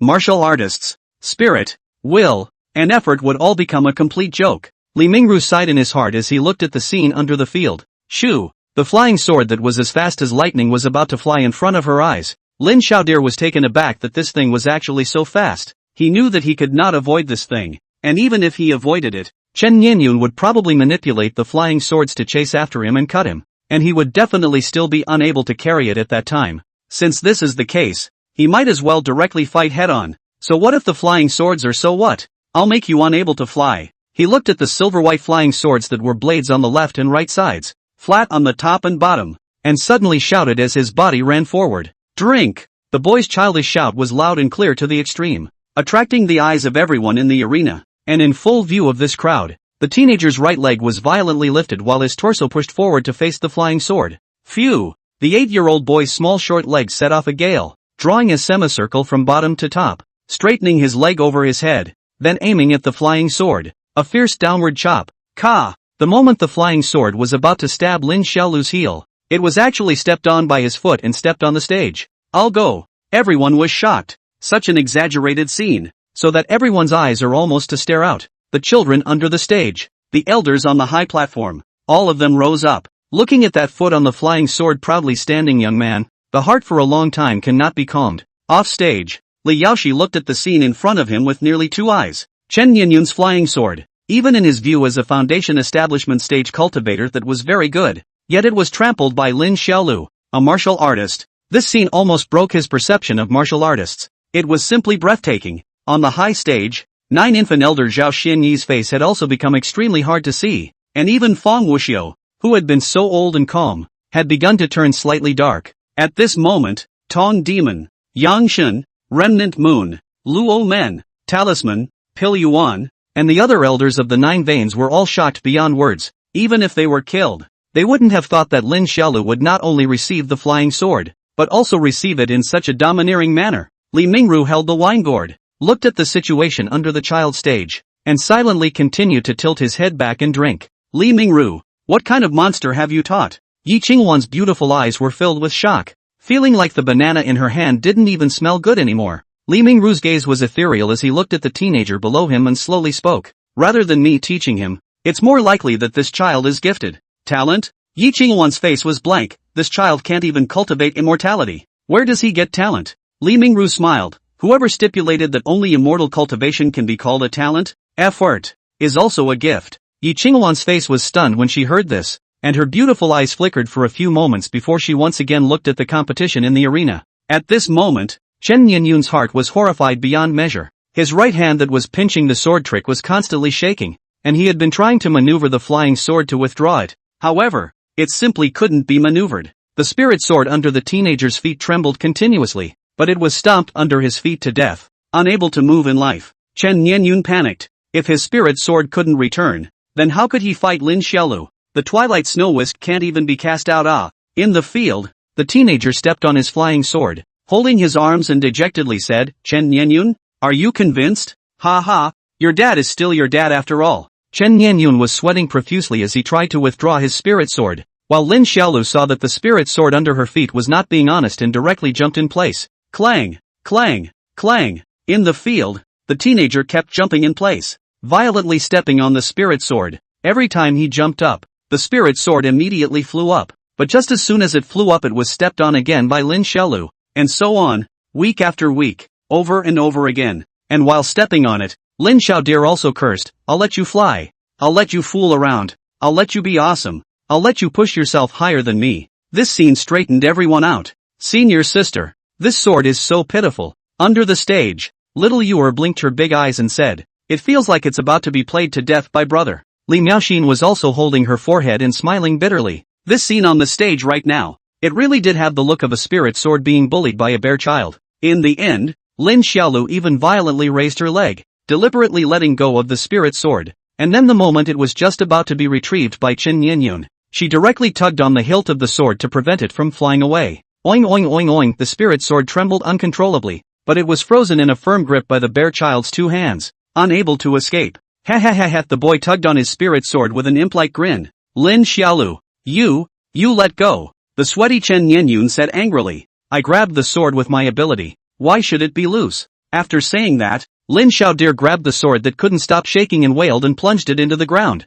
Ka-ching! The silver-white spirit sword was directly inserted several inches into the alabaster platform, and after Lin Xiaolu inserted it into the platform, she pressed it down with one hand to prevent it from flying away, and with one hand, she pulled out the debris from her bosom, then ruthlessly slapped it towards the end of the spirit sword's hilt. Chapter 56, Victory. In the middle of the field, Lin Xiaolu was like hitting a nail with a hammer, using the side of the narrow head of the debris that was not easy to break, and ruthlessly hitting the round end of the hilt of the spirit sword, and soon smashed the spirit sword into the stage inch by inch, not entering half of the sword body all the time. Chen Nianyun was desperate. He was only at the third level of qi condensation. The spiritual energy in his body was not very sufficient. At this moment, the spirit sword was firmly inserted into the platform. His maneuvering was not enough to draw the spirit sword back at all. He could only watch the spirit sword swaying. On the high platform, Fang Wuxiu's face was also getting darker and darker, his old face black with anger as he watched the scene. And after all this busy work,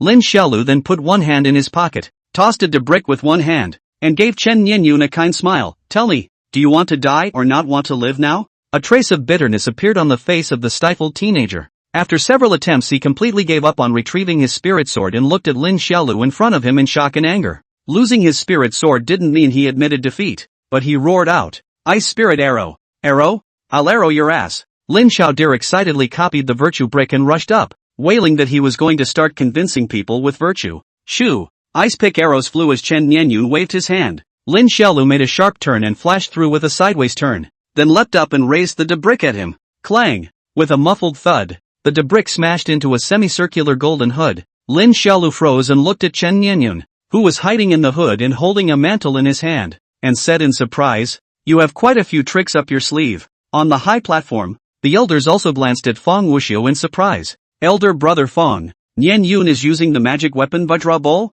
Fang Wuxiu coldly didn't answer. The other elders didn't say anything. Chen Nianyun was now forced to use even the magic weapon bestowed by his master, so there was nothing more to say. It's already clear who's winning and who's losing. In the middle of the field, Lin Xiaolu slapped at Chen Nianyun's golden cover in a frantic manner, and straightly slapped the cover with a clanging sound, and while slapping his mouth, He also recited the words, "I'm not sure if you've ever seen this before." He said, Confucius said, fighting with bricks should not be messy, light face, hard, left hand, right hand, cannot be a person alone. There are friends together. And then, the death of pulling down the. This scene caused the eyes of the elders on the high platform to flutter violently. Ah ha ha, laughing me to death. This little guy is really funny. Yi Qingluan was even sitting on the throne laughing and covering her stomach, her beautiful feet in embroidered shoes stomping straight. After tapping for a while, Chen Nianyun's golden cover remained motionless. Seeing this, Fang Wuxiu on the high platform also coughed and looked at Yi Qingluan. Sect Master, Lin Xiaolu couldn't break Nianyun's Vajra mantle, and Nianyun can't defeat him now, so you see how about awarding the two a tie? Fang Wuxiu, don't be shameless. Yangshan's Zhang Mabai didn't hesitate to interrupt him and said with spirited contempt, a sparring match is about a fair and just one. Your disciple has the nerve to ask the sect leader to award a tie even after using the magic weapon you bestowed on him? Why are you so shameless? Can't afford to lose? Fang Wuxiu's face turned ugly at his words as he looked straight at Zhang Mabai and said, Senior Sister Zhang, please be careful with your words. What's wrong, Fang Wuxiu? You think I'm not afraid of you? The white-haired Zhang Mabai revealed a stance to make a move and scolded. You think we immortal cultivators are ashamed of losing to martial artists? Let me tell you, I think it's even more humiliating for me to lose and not recognize it. Fang Wuxiu heard the anger of the chest a wave of ups and downs. Withered fists are pinched crunching, but froze a sentence should not come up. Looking to press the hands of the other elders rushed to come up to persuade, and just at this time, a green voice came from the stage. Sect leader, if I knock this guy out of the ring, does it count as my win? Lin Xiaolu shouted from the stage towards Yi Qingluan. Yi Qingluan held her snow-white chin and looked at this little guy with a smile and opened her mouth. Count. Lin Xiaolu sniffed and nodded her head, spitting out a long O word. Zhao Xianyi sneered disdainfully. Does this little guy still intend to push Chen Nianyun off the jade stage? He really thinks that he's invincible after practicing martial arts for a year? How ridiculous. The elder of the Tong demon lineage, Qi Guan Yundun, glanced at Zhao Xuanyi and advised with some goodwill. Senior brother Zhao, my elder brother feels that you've been punched in the face enough times today, and don't need to add more. Zhao Xianyi heard the face of a black humph a little no longer squeak. On the white jade stage, Lin Xiaolu turned to Chen Nianyun, who was hiding in the hood, and took a deep breath. Then her stance spread out, and all the joints of her body slowly twisted, and finally took a stance of preparing to launch her power. Level 8 Iron Mountain leaning. With a violent roar, the boy slammed into the ground, and the side muscles behind him seemed like a hammer, blasting hard against the golden hood. Boom! The golden cover shuddered violently and uncontrollably, and the Chen Nianyun inside felt a strong impulse, and along with it, the entire cover moved back a few inches. This scene once again shocked everyone's jaws off, and Spirit Sword Elder Fang Wuxiu was even looking at it with his eyes glazed over. Go dear! Go dear! Dongfang Egg, Tang Hanqing, Lu Shuai, and many children lying on the edge of the stage waving their fists and shouting. Ha! Lin Xiaodir's breath didn't stop, and he made another ferocious collision against the cover. The loud crashing sound was as thick and powerful as if it was the bells of the daily morning, and the semicircular metal cover moved back once again. Come, come, the brothers of the Virtue Convincing Gang stand up. Let's line up in formation together. Dongfang Egg called out to the children. I'll shout 1, 2, 3, and everyone will shout the slogan with me. Come on. 1, 2, 3, up. Ame Supreme. Convince people with virtue. Divine powers are vast. Boundless magic power. Under the field, the children shouted in unison, and Lin Xiaolu once again slammed her Iron Mountain lean against Chen Nianyun's hood. Boom! Ame Supreme. Convince people with virtue. Divine powers are vast. Boundless magic power. Boom! Ame Supreme. Convince people with virtue. Divine powers are vast. Boundless magic power. Boom! The children's shouts are getting more and more energetic, while Chen Nianyun inside the hood is showing despair. He has been knocked to the edge of the stage. Lin Xiaodir exhaled a cloudy breath. Her stance spread out. Then she twisted her hips again and slammed. Boom! The hood moved again, the small half of the section moving off the edge of the stage. Chen Nianyun's entire body was ashen, as if he had resigned himself to his fate. He finally lost, confined for half a year, still could not beat this guy. Lin Xiaolu shouted. Iron Mountain lean. Boom! Chen Nianyun was completely knocked off the stage and landed on the ground. The children burst into blazing cheers, shouting, Ame Supreme. Convince people with virtue. Divine powers are vast. Boundless magical power. And Lin Xiaodir was also spirited, carrying her hands, standing proudly on the entire Chinese alabaster platform, raising her hair out, ooh of pig laughter. Li Yaoxi under the stage looked at the rampant Lin Xiaolu and skimmed her mouth. Senior sister, Look at his look. He really owes it. Li Miaoxian ignored him and gave applause with joyful eyes. After laughing for a while, Lin Xiaolu looked towards Yi Qingluan who was eating grapes proudly on the high platform and said, Sect Master, I defeated all the people in the same stage. Now I can continue to be an inner disciple. Right. Yi Qingluan gave him a smiling look, then looked at the several elders and smiled. Several elders? What do you think? Zhao Xianyi kept his face cold and didn't say anything. He had been hit in the face so many times today that he didn't want to talk now. The other elders didn't say much either. Most of them had been slapped in the face, and one by one, they said that they didn't want to open their mouths. Instead,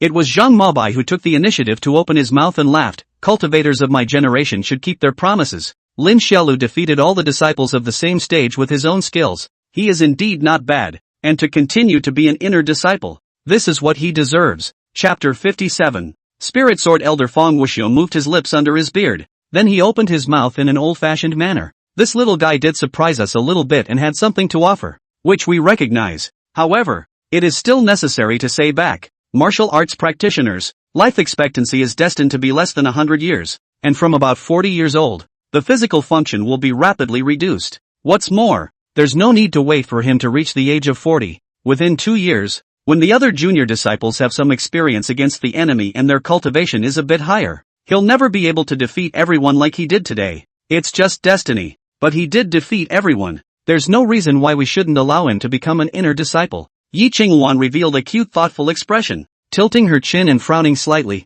she said, if we still have to deprive him of his status as an inner disciple, I'm afraid that he'll be unconvinced. Sect leader, you're too soft-hearted. Zhao Xianyi opened his mouth and spoke. Why do we care if a loser serves or not? But if this child is a waste, then what is the disciple he defeated? Qiguan Yundan looked at Zhao Xianyi and said with a playful expression. Zhao Xianyi choked on hearing this and his eyes glared out. This is two different things. The inner disciples all need to pour in a large amount of supplies to cultivate them. Asking us to cultivate a martial artist who has only been useful for 20 or 30 years is damaging Amei's interests. Yi Qingluan sat on the throne and listened to several elders arguing. For a while she felt her brain hurt. She looked to the side of Li Mingru who was still drinking to death. Her cheeks bulged with anger. Li Mingru, aren't you going to say anything? That's your disciple. Li Mingru barred his mouth twice, seeming to reminisce about the strong aroma of the liquor, and casually spoke. What's there to say? Just watch. It's not true that it's my disciple, but I'm not the sect leader. Yi Qingluan,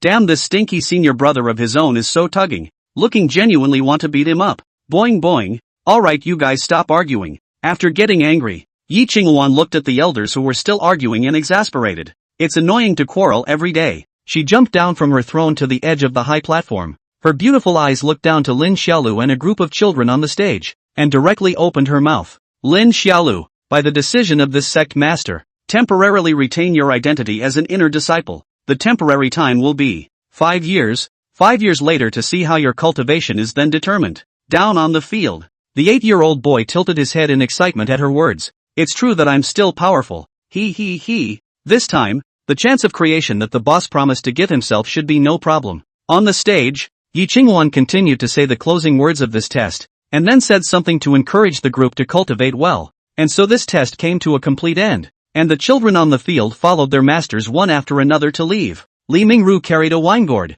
and when all the elders on the high platform had left, he looked at Yi Qingluan twice, and asked with a slight drunkenness, Senior sister, are you going back to the cave? Yi Qingluan glared at him, what if I don't return to the cave? How can I continue to be the sect leader for RMA if I don't hurry up and cultivate to improve myself? Li Mingru's old face reddened at his words, hung up some apologies, and was silent. If there's nothing else, I'll continue to return to my cave retreat. Yi Qingluan pouted, a hint of despondency hanging in her eyes as she stepped on her white embroidered shoes and prepared to leave. Li Mingru looked at her somewhat depressed silhouette, and for a moment, his heart couldn't bear it, so he suddenly shouted, Senior sister. Yi Qingluan paused in her footsteps. Her little head twisted, revealing her flawless and exquisite side face, waiting for him to speak. Li Mingru scratched his head. Do you have something to do in the next 2 days? I want to try a method recorded in the remnants of a secret method on Little Deer to see if it can help him improve his martial arts. Will you help me study it together? This thing you can do it yourself. Yi Qingluan turned around, holding her arms arrogantly said, how can I compare with you? You traveled around the world to see a lot of knowledge. I'm just along so big has never been out of a maze bumpkin. Li Mingru froze at his words and nodded awkwardly. In that case senior brother I will. Go we'll go now. Before he finished speaking, Yi Qingluan suddenly pulled him towards the bottom of the high stage with a joyful face, causing Li Mingru to be confused. What's going on here? I thought you weren't going? He looked at the bouncing Yi Qingluan and laughed bitterly. The mind of this senior sister of his was really similar to that of a 16 or 17-year-old girl. For so many years, the position of the sect leader, the heavy responsibility of leading MA, and the endless closed-door cultivation had really pushed her too hard. The duo stepped down from the high stage, and as soon as they stepped off, Lin Xiaolu ran over with a loud shout. Boss, am I awesome? Lin Xiaolu was just about to properly brag about his bravery to Li Mingru, but he realized that Yi Qingluan was also beside him, which made him swallow the words on his lips. Li Miaoxin and Li Yaoxi were also shocked to see Yi Qingluan and hurriedly came over to pay their respects. Only Xiao Yuer looked at Yi Qingluan with a dumbfounded look. Li Mingru drank a mouthful of wine and said, "Little dear, you have performed well today. This afternoon, Master will bestow that creation upon you." Lin Xiaodir let out a long "oh" and Li Mingru looked at Xiao Yuer again. "Little Yuer, from tomorrow onwards, you will follow your master in practicing the star-picking skill." Little Yuer let out a long "oh" just like her brother. In front of the disciples, Li Mingru was not in a good position to call Yi Qingluan's senior sister. Turning his head to introduce her, "Sect Master, these are the two inferior disciples under me." Yi Qingluan bent down and looked fondly at little Yuer, then looked at Lin Xiaolu. "This creation that Mingru is going to bestow upon you, this sect leader will also participate in it, so you should cultivate well, and you must not fail Mingru's intentions." Lin Xiaolu nodded her head repeatedly after hearing this, then looked at Yi Qingluan in front of her and curiously said, "Sect leader, are you a Yuaning stage cultivator?" "Yeah." Yi Qingluan smiled and spoke. Lin Xiaolu looked her up and down a few times, thinking that Yuaning stage cultivators were nothing special. Unlike his disbelief, Li Miaoxin, Li Yaoxi both had adoration in their eyes. This was the first time that the two of them had seen the sect leader so closely, and met the only Yuaning stage bigwig in the entire MA. It was rumored that the Yuaning stage could be an ancestor-level existence in any clan in the divine state, possessing all sorts of godly and unpredictable abilities, and was the ultimate dream of every cultivator. A few people briefly joked and laughed for a while before leaving together. It seemed that it was because of the fight to come out and play. Yi Qingluan was in a good mood and followed the star-picking party down MA Peak, and Li Mingru headed to star-picking peak with a smile and a laugh. Of course what they both said, no matter if it was little sister Li Miao Xin, or little Jade Lin Xiaolu could not understand. Most of what they talked about was cultivation on the law, esoteric, even has reached the foundation of Li Yao. She also listened to a half-understanding. All the way Yi Qingluan was chattering and talking to Li Mingru, until she walked up to the Dao-seeking bridge. Lin Xiaolu suddenly asked in a very uninformed manner, "Boss, are we going to the meal hall to eat first, or are we going to pass on the creation to me first?" It was midday, and he'd been hungry for a long time. Chapter 58, Tiger's Blood. In reality, either Li Mingru or Yi Qingluan, or Li Yaoxi Li Miaoxin could do without eating, but Lin Xiaolu and Xiao Yuer were different. They still needed to eat. Li Mingru laughed. "In a moment, Master will take you to the meal hall to have your meal. Eating a full stomach is also an important thing. You can't put the cart before the horse." Speaking of which, this sect leader hasn't eaten spirit food for over 100 years. Yi Qingluan's beautiful eyes brightened slightly and said, "I've almost forgotten the taste of food. Then let's have a meal together." Li Mingru looked at Lin Xiaolu smilingly and said, "Xiaolu, in a while you try to eat as much as you can, so that you can maximize your ability to withstand the creation when the time comes." "Boss, what exactly is this creation you speak of?" Lin Xiaodir asked curiously. Li Mingru smiled without saying anything and tilted his head back to take another sip of wine. Soon, several people arrived at the meal hall, and the appearance of the two bigwigs, Li Mingru and Yi Qingluan, immediately drew out countless outer disciples to pay their respects. The outer disciple in charge of cooking in the meal hall, and the store assistant Monkey Sanner were all about to pee in fear, and each of them almost rolled over to pay their respects. Yi Qingluan and Li Mingru are not much of a rack, a self-concerned drink, a smiling let the group do what. On the contrary, Li Yaoxi looked at the outer disciples with a hint of disdain on his face, as if even looking at them one more time would dirty his eyes. At the table, the group all took a few shallow bites of their meals, almost all of them watching Xiao Yuer and Lin Xiaolu eating. Because Li Mingru and Yi Qingluan and the reason. Today's meal than the past but also better on a lot. Siat responsible for cooking the outer disciple is taken out of the family skills. A beautiful dish's color and flavor not to mention, and the amount is also great. Lin Xiaolu holding a roast goose nibbled happily, while grinning and laughing, with the two little cute, spiritual food, fruits and vegetables, mushroom and chicken soup, roast goose, soy sauce beef hard to eat and stuffed. Yi Qingluan all looked surprised. She stared at her beautiful eyes in amazement. Is this little guy hiding a storage spell in his stomach? It can actually eat like this. Little deer is a martial arts practitioner. Naturally his meal size is quite a bit larger than an ordinary person. Li Mingru finished looking at the boy and laughed. Today you have given your master a long face. Eat as much as you can. Only when you are full will you have the strength to accept the creation bestowed upon you by your master. Ha ha ha, thank you boss. After saying that, Lin Xiaodir picked up a big bowl of chicken soup and poured it into his mouth. Gulp gulp gulp. Drinking a bowl of chicken soup, he shouted again with bravado, this drinking chicken soup. What a beautiful thing. Monkey Saner, give me 10 more gold. Grandpa has been weak lately. He needs to make up for it. After saying that, he thought about it and shouted on, another acre of leeks. Grandpa also wants to strengthen his aphrodisiacs. Li Miaoxin and Yi Qingwan heard at the same time giggle a laugh. Li Miaoxin even scolded with a smile, sect master are in it. You this child to speak properly. Yi Qingwan was smiling and smiling, thinking that this child was just too interesting. She hadn't been this happy for a long time. It's a good thing that Ame has a big family, otherwise they wouldn't necessarily be able to afford him. Li Mingru smiled at Yi Qingwan as he sipped his wine. Little deer is still an inner disciple now, but there are many resources he doesn't need to use, like any magic weapon, pills, talismans and so on. So just take those resources and turn them into food for him. Yi Qingwan covered her mouth and laughed straight. You're raising a little rice bucket. After a while, Lin Xiaolu finally ate his fill. His small stomach eaten round, he held his waist with one hand and touched his belly with the other. When he walked out of the dining hall,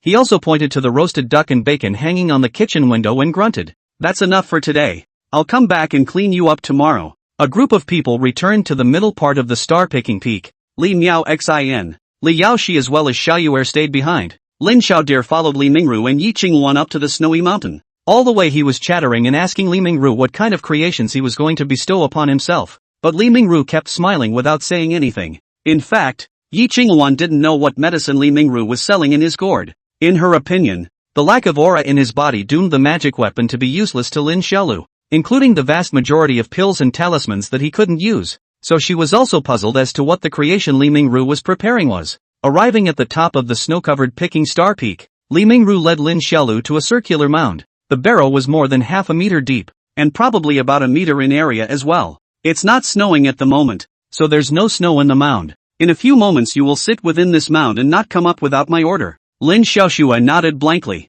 Afterward, Li Mingru smiled faintly and lifted his palm to wave it, and a touch of gauze that seemed like transparent tulle fell within the mound. Take your clothes off and sit in it. Lin Xiaodir obediently did as she was told. Taking off her Taoist robe and shoes and socks, wearing only a pair of cream-colored pants and sitting cross-legged in the mound, he realized that the soil pit seemed to be padded with a thin layer of something by Li Mingru, and when he sat on it himself, he couldn't touch the soil at all, but he could feel the soil's presence. Then, Li Mingru raised his hand again and a transparent barrier enveloped the entire mound. He then looked at Lin Xiaolu inside the pit and preached, in a moment, no matter how painful it is, you must endure it and not come up. Understand? Lin Xiaolu looked at Li Mingru and Yi Qingwan outside the pit with a dumbfounded face, her little brain twitching as she said in horror, Boss, you're not going to bury me, are you? Li Mingru, puffing ha ha ha ha ha. Yi Qingwan laughed out loud as she listened, her fragrant shoulders shaking with laughter. Li Mingru glared at this little bastard without any good reason, then his right hand glowed with a bright light,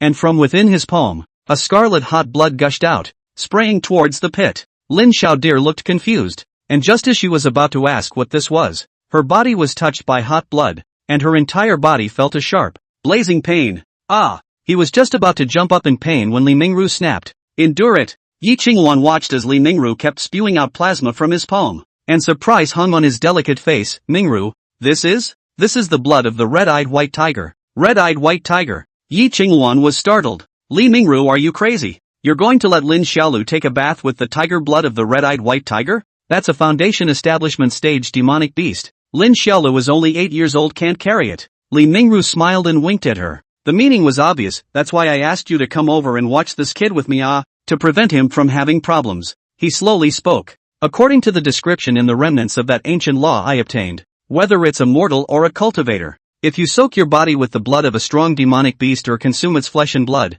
there will be 2 results. A. Body could not withstand it and exploded. 2. Physiques are dramatically enhanced. He looked at the pool that was about to be filled with tiger's blood and narrated, more than 30 years ago, I once saw a hunter who had inadvertently soaked in the blood of a chi condensation realm demonic beast, and not only did he not die, but his body became abnormally strong. And he could carry a buffalo. It's still not as good as a cultivator. Though, however, the strange power in his body and his resistance to blows were strong as if he were a humanoid demonic beast. And later on, he also leaped to become one of the top martial arts masters in the Jianghu without having learned any martial arts. And this time, I'm going to let little dear immerse in the blood of a foundation establishment demon beast that's even more powerful than chi condensation. And as long as he endures it, his physical qualities will grow by leaps and bounds. And after that, I'll feed him the rest of the tiger's blood again, so that his physique will soar once again, helping him to break through to the mortal martial way once and for all. Chapter 59, Lifting a 1,000-pound Stone.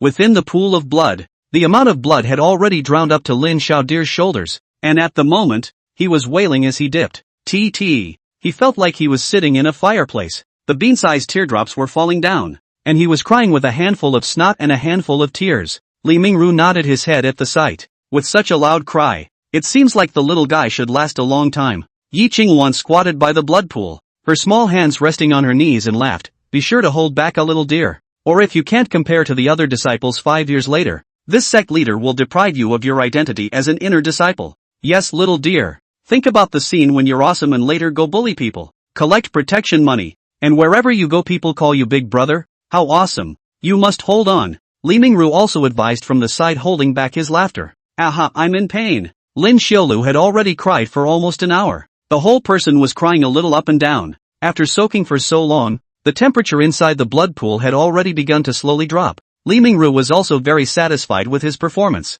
At such a young age, the willpower was actually strong to such an extent. It was really somewhat rare. The teenager within the pool of blood had tears in his eyes. His expression was the same as if he had died his own father. He cried while he was soaking, and it was only after another while that his cries finally began to fade, and his body began to stifle the slight twitching of his entire body. Mingru, the little deer will be alright. Seeing this scene, Yi Qingwan was startled. Just now this little guy was still wailing in pain, crying loud and clear, but now he had started rolling his eyes. His cries were gone. Strong willpower was definitely a good thing, but it was something that could destroy the body if it went beyond the physical limits of a normal human being, and the boy was only 8 years old now, so she couldn't help but worry. In the pool, Lin Xiaodir's howling had completely stopped, and now seemed to be on the verge of passing out. Li Mingru was also slightly worried when he saw this. Red-eye white tiger is a great evil beast, the body of the huge up to a small mountain peak. The physical body is even more robust to the extreme. Whether it is speed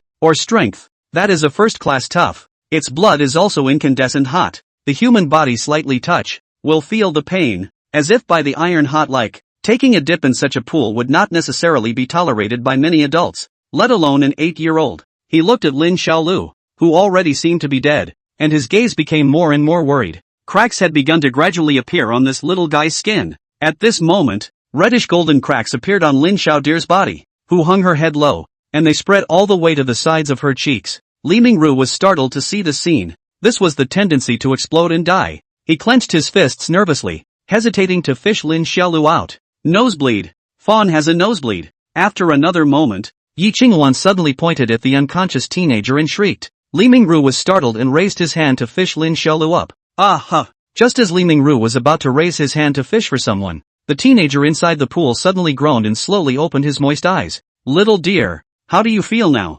Seeing that he had woken up, Li Mingru hurriedly asked in a worried voice. In the blood pool, the teenager spat out a breath through his nose, and the two small nostrils actually sprayed out 2 air waves visible to the naked eye, blowing the plasma in the blood pool to scatter a piece of it, and trembling out of the gusts of ripples. Only then did he look at Li Mingru by the pool, puffing his little face out in exasperation. How does it feel? Whoever soaks knows. Li Mingru. Yi Qingwan pursed her lips and smiled. This little guy became full of vigor again in an instant. It seems that he has already survived, and judging from the white waves of air that had just erupted from his nose, he had indeed gotten stronger as well. Now this little guy. It was only feared that he had already turned into a humanoid little ferocious beast. Li Mingru carefully observed the youngster inside the pool. Seeing that the cracks on his body were gradually recovering and his face was starting to become rosy, he sighed in relief and said, in a moment, after you come out of the pool, Master will give you white tiger essence blood. After you drink it you feel your organs dry and hot,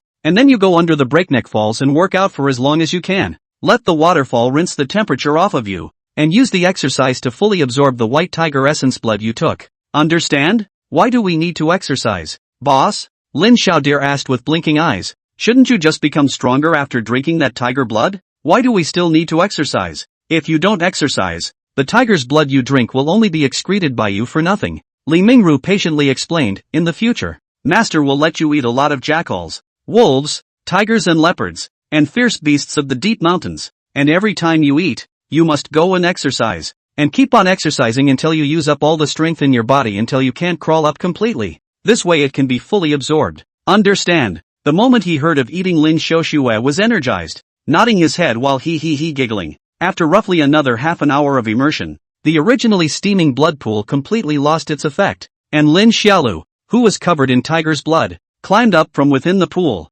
and then used a dust cleansing elixir on himself to wash the blood off his body. How does it feel now? Li Mingru and Yi Qingluan were both looking at him curiously, curious as to whether or not this guy's body had become stronger. Lin Xiaolu stood in the snow bare little bladder, wearing only a pantsuit all over his body, but froze without feeling a trace of cold. On the contrary, he felt that his body has endless strength. It feels okay. Li Mingru raised his hand and pointed to a huge rock covered in snow next to him. Go try to see if you can move that rock. Oh, okay, the teenager agreed, running with his short legs towards the rock that was taller than his entire body. Yi Qingluan measured the size of the rock and curiously said, Senior brother, that rock must weigh thousands of pounds, right? Li Mingru nodded his head and looked at the youngster's small figure and said softly, 1,023 pounds. Yi Qingluan glanced at him in surprise. You weighed in? Li Mingru let out a At the edge of the rock, Lin Xiaoxue shook her arms, then raised her small hands to hug the huge rock with a fierce push. Ha! The 1,000-pound boulder was suddenly picked up by his hands and violently thrown above his head, relying only on his two small hands.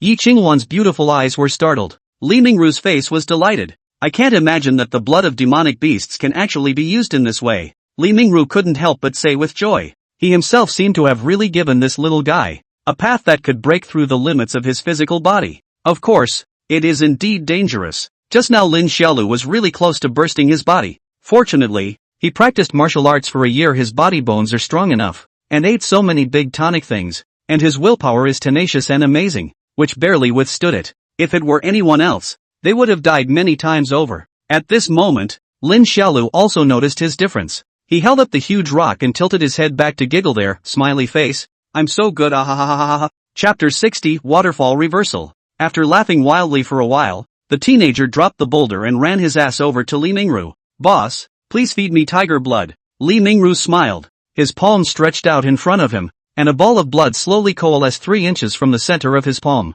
Looking at the constantly rotating blood ball in front of her, Lin Xiaolu came closer and inhaled her nose, realizing that there wasn't that kind of bloody smell. Instead there was a faint fragrance. Boss, where do you keep all this tiger blood? He asked curiously. Li Mingru smiled. Master has a nascent sacred ring that can hold a few things. After saying that, he waved the blood ball in his palm towards Lin Xiaolu. Drink it quickly. The essence blood of this demonic beast is free of odor. Lin Xiaodir did not hesitate when he heard this, pouting his little mouth and stretching his neck. After his lips touched the blood ball and slightly sucked it, the blood ball flowed into his mouth as a whole and was directly swallowed by him. He was taken aback, not realizing that he just drank it down and hadn't tasted anything himself. Just as he was about to smash his mouth back together, a sudden surge of rising heat came from within him. I'll go. Ouch, ouch, ouch, ouch. This rising heat came very quickly and instantly filled his entire body, causing him to wail in pain once again. Li Mingru and Yi Qingluan also saw the change in Lin Xiaolu. At this moment,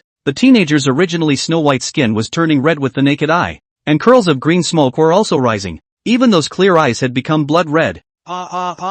Lin Xiaodir wailed and rolled all over the ground, unable to say complete words, hammering the ground straight as if he was crazy. One punch actually made cracks in the mountain rock under the thick snow. Hiss! He was already growling. The 8-year-old's body curled up and let out a small beastly roar. Seeing this, Li Mingru opened his mouth. Go to the Broken Cliff waterfall and work out until you're off your feet. Hurry! Lin Xiaolu couldn't care less about replying, turned around and flew towards the Broken Cliff waterfall in the north of Star-Picking Peak. He was so overwhelmed that he felt as if his belly would explode at any moment, and running and wailing all the way, he darted under the scanty waterfall with his bare little bladder and dashed headlong into the current. Snort! The cool stream of water rose directly after touching his hot body, sending large patches of smoke rising in all directions. It's so hard. Lin Xiaoxue flew under the waterfall's wash and did push-ups so fast that the constantly undulating young body almost appeared as a stump. The cascading water hit his young spine over and over again, but it froze and couldn't bend him. His body continued to smoke.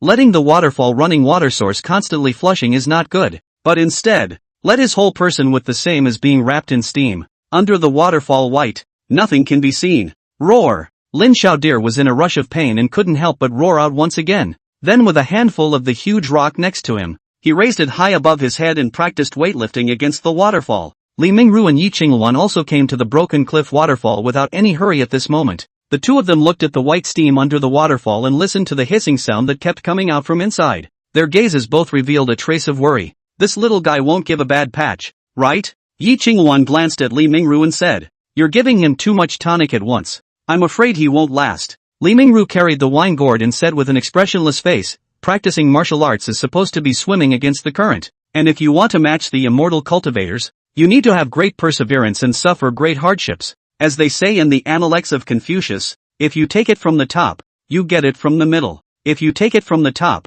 you get it from the bottom. If you take it from the bottom, you gain nothing." Yi Qingluan blankly glanced at him and hummed, "You're really a weirdo too. Senior brother. You're obviously a cultivator, but now you seem to be the same as a mundane martial artist master." Elder sister, I have seen and interacted with some powerful martial artists when I traveled through various countries, so I will have some insights. Yi Qingluan nodded, listening to the tender voice that kept hissing under the waterfall, and curiously said, "Then after this, how are you going to exercise, little dear?" Li Mingru poured a mouthful of wine into his mouth and smiled leisurely and softly. Confidentiality. Yi Qingluan. That day, Lin Xiaolu did not go back to the small courtyard. All night he was under the waterfall crazy workout, lifting a 1,000-pound boulder to do deep squats, do push-ups, and even hard straight pounding the ground. It wasn't until the afternoon of the second day, when he was so hyper-energetic that he had worked out for a dozen hours or so, that he was completely back to normal. Li Mingru and Yi Qingluan stayed with him the entire time,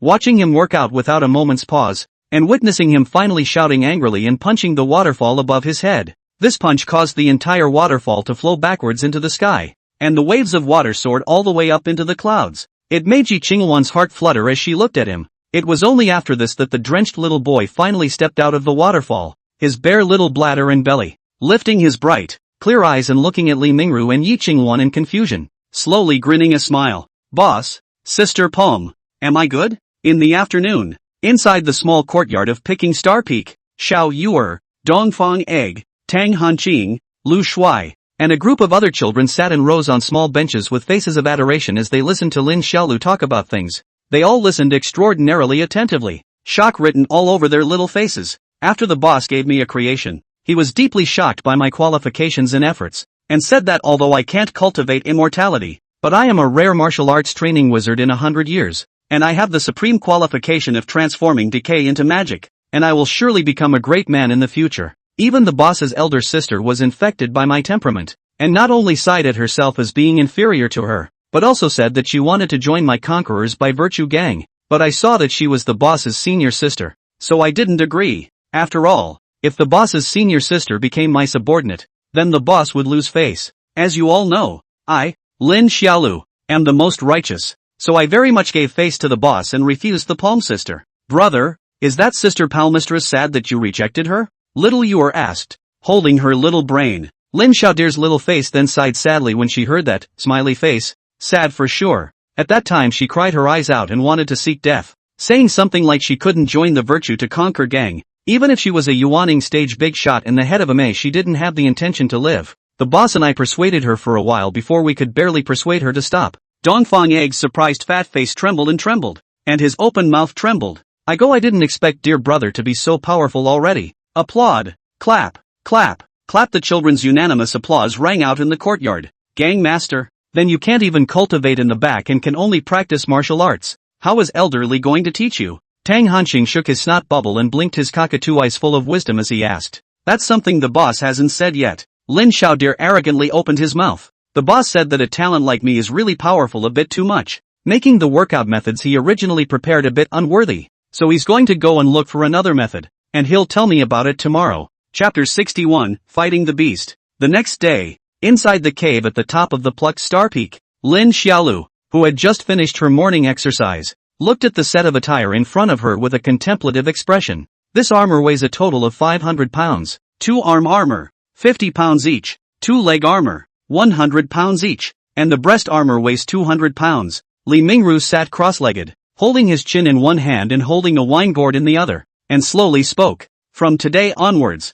you will wear this weighted armor, and in the future, unless it comes to an important juncture, you may not take it off no matter if you are having a meal, going to bed, or practicing martial arts. Lin Xiaodir's little face crumpled when he heard this, but he didn't have much to say, and reluctantly dressed himself in this blackened armor. 500 pounds of weight. If it was the previous him wearing it would definitely be hard to get up, but after he had taken the white tiger essence blood, his strength was capable of lifting a tripod, and this 500 pounds of armor only made him feel slightly heavier. Boss, this can't be the workout you have in store for me. It's so cheesy. The teenager in his armor spat as he moved his arms and legs inside the cave. Of course it's more than that simple. Li Mingru smiled and lightly said, from today onwards, your workout is divided into two parts, morning and afternoon. First of all, in the morning, the master wants you to get up at the daily dawn, wash up, have your morning meal, and then start exercising. Wear this weighted armor and zigzag for half an hour. Running, half an hour.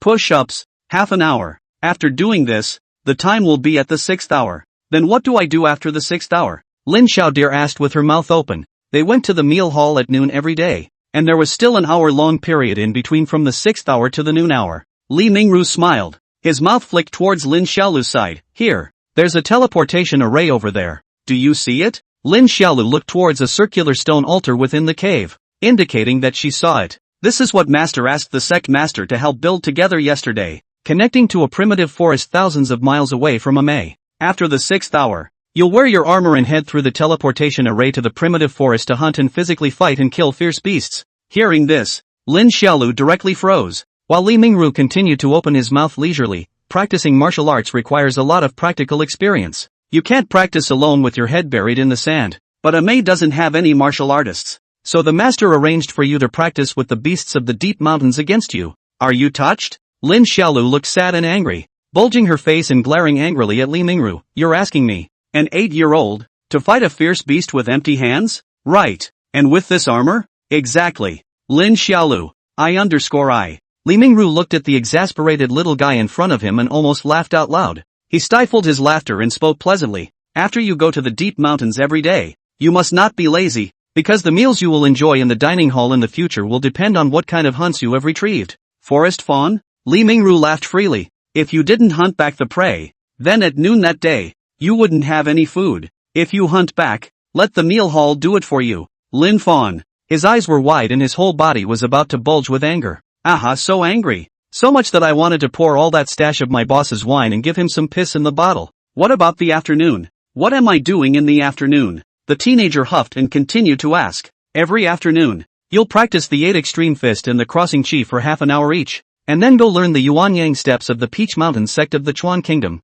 as well as the flying dagger technique of the Little Dagger Society of the Yuan Kingdom. Li Mingru smiled and said, practiced until 10 p.m. And went to the evening meal. And after the evening meal, half an hour of running, half an hour of horse stance and half an hour of push-ups. This day's exercise before it can end. Lin Xiaolu's sniffing angry brain is almost smoke. Together every day a little bit of time to go out to play do not give their own. Really enough absolute. Li Mingru took a sip of wine after he finished speaking, got up from the cushion and greeted him with a smile. What are you waiting for? Get on the teleportation array. Lin Xiaodir, who was wearing a black painted armor, hummed at him, pouted her little buttocks, and climbed onto the round stone altar that was plastered with talismans. Li Mingru also went up with him. The first time Xiaodir went, he must send him, and let him go to the primitive forest by himself later. After a large and a small group of people got on the teleportation array, Li Mingru taught Lin Xiaolu to twist one of the array mountain stones on it by hand. Click click click click. As the mountain stone rotated and made a few crunching sounds, the talismans affixed around the stone altar lit up with golden light, and the two of them were even more radiant under their feet. And the next second, they disappeared amidst the light. A fallen leaf, carved with a fine texture, hovered and fell from high above, slowly covering the teenager's face. Lin Xiaolu uncovered the leaves and looked at the lush, leafy dense forest in front of her, her eyes bulging out in surprise. Cultivation is amazing too. He himself had actually arrived in the primeval forest all of a sudden. At this moment, he and Li Mingru were standing on top of a stone altar in a dense forest. This place is called Savage Mountain, a very primitive forest. Li Mingru gave him an introduction. Master has covered the entire mountain with his divine sense. This place is vast and vibrant. There are no demonic beasts, devil cultivators, or ghosts, There are only an endless number of ferocious beasts and animals. It's very safe. Lin Xiaolu rolled her eyes at him after hearing this. Nice and safe. Boss. From now on, when you're done hunting, just teleport back from this stone altar. After saying that, Li Mingru thought slightly and threw him another jade token. If you are in danger, such as being bitten by a poisonous snake or insect, just hold on to this token and shout the word "Ame," and the master will come to your rescue immediately. Lin Xiaodir nodded, sadness on her small face. Li Mingru, on the other hand, smilingly touched his head and, have a good hunt, little dear. Master still has to go back and teach little jade child the star-picking decree, so I'll slip away first. After saying that, he drove Lin Xiaolu down the teleportation formation, then twisted the formation's eye and disappeared in a blazing light. The 8-year-old boy watched him disappear. Then his little mouth flattened and he cursed at the empty teleportation array. ********, boss. You go eat you. After cursing, he turned his head toward the depths of the dense forest, striding his short legs, his cheeks bulging high with anger, muttering while walking, I'm only 8 years old. Let me fight with jackals, wolves, tigers and leopards, and don't give me a weapon. And also let me wear 500 pounds of weight. Boss, you're really a talent. Lin Xiaodir walked all the way, cursing all the way, and he didn't walk for long before a strange rustling sound came from the dense forest behind him. The teenager's ears twitched and he was just about to turn his head when the next second a blast of wind came from behind him. Hiss! A slender yellow body descended from the sky and viciously pounced on the 8-year-old. Lin Xiaodir's reaction was still fast. Her two small arms spread violently, and her muscles instantly tensed up. Put! Hiss! In that instant, he felt as if something had bitten him in the brain and turned to look. Good guy. It was actually a leopard with a golden body. Chapter 62, Killing a Black Bear Alone. This leopard was golden in color, and its 4 sturdy and slender paws were lying on the grass, hissing incessantly at the child in front of it. At the same time, its pair of leopard eyes also flashed a trace of doubt. Just now he clearly bit the human cub's brain. Why can't he bite into it? It was the same as biting into a rock. Lin Xiaodir at this moment is also a happy face. Fortunately he is not only good-looking, will-blow powerful, but also very resourceful. Flesh body is also strong. Feel wrong at the first time to mobilize the transverse chi, or else just rely on the current physical body. I'm afraid that it will still be bitten by this leopard through the skin. In the middle of the dense forest, a person and a leopard looked at each other, and the leopard with a beautiful fur was stared at by the little boy for a while, suddenly stayed, and the original fierce leopard face slowly revealed a color of panic, and began to slowly step back, as if it had seen some ancient ferocious beasts. Fawn looked at it, slowly grinned, and laughed. Panther, you're in a big mess. Ha!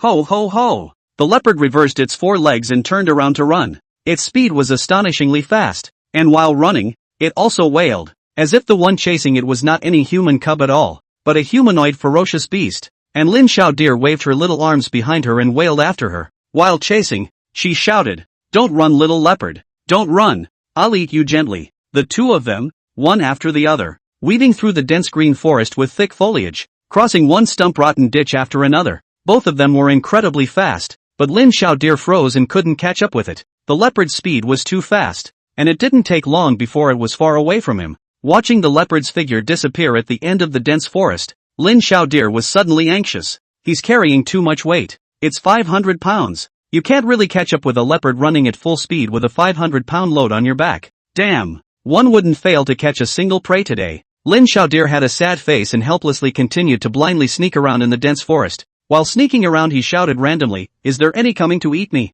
Did you come to eat me? I'm delicious. As soon as I can eat. After shouting for a while, there was no movement, but he suddenly came to pee. Came to a big tree, lifted the small Taoist robe, took off his pants, and peed against the tree. After peeing and shaking, you will live to 99 in the future. The bear child was humming comfortably when he suddenly heard the sound of a branch being stepped on from behind him. Lin Xiaodir lifted up his pants and looked back. His clear eyes immediately revealed a fine light, and his harumps almost flowed out. At this moment, what appeared in front of him was a big dog bear with a dark body. Roar! The big black bear with thick fat and oily fur hissed at him, not being affected by the aura on his body like the cheetah, and turned to Lin Xiaodir in front of him, erecting his huge body and showing a look of eagerness to try. Lin Xiaodir, who was only as big as the dog bear's thigh, was also excited and surprised. Ha, big dog bear, you're finished. I can't outrun a leopard. Can't I still outrun you? Ha! Roar! Without saying a word, one person and one bear directly pounced towards each other.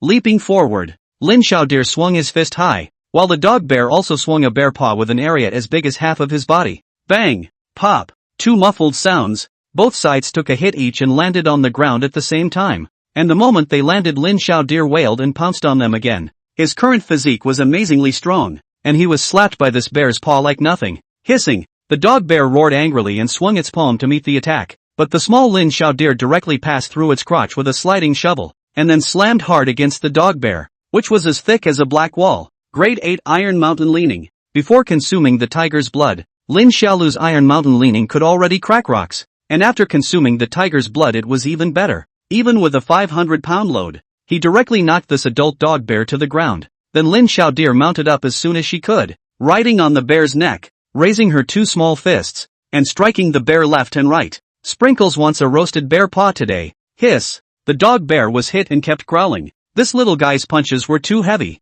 Each one of them was no less powerful than its bear paw at full strength. It only made it dizzy. As the bear struggled, its huge body lashed out, and Lin Xiaoxue stumbled and rolled off its neck. Ho ho ho! Getting up, the big bear growled at him before wiggling his big ass and turning around. Looking at that big fat ass, Lin Xiaodir first froze, seemingly did not expect this big dog bear actually ran so dry. After a short moment of stagnation he threw up his short legs and chased after him. Ah ha ha ha, don't run if you can. Wah ha ha ha ha. In the middle of the dense forest, the fat and meaty bear inverted four thick bare legs running wildly, but its speed is not as fast as the cheetah. After all, looking at the tiger's blood will be drinking the Lin Xiaodir to catch up. It immediately turned the direction, rushed to a thick and incomparable sky-high tree, and then meaty bear claws grasping the trunk, twisting the big buttocks to climb up. I'll go. You can actually climb trees. Lin Xiaodir, who chased over, was taken aback, looking at the dog bear on the tree trunk and exclaiming in shock. The bear climbed very quickly.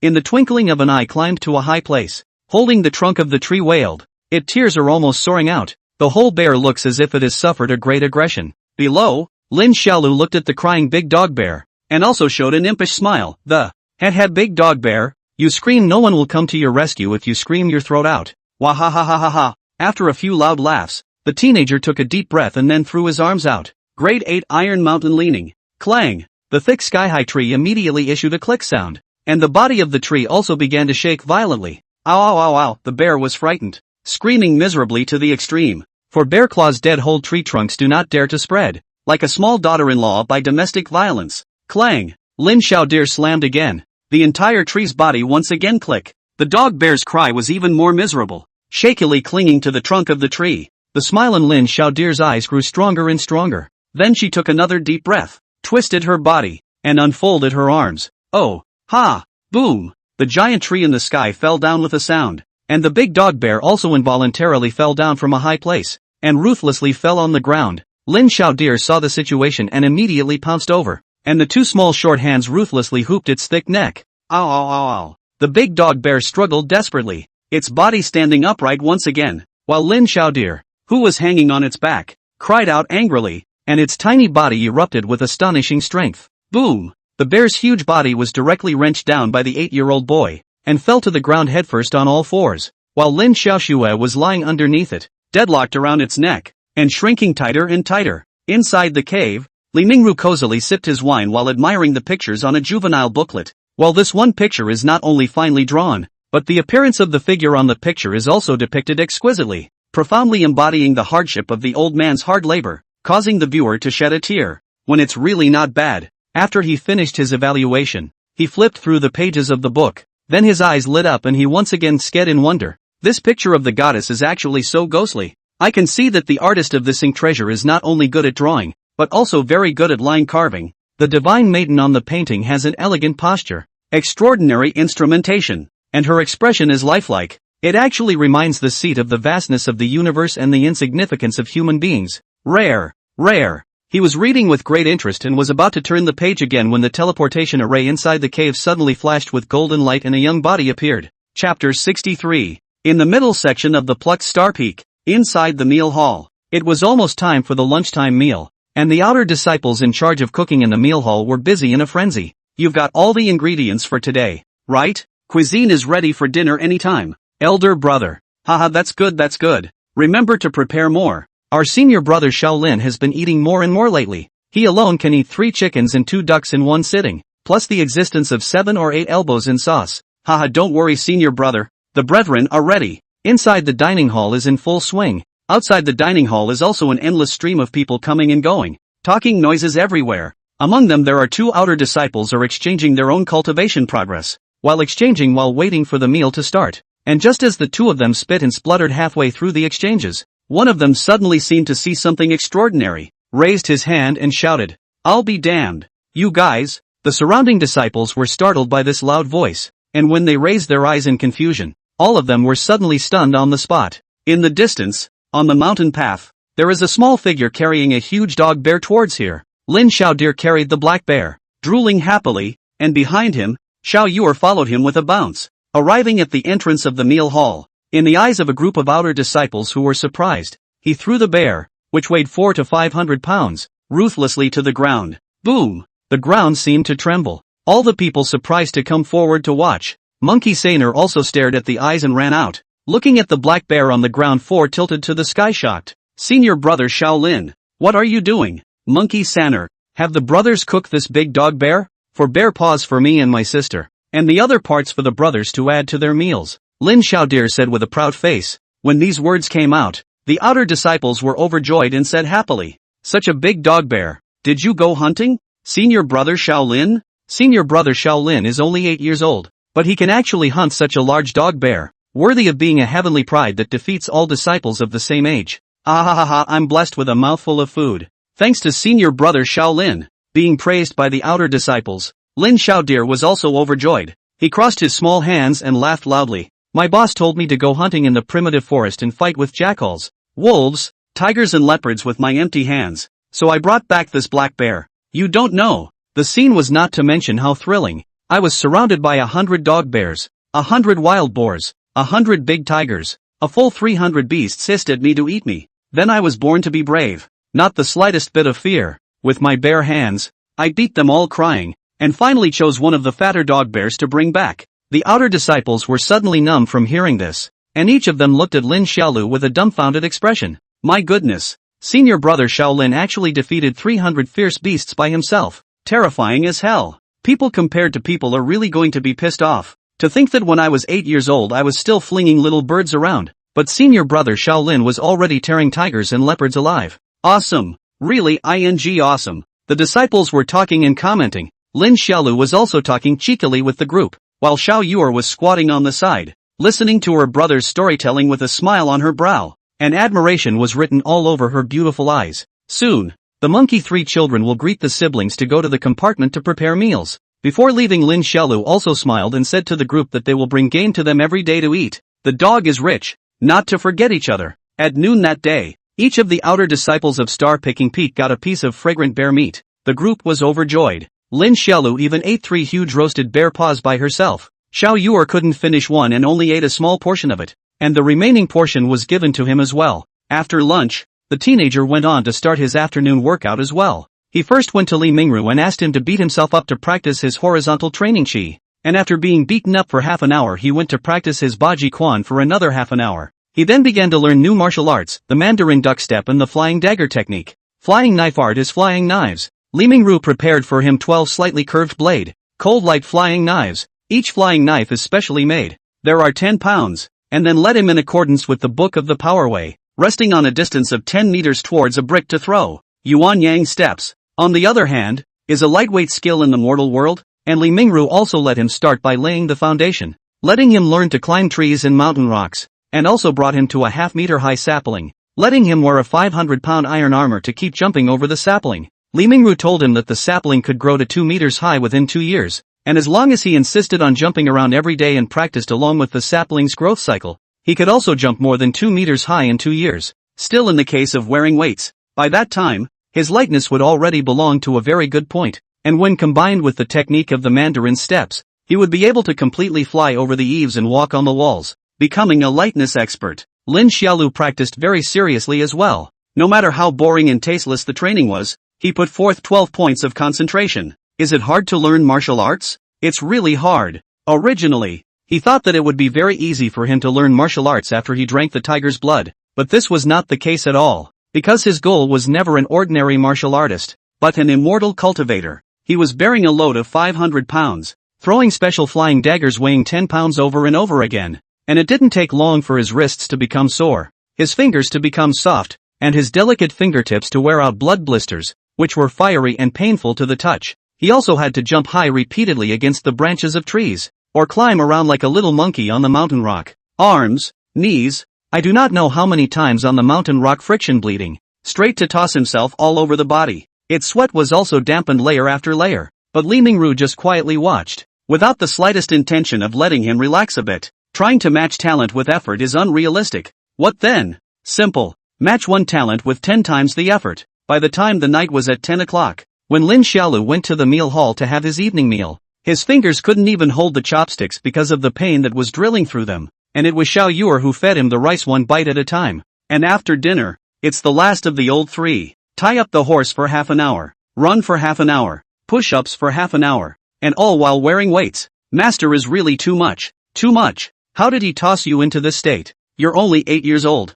Inside the room, Li Miaoxin picked the blood blisters on Lin Xiaolu's fingertips while heartbreakingly advising, "Junior apprentice brother, you quickly take off the weights. Senior sister, I can't take it off." Lin Xiaodir was picking at her blood blisters and sucked in cool air in pain. "I'm going to wear this armor to bed. I can't even take it off unless it comes to a critical moment." You say you are also. If you can't cultivate, then don't cultivate. Grow up properly. Why do you need to suffer this crime? Speaking here, Li Miaoxian's eyes are almost red. She was really distressed. The child's 10 fingers were all covered with blood blisters, and his arms, legs, shoulders, everywhere was bloody. The whole body was not a good place. What's even more outrageous is that master teacher still won't allow himself to use his spiritual power to treat him, saying that enduring pain is also an integral part of practicing martial arts, and that it can exercise the will. Chapter 64, Famous Anime. Exercise willpower. Is this what an 8-year-old should be doing? At his age, Fawn deserved to have a good childhood full of laughter, not to fight with wild animals and do all that dangerous training every day. What if he falls while running? What if he's attacked by a wild animal? What if he misses and falls while climbing? Li Miaoxian didn't even dare to think about that image. Lin Xiaolu was feeling nothing. The pain of straight inhaling also do not scream bitter. Or that heartless smile. Shiki said, "Sister, in fact, I do not work hard. In the anime is quite good. You can eat a full stomach, but also can learn to bully the skills of the people. You little brat. All you do is think about bullying people all day long, are you?" Li Miaoxian glared at him and seriously admonished. "Even if you become a powerful martial artist in the future, you can't think about bullying people all day long." But the village storyteller said, "Is Mr. Storyteller treating you well, or is sister treating you well?" Li Miaoxian glared at him in exasperation. The teenager froze for a moment at his words, looking at Li Miaoxian, whose eyes were red in front of him. His small mouth pouted and said softly, "Elder sister, you're good to me. Count on you. This dead kid, to still have some conscience." Li Miaoxian put the embroidery needle down, then carefully applied the ointment to Lin Xiaodir, blowing gently on him as she did so, and said, "Xiao dear, bullying is not right. If you are unable to cultivate in the future and leave MA for the secular world, do not bully people based on your martial arts skills." Although senior sister doesn't know martial arts, she also knows that many people practicing martial arts are chivalrous people who help others when they see injustice. You have the courage to swing your fists at others. Do you have the courage, then, to help those who really need help? Lin Xiaolu froze after hearing this, then shook her head decisively. "Elder sister, you don't know that good people don't get good rewards. That's what happened to my parents." His small mouth straight blah blah. To Li Miaoxin recounted, "My parents used to be in the village for people can be good, often do good deeds, help a lot of people, and then my father, to help other people build a house, accidentally fell from a high place, broke his neck and died. My mother did not take a long time to also die of depression. After my parents died, those who had been favored by my parents initially offered to take care of my sister and me, but then they left us alone after a long time, leaving our siblings to fend for themselves, and at the most ruthless time, a villager even tried to sell my sister to the city to be a child bride for a big family." Lin Xiaolu crooked little mouth said, "That villager used to be with my father. Relationship can be good. Every day with my father, brother and brother. The results of my parents died actually hit my sister's idea, so I secretly set fire to his home. If not, that run fast would have burned him to death. I have to say that his life is really hard." Hearing Lin Xiaolu's past, Li Miaoxian froze slightly, and for a moment, she actually felt some fear in her heart. Her movements of applying the ointment stopped, and her whole body looked at the heartless teenager in front of her with a desire to speak. Looking at the cheeky, smiling face, her nose turned sour for no reason. This kid, who has really experienced the coldness and warmth of human beings, perhaps that's why he has developed this extreme character. Confronted with his past, Li Miaoxian was at a loss for a moment as to how to teach him to be good. She didn't speak again for a long time, and only after a while did she speak hesitantly. In the future, then, Fawn, you can be a person who has a clear distinction between grudges and whoever treats you well, and whoever treats you badly. You, Lin Xiaolu grinned and gave Li Miaoxin a simple smile. I'll just cut off the roots. After saying that, he smiled sweetly. Senior sister, you treat me well. You're the best person I've met in MA who treats me and my sister the best. Better than the boss who treats us all. When you become an old woman in the future, my sister and I will give you our old age. Li Miaoxian laughed out with a pft and pinched his little nose lovingly. You, day in and day out, you are good at playing with your mouth. Hiss. The huge, arch-backed, black-haired boar plowed the ground with all four hooves and charged viciously at the boy in front of him, who had given himself the middle finger. The boy was also not the least bit afraid, wailing and yelling as he rushed up, raising his two little short hands, grabbing the boar's two thick tusks that were curved upward, and fighting with it. Hissing, hissing, wild boar crazy roar, four thick hooves desperately planing the ground, straight planing the mud splash, and the boy's body was also forced by its huge force slowly backward. A pair of small short legs is in the mud stamped out a deep ditch. The boar was still arching, desperately flinging its huge pig's head, but Lin Xiaolu held him in a death grip, squealing even more fiercely than it did, shouting, "Big fat pig, Grandpa is going to eat you today." After saying that, the teenager's muscles were violently tensed, his steps were withdrawn, his waist and belly were turned, and he yanked the boar's two tusks and threw them with vigor. Ha! Ho ho ho ho ho! The boar's huge body rose up from the ground and was lifted above his head, drawing a semicircle in the air under the four hooves stomping chaotically, and then ruthlessly slammed on the ground. At noon, Lin Xiaolu dragged the thick large boar and trotted all the way to the meal hall, laughing at the outer disciples in the meal hall as she ran. Brothers, dogs are rich and famous, while long live senior brother Kobayashi. For a long time after that, Lin Xiaolu would bring all kinds of wild game to eat with the outer disciples every day. What kind of dogs and bears and wild boars and big tigers? Every day without any repetition, which made his relationship with the outer disciples become better and better, even more than just picking star. May other several lines have heard, picking star out of a strange inner disciple, born unable to cultivate, but by virtue of an excellent martial arts froze to beat all his peers, but also every day to run out to hunt, and then bring a variety of wild game and outer disciples to share together, usually cheeky and not much frame. We all like this cute and brash little guy. This caused the outer disciples of the other subdivisions to envy Plucked Star, and the most they said when they saw Plucked Star's outer disciples now was, "What kind of delicious food did senior brother Shaolin bring you guys today?" And what Lin Xiaolu did, after it reached Li Mingru's ears, also made him feel satisfied. He used to tell others that Xiaolu worked hard. Xiaolu worked hard, as if there was nothing to praise this disciple of his except for his efforts. But it's different now. When he talks about Lin Xiaolu to others, besides praising his efforts, he will also add another paragraph. Although the young deer is young, he knows the hard work of an outer disciple. Although he is unruly, his nature is still kind and he knows how to share with others, which is really good. This also made Lin Xiaolu's name begin to grow louder and louder in MA, and all of MA knew that Plucking Star had a strange disciple who hunted every day. Of course, his workout was not slack in the slightest. Every day he meticulously followed the plan laid down by Li Mingru to work out, not stealing a bit of laziness, and often got himself bruised all over the place. But this also let his flying dagger practice more and more accurate. Within 10 meters is almost where to shoot.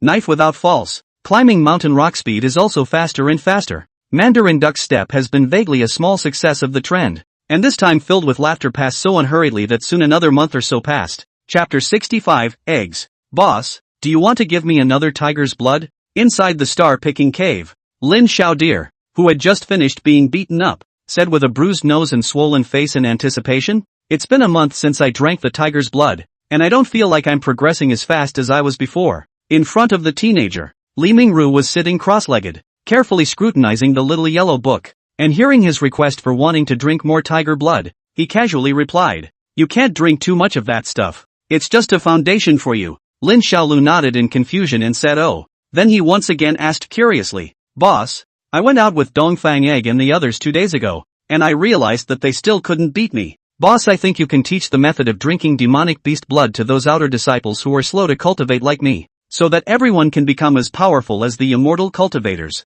Li Mingru was happy to hear this. "Aren't you afraid that everyone else will become stronger and then surpass you?" "What is there to be afraid of?" Lin Xiaodir lifted up his nosebleed face and dejectedly said, "We all compete fairly, and like me, I'm handsome, but also righteous, and will also blow powerful people. The general public can't surpass me. Li Mingru almost laughed out loud at his words and glared at him without any good reason. Then he put away his books and looked at him meaningfully, saying softly, "Little dear, master thinks you've gotten a little cocky lately." Lin Xiaodir froze and scratched his head without squeaking. "Ever since last month, when you defeated more than 50 disciples in Chen Nianyun on the test, you've become a bit inflated. And after you drank the tiger's blood and your body's strength increased greatly, the whole person is even more tugging. This is not good. You need to have a clear perception of yourself and not be overly ambitious." Lin Xiaodir blinked twice and said somewhat unconvincingly, "Boss, I don't think I'm any worse than an immortal cultivator anymore. I can even tear tigers and leopards alive now. And neither Eastern Egg nor Tang Yuan can do it."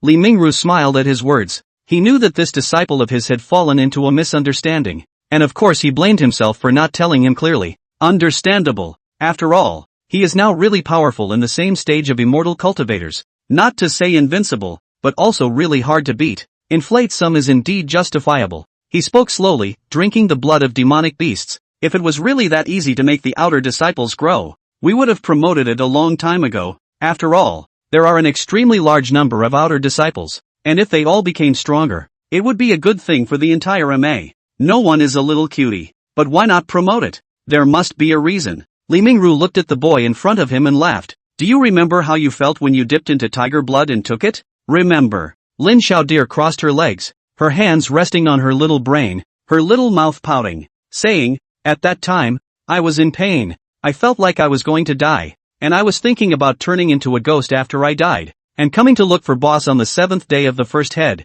and taking boss you away as well." Li Mingru? Damn. I taught myself a good disciple. Really filial piety. Grass. He even breathed a few sighs of relief, repeating to himself several times in his mind about the child's words before he slowed down and continued to speak. Taking demonic beast bloodline to enhance the quality of the body is indeed useful, but it's also very dangerous. One must be strong-willed and have great perseverance to endure it, or else it is very easy to burst and die. I'm just a thief with perseverance. Lin Xiaodir had a complacent look. Li Mingru also laughed a little when he saw this appearance. Indeed, this kid, because of his unique childhood experience, his willpower is extraordinary, even stronger than many adults or quite a bit. This is also the main reason why he can persist. But surely things aren't just that simple. He then opened his mouth and spoke. "Little dear, will is only one aspect. The most important point is that the method of taking demonic beast bloodline, generally speaking, can't be more than 3 times at most." "Ha!" Lin Xiaoshu stood up with a tang sound,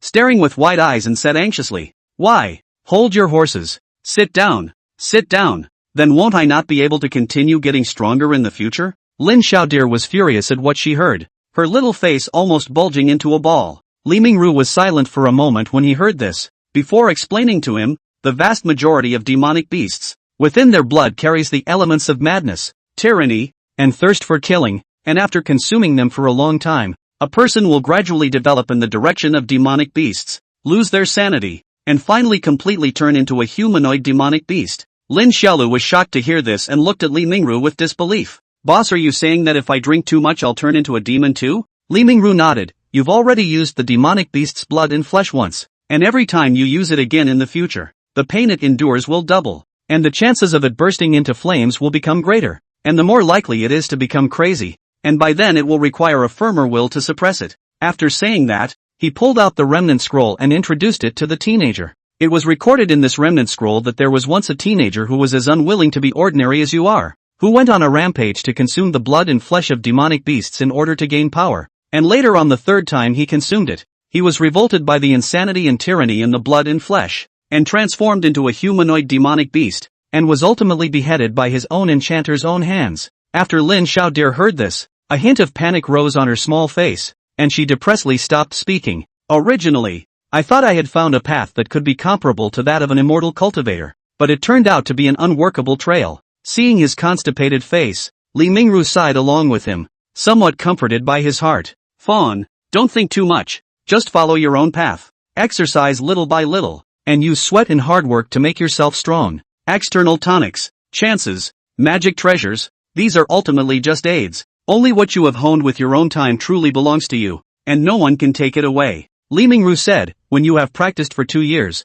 and your willpower is a bit stronger, when you reach the age of 10, My master will catch another foundation establishment stage demonic beast for you and feed it to you with blood and flesh. And by then, you will be able to defend yourself enough to face the average cultivator who is below the foundation establishment stage. And after that, you concentrate on martial arts and don't think about anything else. Lin Xiaodir clenched her small fists at his words and didn't say anything else. Sure enough, there were never any shortcuts along the martial arts path. I told you, how can you rely on eating demonic beasts every day to become stronger? And really need to be honed little by little. Brother dear, this is a new elixir I recently developed. After taking it, you can make a certain part of your body randomly bigger. It's very useful when fighting. For example, if your fist gets bigger, you can send someone flying with one punch. On the rocky beach of the waterfall outside the academy, Sourdough was recommending his elixir to his partners in a serious manner. It was a day off and they had arranged to come out and spear fish together. Lin Xiaolu, naked and wearing big pants,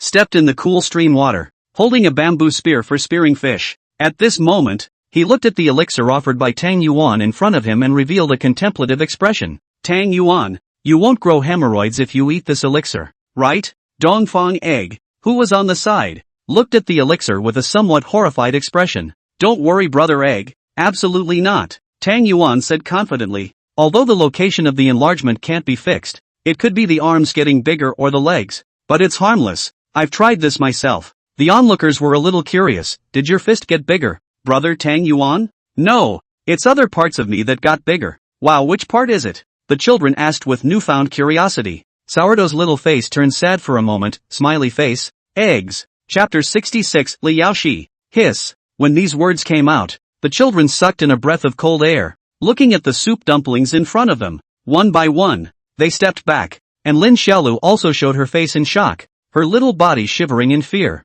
He looked at the glaring, cockeyed, snotty bubbly soup dumplings and hesitantly asked, how many eggs have you gotten? Bigger? At these words, the expression on Sourdough's face became a little more sad, and with tears in his eyes, he said, 1. When the surrounding little friends heard it, they even felt their scalps tingling, and they all stared at him with disbelief. Eastern Egg gulp swallowed saliva. Trembling voice continued to ask, that egg, changed, how big? Woohoo! Tang Yuan suddenly bawled, as if he had remembered something horrible. He couldn't stop his tears, and while crying, he gestured with the potion. Getting as big as my ass. Woo woo T-bar. The children were all scared and confused. Eggs the size of asses. What on earth has Sourdough been through? At this moment, Tang Yuan cried while holding the elixir in his hand and shouted, which one of you wants to come and try it? It's very effective. Oh wow. The children immediately backed up in fear. One by one, they could not avoid it. Some of the girls were even more frightened and screamed out of breath.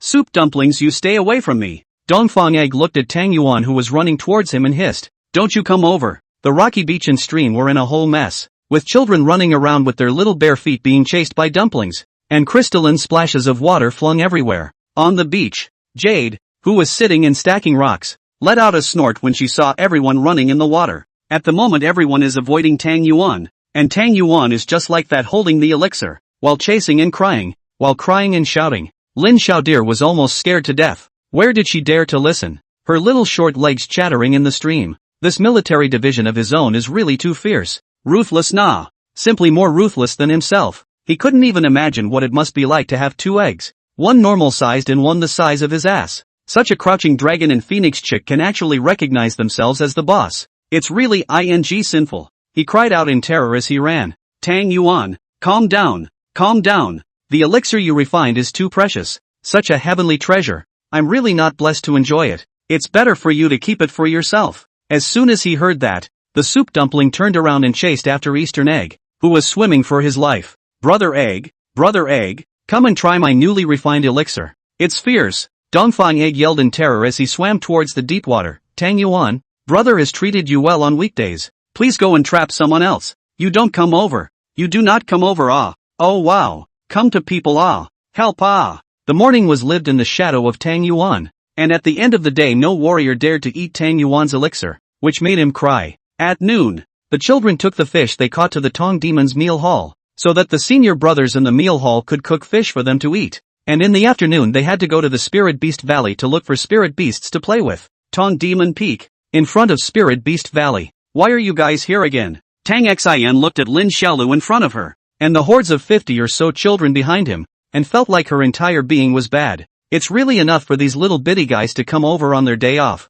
Can't they go somewhere else to play? Lin Xiaolu, the leader of the children, raised his head and put his small hands behind his back, forcing himself to say, "It's not fun elsewhere, so we're here to play with spirit beasts." Yeah, the other sub-veins aren't as fun as spirit beasts. Spirit Sword Peak is all swords, Talisman Peak is all paper, and Medicine Element Peak is all grass, none of which are fun. Sister Tang Xin, I want to see the rabbit poop. Tang Xin.